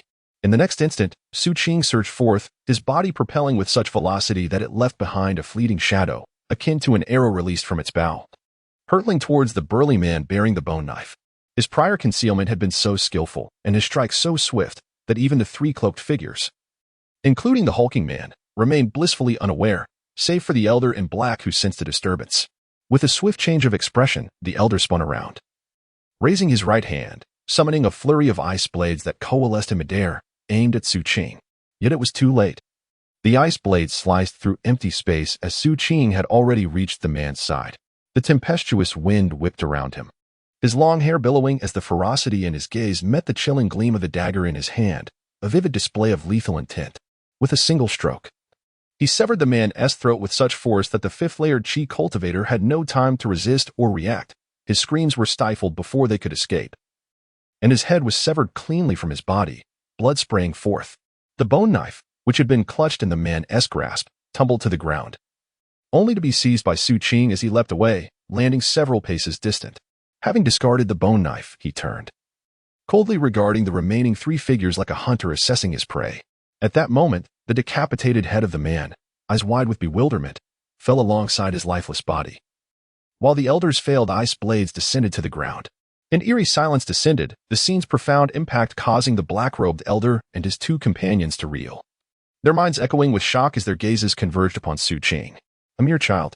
One of the black-clad figures behind the elder blurted out, eyes widening at the sight of Xu Qing. Silence. The elder hissed, his voice a suppressed growl. The black-robed man, realizing his indiscretion, fell silent. Xu Qing scrutinized the trio, the utterance having unveiled their secrets. Child, this matter is of no concern to you. Depart at once, and I shall feign ignorance of your presence, the black-robed elder intoned, his countenance darkening as he fixed his gaze upon Xu Qing, making no attempt at concealment. A gust of wind swept through, rustling Xu Qing's bangs and carrying the sound of leaves swirling towards the elder and his companions. The mist seemed to deepen in the breeze. Xu Qing remained silent, his thoughts unreadable. The bone blade, feigning unconsciousness until now, stirred with urgency upon hearing the elder's words. Anxious that Xu Qing might abandon the rescue, it swiftly opened its eyes, believing that only a situation demanding a desperate, all-out effort could ensure its safety. It cried out, "Heed him not, child. They are in league with the camp leader." Many scavengers who have vanished from the camp over the years were secretly seized by them and sold to merchants as living treasures. This is the camp leader's most guarded secret. The black-robed elder narrowed his eyes, fixing Xu Qing with a piercing stare. "I grant you one final chance," he declared. "Refrain from meddling." Xu Qing paid no heed to the words of the bone knife. The causal chain of events held no relevance for him. His thoughts were straightforward and uncomplicated. Having purchased my insurance, I shall guarantee your departure from the forbidden zone, while your fate thereafter is inconsequential to me. He had indeed acquired my insurance, Xu Qing stated earnestly. The expression of the old man in black grew even colder, yet in the next moment, a cruel smile curled upon his lips as he abruptly raised his hands. Instantly, a colossal red aura manifested beneath him. A chilling wind surged forth from within the ring, swirling as if transformed into a formidable vortex. "Child, your inexperience is evident. You have granted me the time to cast my spell. Therefore, prepare to meet your demise," the old man bellowed, shaking his hands violently. The winds around him intensified, and within them, countless blood-colored ice blades rapidly took form. Simultaneously, the two men in black beside him grinned wickedly and charged towards Xu Qing from either side. The bone knife revealed a look of despair. Yet, Xu Qing remained composed throughout. As the two figures drew nearer and the ice blade tempest was on the verge of erupting around the black-clad elder, he spoke softly. "I must also express my gratitude to you." Almost at the very moment Xu Qing's words left his lips, the two men in black, rushing towards him, suddenly halted in their tracks. Their faces turned ashen, eyes wide with terror, as dark blood began to flow from their 7 orifices. It was as though they had been poisoned, unable to sustain even a breath. Overcome with dread, their instincts urged them to flee in a panic. As the two retreated but a few steps, they spat forth copious amounts of black blood, their bodies bereft of all strength, staggering to the ground, convulsing violently.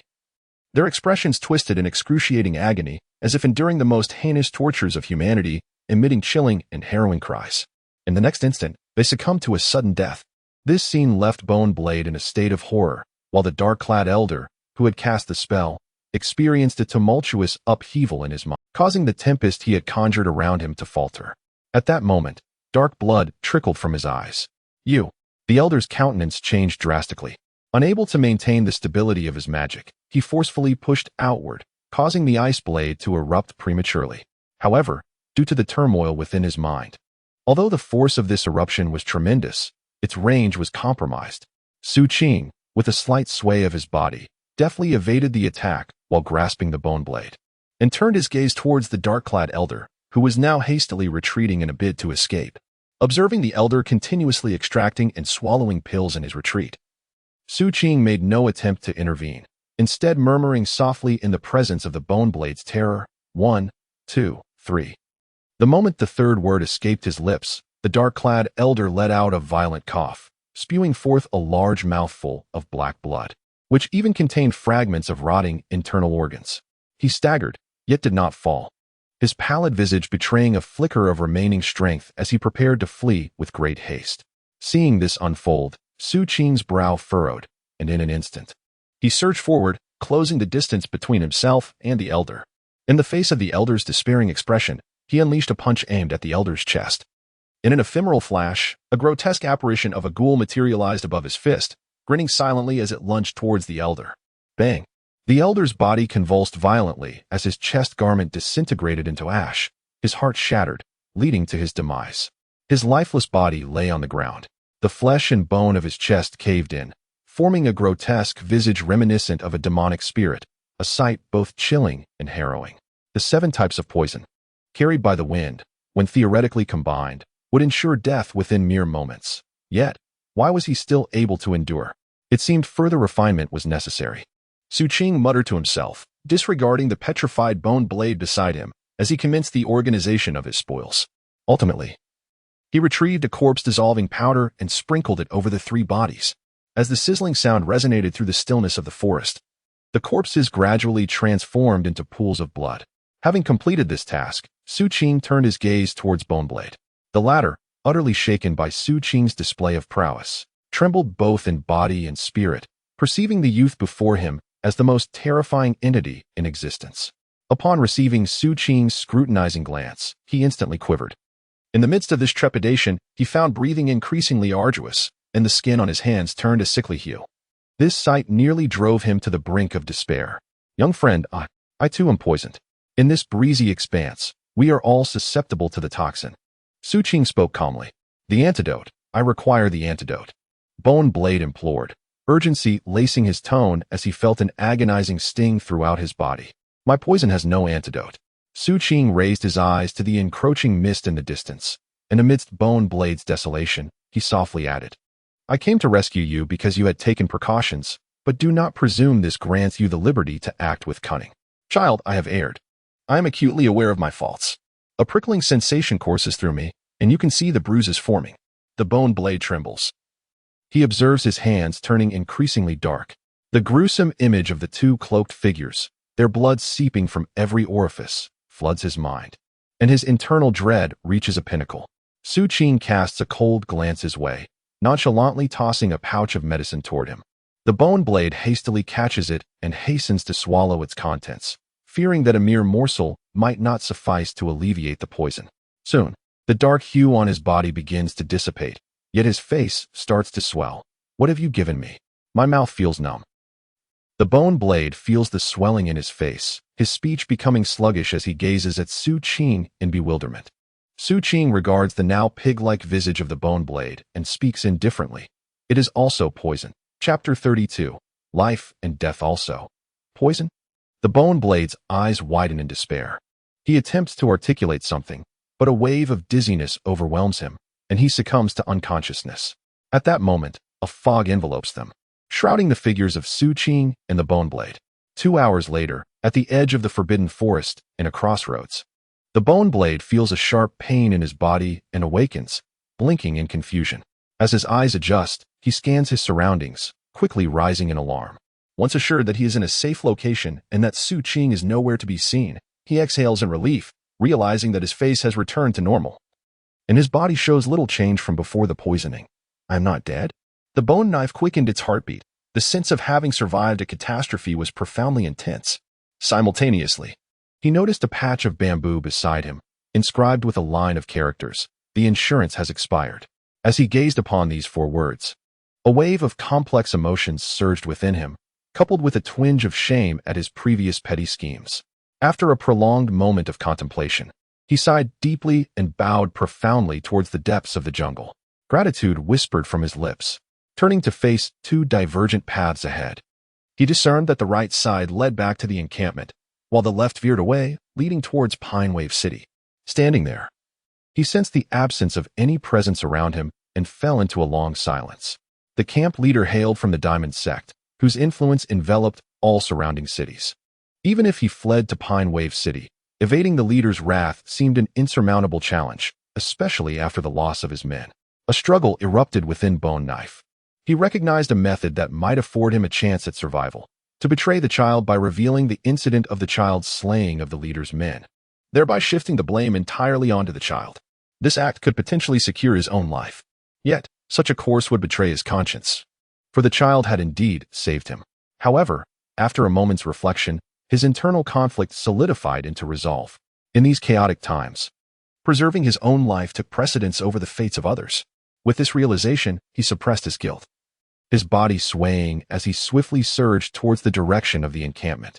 But in that very instant when he stepped toward the camp, a chilling glimmer surged from behind him, racing towards him with astonishing speed, piercing through his skull in an instant. With a resounding thud, the bone knife trembled violently, blood splattering forth as its eyes widened before collapsing to the ground, convulsing briefly. The world before it was obscured by an approaching figure, slowly fading into darkness until it transformed into eternity. Breathless and lifeless, the bone knife lay still. Xu Qing stood before its lifeless form, silently withdrawing an iron stake. Possessing a profound understanding of human nature, Xu Qing chose not to depart, but instead offered the bone knife a choice. To the left lay life, to the right, death. The bone knife opted for the right. With an impassive expression, Xu Qing produced a powder for erasing corpses, scattering it as the bone knife's body disintegrated. Calmly, he turned and swiftly made his way deeper into the wilderness, uninterested in the affairs of the camp leader. At this moment, as he dashed through the jungle, the mist enveloped him, yet its effect was not particularly significant. By dusk, Xu Qing had navigated through the haze and arrived at the apothecary in the canyon. Almost simultaneously with his entrance, a faint howl of a wolf echoed in the distance, but Xu Qing paid it no heed. First, he cautiously surveyed the surroundings, ensuring that the minor arrangements he had left before his last departure had remained undisturbed. Satisfied, he pushed open the door to the apothecary and stepped inside. The apothecary was modest in size, lacking any resting beds, with wooden partitions creating small compartments around the room. Each compartment housed a variety of herbs and toxic substances. Some of these had been processed, while others remained intact, amounting to several hundred in total, densely packed. Xu Qing's gaze swept over the collection, a wave of satisfaction rising within him. These were gathered during his studies under Master Bai, primarily sourced from the periphery of this forbidden zone, with only a small portion collected from deeper within. The collection was predominantly composed of poisonous plants, with medicinal herbs being scarce. Xu Qing first inspected the area, then sat down on the ground, his expression revealing deep contemplation. The Bai-Dandan formula provided by Master Bai, although concealed within the daily lessons, had been diligently noted by Xu Qing, whose commendable memory allowed him to organize the information effectively. However, he lacked the complete array of herbs required for the elixir's preparation. Consequently, he was unable to follow the formula meticulously, yet he considered the possibility of substituting or adjusting with other herbs based on their medicinal properties. Xu Qing murmured to himself, uncertain of the efficacy of this approach, yet reasoning that even a failure would enhance his experience in concoction and refinement.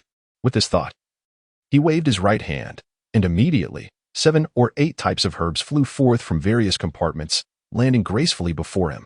After a careful examination, Xu Qing pondered for a moment before departing the apothecary for the backyard, where, amidst a riot of colorful blossoms, lay a small patch of cultivated soil, home to a variety of herbs. These plants, requiring limited exposure to air and unable to be uprooted for long, had been relocated by Xu Qing, eventually forming a modest herbal garden over time. As Xu Qing approached this little herb patch, the distant howls of wolves became increasingly discernible. Maintaining an unperturbed demeanor, he paid no heed to the sounds, instead harvesting 3 varieties of herbs before turning to leave. Upon his return to the apothecary, he retrieved a stone basin and, drawing upon his acquired knowledge, commenced the blending process. Whether plucking leaves, extracting juices, or dispersing pollen, he executed each task meticulously, striving for precision. Gradually, as he continued to mix, the liquid within the stone basin transformed into a deep, inky hue. 5 varieties of herbs were missing. Xu Qing surveyed the small compartments around him, contemplating deeply before retrieving additional ingredients. Employing the principles of yin and yang, he endeavored to concoct a satisfactory mixture. However, this endeavor proved to be quite challenging. As the night wore on, only with the dawn did he finally manage to assemble the required herbs, albeit with considerable difficulty. Gazing into the stone basin at the viscous, dark liquid, Xu Qing furrowed his brow. This concoction differed significantly from the white elixir he had envisioned.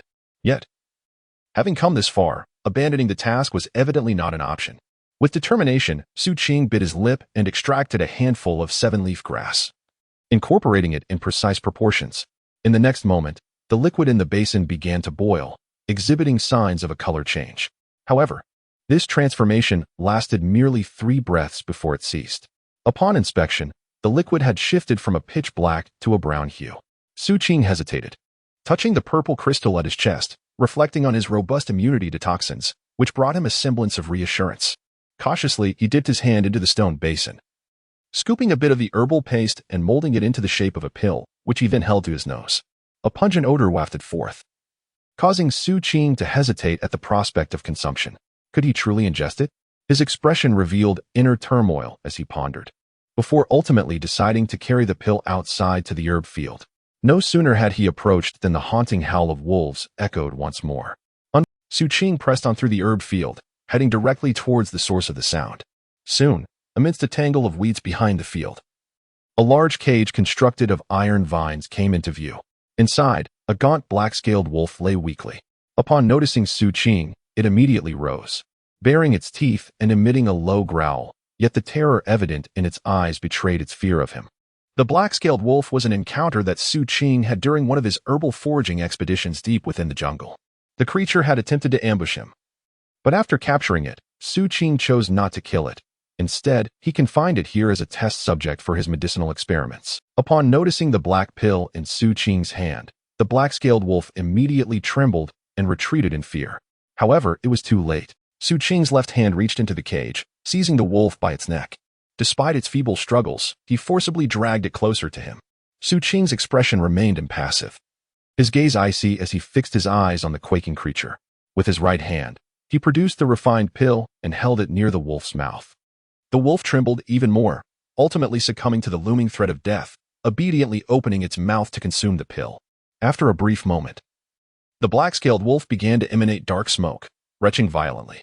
A large bulge formed on its head, which soon erupted with a loud pop, causing the creature to collapse and gasp for breath.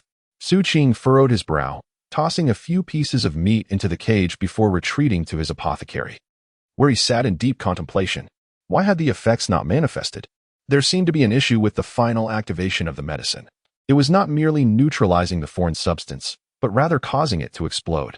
After a moment, Xu Qing deduced that the absence of a catalyst was likely the cause of the ineffectiveness. He required a medicinal guide to purify the effects of these concoctions. For this purpose, he could utilize snake venom. With a flick of his hand, 3 distinct venom sacs flew towards him. Upon extracting their toxic essence, the mixture in the stone basin emitted a hissing sound, releasing a plume of green smoke. Recognizing the potency of the fumes, Xu Qing swiftly raised his right hand, dispersing the toxic mist outside with a gust of wind, before setting the basin aside to allow the concoction to ferment. During the waiting period, Xu Qing sat cross-legged, eyes closed, practicing the Haishan technique. As dusk approached, he opened his eyes to inspect the increasingly viscous medicinal liquid that had fermented. He took a small amount and rolled it between his fingers before making his way to the black-scaled wolf. Moments later, amidst a series of resounding bangs, Xu Qing returned in frustration, resuming his contemplation. He even retrieved the finished white pill, melting it down for meticulous study. Thus, time passed, and soon 6 days had elapsed. Throughout this period, Xu Qing appeared to have forgotten all external matters, wholly absorbed in the formulation of the white pill. The herbs in the small compartments of the pharmacy had been nearly depleted, and the medicinal field was nearly barren. He had refined the white pill's liquid over a dozen times. As for the black-scaled wolf, after the last trial, the foreign substance within it reached its limit, even attracting the foreign energies from the surrounding spiritual energy, which instantaneously coalesced into a blood mist and collapsed. Had it not been for Xu Qing's shadow, capable of absorbing foreign substances, he would have been completely overwhelmed by that gathering of foreign energies. This scene left Xu Qing somewhat disheartened. Yet, he understood that the refinement of the white pill was no simple feat, especially when attempting to concoct it without all the necessary herbs. Nevertheless, despite the difficulties, he had gained experience in the art of concoction, and within the numerous refinements he had undertaken, the last attempt, though not entirely successful, did exhibit some efficacy. However, this effect was entirely contrary to that of the white pill. While the white pill neutralized foreign substances, the final iteration of Xu Qing's concoction rapidly attracted them. At this moment, he gazed down at the stone basin before him. A layer of green membrane rests upon the surface of the basin, formed by the melting of the seven-leaf clover, beneath which lies an abyss of pitch-black medicinal liquid. The purpose of this membrane is clear. Once it dissipates, the liquid will autonomously attract a dense convergence of foreign essences, rendering ingestion unnecessary. The demise of the black-scaled wolf was partly attributed to this phenomenon. Xu Qing let out a sigh, massaging his temples as he sensed the fluctuations of his internal cultivation, which alleviated some of his feelings of frustration. Despite the setbacks with the elixir, his cultivation had progressed remarkably during this period of training, having now achieved the consummate fifth layer of the sea mountain technique. This night, he anticipated a breakthrough to the sixth layer. With a deep breath, Xu Qing set aside thoughts of the elixir, his gaze gleaming with anticipation as he endeavored to push his cultivation further. In a chaotic world, each increment of strength corresponded to an enhanced possibility of survival. That night, as the bright moon ascended, a resounding roar erupted from within Xu Qing. The sound was far more thunderous than before. He, who had believed his body devoid of impurities, now expelled a copious amount of dross in that instant. An unprecedented sense of clarity enveloped him, and from behind, a faint roar echoed. The phantom of the Shao, which had previously manifested only during his strikes, now took shape behind him, larger and more ferocious, no longer limited to a single leg but now possessing two. Particularly striking was the emergence of a horn upon the head of this apparition. This was no mere Shao, but rather the nascent form of a Kuei. At the moment of its emergence, a silent roar from the fledgling spirit resonated throughout the surroundings, causing the cries of numerous beasts in the nocturnal jungle to abruptly cease. Xu Qing slowly opened his eyes, and the violet light instantaneously illuminated the entire apothecary, resembling a bolt of purple lightning slicing through the darkness. Amidst this pervasive violet glow and the roar of the fledgling spirit behind him, Xu Qing, sitting expressionlessly, exuded an unprecedented sense of oppression. After a brief moment, as the purple light faded from his gaze and the silhouette of the spirit receded, Xu Qing murmured softly, "The Haitian Technique, 6th Layer." Chapter 33. Eternal Darkness. The Haitian Technique was originally a rather ordinary martial art, with a degree of separation from the heterogeneous that was equally unremarkable. Such techniques were plentiful across the southern Phoenix continent, primarily practiced by small families and minor factions. Even when cultivated to perfection, their combat prowess was not particularly often embellished with exaggerated claims. For instance, the phrase "the demon can shift mountains, while the spirit can move seas" is a quintessential example of hyperbole. However, for Xu Qing, this Haitian technique unleashed a power previously unseen, one that perhaps even its creator had never attained. The fifth layer's spirit form he manifested was comparable to the sixth or seventh layers of other practitioners of the Haitian technique, and now, at the sixth layer, it had directly materialized into a formidable spirit shadow. Though merely a fledgling spirit, its might far surpassed that of the earlier form. One can only imagine the transformation Xu Qing's Haitian technique would undergo upon reaching the seventh layer. At that point, the spirit shadow would undoubtedly experience a complete metamorphosis. By then, the Haitian technique would reach its zenith for all practitioners. Yet here, Xu Qing still had paths yet to explore. In the description of the Haitian art, it is only upon reaching the 10th level that one can manifest the shadow of the leader, which transforms into an adult form after achieving great perfection. Xu Qing sat within the pharmacy, an unusual gleam illuminating his eyes. According to my progress, the 7th level should grant the ability to transform into an adult form. What of the 8th, the 9th, and the 10th levels, as well as great perfection? A profound anticipation stirred within Xu Qing's heart as he lowered his gaze to his own body. This time, there was no need to test his speed and strength. He could distinctly sense a presence within him that far surpassed the aura he had possessed at the previous 5 levels. The intensity of this power astonished even him. Likewise, he felt that should he unleash his full speed now, the wind would become his sole impediment. He was uncertain of his current standing within the camp. But he clearly understood that, akin to the sorcerer in black robes who wielded the 7th level of chi condensation, he could now vanquish 2 of them simultaneously. After a while, Xu Qing took a deep breath and cast his gaze downward at the ground surrounding him. Outside, the night enveloped the world in darkness, and the room remained shrouded in shadow, yet he could still faintly perceive the presence of his own shadow. His breakthrough seemed to have influenced it, allowing it to absorb more of the heterogeneous essence, thereby deepening the intricate and subtle connection between them. In silence, Xu Qing stared intently at the ground. As time gradually flowed by, the sky outside began to brighten, and with the sun's rays streaming in, the simple pharmacy transformed. Besides Xu Qing, the shadow emerged from obscurity, becoming increasingly vivid. In the instant it materialized, Xu Qing's eyes narrowed sharply. He awaited this moment, and as his thoughts resonated, he distinctly perceived his shadow subtly contorting. Gradually, the shadow's right hand slowly lifted. Xu Qing's breathing became labored as he fixated on the shadow, directing its hand to traverse the ground. As it extended into the darkness, the shadow melded into the obscurity, becoming invisible. Yet, Xu Qing remained composed. He could sense the shadow's continued existence, until the moment the shadow's hand reached the small compartment. It began to crawl and grasp a medicinal herb. The instant the shadow seized the herb, it transformed, exuding a rich, exotic essence, turning a deep, verdant hue. At that moment, Xu Qing's control reached its zenith, and with a resounding thrum in his head, the shadow retracted, reverting to its original form. After a considerable pause, Xu Qing lifted his head, his eyes tinged with bloodshot veins, his head pounding intensely. He immediately closed his eyes to regulate his breathing. An hour later, he reopened his eyes, the throbbing in his head subsiding, yet he still could not exert agile control. Xu Qing cast a profound glance at the shadow, withdrawing his focus. He was unhurried. Given the current trajectory, he would eventually attain complete mastery over it. At that juncture, the shadow would become his most clandestine weapon. Taking a moment to rest, Xu Qing raised his hand and grasped, causing the transformed herb to soar into his palm. He then examined it closely, finding it identical to the herbs ravaged in the apothecary. Thus, the shadow's ability could indeed infuse the foreign essence into the objects it touched, Xu Qing murmured, attempting once more to manipulate the shadow. As time flowed by, after 2 hours, Xu Qing garnered a substantial understanding of the shadow's capabilities. The counterpart is not always capable of emitting the heterogeneous invasion cover. Only under its own control can the touched objects be transformed. This characteristic, unexpectedly lethal, instills in Xu Qing a persistent wariness towards the shadows. At this moment, he glanced at the spot on his chest where a purple crystal was embedded, sensing that this crystal could serve to confine and suppress the shadows. After a prolonged moment, he withdrew his gaze, setting down the herbs in his hand, and surveyed the small compartments around him, noting that scarcely 1 in 10 herbs remained, all now heaped within the stone basin. Casting a glance at the basin, Xu Qing sighed.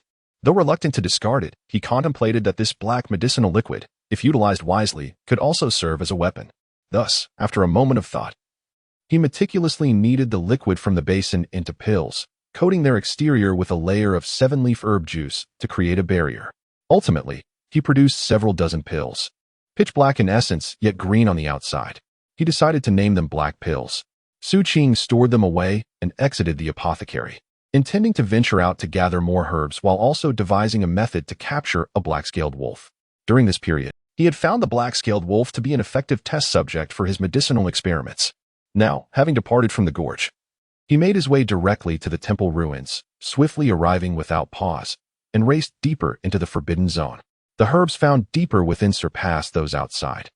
And Xu Qing had explored this area not just once or twice. Although the range was not extensive, each expedition yielded significant rewards. Simultaneously, shortly after Xu Qing ventured into the depths of the forbidden zone, a group of individuals was slowly advancing at the edge of the boundary behind him. A multitude of individuals, numbering in the hundreds, comprised both men and women, encircled by an array of vigilant guards. Among them were several formidable middle-aged men, keenly alert to their surroundings. The very individuals they were safeguarding were the youthful boys and girls who had previously lingered outside the encampment. Their arrival appeared almost recreational, devoid of any visible tension, as laughter and jovial banter resonated through the air. Their guide, Old Stone, bore an expression of resignation, frequently casting glances at the carefree youth, his heart heavy with unspoken concerns. This, after all, was a restricted zone. Old Stone hesitated, acutely aware that his words would fall on deaf ears. Those who had lived in the city believed they understood the perils of the forbidden area. Yet they were far less knowledgeable about its terrors than the scavengers who had truly experienced it. He silently wished for a smooth journey, hoping for no unforeseen complications. Once this task was completed, he intended to retire from this perilous realm. Old Stone murmured to himself, proceeding with an uneasy vigilance. Unbeknownst to the others, among the youthful throng was a striking maiden clad in a flowing blue gown, her long black hair cascading gracefully. She engaged in light-hearted conversation with a blue-clad youth vying for her favor, while subtly dispersing a fine powder from her right hand. As the wind carried the invisible and odorless powder, it dispersed like a catalyst, gradually instigating changes deep within the restricted zone. These alterations were soon felt by Xu Qing, who, while cautiously navigating the depths of the zone, distinctly noted the remarkable scarcity of beasts that day. He even caught sight of a exuding an aura comparable to that of a 6th or 7th layer qi condensation, lying concealed in the mire. Despite Xu Qing's approach, it refrained from launching an attack, seemingly wary of the external environment. This instilled a profound sense of vigilance in Xu Qing as he surveyed the surrounding forbidden jungle. An uneasy feeling began to stir within him, prompting him to gather some herbs before preparing to withdraw. However, just as he was about to depart, an icy breath erupted from the deeper recesses of the forest, spreading rapidly and threatening to freeze the surrounding trees. Xu Qing's eyes narrowed as he instinctively dodged and looked up, immediately spotting a translucent jellyfish soaring out from the depths of the forbidden zone. Among these jellyfish, 6 were of considerable size, accompanied by hundreds of smaller jellyfish, all surging through the air towards the direction of the temple complex, as if something in that direction was irresistibly drawing them in. In that instant, upon witnessing the jellyfish, Xu Qing's presence also captured the attention of the airborne swarm. One large jellyfish halted mid-air, turning to face Xu Qing, and the multitude of eyes adorning its numerous tentacles abruptly opened wide. A crisis erupted within Xu Qing's heart at that moment. He felt every fiber of his being tremble, and behind him, a towering shadow suddenly materialized, issuing a silent roar towards the jellyfish above. Xu Qing's eyes narrowed. He was no longer the same as when he had been at the 3rd layer of qi condensation, utterly powerless against the oppressive aura of the jellyfish. At present, as the blood and energy within him swelled, a roar emanated from the towering shadow behind him, causing the jellyfish that gazed his way to momentarily hesitate. Perhaps the allure from the direction of the temple complex was more compelling, or maybe it sensed a latent danger in Xu Qing's vicinity. After a brief pause, it turned and drifted away. Once the jellyfish was out of sight, Xu Qing exhaled in relief. As he surveyed the surrounding forbidden zone, he increasingly felt that this place was steeped in strangeness. Consequently, with a swift motion, he departed hastily. Were they heading towards the temple complex, or perhaps even further beyond? He hoped it was merely a fleeting passage by the temple complex, lest he be compelled to take a detour. As he journeyed, contemplation flickered in Xu Qing's eyes, yet his pace remained unimpeded, slicing through the jungle like a streak of light. Time passed incrementally, and an hour later, as the distant roar resonated, Xu Qing leapt onto the treetops, gazing intently at the temple complex ahead. It was still half an hour's distance away, allowing him to discern the general outline of the structures. However, in that instant of observation, Xu Qing's expression darkened. The scene he had dreaded had materialized. The group of jellyfish now hovered ominously above the temple complex, faint sounds of combat echoing in the air. The distance was too great for Xu Qing to discern the figures engaged in battle, prompting him to ponder cautiously before edging closer. Simultaneously, within the temple complex, Old Stone trembled, his lips quivering in despair as he surveyed the carnage around him. Surrounding him were numerous corpses, the fallen companions and guards of the youthful visitors. As for the young men and women, the carefree demeanor they once possessed had vanished, replaced by pallid faces and visible wounds, their expressions a blend of desperation and terror. The remaining guards and attendants were diligently shielding them as they retreated, engaging in a fierce battle against their relentless assailants, the hundreds of small jellyfish. Meanwhile, in the skies above, 5 powerful middle-aged cultivators, brought along by the youths, were locked in combat with several larger jellyfish. How could this be?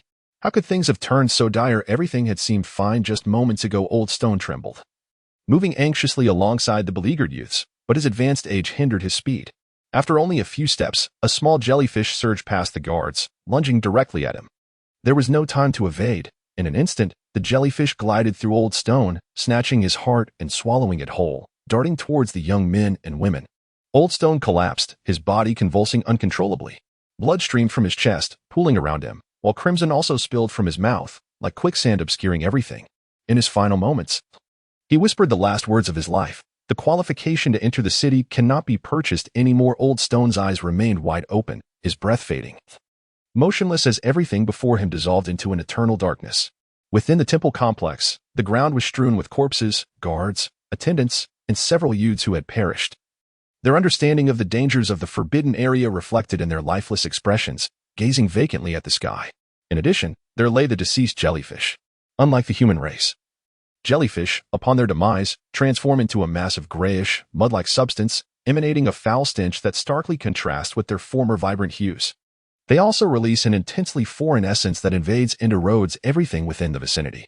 This sudden calamity continues to unfold. As the young men and women retreat in panic, the swarm of jellyfish howls in pursuit, and amidst the periphery of this jungle's forbidden zone, carnage and death persist unabated. When Xu Qing arrived at the temple complex, an hour had already elapsed.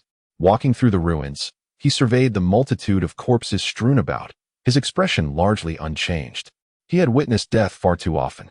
As he passed by the bodies of guards and attendants, Xu Qing collected several deceased jellyfish, intending to study them further. The possessions on these corpses had mostly been rendered useless by the potent foreign essence that arose from the jellyfish demise. Eventually, Xu Qing paused beside a particular corpse. It belonged to an elderly man, whose chest bore a gaping wound, the blood long since congealed, and whose dim eyes seemed to harbor remnants of unfulfilled regrets from his life. Observing this lifeless form, Xu Qing let out a soft sigh. He was not a deity. Thus, despite the man having procured his insurance, he could not guarantee absolute safety, particularly in the absence of the mist. After a moment of silence, Xu Qing knelt down, closing the old man's eyes, and proceeded to bury him. There would be no tombstone, as the scavengers, as the Thunder team had noted, typically had no kin and required no memorials. Dust to dust, earth to earth. This encapsulates the existence of a scavenger, struggling through life and in death, simply finding peace. This desolation, in truth, signifies the fate of the overwhelming majority of scavengers. Standing before the grave of the old stone, Xu Qing gazed towards the distant encampment beyond the forbidden zone, reflecting on the course of his life over the past few months. He had been residing in this scavenger camp for 4 months now. Captain Blood Shadow had perished, Fire Crow had met his end, Fat Shamma had fallen, Barbarian Ghost had died. Old Stone was no more, Thunder Team had retreated into obscurity, Bone Knife had fled, and countless other scavengers had silently succumbed to fate. In this brutal era of chaos, human life was as inconsequential as straw. Only by becoming stronger could one hope to survive. Xu Qing murmured, his expression gradually growing cold as he turned to. At this moment, amidst the lingering rays of the setting sun, a breeze stirred, causing the departing youth's garments to rustle. This sound seemed to carry a hint of chill, gradually fading until it disappeared along with his silhouette into the thicket. The afterglow cascaded down, its brilliance waning yet still striving to pierce through the dense foliage, attempting to illuminate the figure of the youth sprinting through the jungle. However, the youth's speed was so swift that even the light appeared to struggle in its pursuit. Before long, Xu Qing's step suddenly halted. He paused and lowered his gaze to the ground, a look of perplexity crossing his features. Shortly thereafter, he crouched down to examine closely, ultimately fixing his attention on a blade of grass, which bore a barely perceptible dust. Were it not for Xu Qing's solid grasp of toxic flora and his familiarity with the sense of this forbidden territory, he might have overlooked the anomaly. After much contemplation, he finally picked up the leaf dusted with powder, concentrating momentarily before murmuring softly. The exact composition remained unknown, but it undoubtedly contained the blood of the age worm. A glimmer of brilliance flickered in Xu Qing's eyes as he recalled Master Bai's lecture on the peculiar essence of the earworm's blood. This blood possesses certain medicinal properties, yet its true potency lies in its catalytic nature. When combined with other herbs, it can be formulated into a lure capable of attracting specific beasts, often essential during hunts. Could the recent appearance of the jellyfish be related to this? Xu Qing narrowed his eyes, discarding the leaf that bore the ominous scent of the earworm's blood. He took out a pouch of poison powder and scattered it over himself to dispel the lingering odor. With a slight shift of his body, he changed his course. Xu Qing had no intention of approaching the retreating group of young men and women led by the old stone. This matter did not concern him, and he was unwilling to become embroiled in it. Even if some among them were friends of Qin Fei Yuan, he felt no obligation to assist, especially since they were accompanied by formidable individuals capable of battling the colossal jellyfish, posing equal danger to Xu Qing. Most important, there was a high likelihood that some of these youths had intentionally attracted the jellyfish for unknown purposes. Consequently, upon discerning their whereabouts, Xu Qing altered his path, making a detour before returning to the apothecary within the canyon as darkness began to envelop the sky. After carefully storing the harvested herbs, he resumed his study of the white pill. However, despite not venturing to the retreat of those young individuals, as midnight approached, Xu Qing, while concocting herbal remedies in the apothecary, could still hear the distant sounds of tumult and combat, growing ever closer, which caused him to furrow his brow. Eventually, the sound of footsteps reached him, prompting a quiet sigh from Xu Qing. He rose to his feet and stepped outside the apothecary, guided by the moonlight towards the entrance of the canyon, where voices of excitement echoed. "There is a path here. Everyone, come inside." Accompanying the sound were several ragged and disheveled youths, their faces etched with terror. Behind them trailed more than a dozen companions, mostly of similar age, along with 7 or 8 injured guards. In total, there were over 20 individuals who rushed into the canyon. As the guards fiercely defended the entrance, the surviving youths collectively exhaled in relief, their attention drawn to the environment within the canyon. Soon, they spotted Xu Qing's apothecary and the figure standing there, Xu Qing himself. Upon glimpsing him, the youths reacted like startled birds, retreating in alarm. 3 of the guards swiftly approached, their gazes fixed on Xu Qing, laden with vigilance and intent to kill. The palpable menace in their eyes sent a chill through Xu Qing, who coolly surveyed the guards before shifting his focus to the group of youths, 2 of whom particularly caught his attention. One, slightly older than him, appeared to be around 16 or 17. Despite his disheveled state, he exhibited less panic than the others, instead exuding a heightened sense of caution. The other was a young girl, strikingly beautiful, her attire soiled and marked by fear. However, Xu Qing, seasoned in the ways of life, discerned the substantial falseness in her fright at a glance. Notably, she wore a glove on her right hand, seemingly for cleanliness, yet to someone like Xu Qing, versed in the art of poison, gloves served numerous purposes, such as the sprinkling of medicinal powders. Among the 8 guards, their cultivation levels ranged from the 6th to 7th tiers of the qi condensation stage, while the others were below the 5th tier, organized into 3 small teams. Only those 2 individuals caught his attention. The man appeared to possess a cultivation level of the 7th tier, while the woman was likely the one who summoned the Great Water Mother. As for the few strong fighters engaged in battle with the Great Water Mother, they were probably tasked with drawing it away. This was Xu Qing's customary method of observation. The young men and women around him could scarcely fathom that he had discerned so many intricate details with a mere glance. However, these guards were evidently different from the youthful group. They sensed the icy coldness in Xu Qing's gaze and glanced at the pharmacy, their hearts filled with heightened vigilance. The mere fact that one could discover such a gorge within the restricted zone and construct dwellings there indicated that the young man before them was not only familiar with the area but also resided there. Such a person posed a considerable threat. "Friend, may I inquire if your esteemed master is present? We bear no ill intentions. We are merely seeking refuge from the pursuit of beasts outside. We shall depart at dawn, and we apologize for any disturbance caused." The guards instinctively spoke with courtesy. Their words also alerted the anxious young men and women behind them, prompting them to glance at Xu Qing. Among them, the eldest youth scrutinized Xu Qing more intently, his expression growing grave, while the girl with gloved hands narrowed her eyes. She surveyed the pharmacy and caught a whiff of the faint herbal scent in the air, leading her to form an impression of the young man before her. Xu Qing furrowed his brow, glanced at them, and then toward the entrance. After a prolonged silence, he chose not to speak, tacitly acknowledging their presence as he turned to walk toward the pharmacy.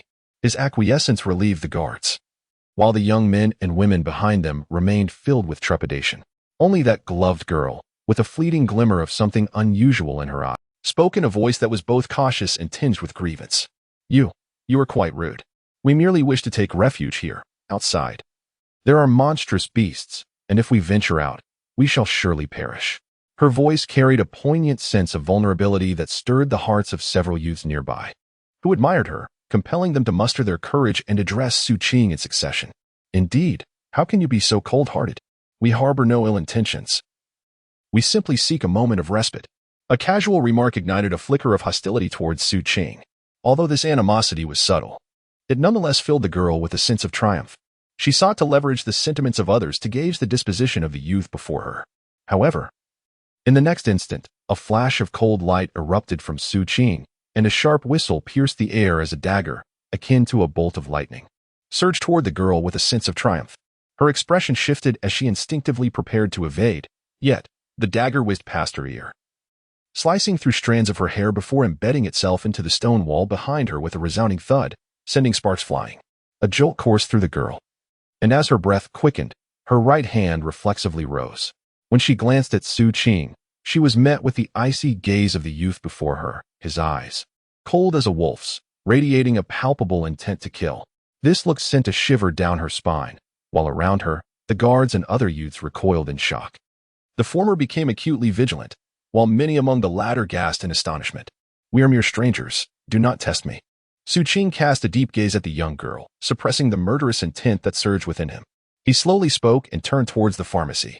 Under the moonlight, his silhouette seemed to merge with the lunar glow, exuding a chill that permeated the hearts and minds of all present in the canyon, gradually enveloping them in silence.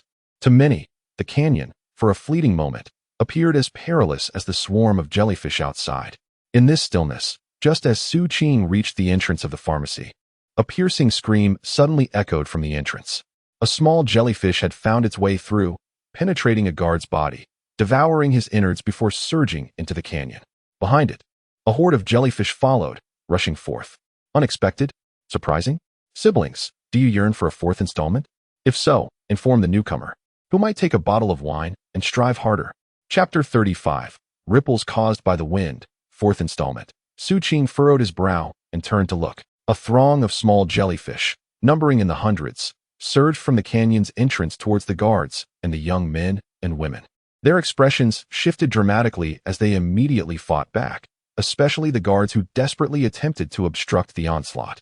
Among them was a slightly older boy, whose aura of spiritual energy, resonating at the 7th level, radiated forth in a dazzling display. However, the sheer number of jellyfish, coupled with their apparent resistance to magical attacks, significantly diminished the harm inflicted upon them. Yet, their swift speed and sharp strikes, combined with their agility, led to a swift toll of 7 or 8 casualties within the canyon. A once elegantly dressed youth, now tattered and worn, bore a look of despair in his eyes. As a jellyfish lunged towards him, he scrambled backward, calling out for help to his friend, Bai Xiao, who had reached the 7th layer of condensation.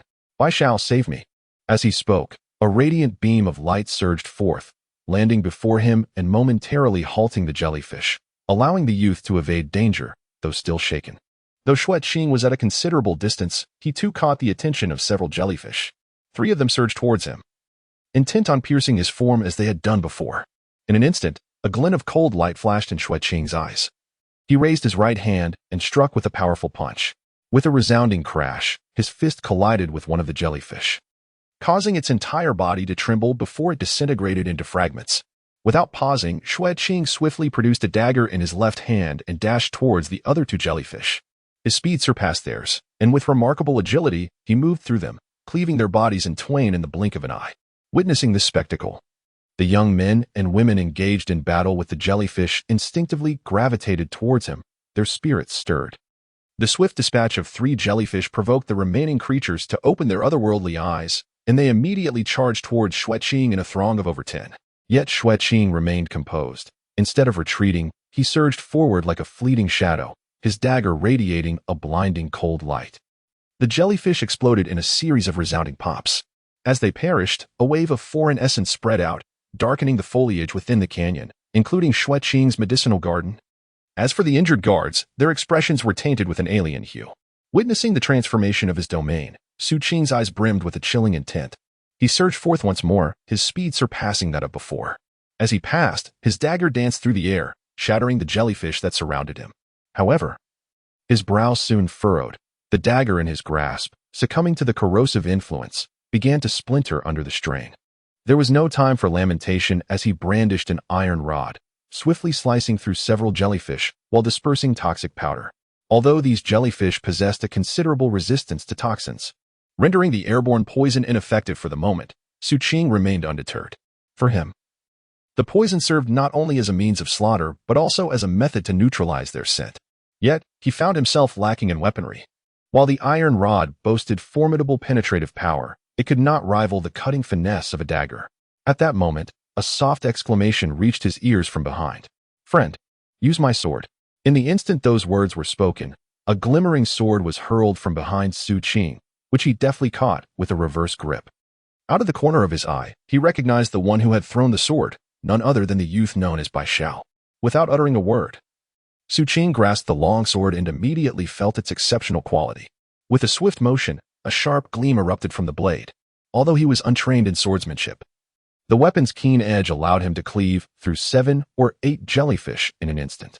As the ground became increasingly littered with the carcasses of the jellyfish, Xu Qing found himself smeared with their azure blood. The remaining 3 guards, along with the group of young men and women, stood behind him, witnessing the scene in stunned silence. In their hearts, a tumult of emotions roared, their eyes wide with astonishment and disbelief. It was simply, overwhelmingly powerful. He is a cultivator of physical refinement. What level has he attained? Could it be the pinnacle of perfection? Yet, the fluctuations of his spiritual energy suggest otherwise, appearing more akin to the 5th or 6th level. His cultivation is of little consequence. What truly matters is the ferocity that this individual exhibits. The guards and the young men and women present are now experiencing a profound disturbance within their spirits, shaken by Xu Qing's sudden display of power. Even Bai Xiao cannot help but gasp in astonishment.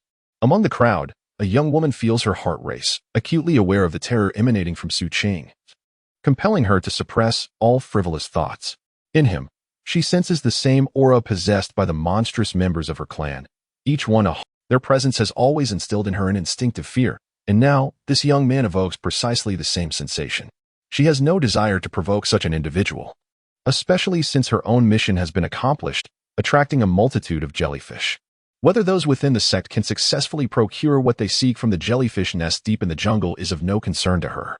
After all, the peril of this encounter has exceeded her expectations. At this moment, her right hand slips into her robe, retrieving a jade slip, a talisman with the power of teleportation, her sole means of escape. Just as she hesitates to shatter it, a thunderous roar erupts from the entrance of the canyon. As dozens of jellyfish surge forth, swirling towards them in a chaotic frenzy. Witnessing this scene dispels her indecision. She immediately crushes the jade slip, her figure vanishing in an instant. Her departure leaves her companions beside her with expressions of complex emotions. Xu Qing paid no heed to these distractions, his gaze fixated on the approaching jellyfish. Calculating the time, he stood firm as a surge of vitality erupted within him, opening his mouth to unleash a resounding roar directed at the encroaching creatures. As his life force expanded and the sea mountain technique commenced its operation, a formidable shadow materialized behind him, mirroring his actions with a fearsome howl. This shadow, grotesque and dark as if it had emerged from the underworld, bore a single horn and glimmered with an eerie violet light in its eyes, presenting a sight both bizarre and astonishing. Though its roar was silent, it combined with Xu Qing's bellow to create an awe-inspiring intimidation, causing the advancing jellyfish to halt abruptly, their eyes wide open, fixated on Xu Qing. The intimidation extended beyond the jellyfish. The youths behind Xu Qing appeared visibly pale, their expressions reflecting sheer terror as they beheld the phantom looming behind him, their eyes narrowing in disbelief. The manifestation of life force into shadow. This was an anomaly only possible at the pinnacle of body refinement. A wave of dread surged within them. The jellyfish also distinctly sensed the ferocity emanating from Xu Qing, compounded by the effects of his poison, which dissipated the aura of vitality from the crowd within the canyon. Thus, after a tense standoff, the jellyfish began to retreat slowly, swiftly departing through the entrance. Watching the jellyfish fade into the distance, Xu Qing exhaled a sigh of relief, turning to cast a cold glance at the group of youths, his focus narrowing on the spot where the gloved woman had previously stood. Yet, there was no trace to be found. Xu Qing's eyes narrowed further. Meanwhile, as his gaze swept across the crowd, several young maidens were so terrified that they burst into tears.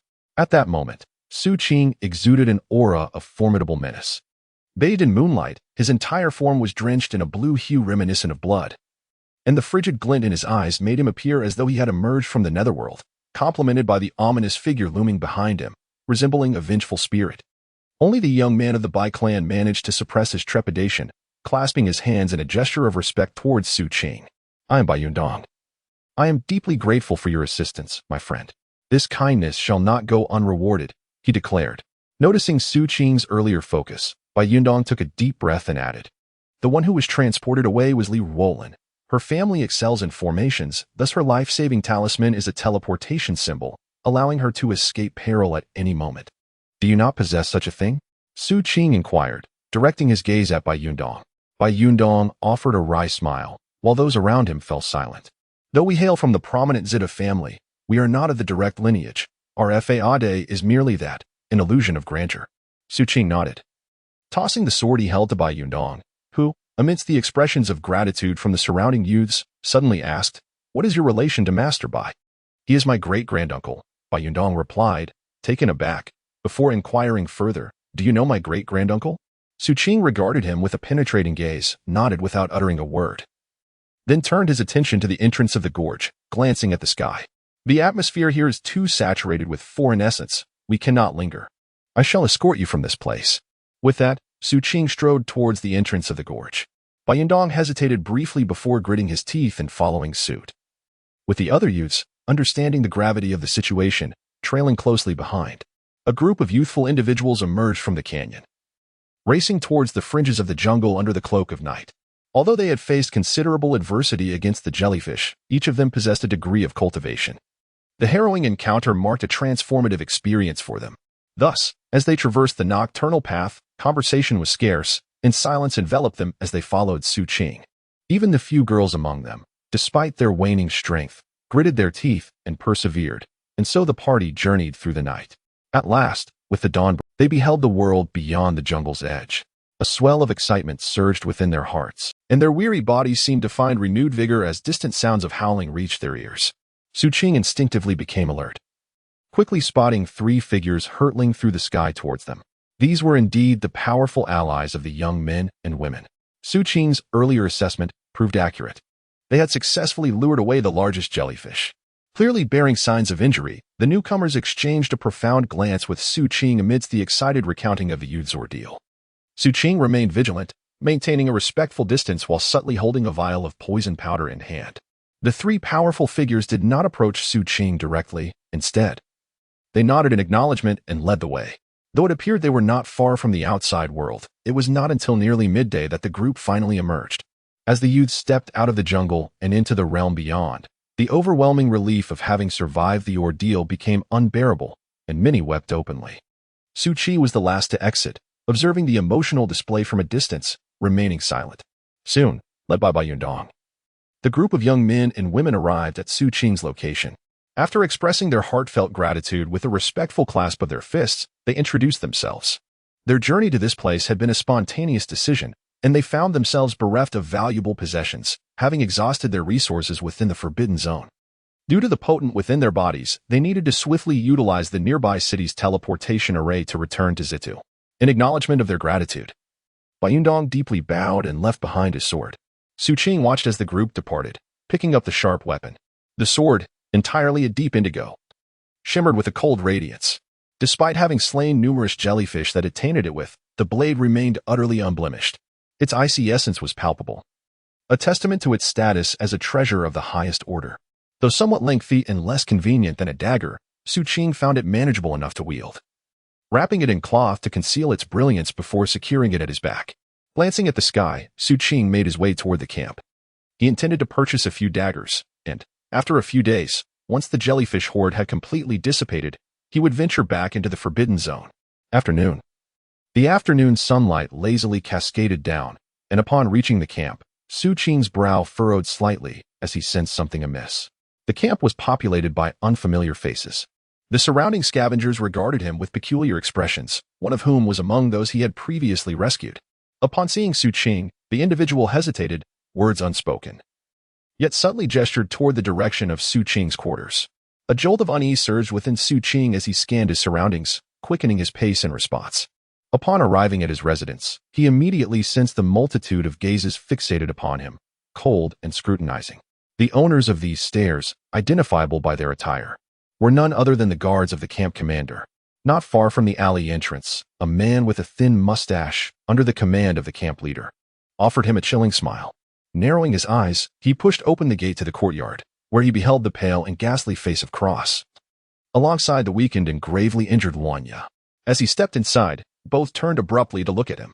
"Child, the lightning squad. Something has happened."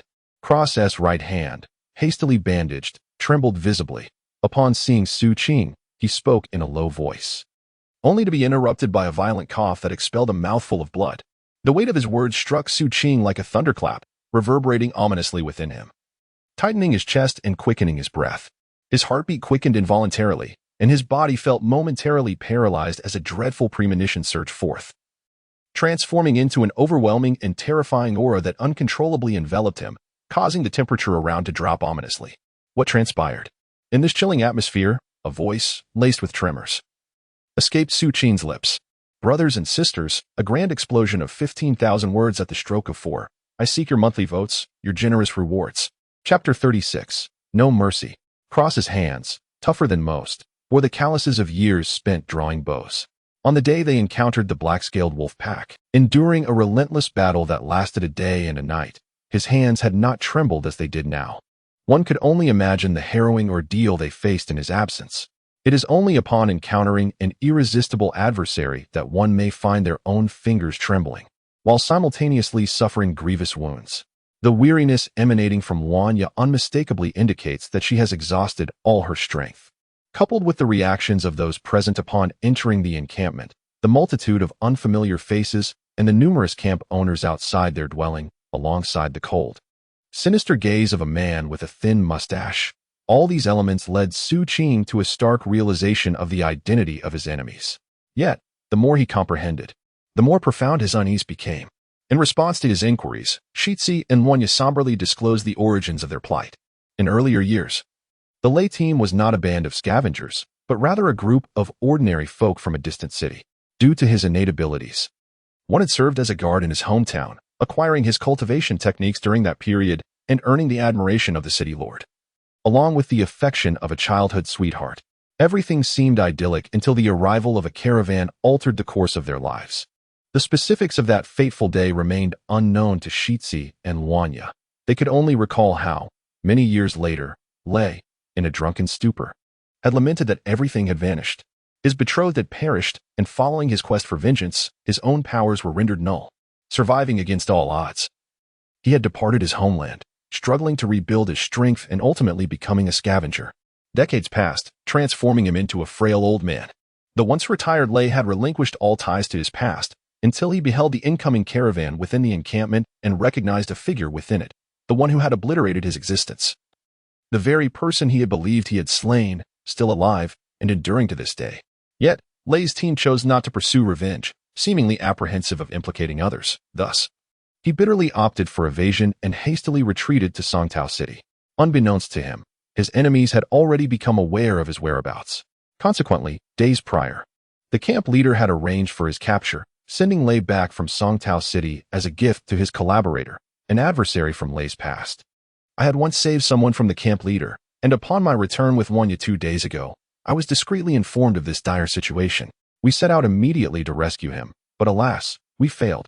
However, at the camp leader's abode, I encountered Lei's nemesis, who, like Lei, had once seen his foundation crumble but had since rebuilt himself, albeit to a marginally greater extent. Xingzi, we have gathered some intelligence regarding this caravan. They are backed by a mysterious organization known as Yijiu, I disclosed. This organization is vast, comprising numerous caravans that traverse the entirety of Nanhuangzhou, moving between various scavenger camps and small towns, engaging in trade with camp leaders and town lords, acquiring individuals to serve as treasure guardians, Wanya murmured. The camp leader, the caravan. Xu Qing's breath quickened, his eyes ablaze with an intense murderous intent. He felt as if a roaring inferno was raging within him, causing blood vessels to surface in his eyes, and a tide of fury surged through him. He turned abruptly towards the main entrance. Behind him, Xingzi and Wanya exchanged anxious glances, with Wanya urgently interjecting, "Child, we must deliberate on this matter. We need to unite with other scavengers. This pertains to years of disappearances, and we." "Unnecessary," Xu Qing declared, raising his right hand to grasp the sword at his back, and with a fierce motion, he swung it with determination. In an instant, the long sword transformed into a gleaming arc, akin to a vibrant rainbow, hurtling towards the courtyard's entrance. In a heartbeat, it penetrated with tremendous force, shattering the door into splinters and revealing a guard eavesdropping behind it, clutching a dagger. His eyes widened in terror as the sword pierced through his chest, causing him to collapse onto the ground, blood gushing forth in a display of sheer panic. The sword, imbued with immense power, continued its trajectory, racing towards a distant alleyway. With a piercing scream, it embedded itself deep into the thigh of another, pinning him mercilessly to the earth.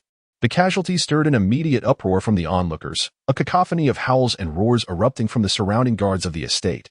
As the atmosphere shifted, Xu Qing, resembling a bolt of lightning, surged forward. The moment he crossed the threshold of the door, he seized the fallen guard's dagger with his right hand, advancing swiftly towards one of his assailants. Without a glance, he brushed past, the dagger swiftly carving a crimson path across the man's throat, blood erupting in a vivid spray, though it paled in comparison to the fury ignited in Xu Qing's eyes. His gaze, a tempest of rage, seemed to conjure memories of past adversaries within the camp, stirring within him a bittersweet blend of resentment and sorrow he was forced to suppress. This deepened his murderous intent, and with a sudden pivot, he unleashed a devastating punch that landed squarely on the chest of a guard leaping from behind. The sound of impact resonated ominously, blood streaming from the man's orifices as his internal organs succumbed to the force, his body collapsing like a lifeless kite. Simultaneously, 3 more assailants, fueled by a murderous resolve, lunged forward. Among the 3, 2 were at the 5th level and 1 at the 6th. However, as they drew near, Xu Qing swiftly waved his right hand, and a black iron spike shot forth, piercing through one man's skull with alarming speed. In a fluid motion, he bent slightly, his dagger glinting coldly, and appeared before the 6th-level individual, striking fiercely at their neck. With a sharp crack, the 6th-level guard reacted swiftly, conjuring a barrier of spiritual energy to block Xu Qing's dagger, yet it could not withstand the force behind it. With his eyes aflame with crimson intensity, Xu Qing thrust forward, sending the individual reeling backward until they collided violently with the wall. With a forceful press, the dagger sliced through the barrier, plunging into the guard's neck and penetrating with such ferocity that the wall behind him crumbled under the impact. Standing resolutely, Xu Qing turned his gaze, his murderous intent palpable and almost tangible, causing the remaining 3 to 5 guards to tremble in fear, their eyes widening in terror. Despite their own 6th-level prowess, they quaked and began to retreat. Even the man with the 3 whiskers momentarily ceased his screams, his complexion turning pale and anxious. Yet, the carnage was far from over. Xu Qing surged forward, and as the guards' minds echoed with alarm, they hastened their retreat, but it was too late. Xu Qing's speed was unparalleled. In an instant, he appeared beside one guard, delivering a crushing blow to his head with a resounding thud. Like a specter, he then materialized at the side of another, his dagger sweeping through the air once more, before swiftly confronting a third. This individual trembled, letting out a desperate scream as he reached out, seemingly intent on embracing Xu Qing in a final act of mutual destruction. Yet awaiting him was a ferocious collision with the forehead of Xu Qing. The roar abruptly ceased as the guard's forehead caved in, succumbing to death in an instant. Xu Qing staggered backward, colliding with another individual. The dagger in his hand repeatedly plunged into the figure behind him, once, twice, thrice, until he slammed this person against yet another wall, at which point he finally lifted his gaze. The sound of thuds echoed, and all the guards in the vicinity fell to the ground, lifeless, with no bodies left intact, having slain multiple foes. Blood cascaded onto the ground, starkly illuminated by the sun as it approached the horizon, rendering the crimson stains a shocking sight. This sanguine reflection enveloped Xu Qing, lending him an aura of a demonic deity, complemented by his own bloodlust. The carnage in this locale prompted several nearby scavengers to emerge, their breaths hitching at the scene. A child. How can he be so powerful? The deceased were all associates of the camp leader. He is defying the camp leader. The duo of Cross and Wanya supported one another as they stepped forward, their eyes drawn to the heaps of corpses and the figure of Xu Qing amidst the blood-soaked ground, their hearts trembling with profound dread. Amidst this uproar, Xu Qing approached the trembling man with the 3-pointed beard. Along the way, he sheathed the dagger and iron spike until he stood before the quaking figure. The man, drenched in cold sweat, seemed to suffer a pain that paled in comparison to his inner terror, yearning to struggle, yet the long sword pinning his thigh rendered him immobile, leaving him to gaze with despair and scream in terror. Child, you dare to? Xu Qing seized the long sword embedded in the man's leg and forcefully thrust it upward. The sharp blade glided along the thigh of the scruffy man, traversing his abdomen and chin. As blood gushed forth, the man, brutally eviscerated, convulsed violently and let out a piercing scream before succumbing to death. Having completed this grim act, Xu Qing's face remained impassive, with only a rising aura of murderous intent. In the blood-stained light reflecting off the ground, he advanced step by step. The scavengers observing this scene were visibly shaken. Upon noticing Xu Qing's approach, they instinctively recoiled. They had witnessed brutality before, mostly from adults and desperate rogues. But a mere 14 or 15-year-old like Xu Qing, exhibiting such calmness in his slaughter and seemingly far from finished, was a rarity indeed. His destination was the camp leader's mansion. Heavy breaths filled the air as the scavengers grasped Xu Qing's intended path, transforming into a collective murmur of anxiety that compelled them to follow in unison. From a distance, Xu Qing led the way, rushing toward the camp leader's mansion, while behind him, a throng of scavengers hastened to keep pace. Even more scavengers, drawn by the commotion, converged on the scene. Additionally, the camp leader's mansion was not without its guards and unfamiliar travelers, who swiftly approached Xu Qing, some among them formidable foes, seemingly intent on his demise. Meanwhile, within the mansion, the camp leader sipped tea, engaged in light conversation with an elderly man clad in a brocade robe, whose countenance was marked by a haughty disdain. "Mr. Son, do not fret. Within the span of a single incense stick's burning, this matter will be resolved. No matter how persistent the scavengers may be, they are no match for our sect's practitioners. I had intended to nurture this boy, and if he proved useful, recommend him to the sect. However, should he remain so blind, he shall be dealt with accordingly. Live better." The elderly gentleman in the splendid robe raised his teacup, took a sip, and after setting it down, spoke in a calm tone. Chapter 37, Life and Death.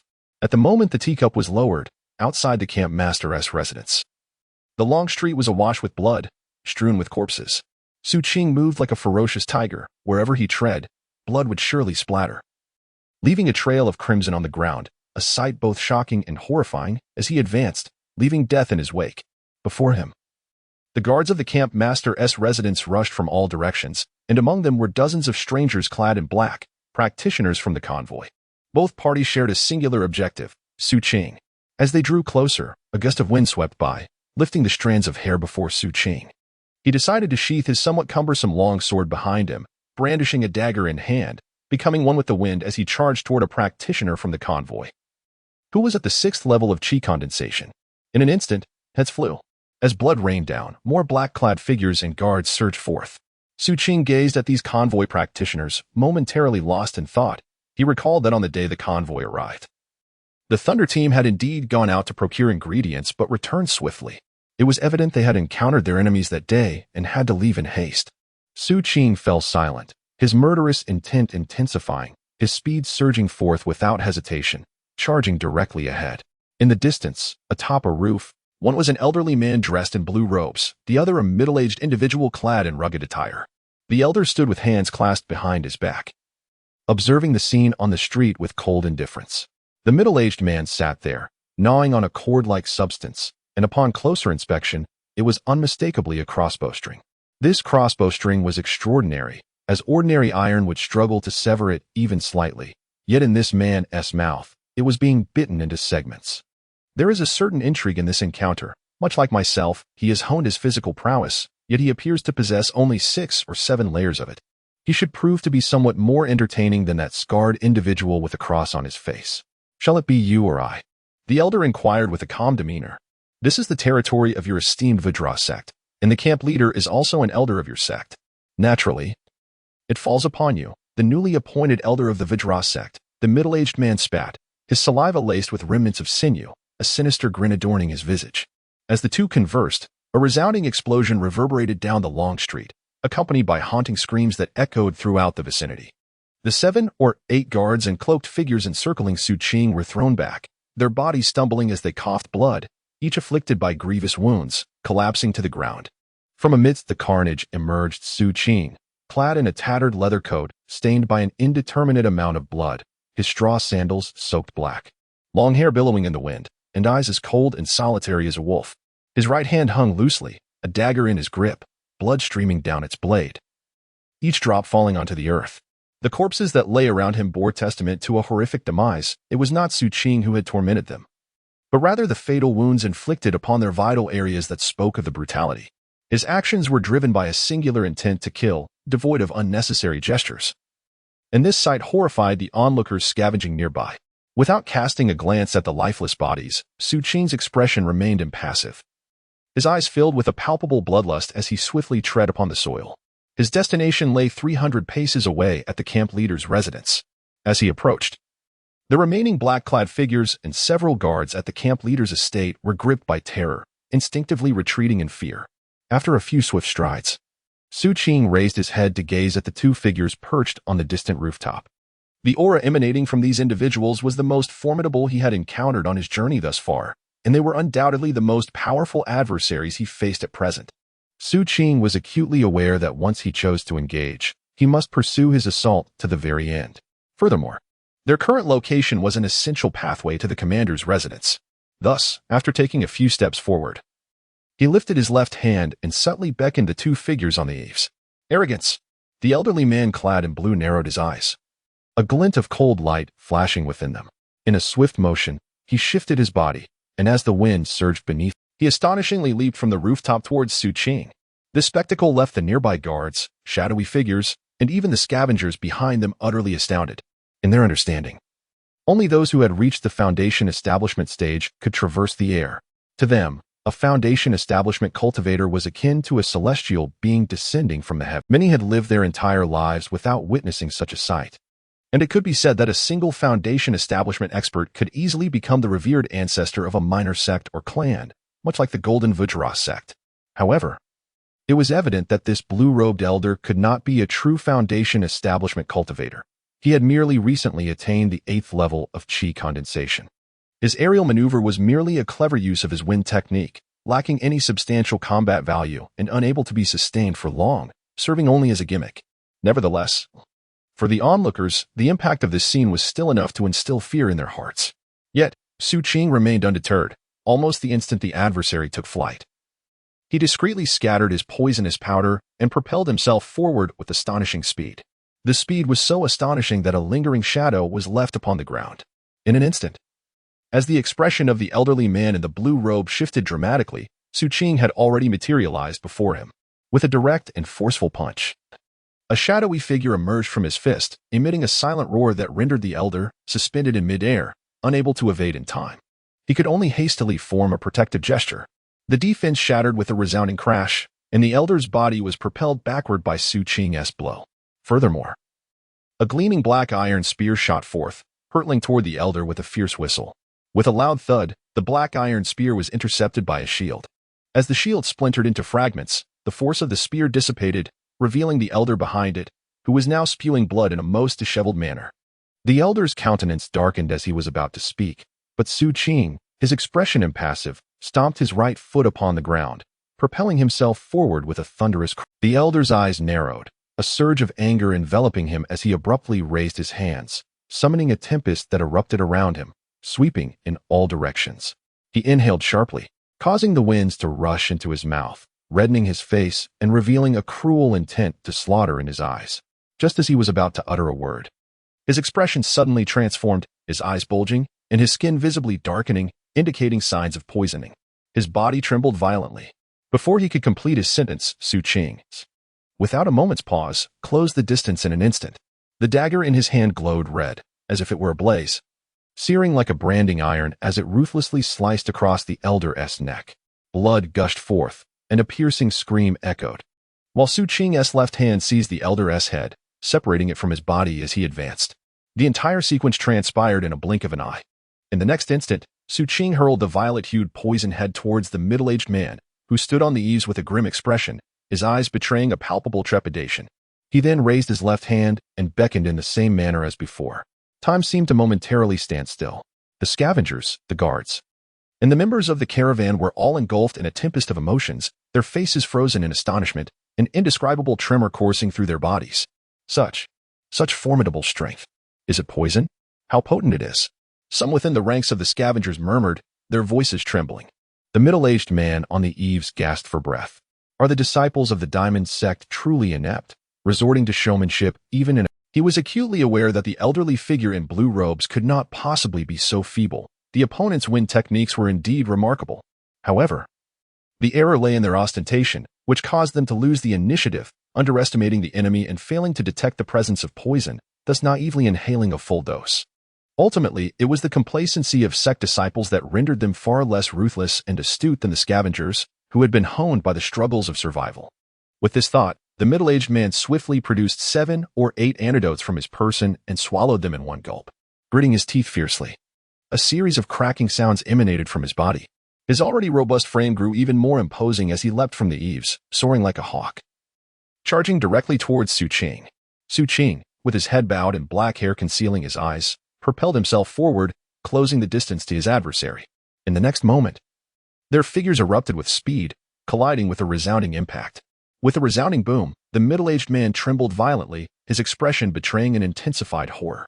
The wind, propelled by the shockwave, lifted the strands of Xu Qing's hair, revealing the sharp gaze within his blood-red eyes. He sensed the astonishing power emanating from his opponent. yet it paled in comparison to his own, and his recovery was far superior. In that moment, a murderous intent erupted in his eyes, and the strength within him surged once more, delivering another punch. The clash between their physiques was both straightforward and brutal. They continued to collide along the lengthy street, the thunderous sounds echoing far and wide, with the ensuing shockwaves causing structures to collapse. Gradually, the middle-aged cultivator's breath grew ragged, his complexion turned ashen, his body trembling.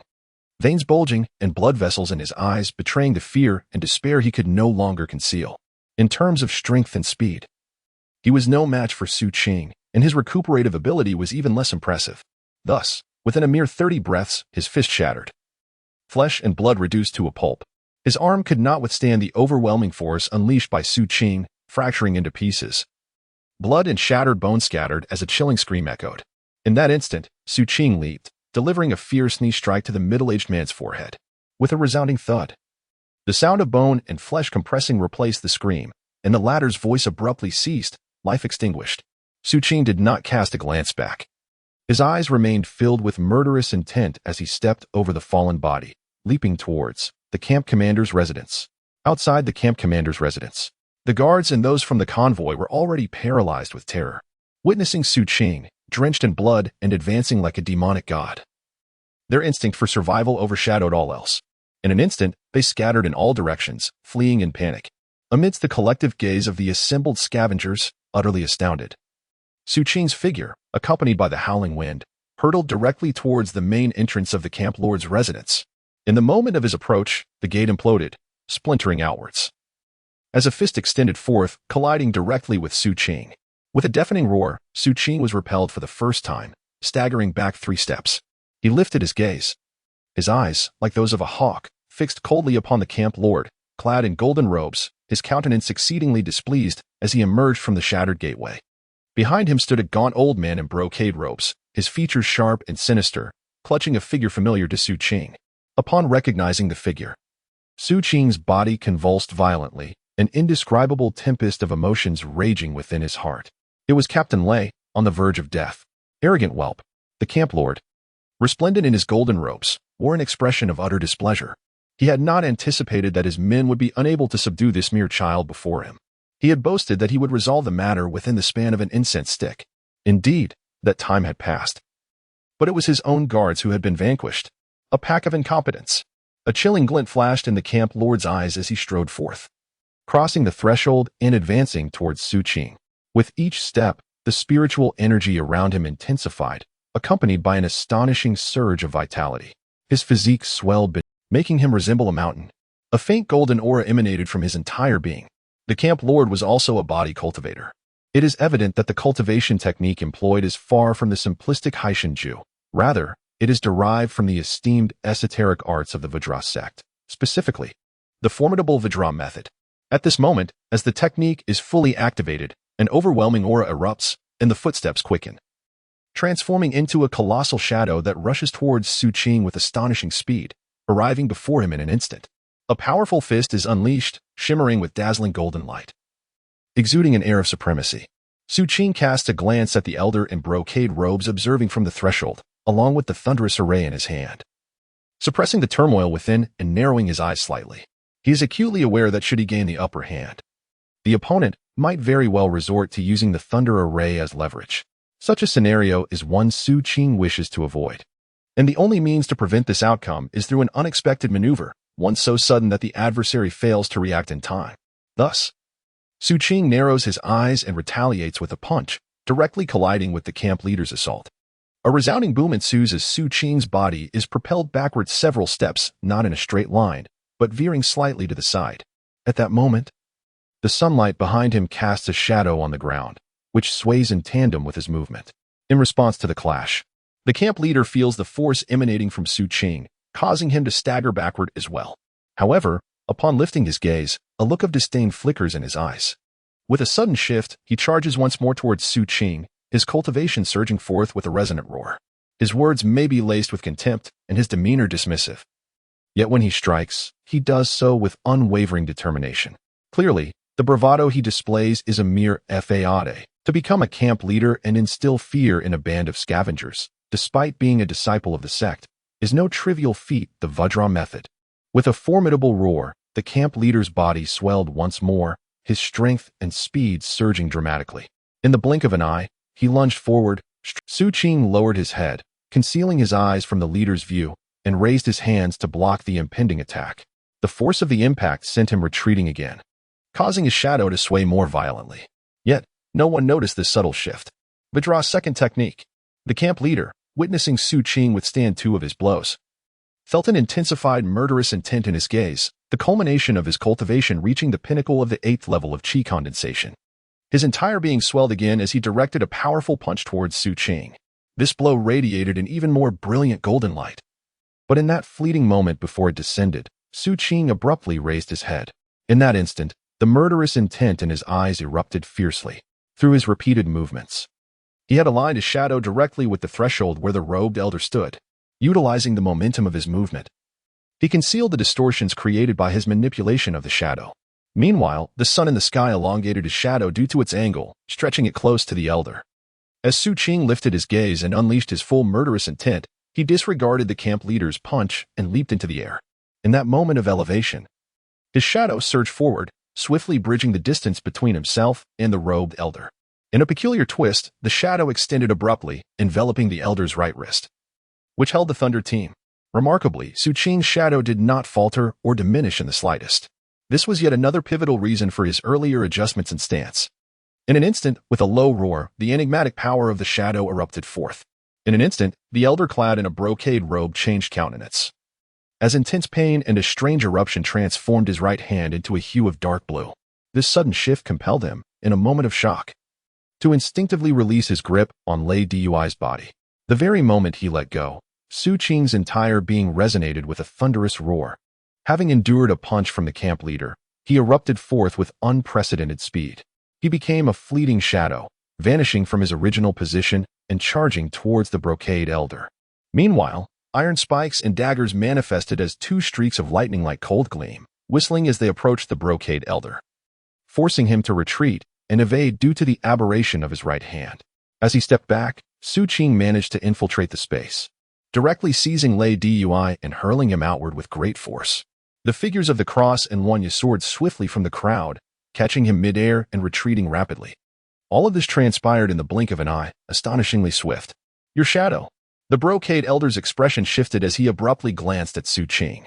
The recent developments had been so abrupt and unexpected that he could hardly respond. Outside, the camp leader's eyes also widened in disbelief at Xu Qing's series of actions.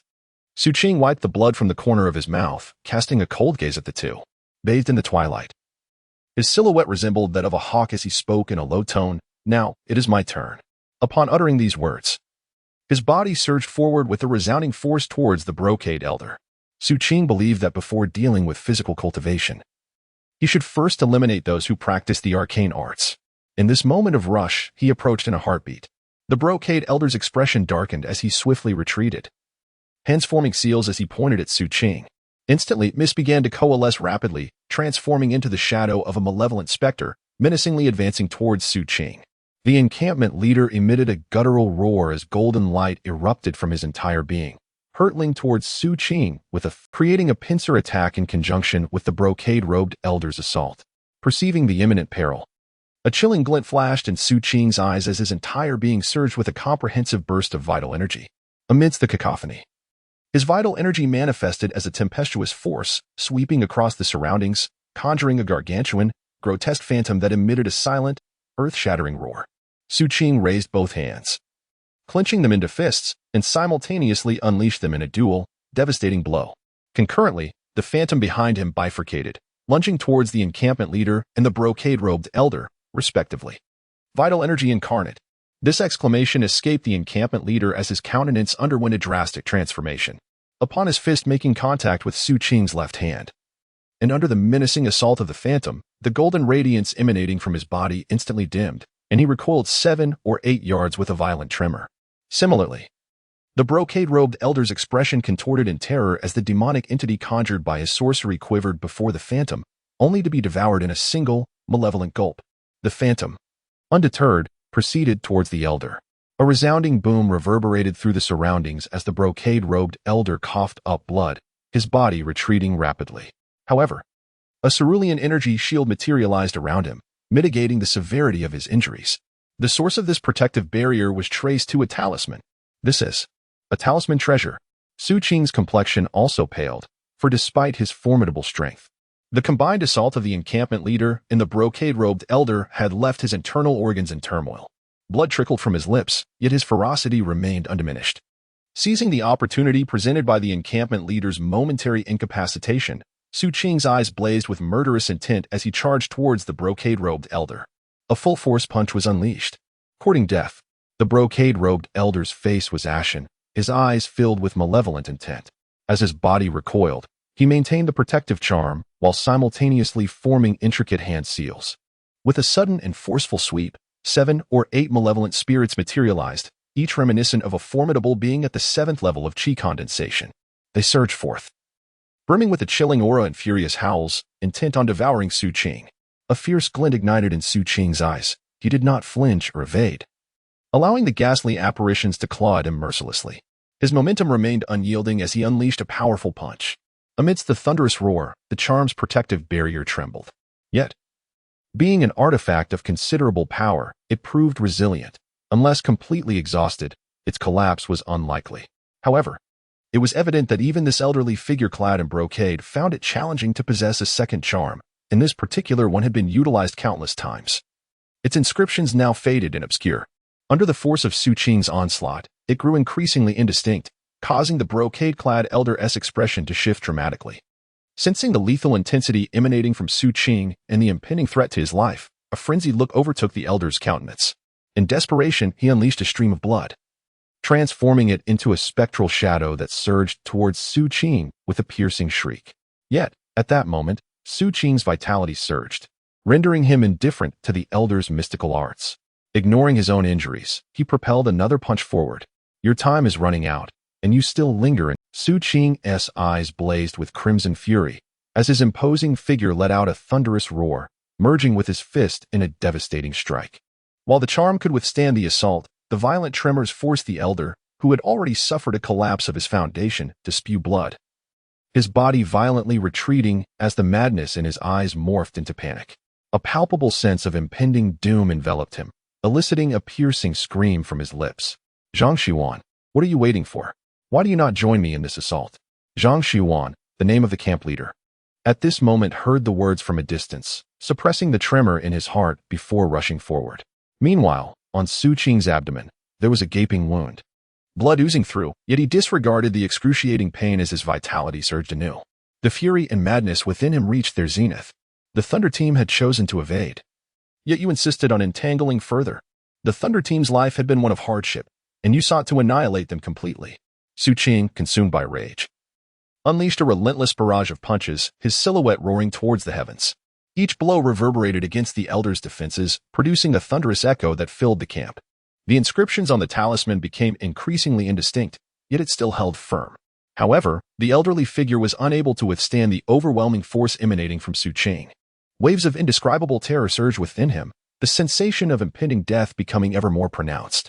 His talisman, effective against magical arts, proved futile against the resonant force generated by physical strikes. His already damaged body could not endure for long. As blood spurted forth, the elder's desperation mounted. He wished to cry out for help, but the reverberations coursing through him rendered him mute, his entire being trembling in horror. His magical abilities were shaken, leaving him to silently scream in despair within his mind. I do not wish to die. In the next moment, Xu Qing's temples throbbed, his eyes burning crimson as he clasped his hands together, striking with all his might against the protective talisman. Death. An astonishing force erupted, distorting the talisman's defenses. Yet it did not shatter. Inside, the elder was violently jolted, his eyes bulging in shock. At this moment, the body could no longer withstand the relentless tremors. In an instant, the eyes burst open, the internal organs collapsed, flesh and bone shattered into a pulpy mass, rendering everything a blur.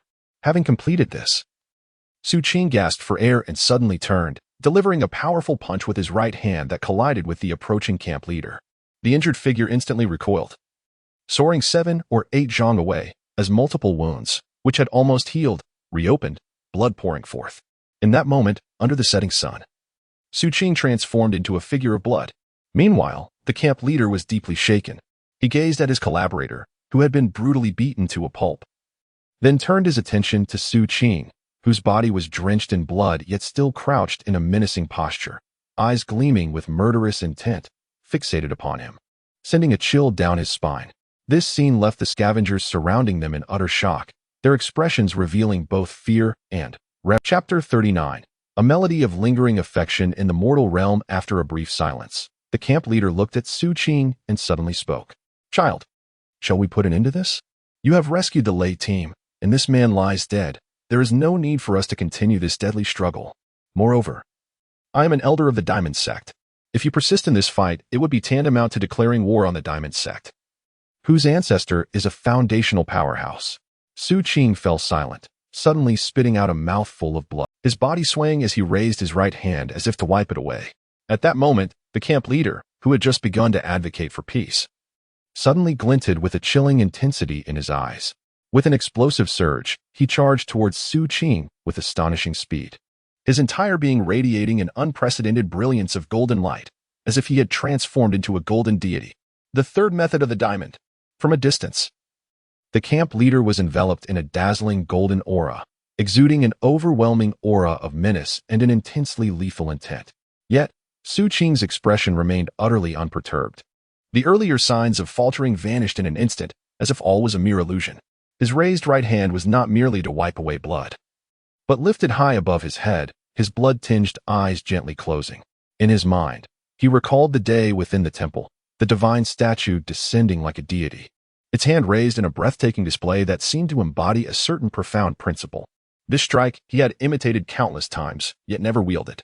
Now, he felt ready to unleash it. A surge of violet light erupted from his being, enveloping him entirely, including his elevated right hand.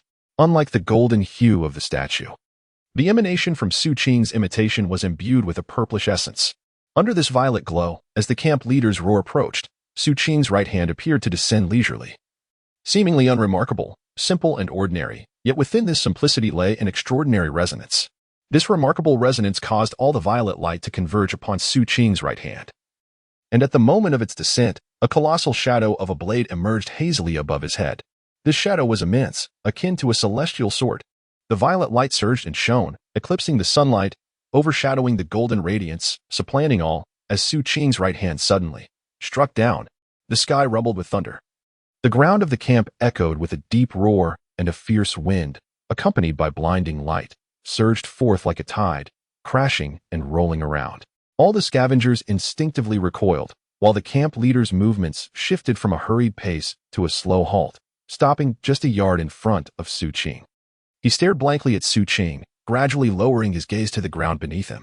There, a straight fissure had emerged, stretching an impressive 7 or 8 yards, extending from beneath him into the distance. This cut, the camp leader murmured, as a sudden trickle of blood appeared on his forehead, trailing down to his chin and sweeping across his chest until it reached his dantian. Blood erupted forth, and his body split in two, collapsing to the ground. Silence enveloped the surroundings, broken only by the rapid breaths of those present, betraying their disbelief and horror. Under the setting sun, the remaining rays illuminated the blood-soaked earth, casting a light upon the young boy's solitary face. Drops of blood flowed from his fingers, splattering onto the crimson puddle below, creating ripples that distorted the reflections within. The figure amidst those ripples appeared somewhat indistinct, yet the desolation and the coldness in his gaze shone through with clarity. Xu Qing silently sheathed his blood-stained dagger in the dark iron sign, retrieving the smudged talisman before turning away, making his way toward the figures of Cross and Wanya. They regarded him with a mix of awe and trepidation, watching as he solemnly lifted the fainted Lei team, carrying him on his back as he walked away. They bowed their heads, following his departure. In the fading light of the sunset, Xu Qing's shadow stretched long, veiling the bloodied ground beneath, exuding an ineffable sorrow. The scavengers in the vicinity couldn't help but gaze at his figure, at the blood and corpses that permeated the long street. Behind Xu Qing, the blood seemed to coalesce into a startling trail. Some recalled the time during the initial camp trials in the Colosseum when Xu Qing dragged the giant horned python, leaving a similar bloody trail. The two scenes, the two trails of blood, seemed to overlap at this moment. "Child," someone exclaimed, the first to do so. Soon, all the scavengers gathered there echoed the cry, "Child, child." The voices grew louder and louder, including the elderly, children, the middle-aged, and women with feathers in their hair. A fervent look slowly emerged in their eyes, and their roars gradually reverberated through the heavens. This was a unique salute of the scavengers. As the sun set, at the entrance of the encampment, Xu Qing, carrying Captain Lei on his back, arrived. He turned back to look at Cross and Luanya. The two also looked at Xu Qing, their eyes filled with awe and complexity, clearly guessing what was happening. "Are you leaving?" Cross murmured. "I'm going to see Captain Lei off for the last time, and then I'll be leaving." Xu Qing nodded. Cross and Luanya were silent. A sense of farewell welled up in Xu Qing's heart. He took a deep look at them, then shifted his gaze past them, towards the encampment he had resided in for nearly half a year. "Take care." Luanya gazed at Xu Qing, stepped forward to tidy his disheveled hair, not minding the blood on his body, and gave him a gentle embrace. "What about you?" Xu Qing did not reject Luanya's embrace and asked softly. "We must also depart from this place. Rest assured, both I and Cross possess our own strength and capabilities, and we can venture to any camp." Luanya spoke with a smile. Cross remained silent but stepped forward to embrace Xu Qing tightly. Xu Qing took a deep breath, waved goodbye, and strode purposefully out of the camp, heading towards the forbidden zone, growing ever more distant. Behind him, under the setting sun, Cross and Luanya stood silently, gazing at his retreating figure until it vanished beyond the horizon. Luanya murmured, "Cross, do you think we shall meet him again in the future?" "Alas, we still do not know his name." "Perhaps names are of little consequence," Cross replied softly, grasping Luanya's hand. Xu Qing departed, leaving the camp and advancing toward the forbidden zone. He bore the weight of the Thunder Squad on his back, moving forward in silence, just as he had when he carried them in their time of injury, just as he had when he bid farewell. The path remained unchanged, the people the same.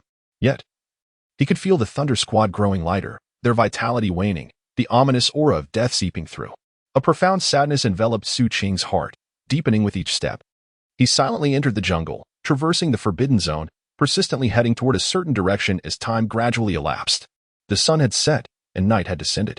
Yet, seemingly sensing the lingering bloodlust and remnants of killing intent within Xu Qing, no ferocious beast crossed his path, allowing him to mourn in solitude.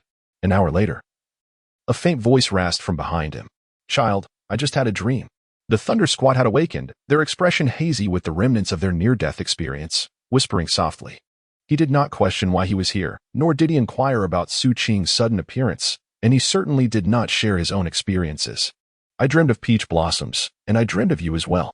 Xu Qing's eyes were somewhat reddened, a deep sorrow lurking within him. His pace quickening, yet he endeavored to maintain composure, drawing ever closer to his destination. "In my dreams, you remained obedient, consistently the top student in the classroom." Team Lei wished to smile, but it seemed that uttering these few words had drained much of his strength. His voice gradually diminished, softly murmuring before losing consciousness. "What a splendid dream it was. Child, I fear I cannot hold on much longer." Xu Qing lowered his head, racing forward with all his might. Along the way, he had attempted to use his purple crystal to aid Team Lei, but it proved futile, unable to preserve his vitality. At last, after half an hour, he arrived at the spot where they had encountered the song on that fateful day, still in the same area, still beneath that grand tree. Upon reaching this place, Xu Qing gently laid Team Lei down, propping him against the tree, his eyes reddened, and his nose tinged with sorrow as he gazed at the elderly man before him, whose face was lined with wrinkles and whose spirit seemed extinguished. "Team Lei," Xu Qing whispered. The old man leaned against the tree and slowly opened his eyes, looking around with a muddled and bewildered expression. After a long moment, he appeared to recognize his surroundings, gradually smiling as a glimmer of light returned to his eyes. "Child, do you have any wine?" Xu Qing silently nodded, retrieving a flask of wine from his pouch and bringing it to the old man's lips, helping him take a generous sip. This mouthful of wine brightened the old man's gaze at that instant, akin to the final flicker of a candle. It was then that he noticed Xu Qing's reddened eyes and broke into a smile. Why the tears? With Xu Qing's assistance, Lei managed to sit up, as if imbued with newfound strength. Leaning against the ancient tree, he attempted to caress Xu Qing's head, but his strength failed him. As he relented, Xu Qing gently guided his hand, placing it upon his own head. The old man offered a faint smile. "I consider myself fortunate, for I am not alone at this twilight hour. I have wine to drink, and someone to bury me in the end. How many souls in this world meet their demise in solitude, their bodies left to decay in the wilderness? Death is not the specter that haunts me," he continued, his remaining light dimming, but rather the thought of facing it without a familiar face nearby. He paused, then whispered, "Child, grant me one last sip." Xu Qing, His heart overwhelmed with sorrow, tenderly placed the wine flask to Lei's lips. As the liquid trickled out, Lei's gaze drifted behind him, a look of dazed recognition in his eyes. "Tao Hong, have you come to guide me?" he murmured. The wine spilled upon his chest and into the earth, untouched by his lips. The light in his eyes faded along with the last embers of life. Xu Qing trembled, his head bowed, as a wave of inconsolable grief washed over him. He gripped the flask with such force that it warped in his hands, yet he remained unaware. After a long silence, Xu Qing bit his lip and set the flask aside. He lifted his gaze to the old man, now forever still. The image of Lei turning back to look at him from afar within the ruined city filled his mind. "Child, are you willing to leave this place with me?" Tears streamed down Xu Qing's cheeks, cascading like droplets of sorrow. They washed away the grime of blood on his face, leaving two clear trails that fell upon his collar. Having grown up in a slum, he had long since learned to stifle his tears. Yet today he could not hold back. Gazing upon the lifeless body of the old man, he remained until dawn broke once more, silently burying the elder along with the wine jug beneath the tree. The scavenger did not require a tombstone, for no one would mourn him. Yet the old man had a gravestone. Xu Qing stood before it, lost in thought for what felt like an eternity. Eventually, he retrieved a piece of burlap from his satchel, extracting the solitary piece of candy contained within. He placed it silently in his mouth, leaning against the great tree, and closed his eyes. The candy was sweet. Someone had once told Xu Qing that consuming it during times of sorrow would alleviate his pain. Chapter 40. Growth. After a prolonged moment, the candy dissolved. Sunlight filtered through the gaps in the tree's canopy, casting a beam that lingered upon Xu Qing's face, as if it too melted into the depths of his heart, soothing his grief. After a while, he quietly opened his eyes, gazing at the beam of light, tracing its source to the sun in the sky before lowering his gaze to the old man's gravestone, letting out a soft sigh. "Lei team, may you journey well." Xu Qing rose, offering a deep bow. As he turned away, he forcefully buried all his vulnerabilities deep within his heart, entombing the last vestiges of his innocence alongside Lei team, ensuring they could not resurface. Fate had granted him a flicker of warmth, yet it was mercilessly snatched away by this world. Such is the helplessness of existence. Yet Xu Qing knew he must continue to tread the path of life. His gaze gradually regained its sharpness, deepened with newfound profundity. His aura, once again edged with keenness, now possessed a mellow richness. In a fleeting moment, bathed in the sunlight, Xu Qing darted toward the edge of the jungle. His figure moved with exceptional swiftness, weaving through the dappled light. Yet, upon closer inspection, a lingering desolation could be discerned, an aura that even the radiant beams could not swiftly dispel, coalescing into a profound and deepening loneliness, growing ever colder. He resembled a wolf cub, reared in the harsh wilderness, having matured somewhat in solitude, drawing closer to becoming a true lone wolf. As time elapsed, and a day swiftly passed, Xu Qing's figure moved unceasingly through the jungle. As the twilight's afterglow began to scatter, he had already emerged from the forbidden zone, stepping into the realm of humanity. However, the area he ventured into was not the encampment, but rather its opposite side. He had no intention of returning to the encampment. The death of Team Lei's adversary would inevitably bring repercussions. Given that the organization to which the adversary belonged could traverse the entirety of the southern Phoenix continent, their influence was evidently vast. Although only an insignificant individual had perished, an investigation was highly probable. Xu Qing could not afford to gamble on this matter. Most importantly, there was the death of the camp leader. Xu Qing had heard Team Lei speak of the Vidra sect. While the former possessed immense power, it was merely a strong dragon, whereas the latter was a local overlord. It was the most formidable force in this vast area. The dozens of cities and scavenger encampments here were, to varying degrees, connected to the Vidra sect, either directly or indirectly controlled by them.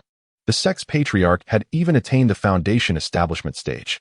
To the people and scavengers living in this area, the foundational stage is akin to that of an immortal.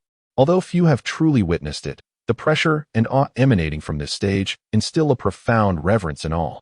Thus, Xu Qing is acutely aware that having slain the two elders of the Golden King sect, he must inevitably confront their wrath. To mitigate this dilemma, the solution is straightforward. He requires a more formidable force to intimidate the Golden King sect, rendering them hesitant to act recklessly. This force is none other than the Seven Blood Eyes. To the nearby cities and encampments, the Golden King sect looms as a colossal entity. However, in the eyes of the Golden King sect, the Seven Blood Eyes represent a true pillar of strength. Even if the Golden King sect had 100 times the audacity, They would not dare provoke the seven blood eyes. Therefore, Xu Qing understands that as long as he becomes a disciple of the seven blood eyes, the impending crisis can be temporarily averted. At this moment, having emerged from the forbidden zone, he caresses the seven blood eyes token nestled within his pouch. His eyes sparkling with determination, he is resolved to journey to the seven blood eyes. The distance to the seven blood eyes is considerable for an ordinary individual. Traversing this path could take several years, fraught with perilous challenges and arduous terrain. However, for one who possesses the token, the journey becomes considerably less daunting. The reverse side of this token is inscribed with a map of the seven blood eyes adorned with numerous raised points, each representing a branch city of the seven blood eyes. By entering any of these branch cities with the token, one is entitled to a complimentary teleportation. The nearest of these is the Deer Horn City, located in the opposite direction of Pine Wave City. Unlike Pine Wave City, the entry requirements for Deer Horn City are more stringent, demanding a greater expenditure of spirit coins and a recommendation from a disciple of the seven blood eye, which is why Team Lei was unable to gain entry previously. Upon contemplating this, Xu Qing cast a profound glance back at the Forbidden Zone. After a brief pause, he turned away and sped forth into the dusk, his destination set on the City of Antlers. Calculating the time, he estimated that he could reach Antlers within 3 days at most. Although Xu Qing had never visited Antlers, the name was not unfamiliar to him, for the location of Antlers was not far from the ruins of the city where he had resided for 6 years. At this moment, under the cover of night, Xu Qing traversed the wilderness alone, his pace quickening. Time elapsed, and 2 days passed. It was indeed prudent for Xu Qing not to return to the camp. Within the current scavenger camp, dozens of disciples from the Diamond sect awaited with cold anticipation, and several others had even ventured into the jungle in search of him. The swiftness of their awareness stemmed from the diverse motives present among the scavengers. Unless they were all silenced, someone would inevitably betray him. Thus, when the news reached the Diamond sect, it incited their fury. The death of 2 elders was a matter of grave significance for them, particularly in terms of their reputation, serving as a blatant provocation. Consequently, they were determined not only to resolve the situation swiftly, but also to assert their authority. However, after a prolonged wait, Xu Qing remained absent, and the vastness of the Forbidden Zone left them uncertain of his whereabouts. Meanwhile, the desolate wilderness caused the Diamond sect's forces to become scattered. As 2 days passed without any leads, the frustration of the Diamond sect grew, compounded by the uncontrollable spread of the news, which had reached all cities and scavengers within their domain. At this moment, an enraged shout echoed from the summit of the Diamond sect. The Grand Gate of the Vajra sect is situated not far from Songtao City, perched upon a majestic peak, resplendently constructed. Numerous disciples, numbering in the hundreds, reside within, many of whom are formidable warriors. Presently, the air is thick with shouts of fury echoing throughout the sect, emanating from the grand hall at the summit. Have you yet to locate him? Within the hall, a middle-aged man adorned in a golden robe occupies the high seat, his demeanor exuding authority, eyes aflame with rage. The fluctuations of spiritual energy radiate from his form, spreading outward in waves of pressure. Below him stand 2 middle-aged men, both clad in golden robes, their own spiritual energy pulsating with intensity, surpassing that of a camp leader. Both wear furrowed brows, and after a moment, one of them speaks in a low tone. Master, the wilderness is vast. Perhaps we should enlist the city guards and the scavengers from the camps to search together. In doing so, we could find him within 3 days at most.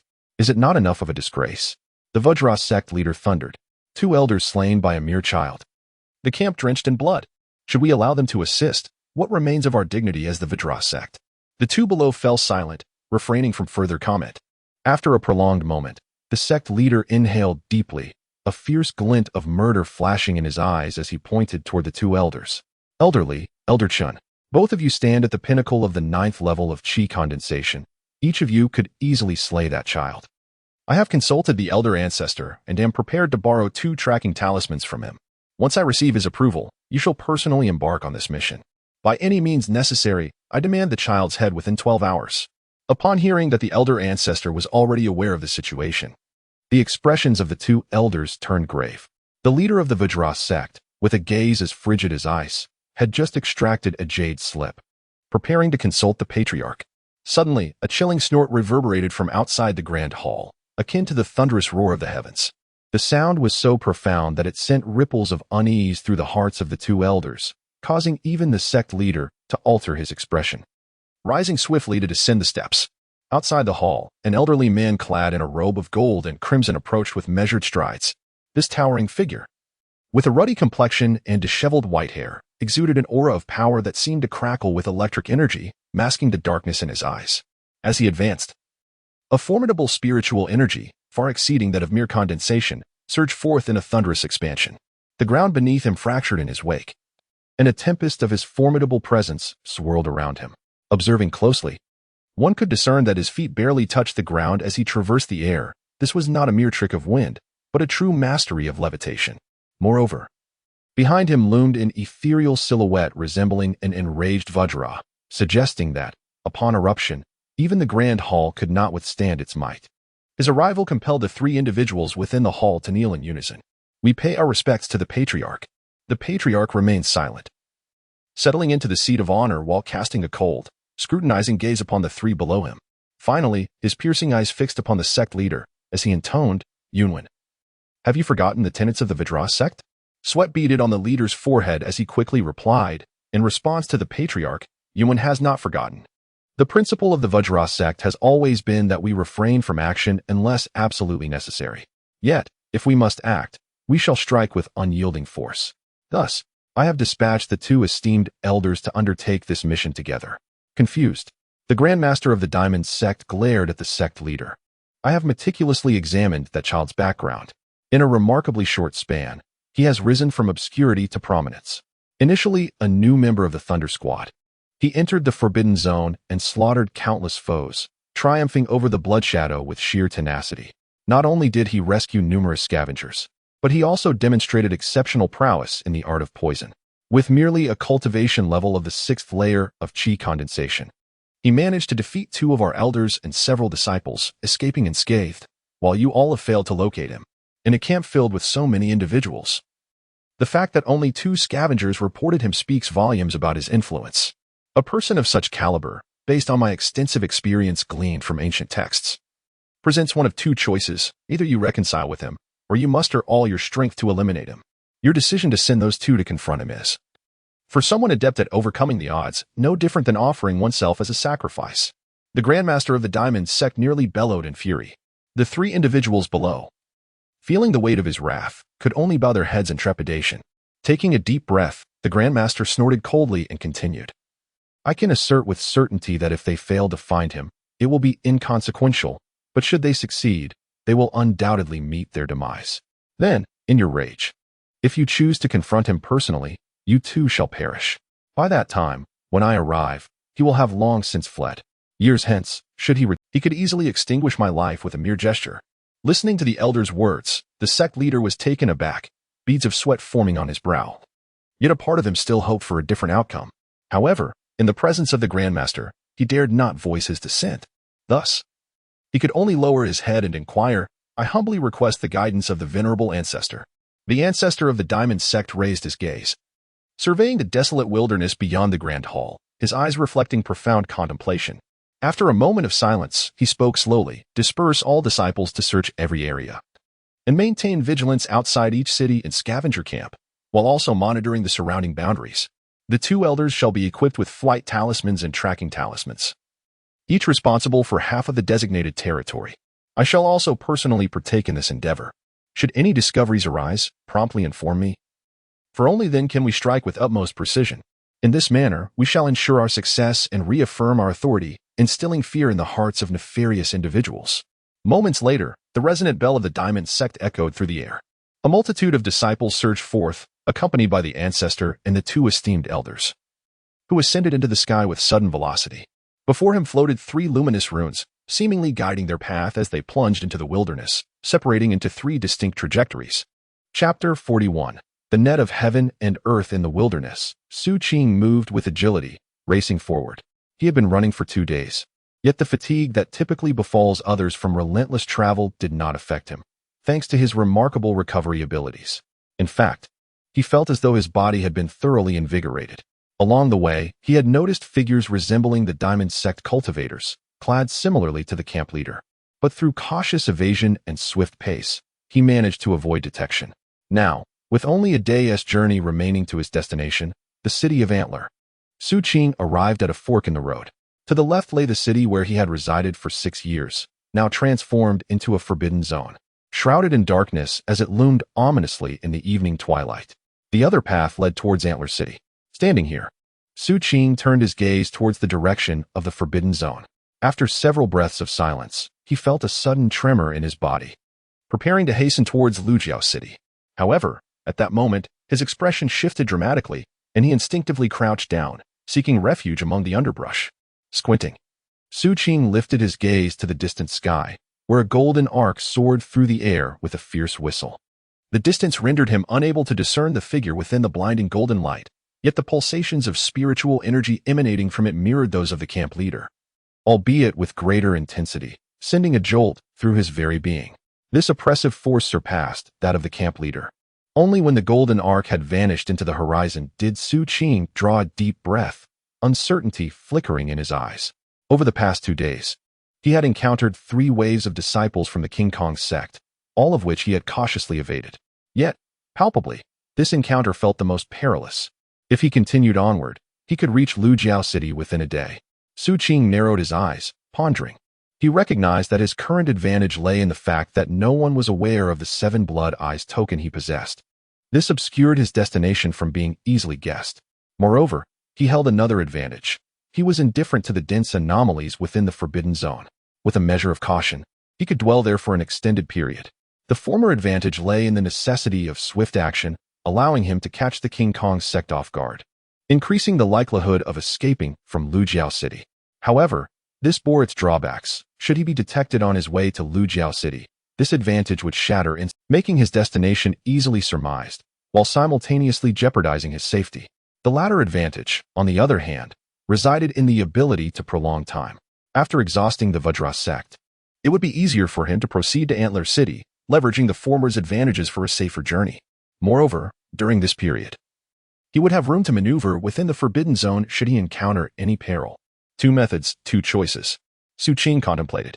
While he was internally weighing the pros and cons, the golden light that had previously vanished into the sky reappeared, this time moving at an accelerated pace.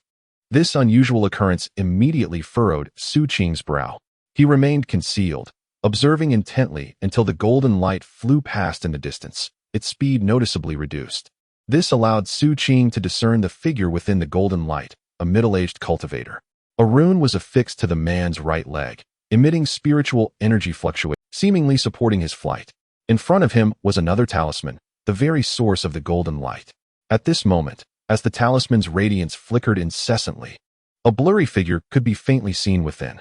Upon closer inspection, the figure was none other than the guard from the camp leader's mansion, whom Xu Qing had slain. It appeared as though his spectral form was sensing its surroundings within the golden light, much like a hunting dog. The middle-aged cultivator's speed continued to diminish, as if he were surveying the area.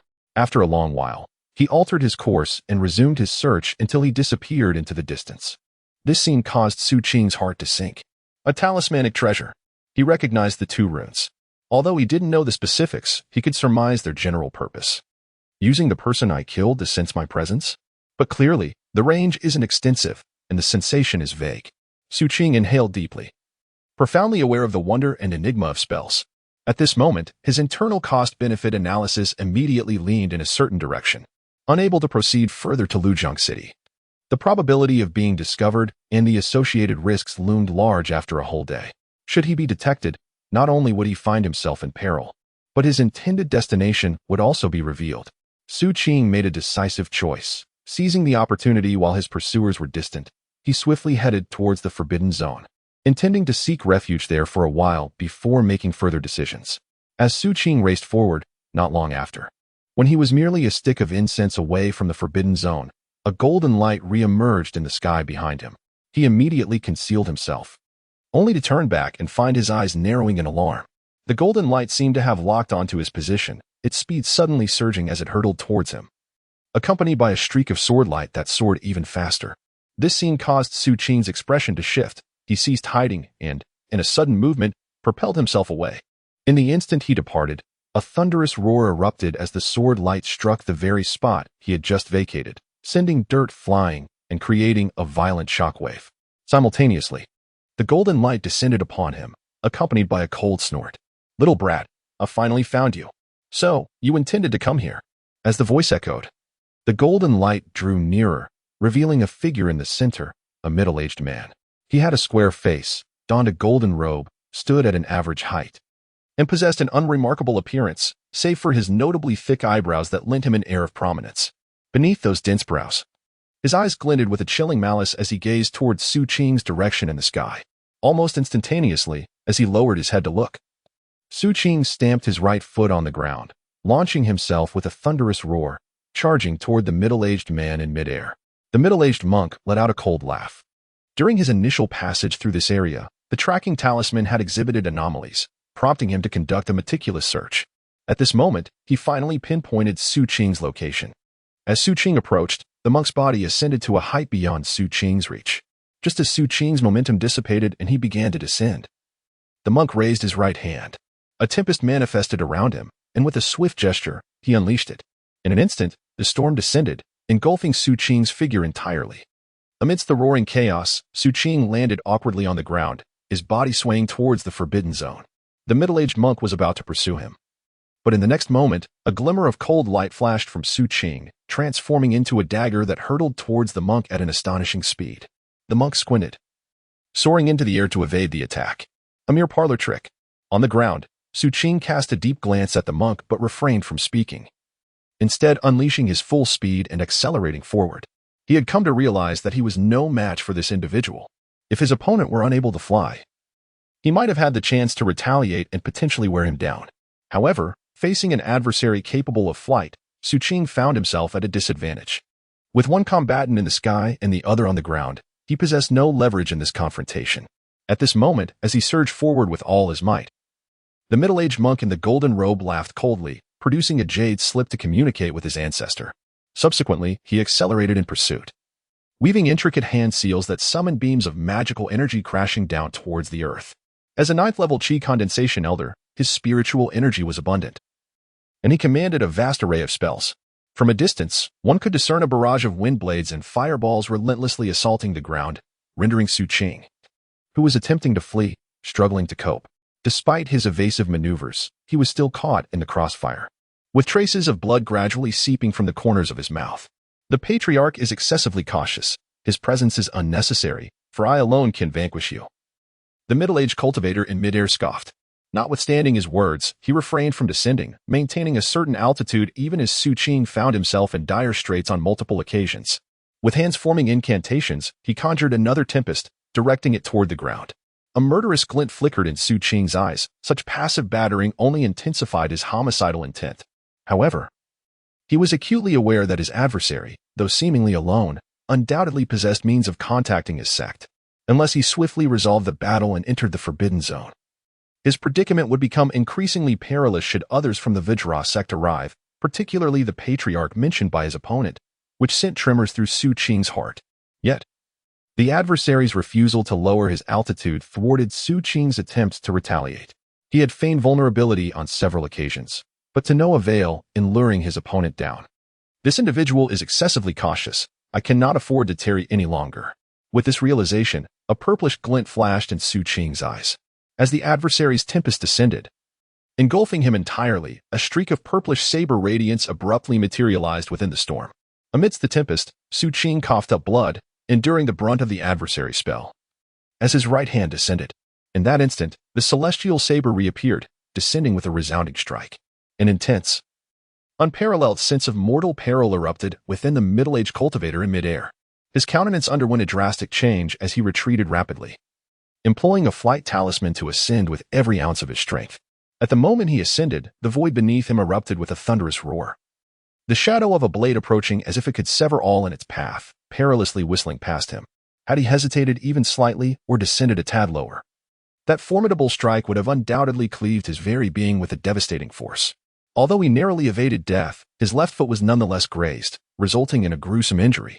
Gritting through the excruciating pain, the middle-aged cultivator gasped for breath, his eyes ablaze with murderous intent, yet the vigilance and lingering dread within him were even more pronounced. He understood all too well that without the flight talisman, that astonishing blow would have left him gravely wounded, if not dead. The elder was indeed correct. This child is most sinister. On the ground, Xu Qing wiped the blood from the corner of his mouth, casting a cold glance at the middle-aged cultivator, whose left foot was a mangled mess in midair. Suppressing the regret swelling within him, he turned and swiftly continued towards the forbidden zone. Meanwhile, the middle-aged cultivator, racked with agony, sealed his wound and glanced down at Xu Qing. Though his murderous intent surged, he hesitated, unwilling to draw closer. Instead, opting to gain altitude and employ his techniques to disrupt, he resolved not to act alone. His life took precedence over the completion of the sect's mission. So he decided to bide his time, allowing Xu Qing to approach the forbidden zone unimpeded. Once the elder arrived, that boy would surely meet his demise. Thus, as he refrained from advancing, the techniques he wielded, while harmful to Xu Qing, had limited effect, for Xu Qing's recovery was astonishing, and his speed only increased. Until at last, Xu Qing beheld the edge of the forbidden zone, and with a swift motion, he propelled himself into its depths. Beyond the forbidden zone, the silhouette of a middle-aged cultivator hesitated in midair, pondering whether to pursue further. At that moment, a sudden thunderclap rolled across the horizon, and two figures hurtled towards him. The foremost figure, clad in a crimson robe, with flowing white hair exuding an aura of unyielding authority, was none other than the venerable ancestor of the Vajra sect. Following closely was another elder of the sect, both approaching with remarkable swiftness. Chapter 42. The faceless woman in white. This scene was witnessed by Xu Qing, who had stepped into the forbidden zone.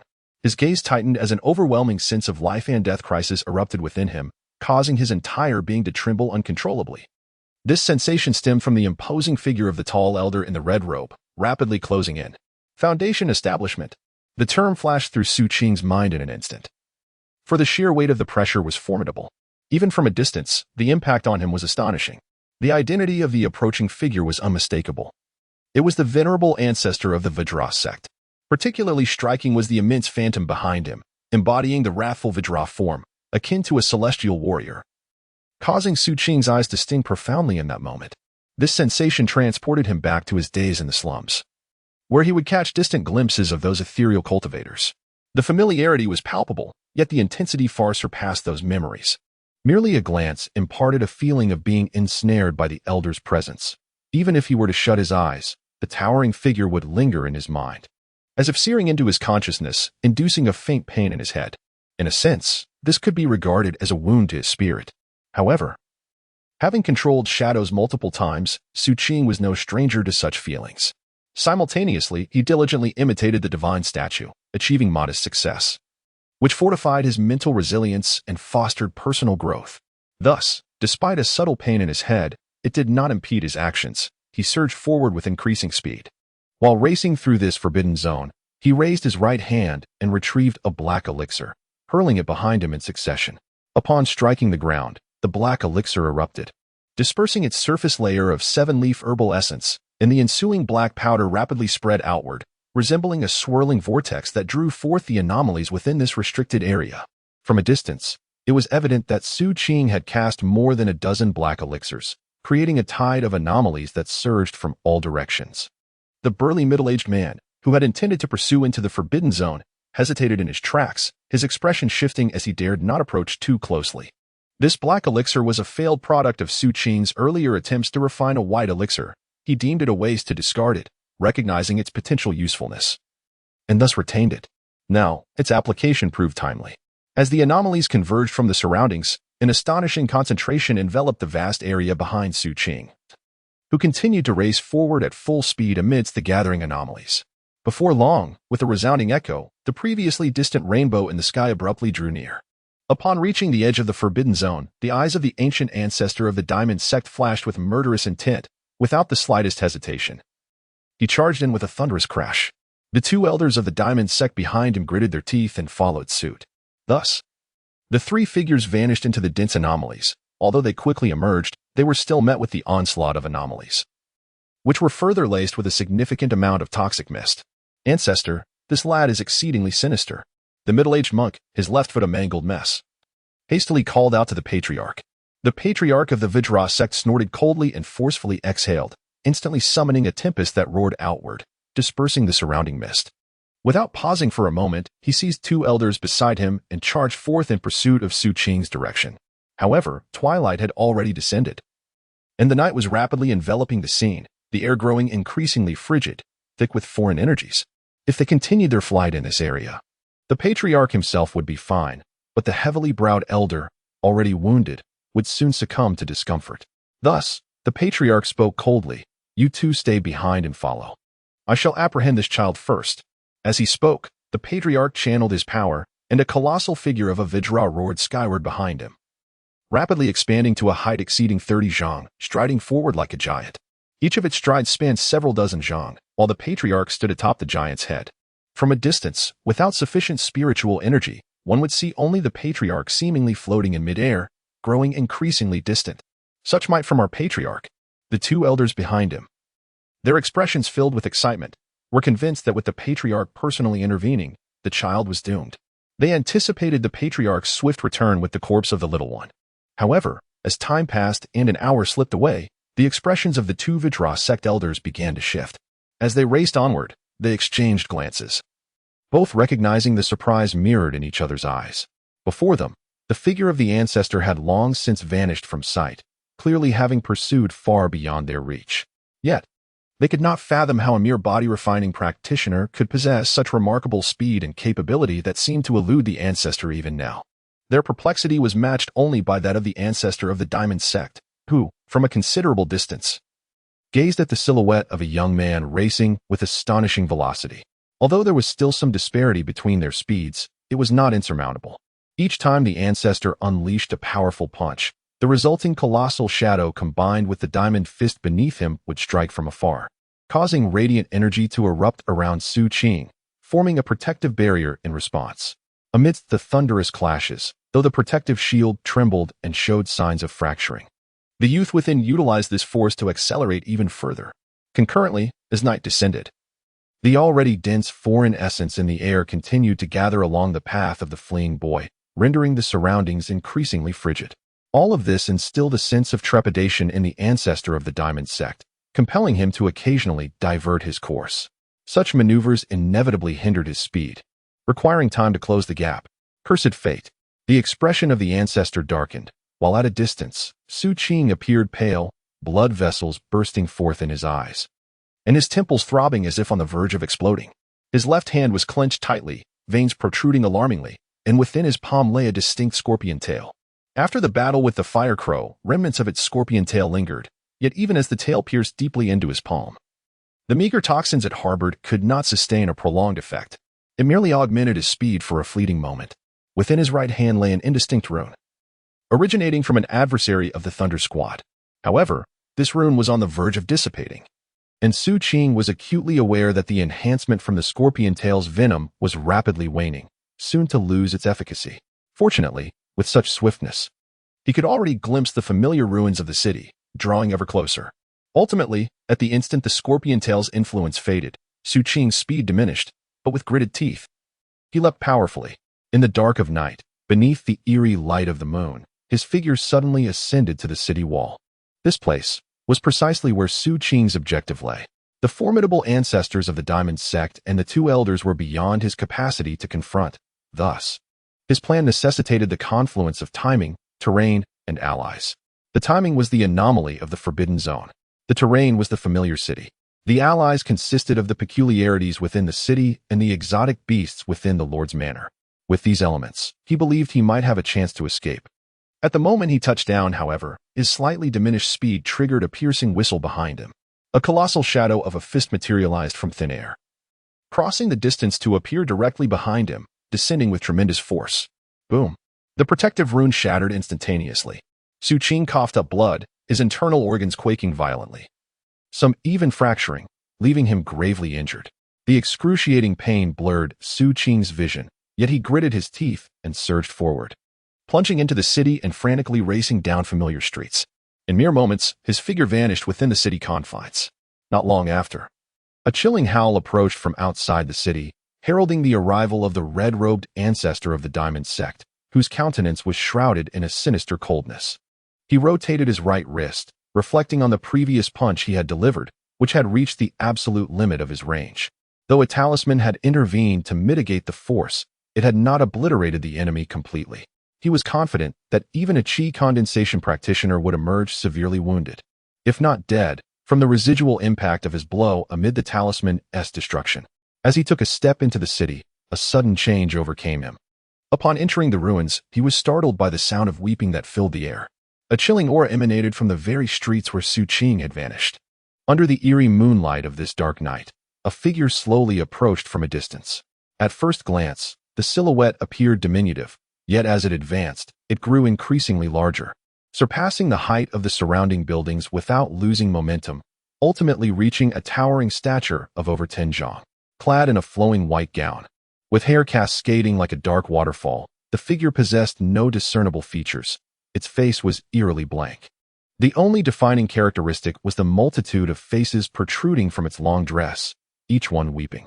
As the cacophony of cries converged, they transformed into a haunting wail that echoed in all directions while the faceless woman in white steadily approached the location of the diamond sect ancestor. With each step closer, the sound of weeping intensified. This scene caused the venerable ancestor of the diamond sect to draw in a sharp breath. Even one as formidable as he was shaken to his core. He understood the gravity of the situation, and the more he grasped its implications, the deeper his reverence became. Therefore, without a moment's hesitation, he swiftly altered his course to evade the impending danger. Yet, he had not relinquished his pursuit of Xu Qing. He remained within the city, approaching from a different angle. The young man was merely consolidating his energy, and the likelihood of surviving the perilous encounter here was exceedingly slim. However, the thought of not witnessing his demise left him restless. A glint of murderous intent sparkled in the ancestor's eyes. His experience affirmed that his previous judgment had been sound. Someone as naive as that boy, unless he could resolve matters directly with him. Failing to eliminate him today would surely result in his own demise at the hands of that very opponent in the future. Thus, after changing direction and entering the city, the venerable ancestor began to search meticulously. One must see the living if they are alive, and the dead if they are not. Meanwhile, as the diamond sect ancestor searched, Xu Qing had already returned to the stone cave where he had previously hidden. Seated in a meditative posture, he endured the tumult within him until he expelled a mouthful of congealed blood, which restored some color to his pallid complexion. Wiping the blood from the corner of his mouth, Xu Qing raised his gaze towards the outside through a narrow crevice, his expression darkening. After a prolonged moment of silence, he clenched his teeth and began to channel the Hai Shanju. The arduous journey, coupled with his overexertion, had brought him to the brink of a breakthrough. He was now on the verge of ascending to the 7th layer of the Hai Shanju. Without hesitation, Xu Qing endeavored to break through. Having attained the 6th layer of the Hai Shanju, he had already acquired the semblance of a nascent leader. Akin to the camp master at the 8th layer of energy consolidation, he could exert his full strength to slay, though the 9th layer would prove somewhat challenging. This instilled in Xu Qing a profound anticipation regarding the 7th level of the Haishan decision. The piercing efficacy of the Haishan decision in his possession is likely connected to the purple crystal, which is bestowing its power upon him, a realization Xu Qing had long since come to. At this moment, he took a deep breath, enduring the pain in his chest, and closed his eyes to focus on his breathing. Chapter 43. The Great Shadow of the Leader Within the Ruins of the City. The cave where Xu Qing resided was littered with feathers, mingled with an unpleasant miasma. The stones and debris he had previously used to block the gaps were now severely corroded by foreign substances. The surrounding dust had accumulated far more than when he had last departed. Evidently, even with the formation of a forbidden zone, scavengers would gradually arrive to explore. However, his refuge was too obscure, and thus, no one had come since his departure. The amalgamation of dust and decay continuously wafted into Xu Qing's nostrils, yet he remained indifferent. At this moment, Xu Qing sat cross-legged, fully activating the Haishan decision within him, gathering momentum as he forcefully approached the 7th level. Outside, the cacophony of roars intertwined with eerie, mournful wails, resonating with a chilling sorrow, causing Xu Qing to momentarily lose himself in a daze, as if transported back 6 months in time. During that time, amidst the awakening of the divine and the deluge of blood rain, he had struggled alone to survive in a city strewn with bones. Xu Qing remained silent. After a while, the memories ceased to surface in his mind, and his spirit was completely absorbed in his cultivation. As his internal energy continued to circulate, the spiritual energy in the surroundings gradually converged, rapidly flowing into him through every pore.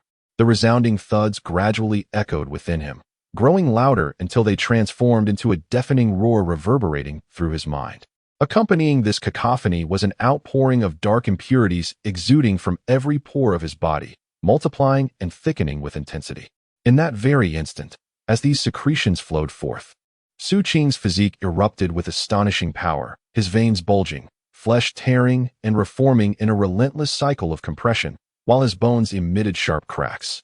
After the passage of an hour, as the thunderous sounds in his mind erupted like celestial thunder, Xu Qing's eyes flew open, bursting forth with a radiant violet light. In that moment, a formidable shadow materialized behind him once again, yet this time, it was strikingly different from before. The figure was cloaked in a deeper shade of black, more muscular, and atop its head were not a singular horn, but rather two spiraled horns reminiscent of a bull, with black lightning flickering at their tips. Its visage was grotesquely fierce, with a gaping maw that seemed capable of devouring malevolent spirits whole. The razor-sharp claws, paired with the violet gaze, emanated an aura of terrifying ferocity. A powerful wave of energy radiated from the shadow, as if it could pierce through stone caverns and shake the very earth. The shadow had reached its peak. This transformation could only manifest upon achieving the pinnacle of the Haishinju. For others, reaching such a level would signify the consummation of physical cultivation within the realm of qi condensation, with no further advancement possible.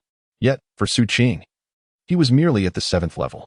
His body, too, underwent significant transformation, appearing notably more elongated and refined, with the duration of the violet light in his eyes surpassing all previous instances, especially his visage. If one were to say that he was exceptionally handsome at the 6th level of the sea mountain art, then at this moment, with the purple glint in his eyes, even with a face smeared in grime, he was not far from the realm of the uncanny. Yet, Xu Qing paid little heed to such trivialities. His focus lay solely on the burgeoning power that surged within him. Soon, he lowered his gaze to the veins that bulged upon his slowly clenched fists, as well as the prominent blue tendons along his arms. As the purple light in his eyes gradually faded, he became acutely aware of his strength, which had more than doubled. The power of a singular prowess? Xu Qing murmured, glancing around. Outside, darkness enveloped everything, and the stone cavern offered no light. Although Xu Qing could barely discern his surroundings, he could not see any shadows. However, through his senses, he felt the presence of shadows, and after a moment of contemplation, he attempted to manipulate them. After a brief incense stick's burn, a glimmer of exhilaration and peculiarity flickered in Xu Qing's eyes. Within his perception, he realized that his control over the shadows had significantly improved, to the point where he could even exert subtle manipulation, allowing a portion of the heterogeneity contained within the shadows to return to his body. Although this act bore no tangible benefit, it indirectly affirmed his more agile command over the shadows. All of this led Xu Qing to believe that, should he encounter the camp leader again, he would not require the divine image heavenly blade. A single punch would suffice to shatter the arms of the camp leader at the 8th level of body refinement. Alas, when faced with the ancestral figure of the Diamond Sect, the gap remained insurmountably vast. Xu Qing shook his head, despite not having truly engaged in combat with the other. The journey of evasion and the shadowy fists from the ancestor of the Diamond Sect made the disparity painfully clear. Even if shadows emerge unexpectedly, Xu Qing remains acutely aware that he currently lacks the strength to engage in combat at the Foundation establishment level. However, should he encounter those two at the 9th layer of qi condensation, he is confident he could eliminate them. A glint of cold light flickers in Xu Qing's eyes as he peers through the fissure of the stone cave, gazing outward. The sounds of roaring and eerie noises reach his ears intermittently, oscillating between proximity and distance, starkly contrasting with the silence within the cave. This scene evokes within Xu Qing a sense of nostalgia, reminiscent of 6 months prior. Instinctively, he retrieves an iron spike, gripping it slowly, pondering his next course of action. Should he choose to depart at this moment, he believes he could likely reach Lujiao City without incident. Yet, a sense of reluctance stirs within him, and a flash of murderous intent crosses his gaze. The thought of not eliminating those few individuals breeds a disquieting sense of unease. Xu Qing narrows his eyes, envisioning the map of the entire city. He is well acquainted with this place, as the streets materialize in his mind. The locations of slumbering beasts and the refuge of birds become vividly clear, prompting him to strategize. The city lord's mansion. After a moment of contemplation, Xu Qing murmurs softly, his eyes gleaming with intensity. He resolves to attempt to exit the city first. If he encounters no members of the Diamond Sect along the way, all will be well. However, should he cross paths with them, he will retaliate according to his predetermined plan. sensing the roars outside ebbing from near to far. Xu Qing's expression turns resolute as he clears the debris blocking the entrance and gradually makes his way out. The fissure is narrow, and Xu Qing's body has grown somewhat larger, making his passage a bit cumbersome. Nevertheless, he maintains a composed demeanor, squeezing himself through despite sustaining minor cuts. These wounds, however, will soon heal.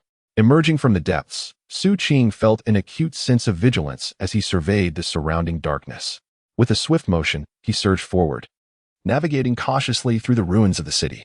This meticulousness exceeded even his demeanor in the depths of the forbidden jungle. The nocturnal city was rife with more bizarre creatures and oddities than he had encountered there. Fortunately, Xu Qing possessed a keen understanding of the city's layout, allowing him to evade numerous dangers along the way through his speed and familiarity with the terrain. When evasion proved impossible, he would respond with lightning speed to neutralize the threat before retreating. Thus, under the thick veil of the unknown, Xu Qing cautiously traversed the city for over an hour. As he neared the outskirts, he suddenly heard a distant rumble. The sound caused his eyes to narrow sharply. In the night, his gaze sharpened like that of a solitary wolf as he approached the source of the commotion. After a brief moment, he beheld two figures being pursued by 7 or 8 strange beasts. These two individuals were elders of the Diamond Sect.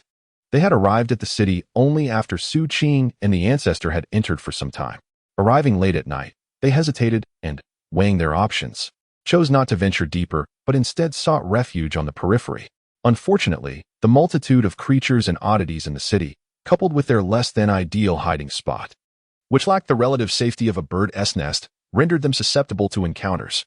In an effort to avoid causing too much disturbance and attracting further beasts, the two opted to evade whenever possible, resorting to confrontation only when absolutely necessary.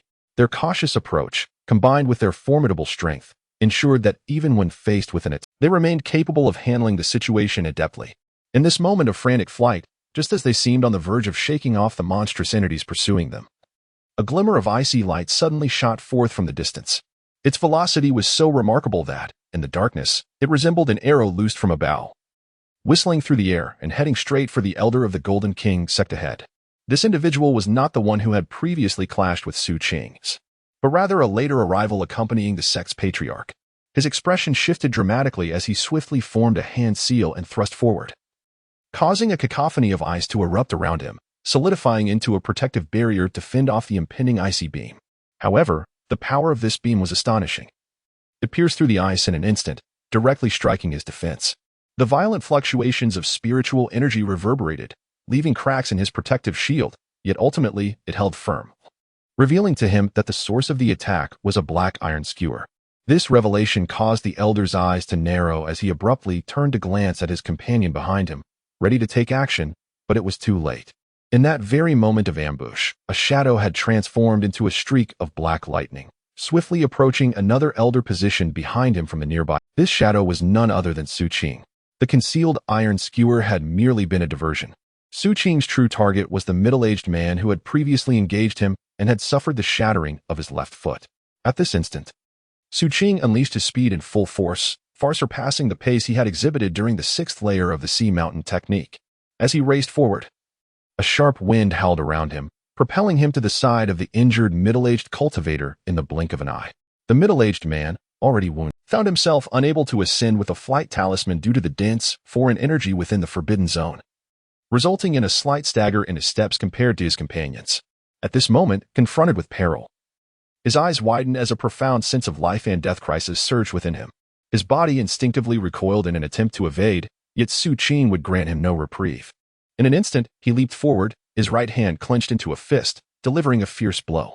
This strike, executed with utmost speed and force, conjured a menacing apparition behind him, emitting a silent roar that reverberated in all directions, coalescing within Xu Qing's fist. As he unleashed the punch, the air seemed poised to rupture. A series of resounding cracks echoed, imbued with an overwhelming power, as the grotesque shadow loomed menacingly, crashing into the chest of the middle-aged cultivator. The protective barrier before the cultivator shattered in an instant. Xu Qing's fist, relentless as a landslide, struck squarely at his torso. An earth-shattering sound resonated through the tranquil city, accompanied by a piercing scream as blood gushed forth from the middle-aged man, whose chest caved in deeply, his internal organs threatening to rupture. His form resembled a kite severed from its string, spiraling uncontrollably downwards. Nevertheless, as a practitioner of the ninth layer of qi condensation, he fought through the pain, his expression marred with terror.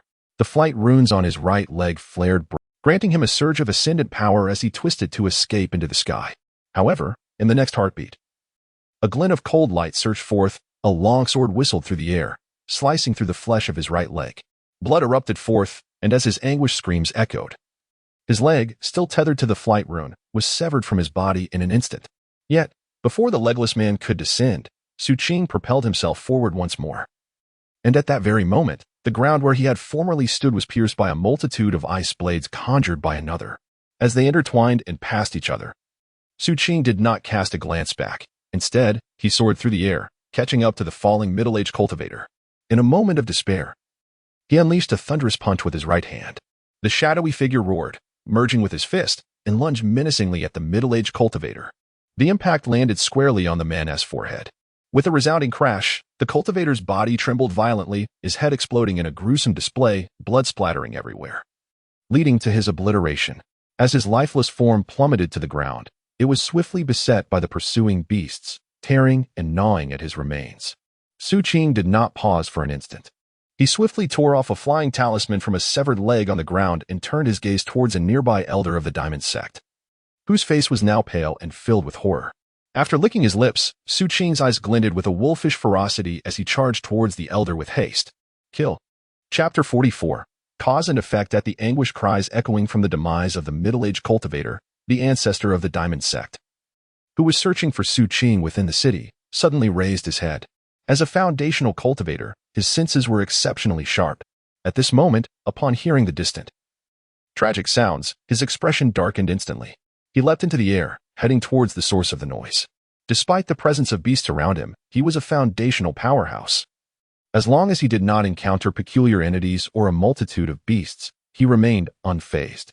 Even with the overwhelming foreign essence, while it affected him, his cultivation level ensured that he would not face significant trouble within the forbidden zone for up to a month.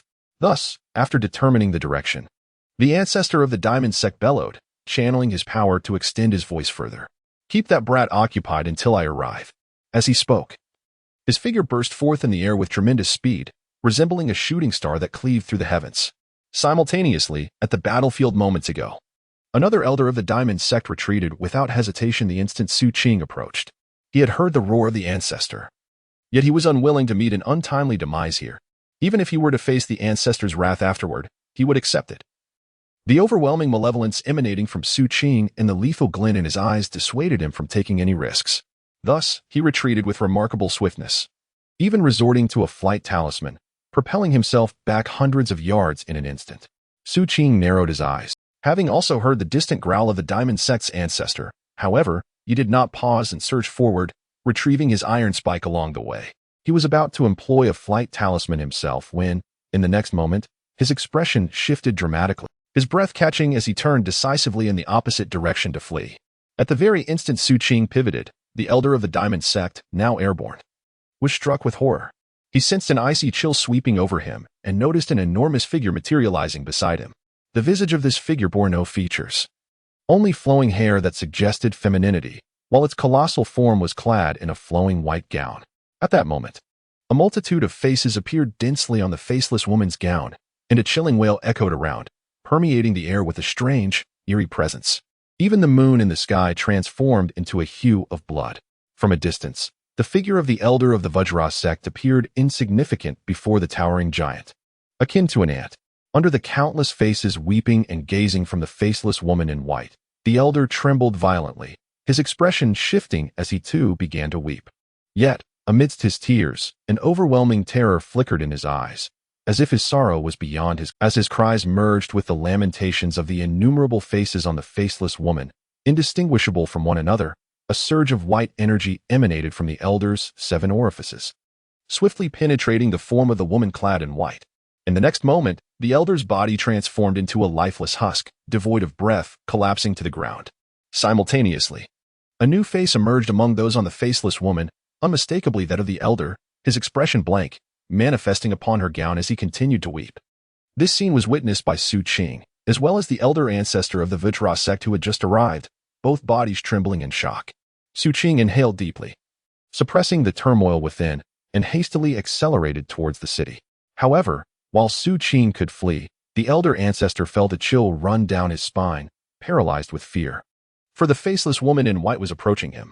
The elder ancestor understood well that in the presence of such a being, rapid movement was ill-advised. Otherwise, he would share the same fate as his elder. Thus, enveloped in terror and unease, the faceless woman passed by him, gradually distancing herself. Only then did the elder ancestor exhale in relief. Yet within, a thread of perplexity began to stir inexplicably. Twice I have encountered this enigmatic presence. Why do I feel as though it seems to be aiding that little rascal? How sinister! The elder of the diamond sect gritted his teeth. Casting a glance in the direction where Xu Qing had departed, increasingly convinced that he must eliminate the other. In a moment of urgency, he surged forth, hastily pursuing. In the depths of night, a cacophony of howls reverberated through the corners of the city, the sounds of gnashing and weeping intermingled with chilling laughter, saturating the air in all directions. Beneath the moonlight, the remnants of shattered walls appeared to morph into malevolent entities, amplifying the eerie sensation that enveloped the city. Even as Xu Qing raced through this realm, well acquainted with its haunting cries and uncanny atmosphere, he was nonetheless pale. Beset by the sensation of being scrutinized by countless malevolent eyes, their gazes coalescing into an icy chill that seemed to invade his very being. As the coldness spread through him, Xu Qing passed by the site of the previous vulture hunt. His gaze swept across the area, and in an instant, his eyes widened. Not far off, beside an abandoned cart mired in mud, the crimson puppet that should have dangled from the yoke was no longer hanging there. Instead, it lay upon the cart, facing away from Xu Qing, its front concealed from view. A sudden chill raced down Xu Qing's spine, prompting him to hasten his departure. Before long, the elder of the diamond sect arrived at this location. His vigilant eyes scanned the surroundings, and there he spotted the cart, as well as the crimson puppet sitting atop it, now facing him. The puppet's eyes, dark and embedded, glimmered ominously, its damp red form exuding a sinister aura as it stared unblinkingly at the elder of the diamond sect. The patriarch of the Jinggang sect felt a slight constriction in his pupils, a chill creeping into his heart. His steps slowed momentarily as he cautiously retreated from the area, only to breathe a sigh of relief before hastening his pace once more. Yet, he refrained from pursuing too closely, having discerned the peculiarity of the youth before him. He was acutely aware that the boy possessed the ability to summon an intense aura of otherworldliness in an instant. Thus, he resolved not to approach recklessly, opting instead to monitor the young man's movements from a distance, planning to strike at dawn. Though being a foundation-building cultivator necessitated a certain pride, it was indeed somewhat embarrassing to exercise such circumspection against a mere chi-condensing practitioner. Nevertheless, in this precarious environment, the patriarch prioritized caution above all else. He moderated his pace, trailing behind with deliberate slowness. Meanwhile, Xu Qing had also sensed the shift in dynamics. He had mentally rehearsed his countermeasures and completed the preliminary preparations for shadow manipulation, with the black pill firmly grasped in his hand, awaiting the adversary's approach. He was confident that, while his tactics might not be fatal, they would certainly leave the opponent in a state of disarray, rendering him unable to escape for a brief period. Though Xu Qing anticipated sustaining severe injuries himself, such a retreat would appear more authentic, evading suspicion and facilitating his subsequent plan of enticement. Yet, the cautious demeanor of the Jinggang patriarch, despite his foundation-building status, heightened Xu Qing's vigilance. Regardless of the distance between them, Xu Qing felt compelled to proceed with his scheme of luring the opponent closer. Thus, he quickened his pace, heading resolutely toward the city lord's manor, which lay in the very heart of the city. Here, the aura of otherness was markedly more potent than in other areas. Yet, for reasons unknown, the number of aberrant beasts seemed to dwindle. This transformation caused a subtle shift in the countenance of the venerable ancestor of the diamond sect, igniting a profound sense of crisis within him. He lifted his gaze towards the silhouette of Xu Qing ahead, then cast his eyes upon the crumbling edifice nearby, abruptly halting his pursuit and beginning to retreat. This unexpected turn of events took Xu Qing by surprise. He was still 100 paces away from the Lord's residence. Yet the relentless pursuer was retreating. It seemed rather late to withdraw now. Xu Qing clenched his teeth resolutely. His right hand suddenly rose and swept forcefully, causing a deluge of black elixirs to scatter in all directions. In this instance, to achieve his objective, Xu Qing expended half of his remaining black elixirs, which erupted upon contact with the surroundings. In an instant, The area transformed into a colossal vortex, drawing forth a tumult of foreign essences, distorting the void, and rendering everything within sight obscured. The richness of the foreign essence reached astonishing levels. This spectacle caused the retreating ancestor of the Diamond Sect to change his expression. Though he was more perplexed than alarmed, as Xu Qing's body was also engulfed in that dense foreign essence. If this continued, setting aside the issue of mutation, the beasts and anomalies drawn to the foreign essence would inevitably lead Xu Qing, who was ensnared within, to a fate devoid of burial. This was tantamount to self-destruction. Just as the ancestor of the Diamond Sect grappled with this conundrum, a sudden and violent tremor emanated from within the Lord's residence 100 paces away, accompanied by earth-shattering roars that reverberated throughout the land. The ground quaked, and the blood moon in the sky blurred ominously. The elder of the Diamond Sect's countenance shifted dramatically, an intense sensation of life and death peril washing over him in an instant. His pupils constricted, and he retreated hastily, his gaze fixed intently ahead, where silhouettes emerged from a structure reminiscent of a lord's mansion.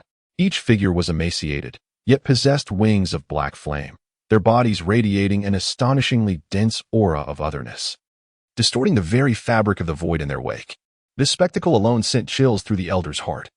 But what rendered him pale and gasping in horror was the thunderous collapse of the lord's mansion, revealing a vast chasm in the ground. From within this abyss, a gaunt figure towering 100 feet emerged, its roar resonating throughout the heavens. Viewed from a distance, this silhouette appeared slender, akin to a withered tree, its exposed portion measuring 100 feet, yet it was apparent that it had not fully emerged, merely showing its upper half. It then brandished its arms, and its 10 fingers instantaneously extended into a multitude of decayed vines, shooting outward and piercing the ground. Some of the farthest tendrils even penetrated the earth before the elder of the Diamond Sect. Using this as a fulcrum, the enormous tree-like figure accelerated its emergence. What in the world is this? The elder's heart trembled violently, and he cursed in disbelief, his expression undergoing an unprecedented transformation as he unleashed his full speed, retreating frantically. Yet, what drove him to the brink of madness was witnessing the winged figures, drawn forth by the allure of otherness, rushing from the Lord's mansion towards the dense area of otherness created by the child through unknown means. Yet, for reasons unknown, these winged figures, upon invading that area, swiftly emerged once again, each one letting out a roar as they scanned their surroundings, ultimately locking their sights on him and rushing forth. What is the meaning of this? Where's the child? This entire scenario caused the ancestral figure of the Diamond Sect to widen his eyes in disbelief. Despite his remarkable speed, he was soon overtaken. In a thunderous clash, the ancestral figure was compelled to retaliate, unleashing the full extent of his foundational cultivation. This action momentarily caused the oncoming winged figures to falter, but peculiarly, they swiftly regained their composure and continued their relentless assault. Meanwhile, in the cavern where the lord of the city resided, a terrifying presence was on the verge of fully emerging. The life and death crisis drove the ancestral figure of the Diamond Sect into a frenzy. At this moment, as he grappled with his predicament, he noticed a fissure in the ground beside a wall at the periphery of that dense, alien region ahead. Within this fissure, Xu Qing was cautiously hiding, vigilantly peering out through the narrow opening. During his time in this ruined city, he had discovered 2 safe havens by following the traces of the flying birds. One was his stone cave, and the other was this very fissure. This fissure was also where he had evaded the pursuit of the monstrous beasts after sustaining grave injuries from his encounter in the Lord's mansion. However, its proximity to the Lord's residence had initially dissuaded Xu Qing from choosing it as a temporary refuge. In the calamity of the divine awakening, all beings faced inevitable destruction. Yet for some inexplicable reason, the birds largely survived. Simultaneously, they instinctively seemed to discern certain locations that, while not absolutely secure, appeared as blind spots, easily overlooked by the aberrations and bizarre creatures. Of course, this was merely relative. Had there been no distraction from the elder of the Diamond Sect, Xu Qing's earlier actions would have amounted to a death wish. At this moment, witnessing the elder's plight and noticing the colossal figure struggling to emerge from the massive pit of the city lord's mansion, Xu Qing inhaled deeply.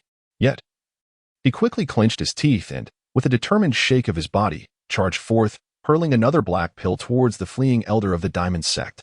In one breath, he cast over 10 more. As the black pills struck the ground, they erupted explosively, and the already dense aura of otherness in this area surged, seemingly breaking through a critical threshold. In an instant, The malicious gazes that had converged upon Xu Qing upon his departure from the fissure abruptly shifted, collectively redirecting towards the area where the otherness was even more pronounced. Simultaneously, at various locations within the city, both the aberrations and the bizarre creatures halted, all turning their attention to that spot. The next moment, they surged forth. The furious roars emanating from the Elder of the Diamond sect coincided with Xu Qing's retreat. As he sprinted away without a backward glance, seizing the opportunity presented by the distraction of those aberrations and bizarre entities, the Elder too sought to escape. Yet the winged figures entangled him, and even his attempts to retreat were inevitably delayed. In this moment of urgency, anxiety brewed within him, and a profound hatred towards Xu Qing consumed his thoughts. At this moment, Xu Qing was hastening along the distant street, his speed increasing as he distanced himself from the Lord's manor. Just as he was about to head towards the city wall, an icy chill enveloped him. Ahead, the sound of weeping echoed, and a faceless woman clad in white emerged from afar. At first glance, she appeared distant, but upon a second look, this eerie figure had inexplicably materialized before Xu Qing. The swiftness of her approach left Xu Qing no time to evade. His breath quickened, and his pupils constricted as an overwhelming coldness cascaded over him, rendering his mind momentarily blank, as if encased in ice. As the faceless woman advanced, a multitude of faces rapidly surfaced upon her figure, all weeping mournfully. Their cries resonated within Xu Qing's heart and transformed into waves of emotion, altering his expression uncontrollably, as he felt on the verge of joining their lamentations. However, at that instant, some of the faces upon the white-clad woman abruptly ceased their weeping. With vacant gazes, they turned to Xu Qing, their expressions gradually shifting to reveal smiles, as if they were attempting to articulate something, though no sound emerged. Soon, an increasing number of faces halted their cries, until nearly half of the faces on the faceless woman had stopped weeping, all directing their gazes towards Xu Qing, each displaying a gentle smile. Their lips moved slightly, as if whispering two inaudible words. In the midst of this smile and silent articulation, Xu Qing stood transfixed, staring blankly at the multitude of faces adorning the towering figure of the faceless woman before him. Before he could fully discern her form, the woman in the white dress glided past him, her presence fading into the distance, only to be replaced by the echo of her weeping. Xu Qing, once rigid, regained his composure. He gasped and abruptly turned, staring in astonishment at the retreating figure of the faceless woman, her silhouette in white resembling a flickering flame amidst the darkness. Just moments ago, the faces that had smiled at her felt hauntingly familiar, as if they belonged to a distant memory. Among them, one visage stood out. He recognized it as that of the elderly apothecary, whom he had carried away to be cremated, granting him a final rest. Xu Qing remained silent, gazing at the vanishing figure, a vague understanding dawning upon him. After a long pause, he bowed deeply, murmuring softly, "Thank you." The smiling faces from before had uttered the same words. "Thank you." This chapter comprises nearly 5,000 words. Chapter 45. A grudge must be settled. The arrival of the divine being with a fragmented visage was akin to the awakening of spring, compelling all living things to alter their course. This transformation rendered the world harsher and colder. The formation of forbidden zones intensified this chill to its zenith. Yet, at this moment, as Xu Qing gazed at the receding figure in white, he suddenly recalled a phrase uttered by Lei, back when he had insisted on taking him away from the ruins of the city. "Do you know why I proposed to rescue you twice amidst the desolation? It is because I witnessed your silhouette by the pyre, illuminated by the flames, appearing as though you were one with the fire, revealing a flicker of warmth in this merciless world." Xu Qing remained contemplative. At this moment, he, akin to the initial embodiment of Lei, felt a tender warmth. It emanated from the faceless woman in a white dress, from the multitude of faces that smiled at him, whispering their gratitude. This essence of humanity, which even the harshest of worlds could not strip away, enveloped him.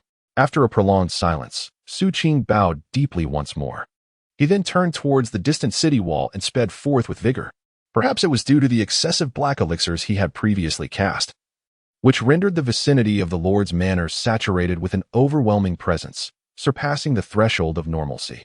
Like flames in the night, it drew countless gazes and attention. Or perhaps it was the intricate interplay of fate that bound him to the city. Thus, as Xu Qing raced away, he encountered little peril. Arriving smoothly at the city wall, standing there, he cast a glance back at the city shrouded in darkness, the distant echoes of roars and anguished cries reaching his ears. He gazed silently for a moment, pondering when he would return again. Xu Qing murmured softly, casting one last look at the nocturnal city before leaping down from the wall and vanishing into the night. To enhance his speed, he retrieved a flight talisman from his spoils, affixing it to his leg. As his inner spiritual energy surged forth, it ignited an explosive acceleration, propelling him into the air. Soaring through the sky, the wind brushed against his face, causing a slight discomfort.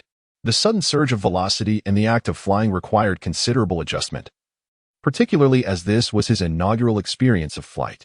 The sensation of gliding through the heavens, of looking down upon the earth with the world beneath his feet, rendered Xu Qing momentarily dazed. He felt as though he had transformed into a divine being, witnessing the survival of birds as they spread their wings in the sky. It dawned on him that this was the essence of avian flight. Xu Qing murmured to himself, striving to exert control over his body. Having reached the 7th level of the sea mountain technique, he had achieved perfect mastery over his movements. Consequently, he quickly acclimated to this buoyant state. By synchronizing his innate speed and strength, he would occasionally land forcefully, then launch himself backward in midair with a powerful punch, thus enhancing his velocity. From a distance, he resembled a radiant arc, dashing swiftly through the suspended expanse of the forbidden zone. While others might have been concerned about the influx of anomalies, Xu Qing felt no such trepidation, allowing his speed to continually escalate.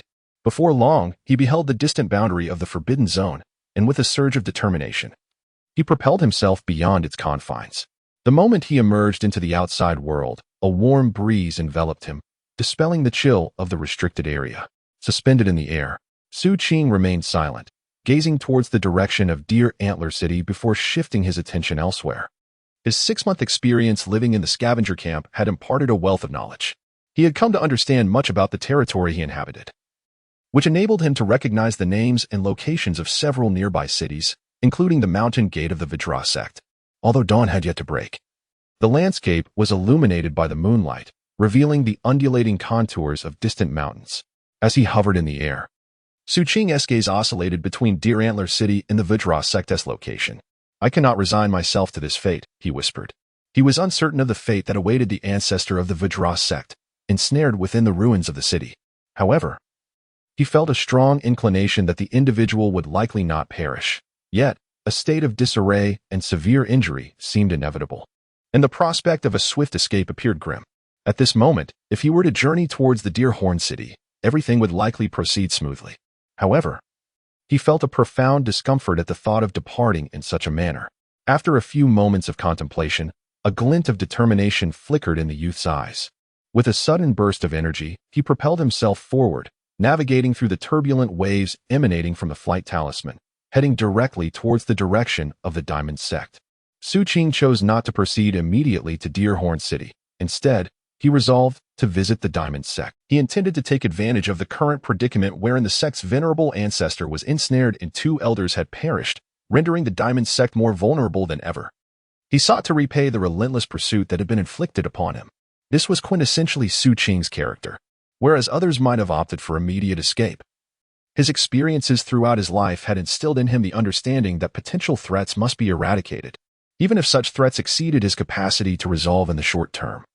He would ensure that the adversary felt pain. This pain, when sufficiently intense, could serve as a deterrent. This was the survival mantra of the slums, the code of the scavengers. Whether it constituted the broader laws of this chaotic era, Xu Qing could not say, but it was his own guiding principle. However, in light of having slain the 2 elders, Xu Qing felt that the intimidation he had wrought was still insufficient. As he raced onward, he drew ever closer to the Diamond Sect. At the break of dawn, as the sun cast its golden rays upon the earth, Xu Qing finally beheld his destination from afar, the imposing entrance of the Diamond Sect. Perched atop a majestic peak, the structures of the Diamond Sect encircled the mountain, with the grand hall at its summit radiating an awe-inspiring brilliance under the sunlight. Yet, at present, most of the sect's practitioners were absent, scouring the surroundings in search of the lost, leaving only a sparse number of disciples to guard the gates. In this tranquil morning, fleeting figures could be glimpsed within the confines of the entrance. They bore an air of arrogance, as if their very presence here signified a status of utmost superiority. Beside the arch bridge at the mountain gate, a few disciples engaged in light-hearted banter, predominantly discussing the recent expedition of the elder in search of a child. Their words laced with a sense of triviality regarding the elder's endeavors. Others were found in their respective quarters, seated in meditation, engrossed in their cultivation practices. Meanwhile, the master of the Vajra sect sat within the grand hall, perusing a tome that chronicled the accounts of nearby towns and camps, his expression one of indifference. Deep down, he shared the same sentiments as the disciples outside. He regarded the elders' expedition with a measure of disdain. After all, he was merely a scavenger, even with some skill. The two elders were more than capable of handling any situation. Thus, the elders' personal involvement seemed unnecessary, leaving the sect feeling rather depleted. The master of the Vajra sect shook his head, acknowledging the futility of the matter, for none dared to contradict the elders' words. Just as the entire sect languished in this state of complacency, Xu Qing, unnoticed in the heights, cast a cold glance downward. He first gauged the direction of the wind, then circled around to the area of favorable gusts, assessing the wind speed and its dispersal distance. Ultimately, he selected a position that afforded no opportunity for the Vajra sect's practitioners to react. With an impassive demeanor, he unleashed a significant quantity of toxic powder, scattering it in handfuls. Xu Qing possessed an abundance of this powder, having deployed a substantial 80% of it. The amalgamation of such potent toxins now wafted through the air towards the Vajra sect. Xu Qing refrained from immediate action, choosing instead to wait. As time gradually slips away, an overwhelming cloud of poison powder disperses in the wind, gradually staining the sky with a sinister hue. At the moment the dark wind manifests, a glint of cold light flashes in Xu Qing's eyes. It is nearly time. The emergence of this dark wind swiftly captures the attention of the disciples of the Vajra sect. The first to notice are a few disciples conversing at the mountain gate. They look up in astonishment, bewildered by the dark wind. What is that? Yet, in the next instant, as a wisp of the dark wind brushes past a distant tree, causing it to wither instantly, the expressions of these disciples drastically change. Poison. With the exclamations echoing, the disciples within the sect become, and figures rush out from the sect, their expression shifting as they prepare to cast spells to disperse the poisonous wind. However, at that moment, Xu Qing's figure suddenly bursts forth from the sky, his speed akin to a bolt of lightning, thundering directly toward the mountain gate of the Vajra sect. From a distance, he resembles a celestial thunderbolt descending to the mortal realm, crashing into the heart of the Vajra sect. Amidst the astonishment and fury of the Vajra sect's practitioners, as the alarm bells of the entire sect resonate, a deafening roar reverberates in all directions as Xu Qing lands abruptly. He finds himself at the mid-slope of the Vajra sect's mountain. A tremendous sound erupts as fissures spread across the ground, and Xu Qing abruptly raises his head, his eyes brimming with murderous intent, charging directly at the astonished practitioners of the Vajra sect ahead.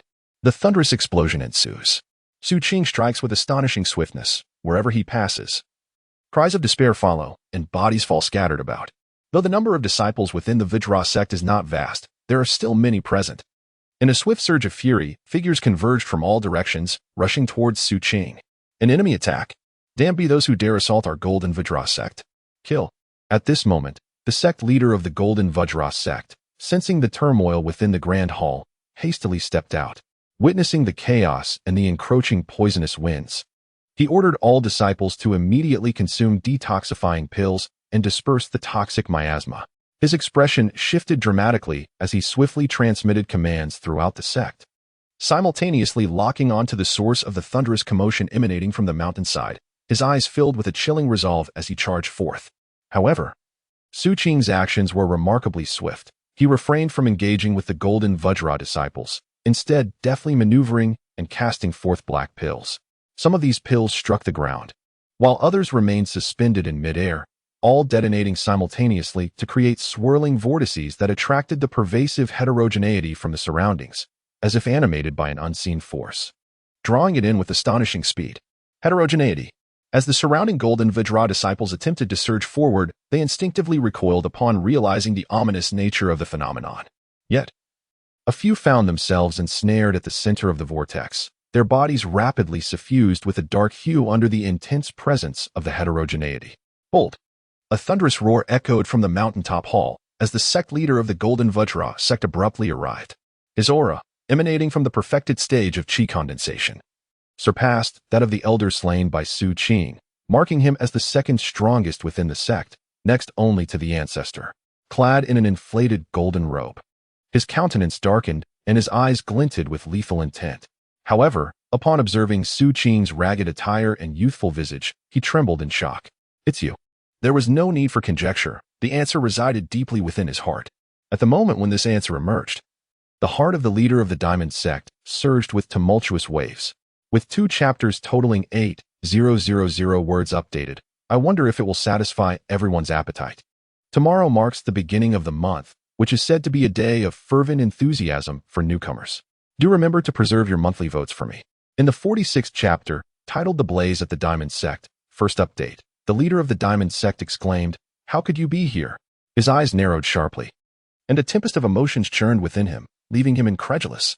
The youth before him, clad in a black leather coat, with disheveled hair and a grimy face, bore an unsettling aura.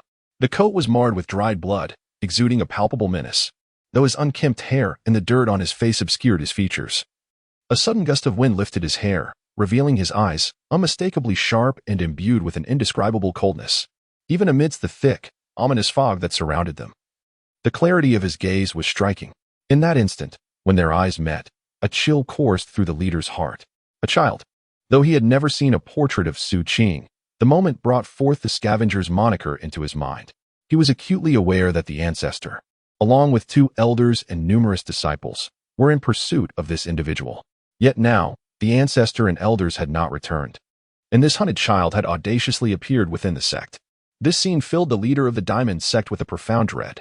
However, there was no time for contemplation. He swiftly formed a seal, and in an instant, a tempest swept outward, dispelling the noxious winds while the resulting gusts surged directly towards Xu Qing.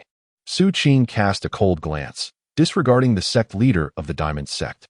In an instant, he retreated and changed direction, dashing forth with fervor while continuing to hurl the black pills in his grasp.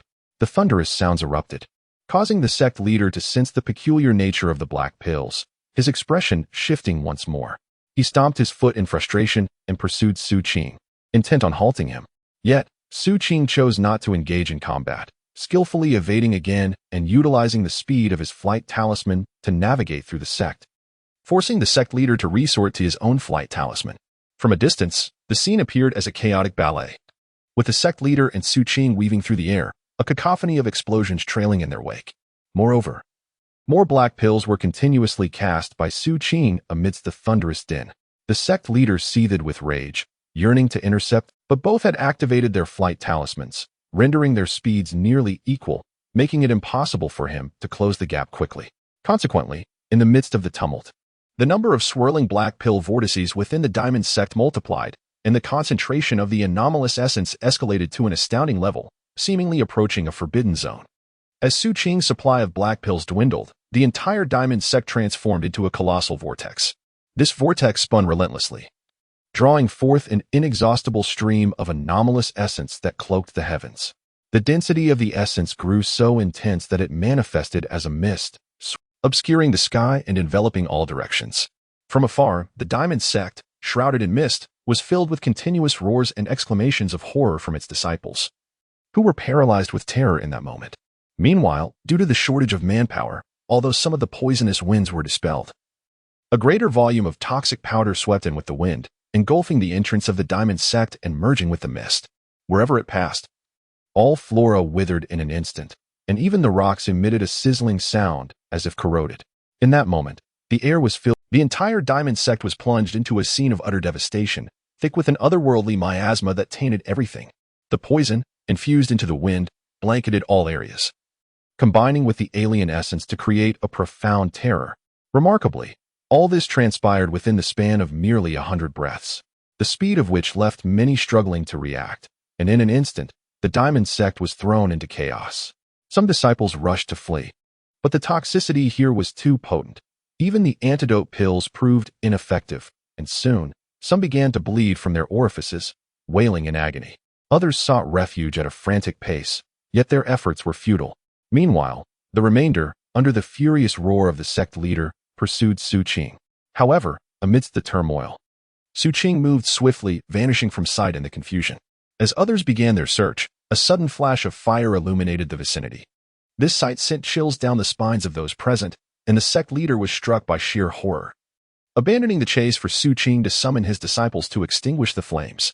Yet, the fire was not confined to a single location soon. Numerous hotspots appeared throughout the sect, with roaring flames beginning to consume everything. Children, the sect leader cried out in despair, his hatred reaching a fever pitch. But unable to locate them in that moment, he could only devote all his efforts to extinguishing the raging inferno. Meanwhile, within the opulent structures of the Golden Giant sect, Xu Qing swiftly penetrated the premises, collecting whatever treasures he could find before igniting a blaze and hastily departing. The entire sequence was executed with remarkable speed. Not long after, amidst the chaos, Xu Qing arrived before a particularly lavish edifice, where he discerned the inscription upon a plaque, "Treasure Pavilion." His gaze sharpened, and approaching the entrance, he raised his fist and struck with force. Instantly, the grand doors of the pavilion shattered, allowing a torrent of poisonous mist to surge inside as Xu Qing stepped through, discovering rows of shelves within. These shelves were laden with an array of elixirs, spirit coins, and precious artifacts.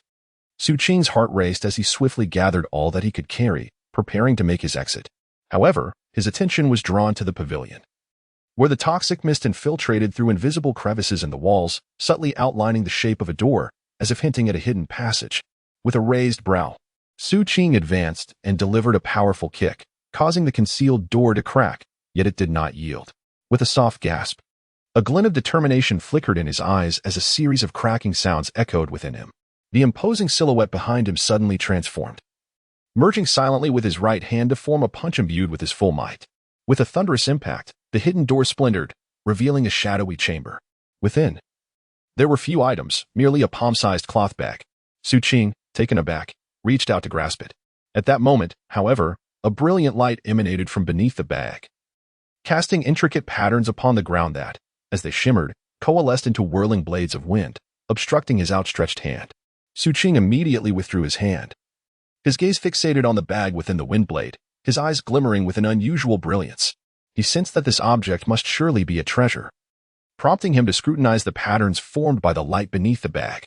What is this?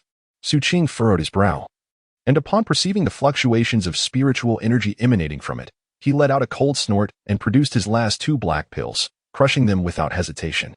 In an instant, an alien essence erupted, surging in from all directions, enveloping the secret chamber. The patterns glowing on the ground flickered violently, yet they were inevitably eroded, eventually dimming and extinguishing with a series of crackling sounds. Without a moment's pause, Xu Qing seized the bag and, with a swift motion, departed from the treasure vault. Observing the current chaos, filled with wails and enveloped in alien essence and poisonous winds, the flames rising within the diamond sect, Xu Qing's expression turned frigid. As the flight talisman shimmered, he soared into the air, preparing to leave. He was acutely aware that even in the absence of an elder within the diamond sect, he had merely seized the advantage of a surprise attack. Prolonging the encounter would invite peril. His purpose for this visit was not solely to commit murder, but to obliterate the sect's mountain gate, seizing whatever he could. With his objective achieved, he accelerated towards the heavens. However, at that moment, a bellow resonated through the air as the diamond sect's master, disheveled, charged towards him through the mist. Xu Qing, suspended in the air, cast a downward glance, a glint of murderous intent flashing in his eyes. The 7th layer of the sea mountain technique surged within him, and as a towering shadow materialized behind him, he hurled a fist towards the approaching sect master. The sound was deafening. The sect master staggered back several steps in a roar, intending to retaliate. Yet, in the next instant, a violet blade shadow formed behind Xu Qing. The heavenly blade descended, aimed directly at the diamond sect's master. The leader of the Vajra sect's countenance shifted dramatically, his body abruptly retreating back into the toxic winds and anomalous mists, while the violet blade of light instantaneously pursued him. Xu Qing did not follow. His gaze flickered, and he swiftly withdrew, transforming into a resplendent rainbow that soared into the sky, racing toward the distant thunder. At the very moment of his departure, 7 or 8 figures erupted from the mist that the Vajra sect's leader had vacated, each unleashing their full power in a fierce strike. The force of this attack was so immense that it seemed to rend the very air, creating a deafening roar and forming a concave indentation, comparable to the strength of foundational cultivation. Had Xu Qing not retreated but instead pursued, he would surely have been struck by the onslaught. The 7 or 8 figures were all elders, their faces now ashen, blood spurting from their mouths, indicating that the recent strike was executed through their collaborative efforts and secret techniques. Now, witnessing Xu Qing's escape, they hesitated, uncertain whether to give chase. The 7 guardians need not pursue, one elder declared. From within the mist, the Vajra sect's leader staggered out, one arm gruesomely severed, as blood dripped from him. His complexion was pale, and his body swayed precariously. That wretch was far too cautious, not daring to pursue me inside. Our priority now is to swiftly dispel the toxic winds and anomalies at the mountain gate, and await the return of our ancestor. The Vajra sect's leader seethed with frustration. Gritting his teeth, he had risked injury to lure the opponent, but had failed. The 7 or 8 elders fell into silence, some stepping forward to support the leader. Observing the tumult within the sect, their expressions mirrored uncertainty, and with a collective sigh, they could only strive to disperse the chaos. Time passed, and soon a day had slipped away.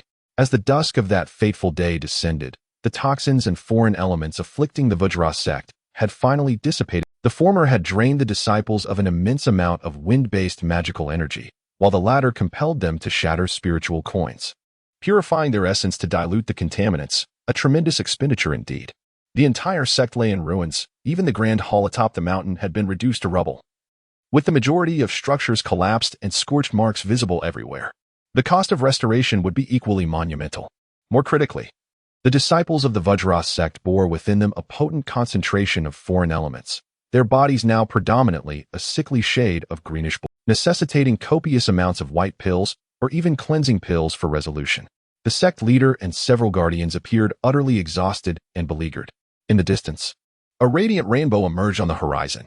The ancestors of the Vajra sect had returned, equally disheveled, bearing numerous injuries, their disheveled hair cascading wildly, barely containing their fury. Having escaped from the forbidden zone, he had resolved that he would stop at nothing to eliminate that wretched child. Upon catching sight of the sect's entrance from afar, he paused momentarily, then hastened his approach, gazing down in astonishment at the desolation below.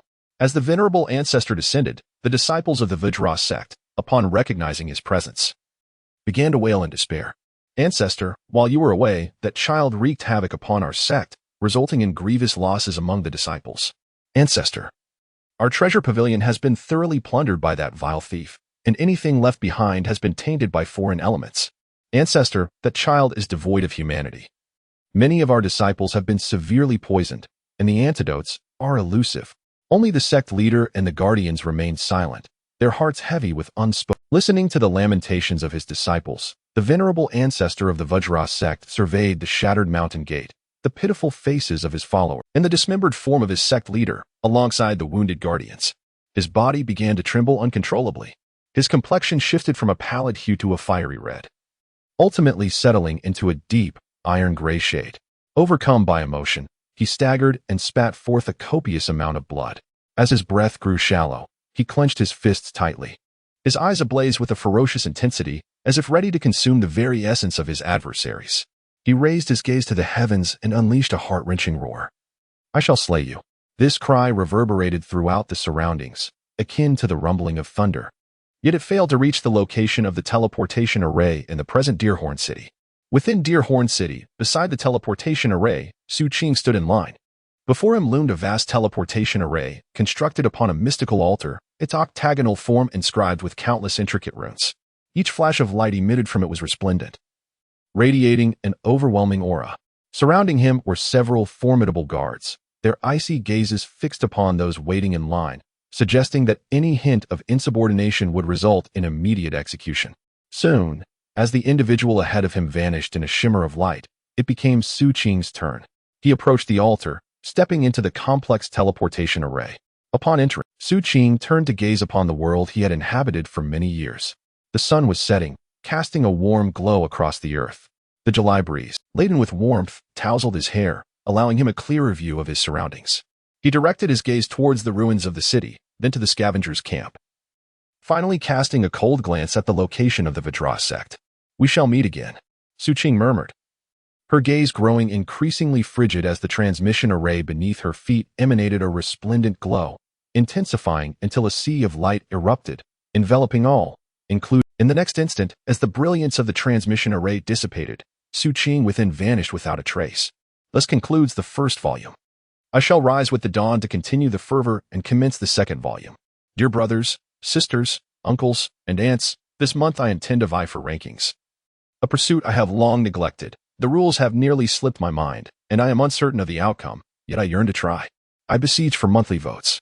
Chapter 47. The Seven Blood Eyes. Second update. August. The season of the end of heat. The blazing sun in the sky.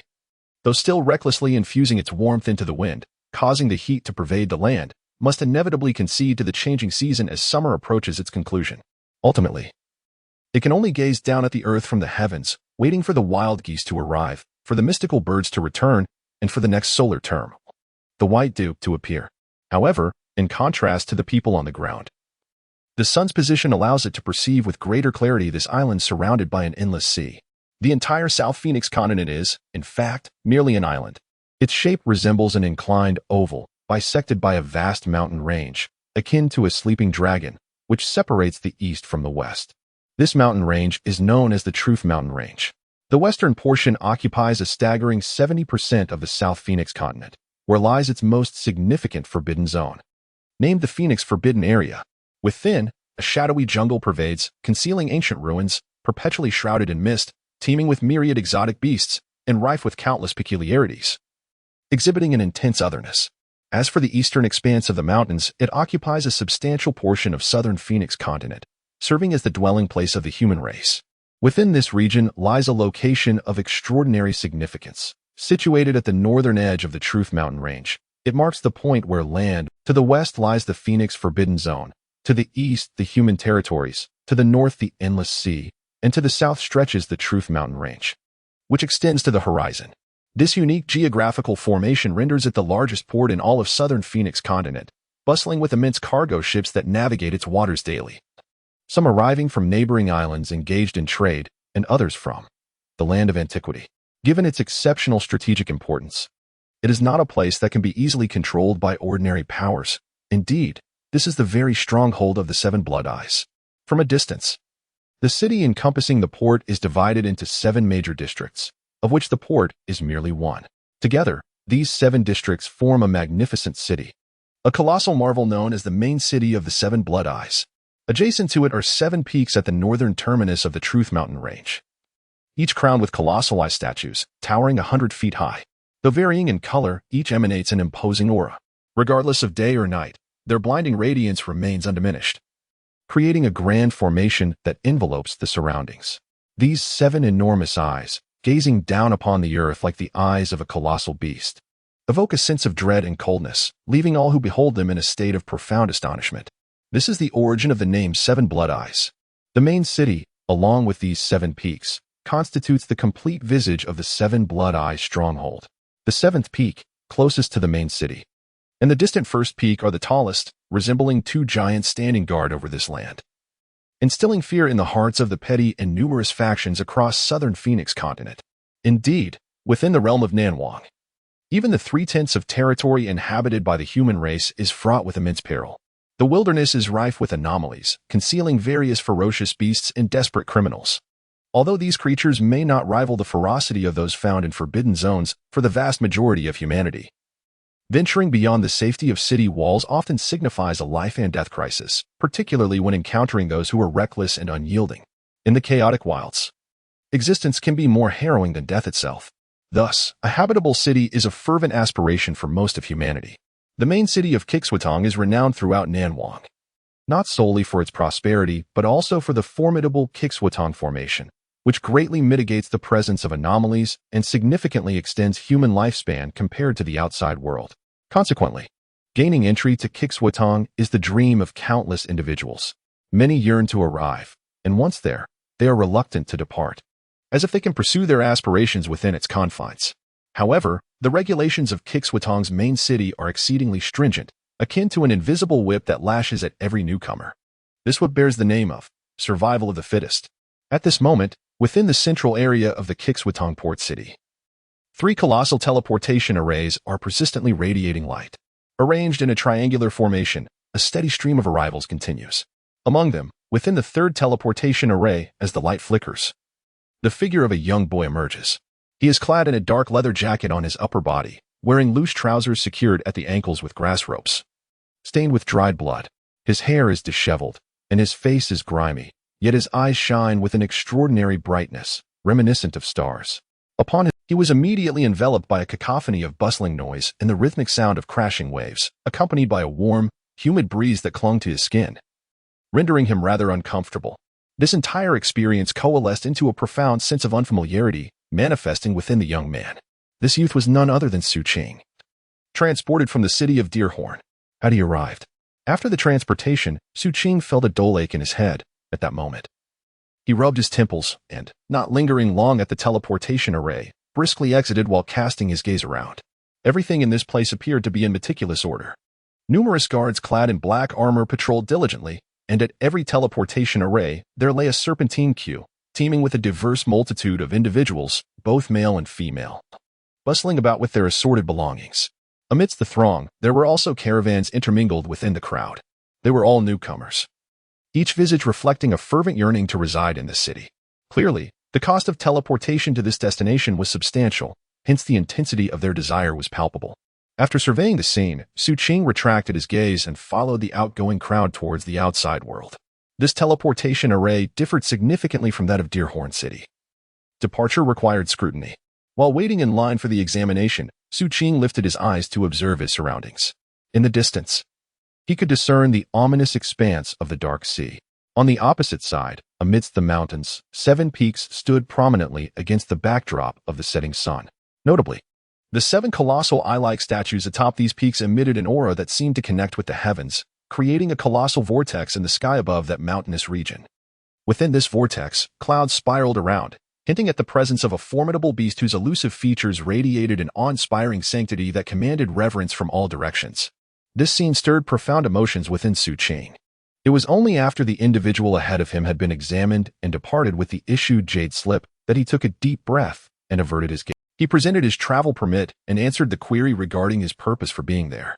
Before Xu Qing lay a table, behind which sat 2 individuals, one male and one female. The male was strikingly handsome, clad in a gray robe, his eyes closed as if in repose, though the aura of spiritual energy emanating from him was formidable. The female, also donned in a gray robe, appeared to be in her late teens. Her delicate features complemented by fair skin.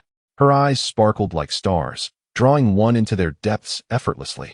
It was this young woman who addressed Xu Qing. She glanced at him, seemingly indifferent to the dirt that marred his face and clothing. Clearly, she had encountered many scavengers like him in this place. As she spoke, she casually produced a jade slip, appearing to await his response while preparing to take notes. Xu Qing sensed the spiritual energy radiating from her, though not particularly strong.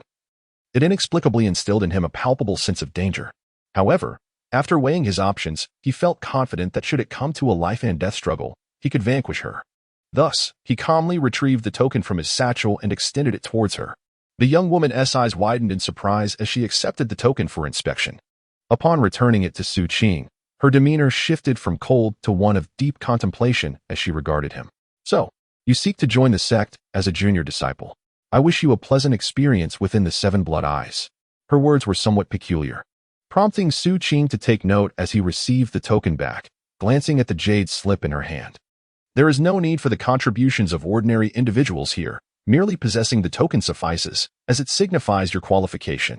Additionally, I advise you to swiftly complete the entrance examination and adapt to the life of the 7 blood eyes. After the woman spoke, she paid no further attention to Xu Qing, pondering her words. Xu Qing exited the examination area and noticed the envious glances directed at him from those in line behind him. This prompted him to lower his gaze, contemplating the token he held in his hand.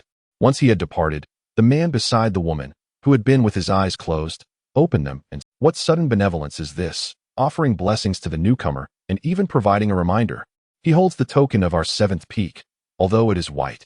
The future remains uncertain. A mere blessing and reminder cost me nothing in contribution points. Yet should this individual rise to prominence, it could be considered a fortunate connection." The woman spoke coolly, summoning the next individual for examination. How can one predict the future so readily? This person clearly appears to be a scavenger, clutching a white token, suggesting a lack of significant fortune. Whether he can pass the entrance examination and attain the status of a disciple is still debatable, even if he succeeds. The daily payment of 30 spirit coins and the exorbitant cost of cultivation resources will likely prove too burdensome for him to endure beyond 2 months. He will either be expelled or simply vanish. The man raised his fist and quickly extended it, gesturing briefly. Their conversation was hushed, and Xu Qing, having walked away, did not hear them. At that moment, he had already exited the teleportation area and entered the city. As he stepped inside, waves of emotion began to stir within him. What lay before his eyes was an unprecedented scene of prosperity and flourishing life. Beneath the afterglow, each edifice in this place mirrors the opulence of the Lord's manor from his former city. The ubiquitous azure bricks and verdant foliage contribute to an extraordinary tidiness throughout. The throngs within the city are numerous and incessant, with each individual clad in immaculate garments, predominantly silk, with coarse linen being a rare sight. Yet, their expressions are steeped in indifference, and their pace is hurried. As dusk approaches, the streets come alive with the illumination of countless homes, casting a brilliance that seemingly rivals that of day.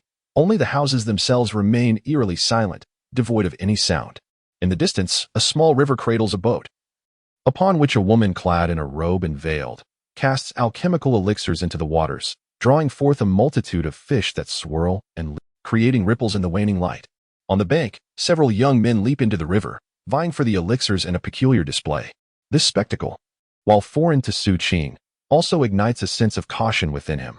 He perceives that this city is unlike the scavenger camps or the impoverished neighborhoods of his past. Yet, there exists a shared element on the streets of this city. Xu Qing is often met with a faintly familiar scent. It is subtle.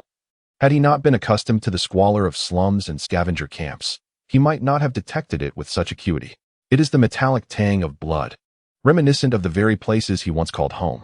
After a moment's contemplation, Xu Qing casts a deep glance upon the city, his wariness intensifying. As he meanders along the path, he chooses not the center but rather the shadowy fringes, a habit ingrained in him. At this moment, he intended to find an inn to rest, as the acrid scent of blood rendered him reluctant to linger on the streets. Regarding the source of the bloodshed, Xu Qing had no desire to investigate. He understood that his immediate task was to swiftly complete the entrance examination and gain admission into the Seven Blood Eyes, thereby alleviating the relentless pursuit of the Diamond Sect. As dusk descended, the sun's dying rays began to dim, and Xu Qing, still in search of a suitable refuge, observed his surroundings with an increasingly sharp gaze.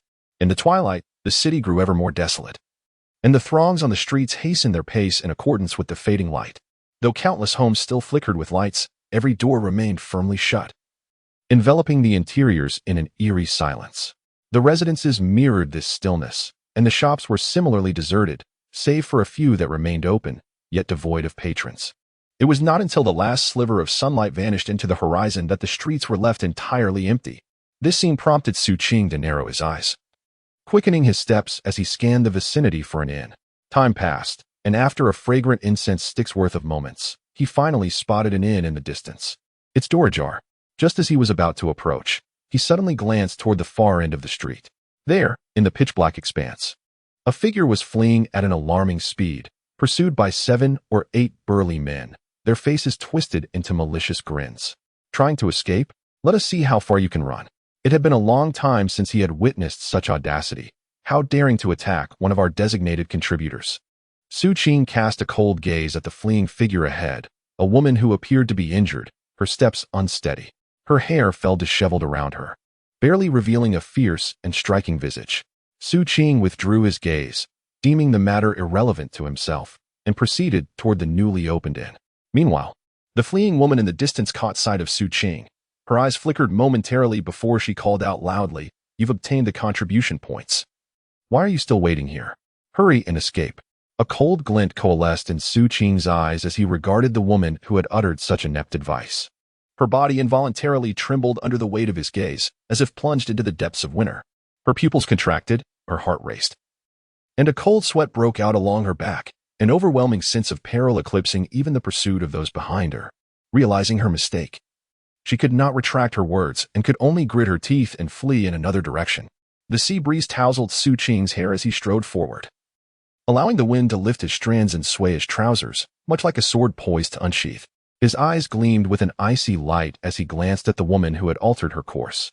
After a moment's hesitation, he chose not to stain his first day here with bloodshed and diverted his gaze, continuing toward the inn. Yet, as the trees yearn for tranquility, the winds persist unyieldingly. At that moment, the sea breeze surged ashore, thickening the air with intent. Ahead, 7 or 8 burly men pursued the woman, one with a scarred face seeming to lead the group. Upon witnessing the scene, he let out a cold laugh. Regardless of the truth, capture that young man as well. With fluctuations at the 6th or 7th level of body refinement, he must possess valuable contribution points. As he spoke, the group divided into 2 factions. 4 men sprinted after the woman, while the remaining 4 charged directly towards Xu Qing. Xu Qing furrowed his brow as his gaze swept over the 4 approaching individuals, who were no ordinary beings, but cultivators, each seemingly at the 6th level of qi condensation, predominantly specializing in physical enhancement. However, he had no desire to commence his arrival in this city with bloodshed, so he stepped back and uttered in a low voice, "I do not know her." "Little brat, whether you know her or not, it's your misfortune," sneered the burly man charging towards him, swinging his fist with malice. The other 3 also launched their attacks, one of whom brandished a knife with a sinister grin. In the moonlight, the blade gleamed ominously, coated with poison. Xu Qing lowered his eyelids. Some individuals in this world are perpetually inclined to dance on the edge of the abyss. Although he had no intention of engaging, the murderous intent emanating from them compelled Xu Qing to halt his retreat. In an instant, he transformed into a streak of lightning, appearing before the man who had thrown the punch. With a swift motion, he raised his left hand and struck the man's forehead. The speed was astonishing, and with a resounding crack, the man's head exploded, leaving no time for a scream. Xu Qing's expression remained tranquil as he stepped forward, confronting the knife-wielding assailant. In the face of the latter's horror, Xu Qing collided with him using his shoulder, causing half of the assailant's body to disintegrate. Subsequently, Xu Qing unleashed 2 punches into the air, targeting the remaining 2 individuals whose eyes widened in terror. As they attempted to retreat, a distortion rippled through the air before them, engulfing them in an instant. Their bodies trembled violently, blood erupted forth, their chests caved in, and they were utterly obliterated, their lives extinguished. All of this transpired in the span of merely 2 breaths. The 4 were dead. This scene caused the 4 imposing men stationed not far away to halt in their tracks, their expressions frozen in astonishment as they gazed at the impassive Xu Qing, their scalps seemingly on the verge of bursting. Misunderstanding. The earlier arrogance of their leader evaporated completely, his body trembling as he instinctively prepared to speak. However, upon encountering the icy gaze emanating from Xu Qing, his mind erupted in chaos, and he retreated in a frenzy. In that very instant of his retreat, Xu Qing sprang into action.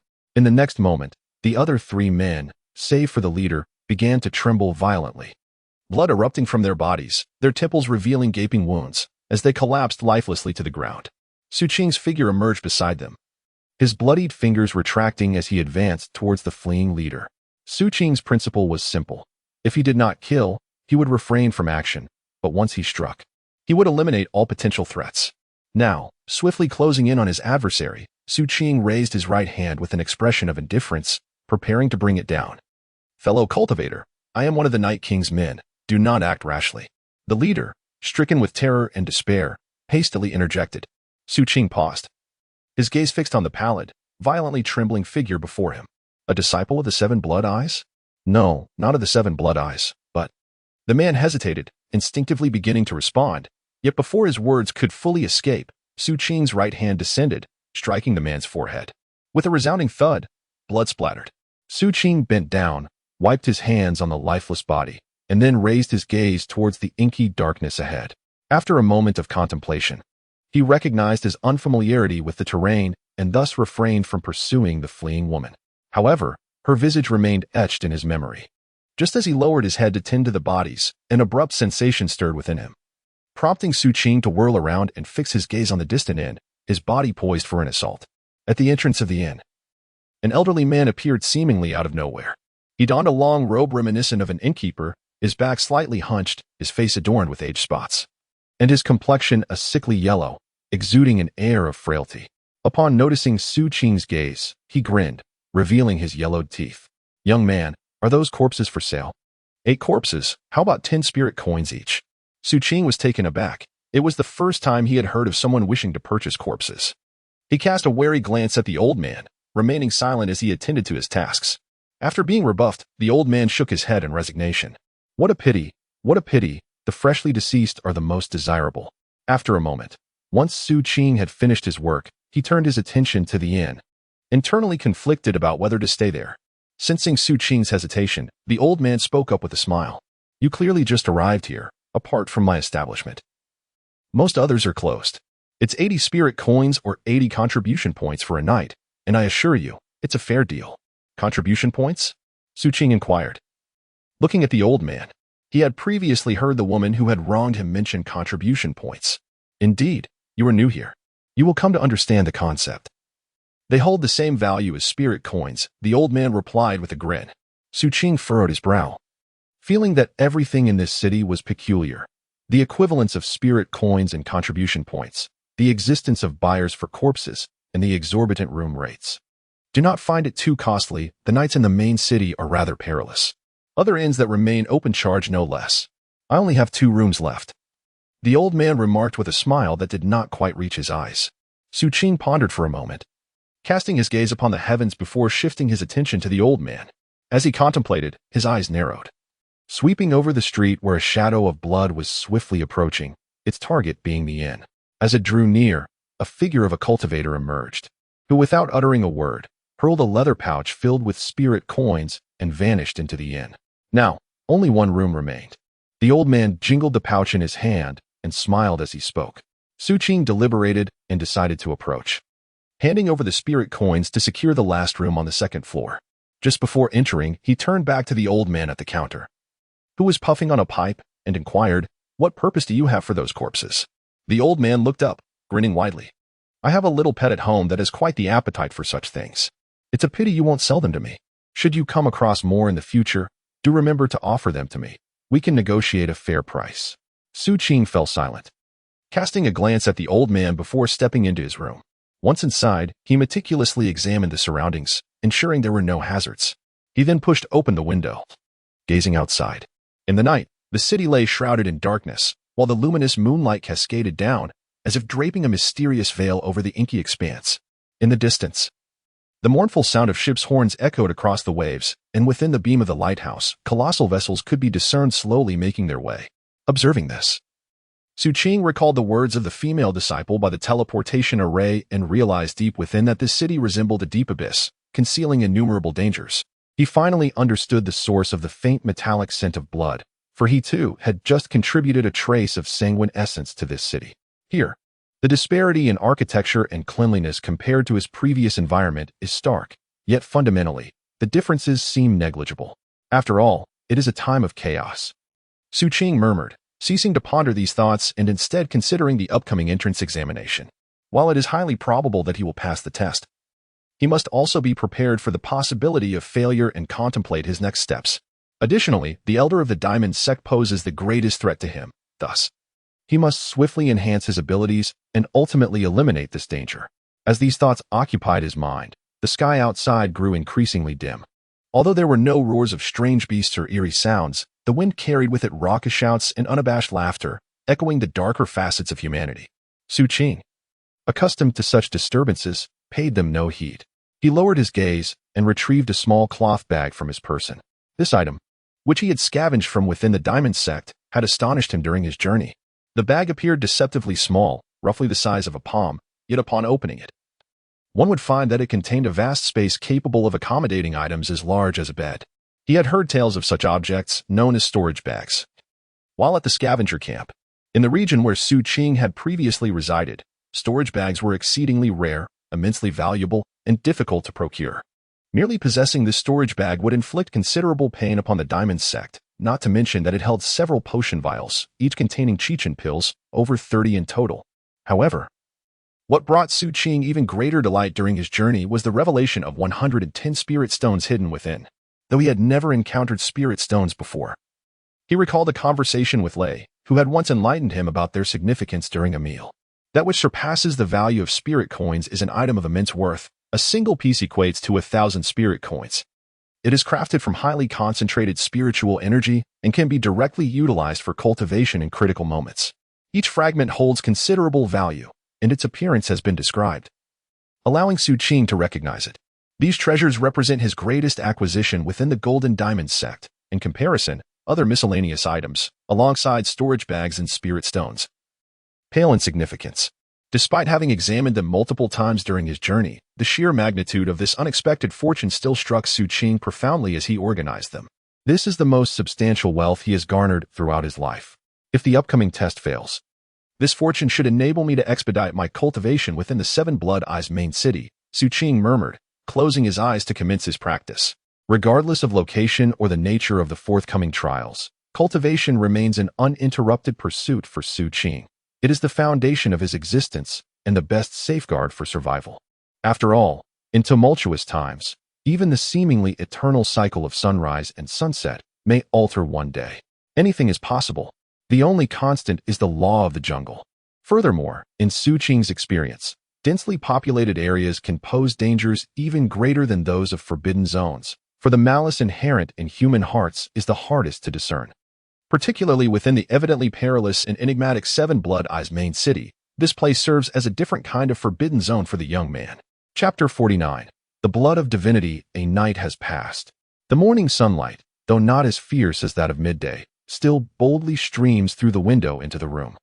Regardless of one's willingness, if one chooses not to seek refuge under the eaves, the inevitable will descend upon the ground and upon oneself, awakening all slumbering souls with its warmth. Xu Qing gradually opened his eyes, gazing at the brilliance outside the window. It seemed as though his body absorbed the call emanating from the sunlight, invigorating his lifeblood. Rising to his feet, he stretched his limbs before cautiously pushing open the door, glancing around before swiftly departing. Within the city, after the dawn, everything transformed from the night's embrace. Breakfast establishments began to open their doors, and numerous shops followed suit, while the crowd gradually swelled. Yet, an air of indifference and haste lingered, as if every individual were subsisting under immense pressure. However, one could occasionally hear the dulcet tones of children reading from behind high walls, suggesting that some semblance of order still prevailed in this grand metropolis. As Xu Qing traversed the streets, he recalled a peculiar herb known as the twin flower, introduced by Master Bai, a botanical marvel embodying the coexistence of light and darkness, inseparable in nature. Perhaps this was the very essence of life in the great city. Young individuals often adapt to new experiences more swiftly than their adult counterparts, a trait vividly illustrated in Xu Qing. Before long, he had embraced his surroundings, simply relishing a breakfast and inquiring about the timing of the entrance examination. The residents of the city seemed well acquainted with the examination process. Upon learning that the daily tests occurred at noon in a specific location, Xu Qing spent the morning observing within the Seven Blood Eye metropolis, a habit he had cultivated.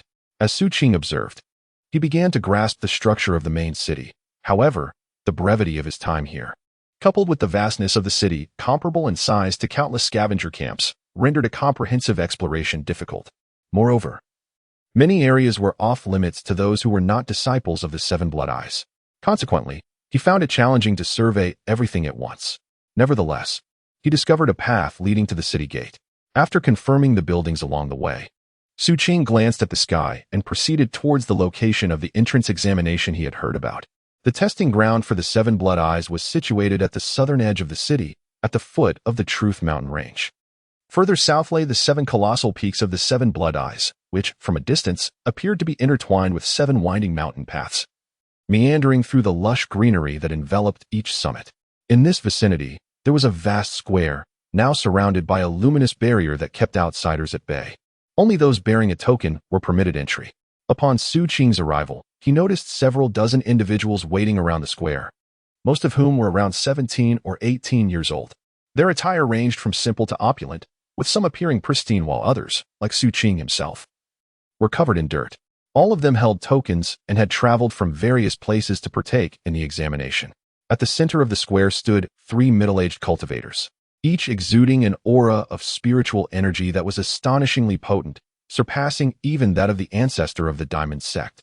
They engaged in light-hearted conversation while awaiting the commencement of the examination, yet occasionally their gazes would drift towards the surrounding disciples, as if they were silently assessing them. This scene heightened Xu Qing's sense of caution. He was not adept at socializing.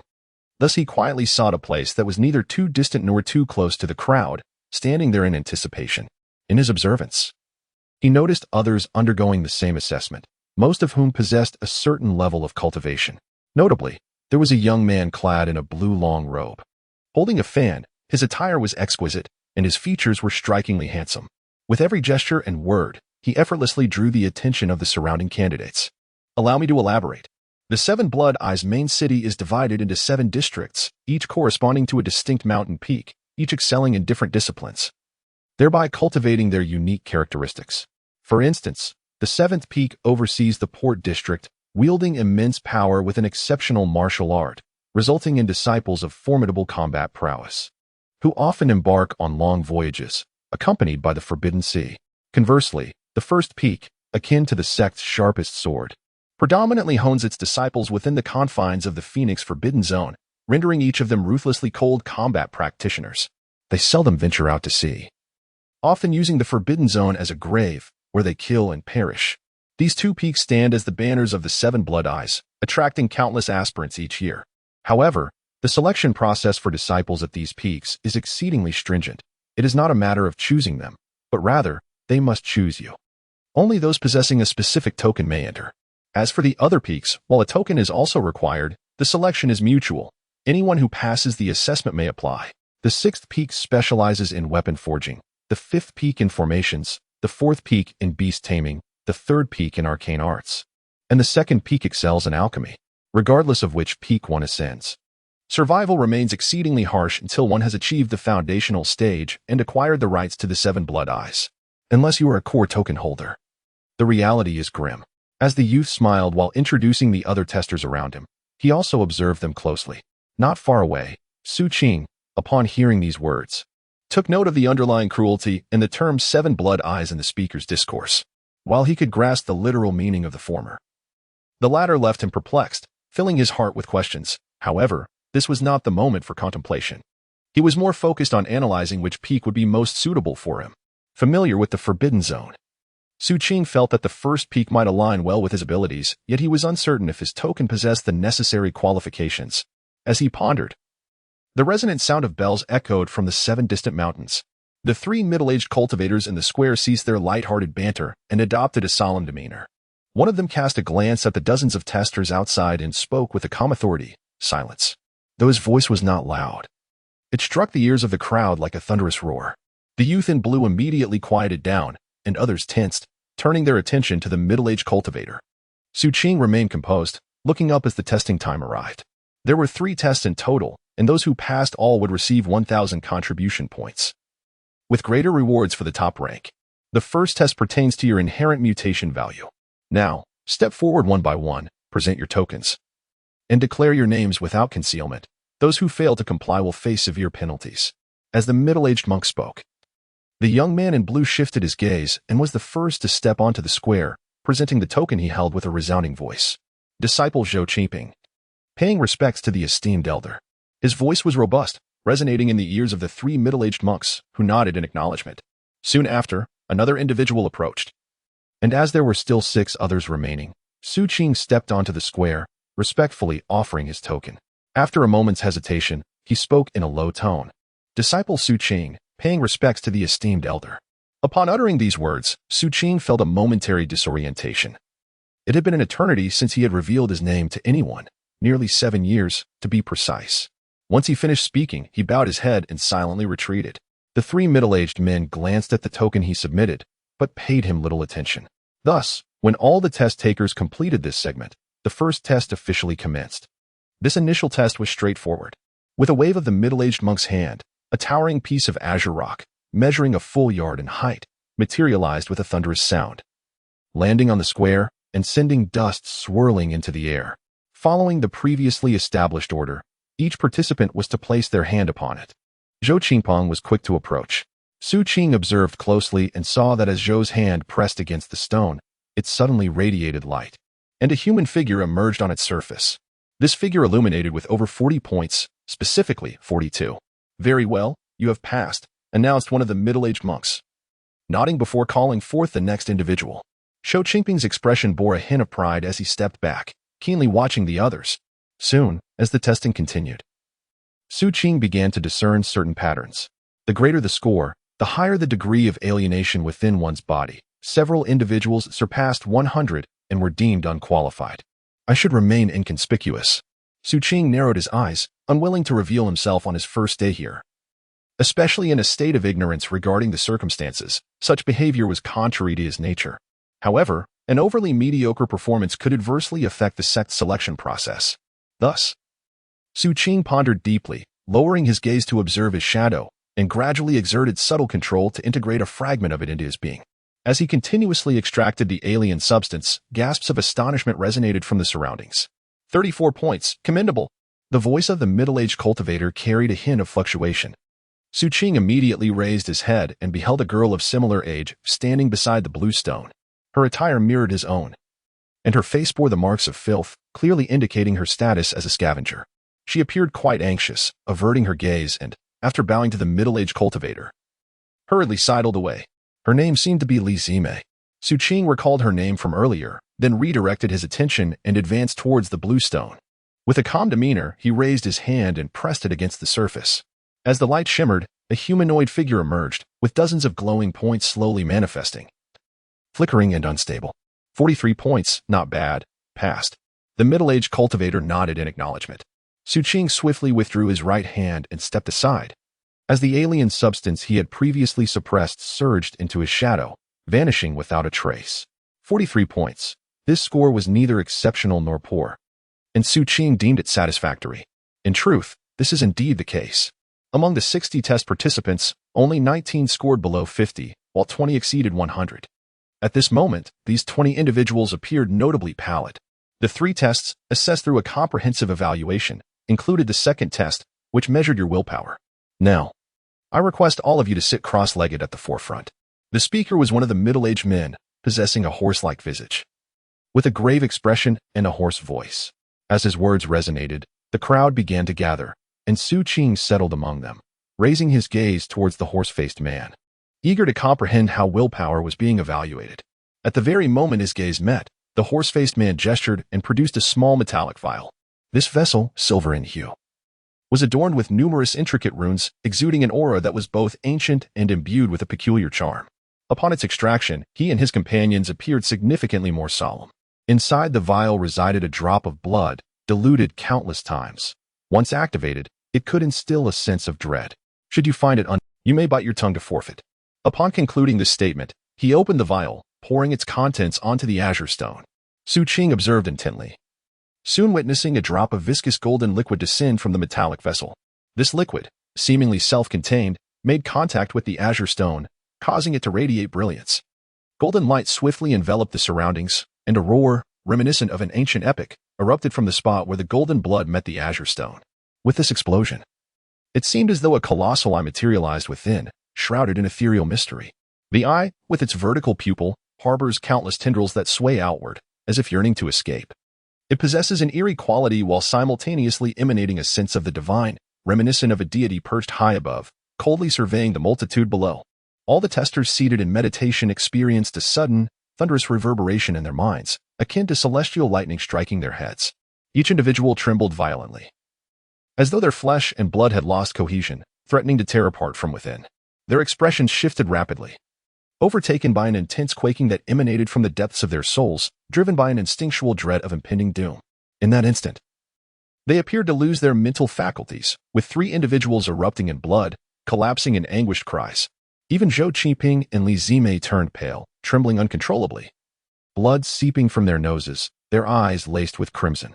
Only Xu Qing, despite his body shaking as well, felt an even greater shock within, for he recognized that eye. The sensation it evoked was strikingly reminiscent of the moment he gazed skyward when the deity opened its eyes. Though not identical, the feeling of intimidation was unmistakably the same. The second reason is the fervor. A new book is but a tender sprout in need of nurturing warmth to thrive. The third reason is motivation. I aspire to write more this month, denying myself the luxury of laziness. All of the above is candid truth. This month, I wish to make an attempt. To all the charming gentlemen and ladies, if you possess monthly votes, kindly bestow them upon me. If not, there is no compulsion. Furthermore, I would like to emphasize, the competition for monthly votes should be rational and fair, with participants acting within their means. Kind words foster good relationships, while harsh words inflict harm upon the heart. Every author faces challenges, and I urge everyone to engage in civilized discourse without resorting to hostility. As for the 50th chapter, the 7th peak, the remnants of the celestial being reveal a visage, and its opened eye bears a cross-shaped pupil. This ethereal eye possesses vertical pupils. The disparity in power is akin to that between the blazing sun and a mere firefly. The former can transform an entire region into a forbidden zone in an instant, while the latter can only evoke a sense of unease. This phenomenon likely relates to the fact that the eye is formed from a drop of blood diluted countless times. One can only speculate that if it were pure blood, its potency would be far more terrifying. Nevertheless, even if a genuine eye were to manifest, it would still pale in comparison to the remnants of the divine being. Despite this, the shock it imparts upon Xu Qing is profoundly intense. It is not merely his physical form affected, but rather the upheaval in his psyche that this revelation has caused. Could it be that the 7 blood eyes can extract flesh and blood from the divine? Such a notion seems implausible. The sensations they evoke are yet clearly not identical, suggesting that there may be entities in this world akin to the divine. This conjecture caused Xu Qing's breath to quicken, as he fixated on the ethereal eyes upon the blue stone, igniting an intense curiosity within him about this world. Meanwhile, amidst the resounding pressure, the crowd in the square began to spout blood, many teetering on the brink of collapse, unable to withstand the force, and were promptly dismissed by the gaunt-faced cultivator. Soon, only 3 individuals remained steadfast. Xu Qingpeng was no longer among them. The remaining trio consisted of Li Zimei and an unremarkable youth, whose attire, though not akin to that of a beggar, was nonetheless quite simple, evidently hailing from a small town. At this moment, it was apparent that his endurance was reaching its limits, and shortly thereafter, blood began to seep forth, forcing him to concede, followed by Li Zimei. As for the last of the trio, it was naturally Xu Qing. Willpower can be feigned, yet this time, before this indifferent, godlike presence, Xu Qing had no desire to deceive. Instinctively, he resisted the urge to submit. Thus, he gazed intently at those ethereal eyes, every muscle in his body taut, his heart pounding with unprecedented intensity, as he summoned his will to confront that spectral gaze. Under the scrutinizing gaze of the divine visage, I fought to survive. How could I yield to this pressure, diluted though it may be by countless drops of blood? Xu Qing's eyes gradually became bloodshot, his body shook. Every sinew and fiber within him seemed to scream at that moment, yet under the formidable will forged in the slums and honed in the treacherous jungles, he maintained firm control. At this juncture, he stood alone in defiance amidst the square, a sight that left all the other test-takers around him in stunned disbelief. Their gazes fixed in awe upon Xu Qing. Even the middle-aged man with a horse-like face and the other 2 cultivators turned their astonished gazes towards Xu Qing. He had persevered for an unusually long duration. In this year's assessment, after a month of trials, only 3 individuals, including Xu Qing, had managed to endure such a lengthy period. It remained uncertain whether this young man could withstand the final surge of intensity. Thus far, no one had succeeded at this particular stage in this year's test.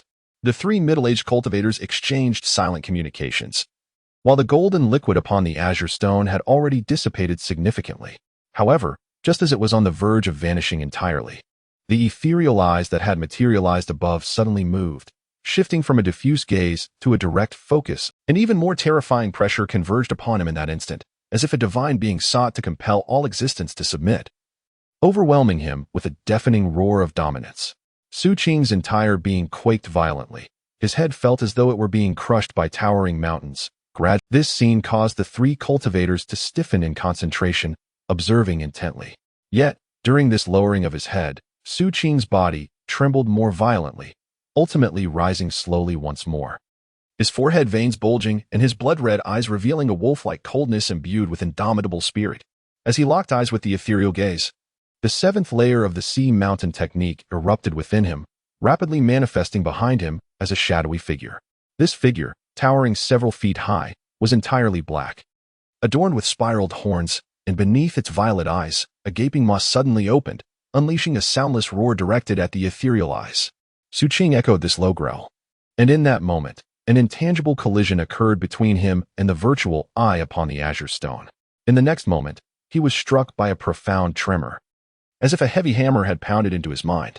Blood gushed forth, and the looming figure behind him dissipated. Yet the ethereal eye upon the azure stone also blurred in that fleeting instant, ultimately vanishing entirely. Everything had come to an end. Xu Qing, breathing, fought against the throbbing pain in his head, struggling for a while before rising to his feet.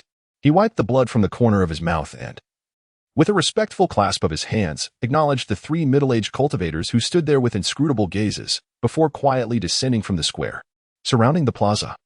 Those who had previously faltered now regarded Xu Qing as if he were a creature of the fantastical, their faces etched with disbelief and astonishment. The essence taking form?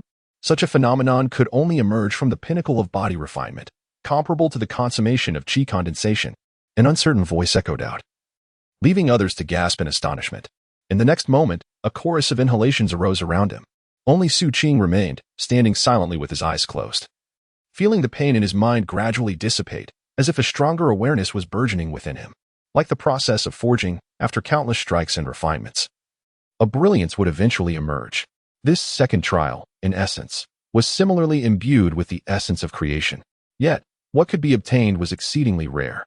This realization left Xu Qing momentarily stunned. Upon closer examination, he discovered that indeed, his perceptions had sharpened significantly, as if his will had transformed into something more resilient. Though he could not substantiate the latter, he felt certain. Excellent.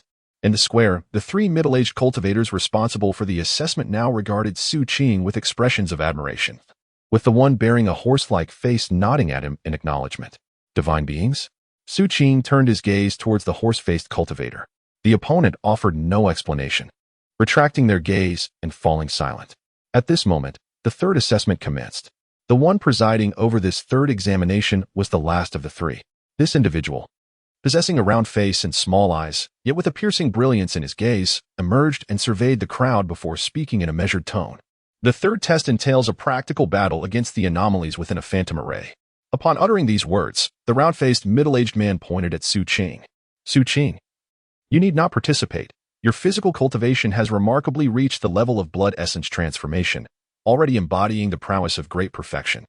Your involvement in this third assessment is inconsequential. You are granted exemption and will be considered as having passed. With this declaration, the surrounding participants expressed envy, yet found themselves at a loss for words, as the imposing shadow behind Xu Qing had thoroughly intimidated them. Thank you, Senior, Xu Qing replied, bowing deeply with clasped hands. Though not eloquent, he understood the importance of courtesy in the face of kindness. Thus, the third assessment began swiftly. Observing others as they gradually stepped onto the plaza, Xu Qing chose to sit cross-legged, nurturing his spirit until the conclusion of the third test, during which his mental state was substantially rejuvenated. Through this period of recovery, Xu Qing profoundly sensed an enhancement in his awareness, seemingly doubled compared to before. This manifested in his ability to instantly perceive the slightest rustle of the wind and grass within a certain radius, igniting his heart with excitement and illuminating his eyes. The refinement of his will had yielded such gratifying feedback. Upon returning, he resolved to experiment with the control of shadows. It should prove to be more agile. As Xu Qing pondered deeply, the third assessment promptly reached its conclusion. Everyone returned to their original positions, anxiously awaiting the results. Xu Qing also rose, casting his gaze towards the three middle-aged cultivators engaged in conversation. Regrettably, the first peak required a specific token. Xu Qing glanced down at the token in his hand, uncertain of which peak he would be assigned to next. Before long, the announcement was made. Of the more than 60 individuals present, nearly half faced elimination. Those who were disqualified wore ashen expressions, having failed the entrance test, and were informed they must vacate the 7 blood eyes within the hour, lest they be erased by the formation. The term erased by the formation caused Xu Qing's heart to tighten, and it left those eliminated with bitter looks. Yet, leaving was not their sole option. They were informed that if they possessed sufficient spirit stones to purchase contribution points, they could reside in the main city, albeit at a cost equivalent to that borne by commoners, 30 spirit coins or 30 contribution points per day. Conversely, those who passed the test also faced the same daily expenditure of 30 contribution points but gained the privilege to purchase cultivation resources within the 7 blood eyes. Xu Qing felt somewhat bewildered and did not fully comprehend everything, yet he trusted that clarity would soon come. Shortly thereafter, the remaining successful candidates were informed of their respective peaks by the bespectacled cultivator.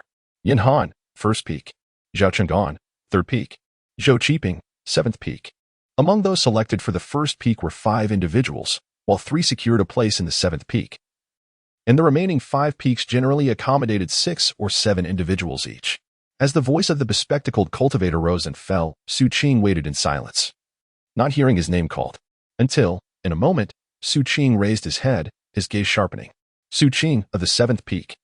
After the last words of the horse-faced cultivator uttered Xu Qing's name, his gaze swept over the assembled youth. He spoke with a calm demeanor.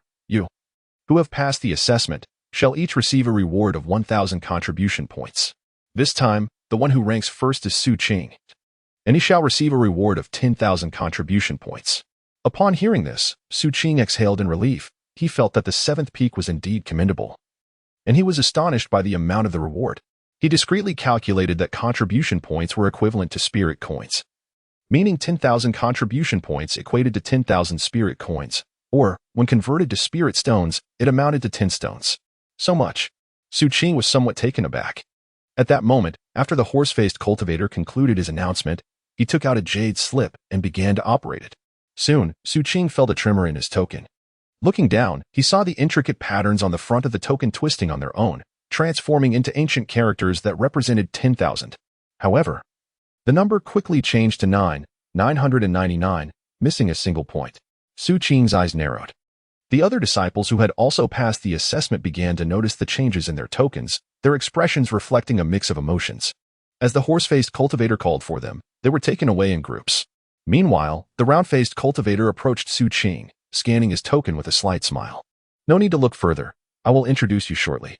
With that, he summoned the other disciples who had joined the seventh peak and called out to Xu Qing as they made their way toward the mountain path leading to the seventh peak. "Come along. I will guide you through the mountain gate. Cherish this opportunity, for it may be your only chance to ascend the mountain." Chapter 51. Living by the boat at this moment, under the setting sun, the afterglow bathed the mountain path in a soft orange veil, imbuing the stone steps with a touch of the divine. It seemed as though walking upon this path, treading on sunlight, could lead one towards brilliance. On either side of the mountain trail, verdant leaves and blooming flowers were abundant. The fragrance of blossoms intertwined with the scent of earth, carried by the mountain breeze, enveloping one in a refreshing embrace that penetrated deep into the soul. The surrounding trees offered a lush canopy, while the occasional melodious chirping of birds appeared to compose a symphony for all those who had traversed this path, including the group present at this moment. There were 5 individuals in total, with a round-faced middle-aged man leading the way. He walked with his hands clasped behind him, introducing the sect to Xu Qing and the others who followed. "Now that you have successfully joined the Seven Blood Eyes, allow me to elaborate on the sect. In my view, the Seven Blood Eyes is not merely a sect. It resembles a vast enterprise cloaked in the guise of a religious organization." The round-faced man spoke in a calm tone, and his words resonated with the 4 newcomers, causing a ripple of astonishment among the young men and women who had just ascended to the 7th peak. Among the 4, aside from Xu Qing, there were Zhou Qingpeng, Li Zimei, and a young girl named Su Xiaowei. With her ponytail and modest attire, it was evident that she hailed from humble origins. Yet her circumstances were far better than those of a beggar, suggesting she came from a small town. Along the way, she had attempted to befriend Xu Qing, but he, being socially awkward and preferring solitude, merely nodded in response. Consequently, the young girl soon directed her efforts towards winning the favor of Zhou Qingpeng. Zhou Qingpeng's gentle smile stood in stark contrast to Xu Qing's taciturn nature, fostering a sense of closeness in the young girl. As they traversed the path, the two occasionally whispered secrets to one another. In contrast, Li Zimei appeared rather reserved and somewhat self-effacing, positioning herself at the rear of the group and maintaining a certain distance from everyone. Nevertheless, Zhou Qingpeng took notice of her and Xu Qing, occasionally offering a smile that seemed to alleviate some of Li Zimei's shyness. At that moment, a mountain breeze swept through, tousling their hair and carrying the words of a round-faced, middle-aged man ahead. The 7 blood eyes are divided into the mountain and the valley. You may perceive them as 2 distinct worlds, which they indeed are. And you are the inhabitants of the valley. Only by establishing a foundation do you earn the right to ascend the mountain and partake in the distribution of benefits from the 7 blood eyes. Those in the valley endure a life of cruelty and hardship, merely struggling to survive. Hence, for the inhabitants of the valley, ascending the mountain represents the greatest aspiration of their lives. Do you know how many souls reside within the main city of the valley? The round-faced man cast a glance at the 4 youths behind him. 3 million. He raised his right hand, extending 3 fingers. This population encompasses not only commoners but also all the low-ranking disciples from various peaks. You too shall be among them. Required to exist under the rules of the 7 blood eyes. The rules of the main city of the 7 blood eyes are rather straightforward. Contribution points. For everyone in the valley, be they commoners or disciples, the daily cost of residing in the main city is 30 contribution points, equivalent to 30 spirit coins. Every moment is a relentless deduction. Once the numerical value of the jade token reaches 0, one will be expelled from the 7 blood eyes. This applies equally to commoners and disciples alike. Should one forcibly remain, annihilation by the formation will ensue after just one. The words of the round-faced cultivator altered the expressions of Xu Qing and his companions, and even Zhou Qingpeng, who had some understanding, revealed a glimmer of fear upon hearing this rule once more. This is merely the basic residency fee. As for food and lodging, it is entirely up to your own choices, survival of the fittest. The prices within the main city of the Seven Blood Eyes are exorbitant, particularly for cultivation resources. Listening to the round-faced cultivator, Xu Qing fell into silence, and the other three were equally shaken by this harsh reality. Su Shaohui hesitated for a moment before softly inquiring. If this is the case, why do so many commoners still arrive? 30 spirit coins a day, that amounts to a spirit stone in a month, which is exceedingly expensive. Moreover, if we acquire the status of disciples yet still have to pay contribution points, what is the purpose of being a disciple? The middle-aged man with the round face cast a glance at Su Shaohui. Those commoners willing to spend a considerable sum to teleport here are individuals of capability. Their eagerness to arrive stems from the protection afforded by the Seven Blood Eyes, where disciples are forbidden from wantonly slaughtering the innocent. Furthermore, this place is shielded by formations that mitigate external dangers, extending one's lifespan. In contrast to the treacherous outside world, rife with malevolent beasts and perilous entities, the main city of the Seven Blood Eyes naturally becomes a coveted sanctuary for them. As for the utility of becoming a disciple, firstly, the cultivation resources are exclusively accessible to those who have attained the status of disciples. Others are prohibited from purchasing them, and any dissemination or circulation is strictly forbidden. Should anyone be caught violating this rule, the consequences would be dire. Secondly, only disciples who practice the Seven Blood Eyes technique are granted the right to ascend the mountain and partake in the distribution of benefits after reaching the foundation establishment stage. Therefore, it is imperative for you to exert greater effort. Although the sect publicly disallows internecine strife, a significant number of disciples mysteriously vanish each month from the city. The sect largely turns a blind eye to this, as it is a form of cultivating the ghoul. Casualties are considered a normal occurrence. However, should an external foundation establishment cultivator act against you, the nascent disciples, the perpetrator will face severe punishment, as this would be an infringement of the Seven Blood Eyes regulations. Of course, the sect remains indifferent to external nascent cultivators. The round-faced cultivator smiled knowingly. Upon hearing these words, Xu Qing felt a slight sense of relief, as this was one of his objectives in coming to the Seven Blood Eyes. At this moment, Li Zime, hesitating, posed a question. If this is the case, how can the sect cultivate a sense of belonging among disciples raised in such an environment, and how can the sect itself foster cohesion? The round-faced cultivator laughed heartily. Cohesion? What constitutes cohesion? Friendship is one form, gratitude another, and reverence still another. Yet, none of these are steadfast. In this brutal and chaotic era, true belonging and genuine cohesion stem from interests. As long as one is a disciple of the Seven Blood Eyes and has broken through to foundation establishment using the Seven Blood Eyes technique, they will be granted the qualification to ascend the mountain and possess the right to share in the profits of the Seven Blood Eyes. The monthly revenue of the Seven Blood Eyes is publicly available, derived from the living expenses of all individuals, the trade of cultivation resources, and port exchanges. Approximately 500 million spirit coins are credited daily, translating to 500,000 spirit stones, resulting in a monthly profit of 15 million spirit stones. These earnings, allocated according to the rights of different cultivation levels, retain a portion for the sect's daily expenses, while the remainder is distributed among all disciples at the foundation establishment stage and above. The higher the cultivation level, the greater the distribution. Disciples in the early foundation establishment stage might receive around 5,000 spirit stones monthly, while those who have reached the core formation stage could expect at least several tens of thousands of spirit stones each month. This is precisely why I assert that the Seven Blood Eyes resembles an industry. All disciples who ascend to the mountain at the foundation establishment stage effectively become shareholders in this enterprise, as long as the Seven Blood Eyes endures. Profits will continue to flow. Therefore, do you truly believe that when external foes threaten to plunder your industry, you would stand idly by and allow your interests to be seized without taking action? As the round-faced cultivator's words resonated, a profound glimmer appeared in Xu Qing's eyes. He now comprehended the essence of the Seven Blood Eyes. In times of turmoil, perhaps, as the other party suggested, interests can indeed bind everything together. Li Zime fell silent, refraining from further comment. The round-faced cultivator smiled faintly. He had brought many new disciples and had repeated these sentiments numerous times. In chaotic times, the pursuit of interest remains an unchanging truth. He gestured toward the mountain below. Now, let us discuss the prosperity of the Seven Blood Eyes. Look over there. That is the largest port in the entire southern Phoenix continent, where ships come and go in an endless stream on ordinary days. Regardless of the external forces transporting goods or the disciples from other peaks of the sect embarking on missions at sea, most of them must pass through our territory, specifically the port area controlled by the seventh peak.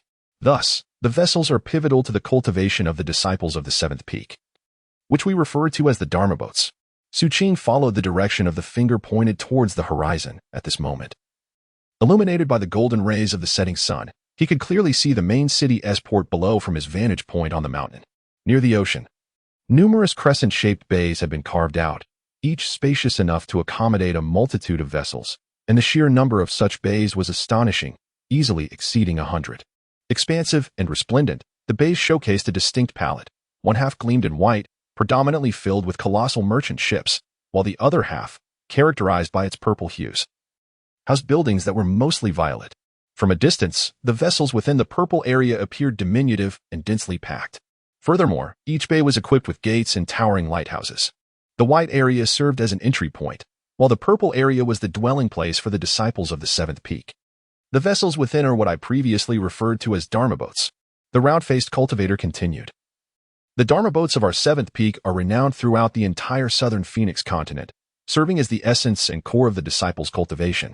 They are not merely your sanctum, they are also your steed, your companion in battle, and an essential means for acquiring resources. You may very well regard the Dharma boat as an invaluable treasure. At this point, Li Zime and Su Shaohui widened their eyes in astonishment. Clearly aware of the existence of such treasures, while Zhou Qiping's gaze sparkled with intense anticipation, Xu Qing experienced a profound jolt of realization. Fully aware of the immense value and rarity of magical artifacts, he turned his gaze once more toward the violet-hued expanse of the harbor. But the multitude of boats densely clustered there seemed to contradict the concept of rarity associated with these treasures. Although they were not true magical artifacts, the vessels of the seventh peak possessed the potential for growth. As one's cultivation level advanced and through continual refinement, it was conceivable that they could eventually transform into genuine magical artifacts. Thus, owning a personal vessel was the most fervent dream and aspiration of every disciple newly initiated into the seventh peak. However, even the most basic vessel required a substantial exchange of resources, specifically 100,000 contribution points, equivalent to 100 spirit stones. Moreover, only those disciples who possessed vessels were eligible for random assignments to work and cultivate within the harbor. In contrast, those without vessels were compelled to seek means of earning independently, with a strict limit of 3 years. Should they fail to accumulate sufficient contributions to exchange for a vessel within that time frame, their powers would be revoked, resulting in expulsion. This was due to the fact that the cultivation techniques of the seventh peak were intrinsically linked to the sea, when practiced alongside the vessels. The effects were significantly amplified through the spirit-gathering formations within. It is worth noting that the cultivation techniques were provided free of charge upon becoming a disciple. The vessels were indeed pivotal for the disciples of the seventh peak. Those who possessed vessels would be assigned specific duties and granted the privilege of residing within the violet waters of the harbor. Hence, the round-faced middle-aged man had previously remarked that the boat served as one boat. However, it was likely that residing there would also incur a cost and contribution points. Conversely, disciples without vessels were relegated to the shore, undertaking menial tasks, struggling to cultivate while diligently striving to amass contributions each day. Due to the necessity for access to the sea from other peaks in the entirety of the southern Phoenix continent, it is often essential to rent the boats of the disciples from the seventh peak. This also serves as a means to earn contribution points. Within the seventh peak, the vast majority of disciples engage in this practice, all striving to survive and aspiring to break through to the foundation establishment stage, thereby qualifying for the distribution of benefits from the seven blood eyes. Thus, possessing a spiritual boat and cultivating one's skills are the keys to survival at the seventh peak before achieving foundation establishment. The urgency to acquire a spiritual boat surged within Xu Qing, his eyes gleaming with determination. Guided by the round-faced cultivator, Xu Qing and his companions arrived at the mountainside, a location where newly initiated disciples could fully activate their identity tokens, alongside the distribution of cultivation robes. The robes were singular in color gray. The gray robe served as the standard attire for all disciples of the seven blood eyes, distributed free of charge to those who activated their identity tokens. However, activating the token required 1,000 contribution points, and once activated, the token recorded each individual's fundamental information and contribution value, also serving for communication purposes.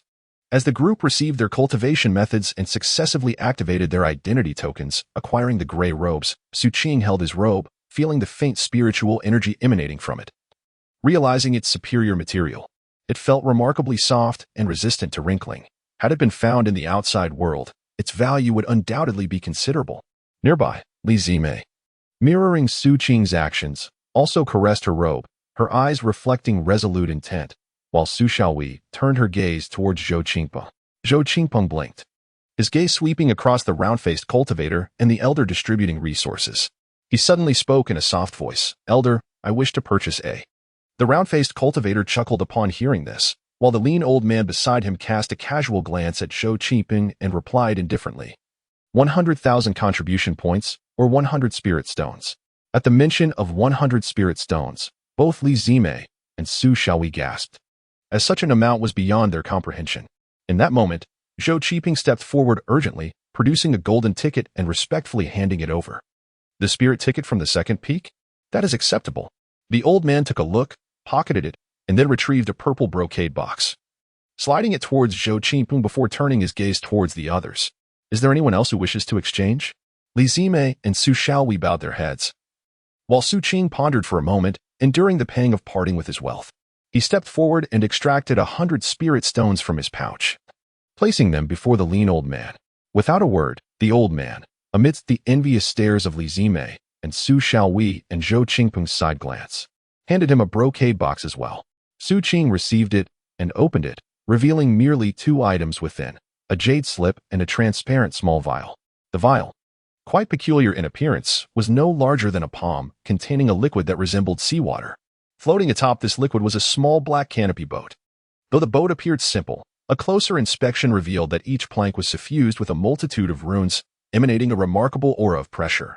Even while contained within the vial, it can be said that both the bottle and the small boat possess a value that far exceeds 100 spirit stones. As for that jade slip, it contains information regarding the black-sailed boat. Very well, you may descend the mountain now, but remember, the cultivation methods in the magical vessel must not be divulged, otherwise, the consequences will be dire. The voice of the round-faced, middle-aged man interrupted Xu Qing's observations.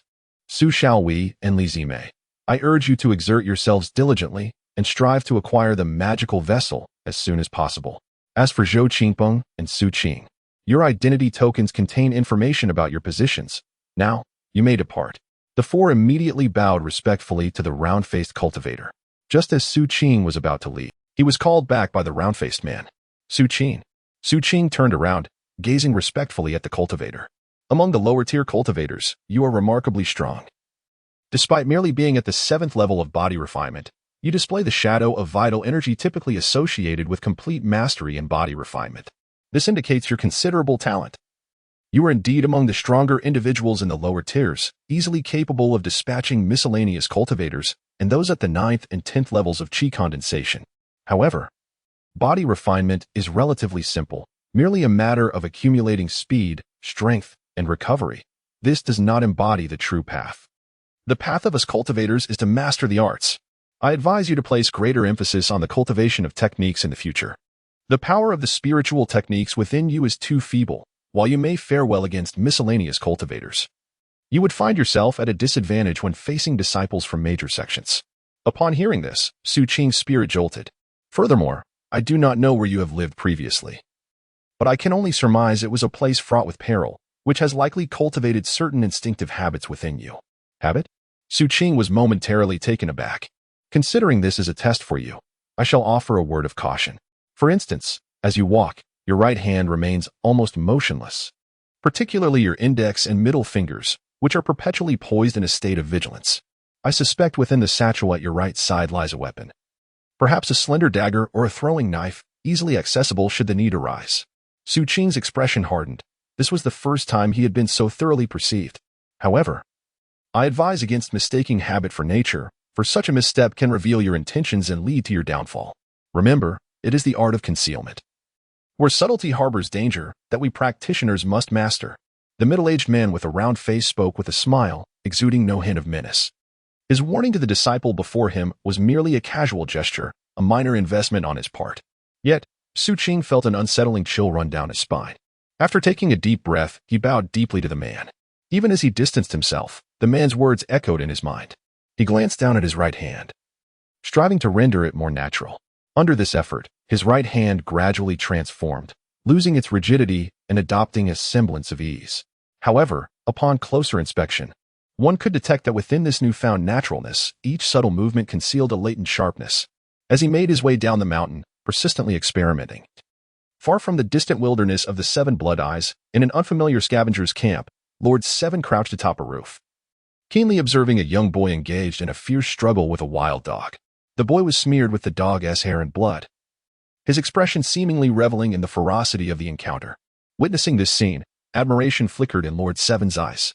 Beside him, the servant squatted down and, after taking out a jade slip and glancing at it, spoke in a hushed tone. "Seventh Master, the child has awakened the Seven Blood Eyes." "What child?" The Seventh Master gazed ahead at the young boy and casually replied. The servant, with a bitter smile, explained softly.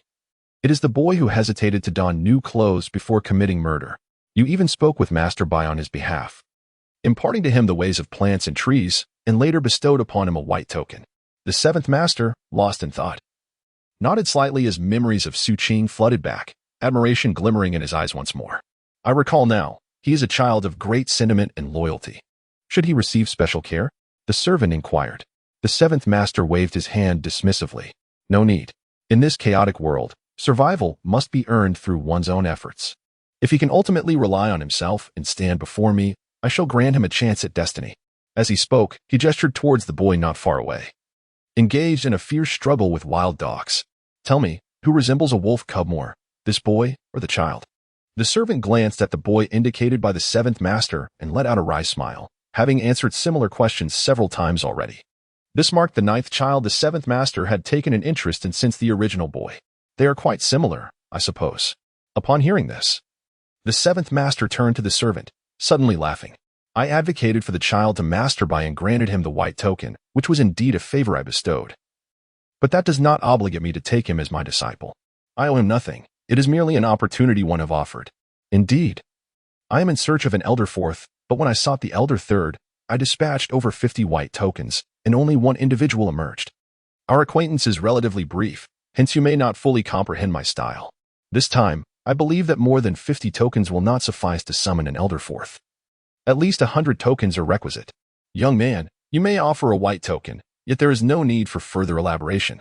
As the Seventh Master spoke, he rose and strode towards the distance. The 2 chapters encompass over 9,000 words, nearing 10,000, without forcefully dividing them into 3 parts. Observing the ranking of monthly votes brings me joy, my heartfelt gratitude to all the splendid gentlemen and ladies, especially to Brother Yin Hui for his unwavering support. A respectful bow to you. Chapter 52, Colleagues, a special edition for the Yin Hui Alliance at this moment. The sun was setting, approaching dusk. The afterglow cascaded upon the mountain path, gradually dimming. Xu Qing, bearing a brocade box, gazed at the sky. Recollecting the words of the round-faced cultivator, his understanding of the Seven Blood Eyes now clear. He recognized that this main city, though seemingly orderly, concealed tremendous peril. Particularly at night, malice emanated from all directions. There are always those who, in pursuit of a better existence, choose to reveal their fangs towards others. There is no right or wrong in this. However, Xu Qing did not wish to become a nourishing substance for another's survival. Thus, he caressed the brocade box upon his back, preparing to find a shadowy corner to discreetly store it within his storage pouch. Consequently, he quickened his pace. Before long, he descended the mountain path, and at its foot, he beheld 2 figures clad in gray robes, a man and a woman, none other than Xu Qing and Su Xiaowei. Su Xiaowei possessed a striking beauty, although her gray robe concealed her graceful figure. The subtle curves of her bosom and hips lent an alluring charm to the garment she wore. As for Xu Qing, his naturally handsome visage was further enhanced by the flowing gray Taoist robe, rendering him ethereal and captivating, leaving Su Xiaowei in a state of enchantment. It remained unclear whether her fascination lay with Xu Qing himself or with the vessel of his mystical powers. Upon the appearance of Xu Qing, Xu Qing laughed heartily and approached him. "Xu Qing, you have finally descended. I have been waiting for you for quite some time." Xu Qing maintained a composed demeanor. Yet internally, he was filled with vigilance. He refrained from moving closer, instead raising his gaze to Xu Qing from a distance of several meters, his right hand casually resting near a pocket concealing a black iron token. We are all disciples of the seventh peak and part of the same cohort. Since we are not well acquainted within the sect, I believe it would be beneficial for us to cultivate a closer rapport. Thus, in the future, should any matters arise, we could count on one another as friends and allies. Xu Qing spoke with sincerity, bowing his fists and greeting towards Xu Qing. Though Xu Qing's wariness did not diminish, he recognized some merit in Xu Qing's words and nodded in acknowledgement. Xu Qing's smile remained unchanged as he exchanged a few more simple pleasantries. Observing Xu Qing's reticence towards conversation, he opted to exchange contact information from a distance before bidding farewell and departing with Xu Xiaowei. As Xu Qing watched their figures recede into the distance, he glanced down at the identity token in his hand. The contact information they had just exchanged was mediated by this very token. Can we communicate? Xu Qing mused, curiously examining it. As spiritual energy surged within him, images of his own information materialized in his mind from within the token. This struck him as peculiar, prompting him to proceed, while simultaneously conducting his research. Upon entering the city, he sought a secluded corner to stow away the ornate box he carried in his storage bag, opting not to don the gray robe, but instead remaining clad in his tattered leather coat. Were it daytime, his garb reminiscent of a scavenger would have drawn attention in this pristine metropolis. However, under the cover of night, it afforded him greater concealment and the semblance of evading certain predicaments beyond his control. After all, scavengers were predominantly impoverished, and any pursuers would unlikely be formidable adversaries. Thus he felt capable of managing any encounters. Simultaneously, he had deciphered the utility of his identity token, understanding how to transmit messages, and had noted the designation of his assigned department inscribed within, the Department of Beast Capture. Xu Qing murmured to himself. Though the specific functions of this department eluded him, he could surmise its nature from the name alone, which suggested a certain ruthlessness and peril. As for the reporting time, the information indicated it was scheduled for the following day. Moreover, the identity token contained details of his birth for the enchanted vessel.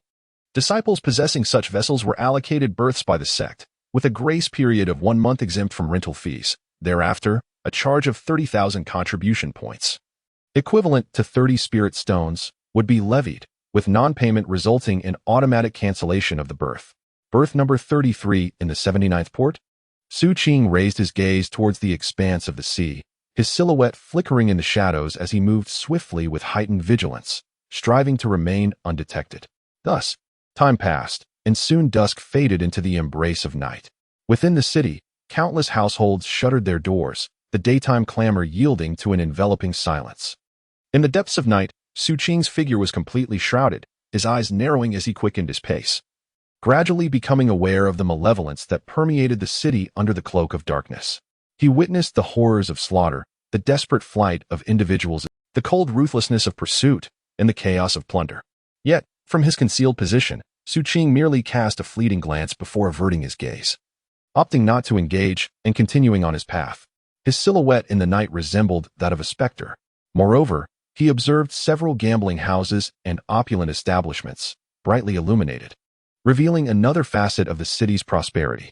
Perhaps due to Xu Qing's heightened caution and stealth, he encountered no one who sought to harm him along the way. However, occasionally, he sensed penetrating gazes from the shadows, imbued with indifference and malice. Upon noticing his ragged appearance, most chose to disregard him, as though he were invisible. Xu Qing remained silent, hastening his pace, and after another hour had passed, he found himself ever closer to the port. This port boasted over 100 docks, and Xu Qing aimed for the 79th dock within the Violet region. Yet, as he searched, his expression suddenly shifted. He concealed himself at the mouth of an alley. Peering ahead, the distant sounds of footsteps and piercing cries approached, and soon, a group of cultivators clad in gray robes appeared, their expressions grim and exuding a chilling aura as they sped past. Some traversed the streets, while others scoured the surrounding buildings, seemingly searching for something. Each robe bore a badge emblazoned with a blood-red character for capture. This sight caused Xu Qing's eyes to narrow further, as he sensed the fluctuations of spiritual energy emanating from these disciples of the seven-blooded eyes, many of which were tainted with a sinister essence. Capture the Fiend Division? Xu Qing speculated. At that moment, among the practitioners of the seven blood eyes, some had detected Xu Qing's presence in the corner. Despite his meticulous concealment, the sheer number of them and their heightened vigilance rendered him unable to evade their notice. A young man with phoenix-like eyes cast a cold glance towards Xu Qing and swiftly approached. As he drew nearer, an overwhelming aura of malevolence enveloped Xu Qing. causing his body to tense instinctively. He sensed an intense feeling of peril emanating from the young man. Even before his arrival, the chilling atmosphere permeated the surroundings. Such a deadly aura could only emanate from one who had taken countless lives. Xu Qing narrowed his eyes, aware that attempting to flee would undoubtedly provoke an attack from the young man. Thus he stood his ground, meeting the other's gaze, while his right hand rested on a pouch containing a black iron badge, ready to retrieve it at a moment's notice. The identity token. Upon the young man's arrival, he scrutinized Xu Qing from head to toe, his gaze settling on Xu Qing's right hand. Several disciples nearby drew closer, subtly encircling Xu Qing, their expressions icy, as if any sign of abnormality from him would prompt them to strike. Noticing where the young man's gaze lingered, Xu Qing resolved to amend his habitual tendencies. Cautiously, he surveyed the surroundings and carefully produced and presented his identity token. The young man took it, examined it, and his frosty demeanor softened slightly, giving way to a hint of surprise. Turning to his companions, he remarked with a smile, "We have unexpectedly encountered a newcomer reporting to our 7th Peaks Capture the Fiend Division. All right, everyone, temper your demeanor. We wouldn't want this young one to be so frightened by you all that he hesitates to report in, thinking he might be slain by a fiend." As his words echoed, the atmosphere around fell into a tense silence, though a few lingering gazes remained fixated on Xu Qing. It was indeed the Capture Beast Division. Xu Qing sensed the presence locking onto him had diminished significantly. The youth with the enchanting phoenix eyes returned the token to Xu Qing, scrutinizing him with interest. "Hurry and leave. The city is perilous tonight," he advised.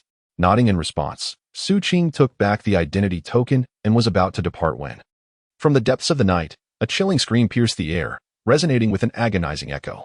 The sound was sharp, accompanied by a haunting roar. Xu Qing's expression hardened as he swiftly turned to see, in the distance, a tower where a shadow burst forth, spewing blood, racing through the air. Although his spiritual energy fluctuated chaotically, the aura of foundational cultivation sent a jolt through Xu Qing's senses. Behind this figure, a middle-aged man clad in a purple robe exuded an air of authority, his presence formidable. Even from a distance, the waves of his spiritual energy surged like flames, fierce and unyielding. As the winds howled closer, the purple-robed man raised his hand, and a long spear materialized with sudden ferocity, which he hurled forward with great force. The void seemed to shatter, unleashing a tremendous wave that spread outward with a thunderous roar. The spear ignited as it cut through the air, transforming into a fiery dragon that surged towards the fleeing shadow. From afar, it appeared as if the sky itself was being torn apart, the brilliance of the fire dragon dazzling and resplendent. The speed was astonishing, an instantaneous rupture of the air, accompanied by a piercing howl that resembled the force of a raging tempest. With a decisive momentum, it pierced through the chest of the shadow, pinning its body against the cobblestones of the street with a resounding thud, unleashing a shockwave that swept in all directions like a storm. Clean and ruthless, it obliterated all in its path. This scene profoundly shook Xu Qing, for the shadow that had been slain bore an aura akin to that of the venerable ancestor of the Diamond Sect. The gunshot fired by the middle-aged figure in the purple robe was immensely powerful. He knew that had he faced it, he would have had no chance of evasion and would surely have met his demise. "It's the director. Let us go." At this moment, the disciples of the Capture Evil Division beside him were visibly exhilarated, no longer regarding Xu Qing, but rather, they surged forth at full speed towards the battlefield. Even after they had departed, the shock within Xu Qing's heart and the grandeur of that gunshot lingered in his mind. After a while, he took a deep breath, his eyes revealing a glimmer of yearning. "When will I be able to achieve such prowess?" Xu Qing murmured softly, casting a lingering gaze in the direction where the middle-aged figure in the purple robe had vanished before he turned and walked briskly away. He sensed the unrest of the night. Hastening his pace, he finally arrived at Port 79 after half an hour. Unlike the city, the port was shrouded in a dimmer light. Although there were guards patrolling, their vigilance seemed directed more towards avoiding harm than maintaining order. Upon noticing Xu Qing, they merely glanced at him before quickly moving away without uttering a word. Xu Qing vigilantly observed the patrolling figures receding into the distance, falling into a contemplative silence, his awareness of the peril associated with the 7 blood eyes deepening. Gradually, he approached the harbor, where the damp sea breeze was palpable. Amidst the rhythmic sound of crashing waves, the Bay of 79 emerged in a horseshoe shape, the water within undulating and continuously lapping against the shore. The vessels inside were mostly spaced apart, each seemingly on guard, their sizes comparable yet subtly distinct in design. Upon closer inspection, The fundamental appearance of these boats resembled the black canopied skiffs found in Xu Qing's own vessel, numbering over 200. However, the vastness of the 79 bay meant that these boats occupied less than 20% of the area. Although some lights flickered within, an eerie silence prevailed, and no disciples were visible outside. It appeared that the onset of night signified the zenith of vigilance for all. Simultaneously, Xu Qing discerned that the spiritual energy in this place was remarkably dense, with an alien quality that seemed to emanate from the depths of the ocean. The inky waters obscured his vision, rendering the secrets of the seabed invisible. This uncertainty, while unsettling, suggested that beneath the surface lay tremendous dangers. A mere glance sent chills down Xu Qing's spine, imparting a sense of a forbidden zone. Here, cultivation would undoubtedly accelerate. Yet one would remain in a constant state of trial. Xu Qing murmured to himself as he hastened a few steps to locate the vessel marked with the character Shen followed by the number 33. Its location was somewhat secluded, surrounded by emptiness, with few boats in sight. Upon arriving at this location, Xu Qing cautiously surveyed his surroundings. Once assured of his safety, he retrieved a small vial from within an ornate box and opened it. A flash of light emanated from the vial, and a dark, canopy-covered boat emerged, enlarging as it touched the water's surface. With a resounding splash, it descended into the sea, creating ripples that spread outward. Before Xu Qing lay a vessel measuring 10 feet in width and 30 feet in length, entirely cloaked in black. Each plank of the boat was intricately carved with numerous runes, emitting a dark glow alongside waves of spiritual energy. Exuding in air, the canopy appeared to be crafted from the hide of some exotic beast, its scales distinct and seemingly robust. At the prow of the vessel stood a statue, an imposing crocodile head, jaws agape, revealing sharp teeth that conveyed a fierce and menacing aura. From a distance, this small boat resembled a gigantic crocodile adrift upon the ocean. This chapter is an additional offering from the esteemed author Yan Hui, with another chapter to follow shortly. After indulging in a bit of drink this afternoon, I shall endeavor to pen more words. I recently discovered that the Qidian app seems to possess an uncanny understanding of my preferences. The tags following my comments surprisingly read Youth of Clear Winds. Could it be that the Qidian app is capable of intelligent analysis and real-time observation?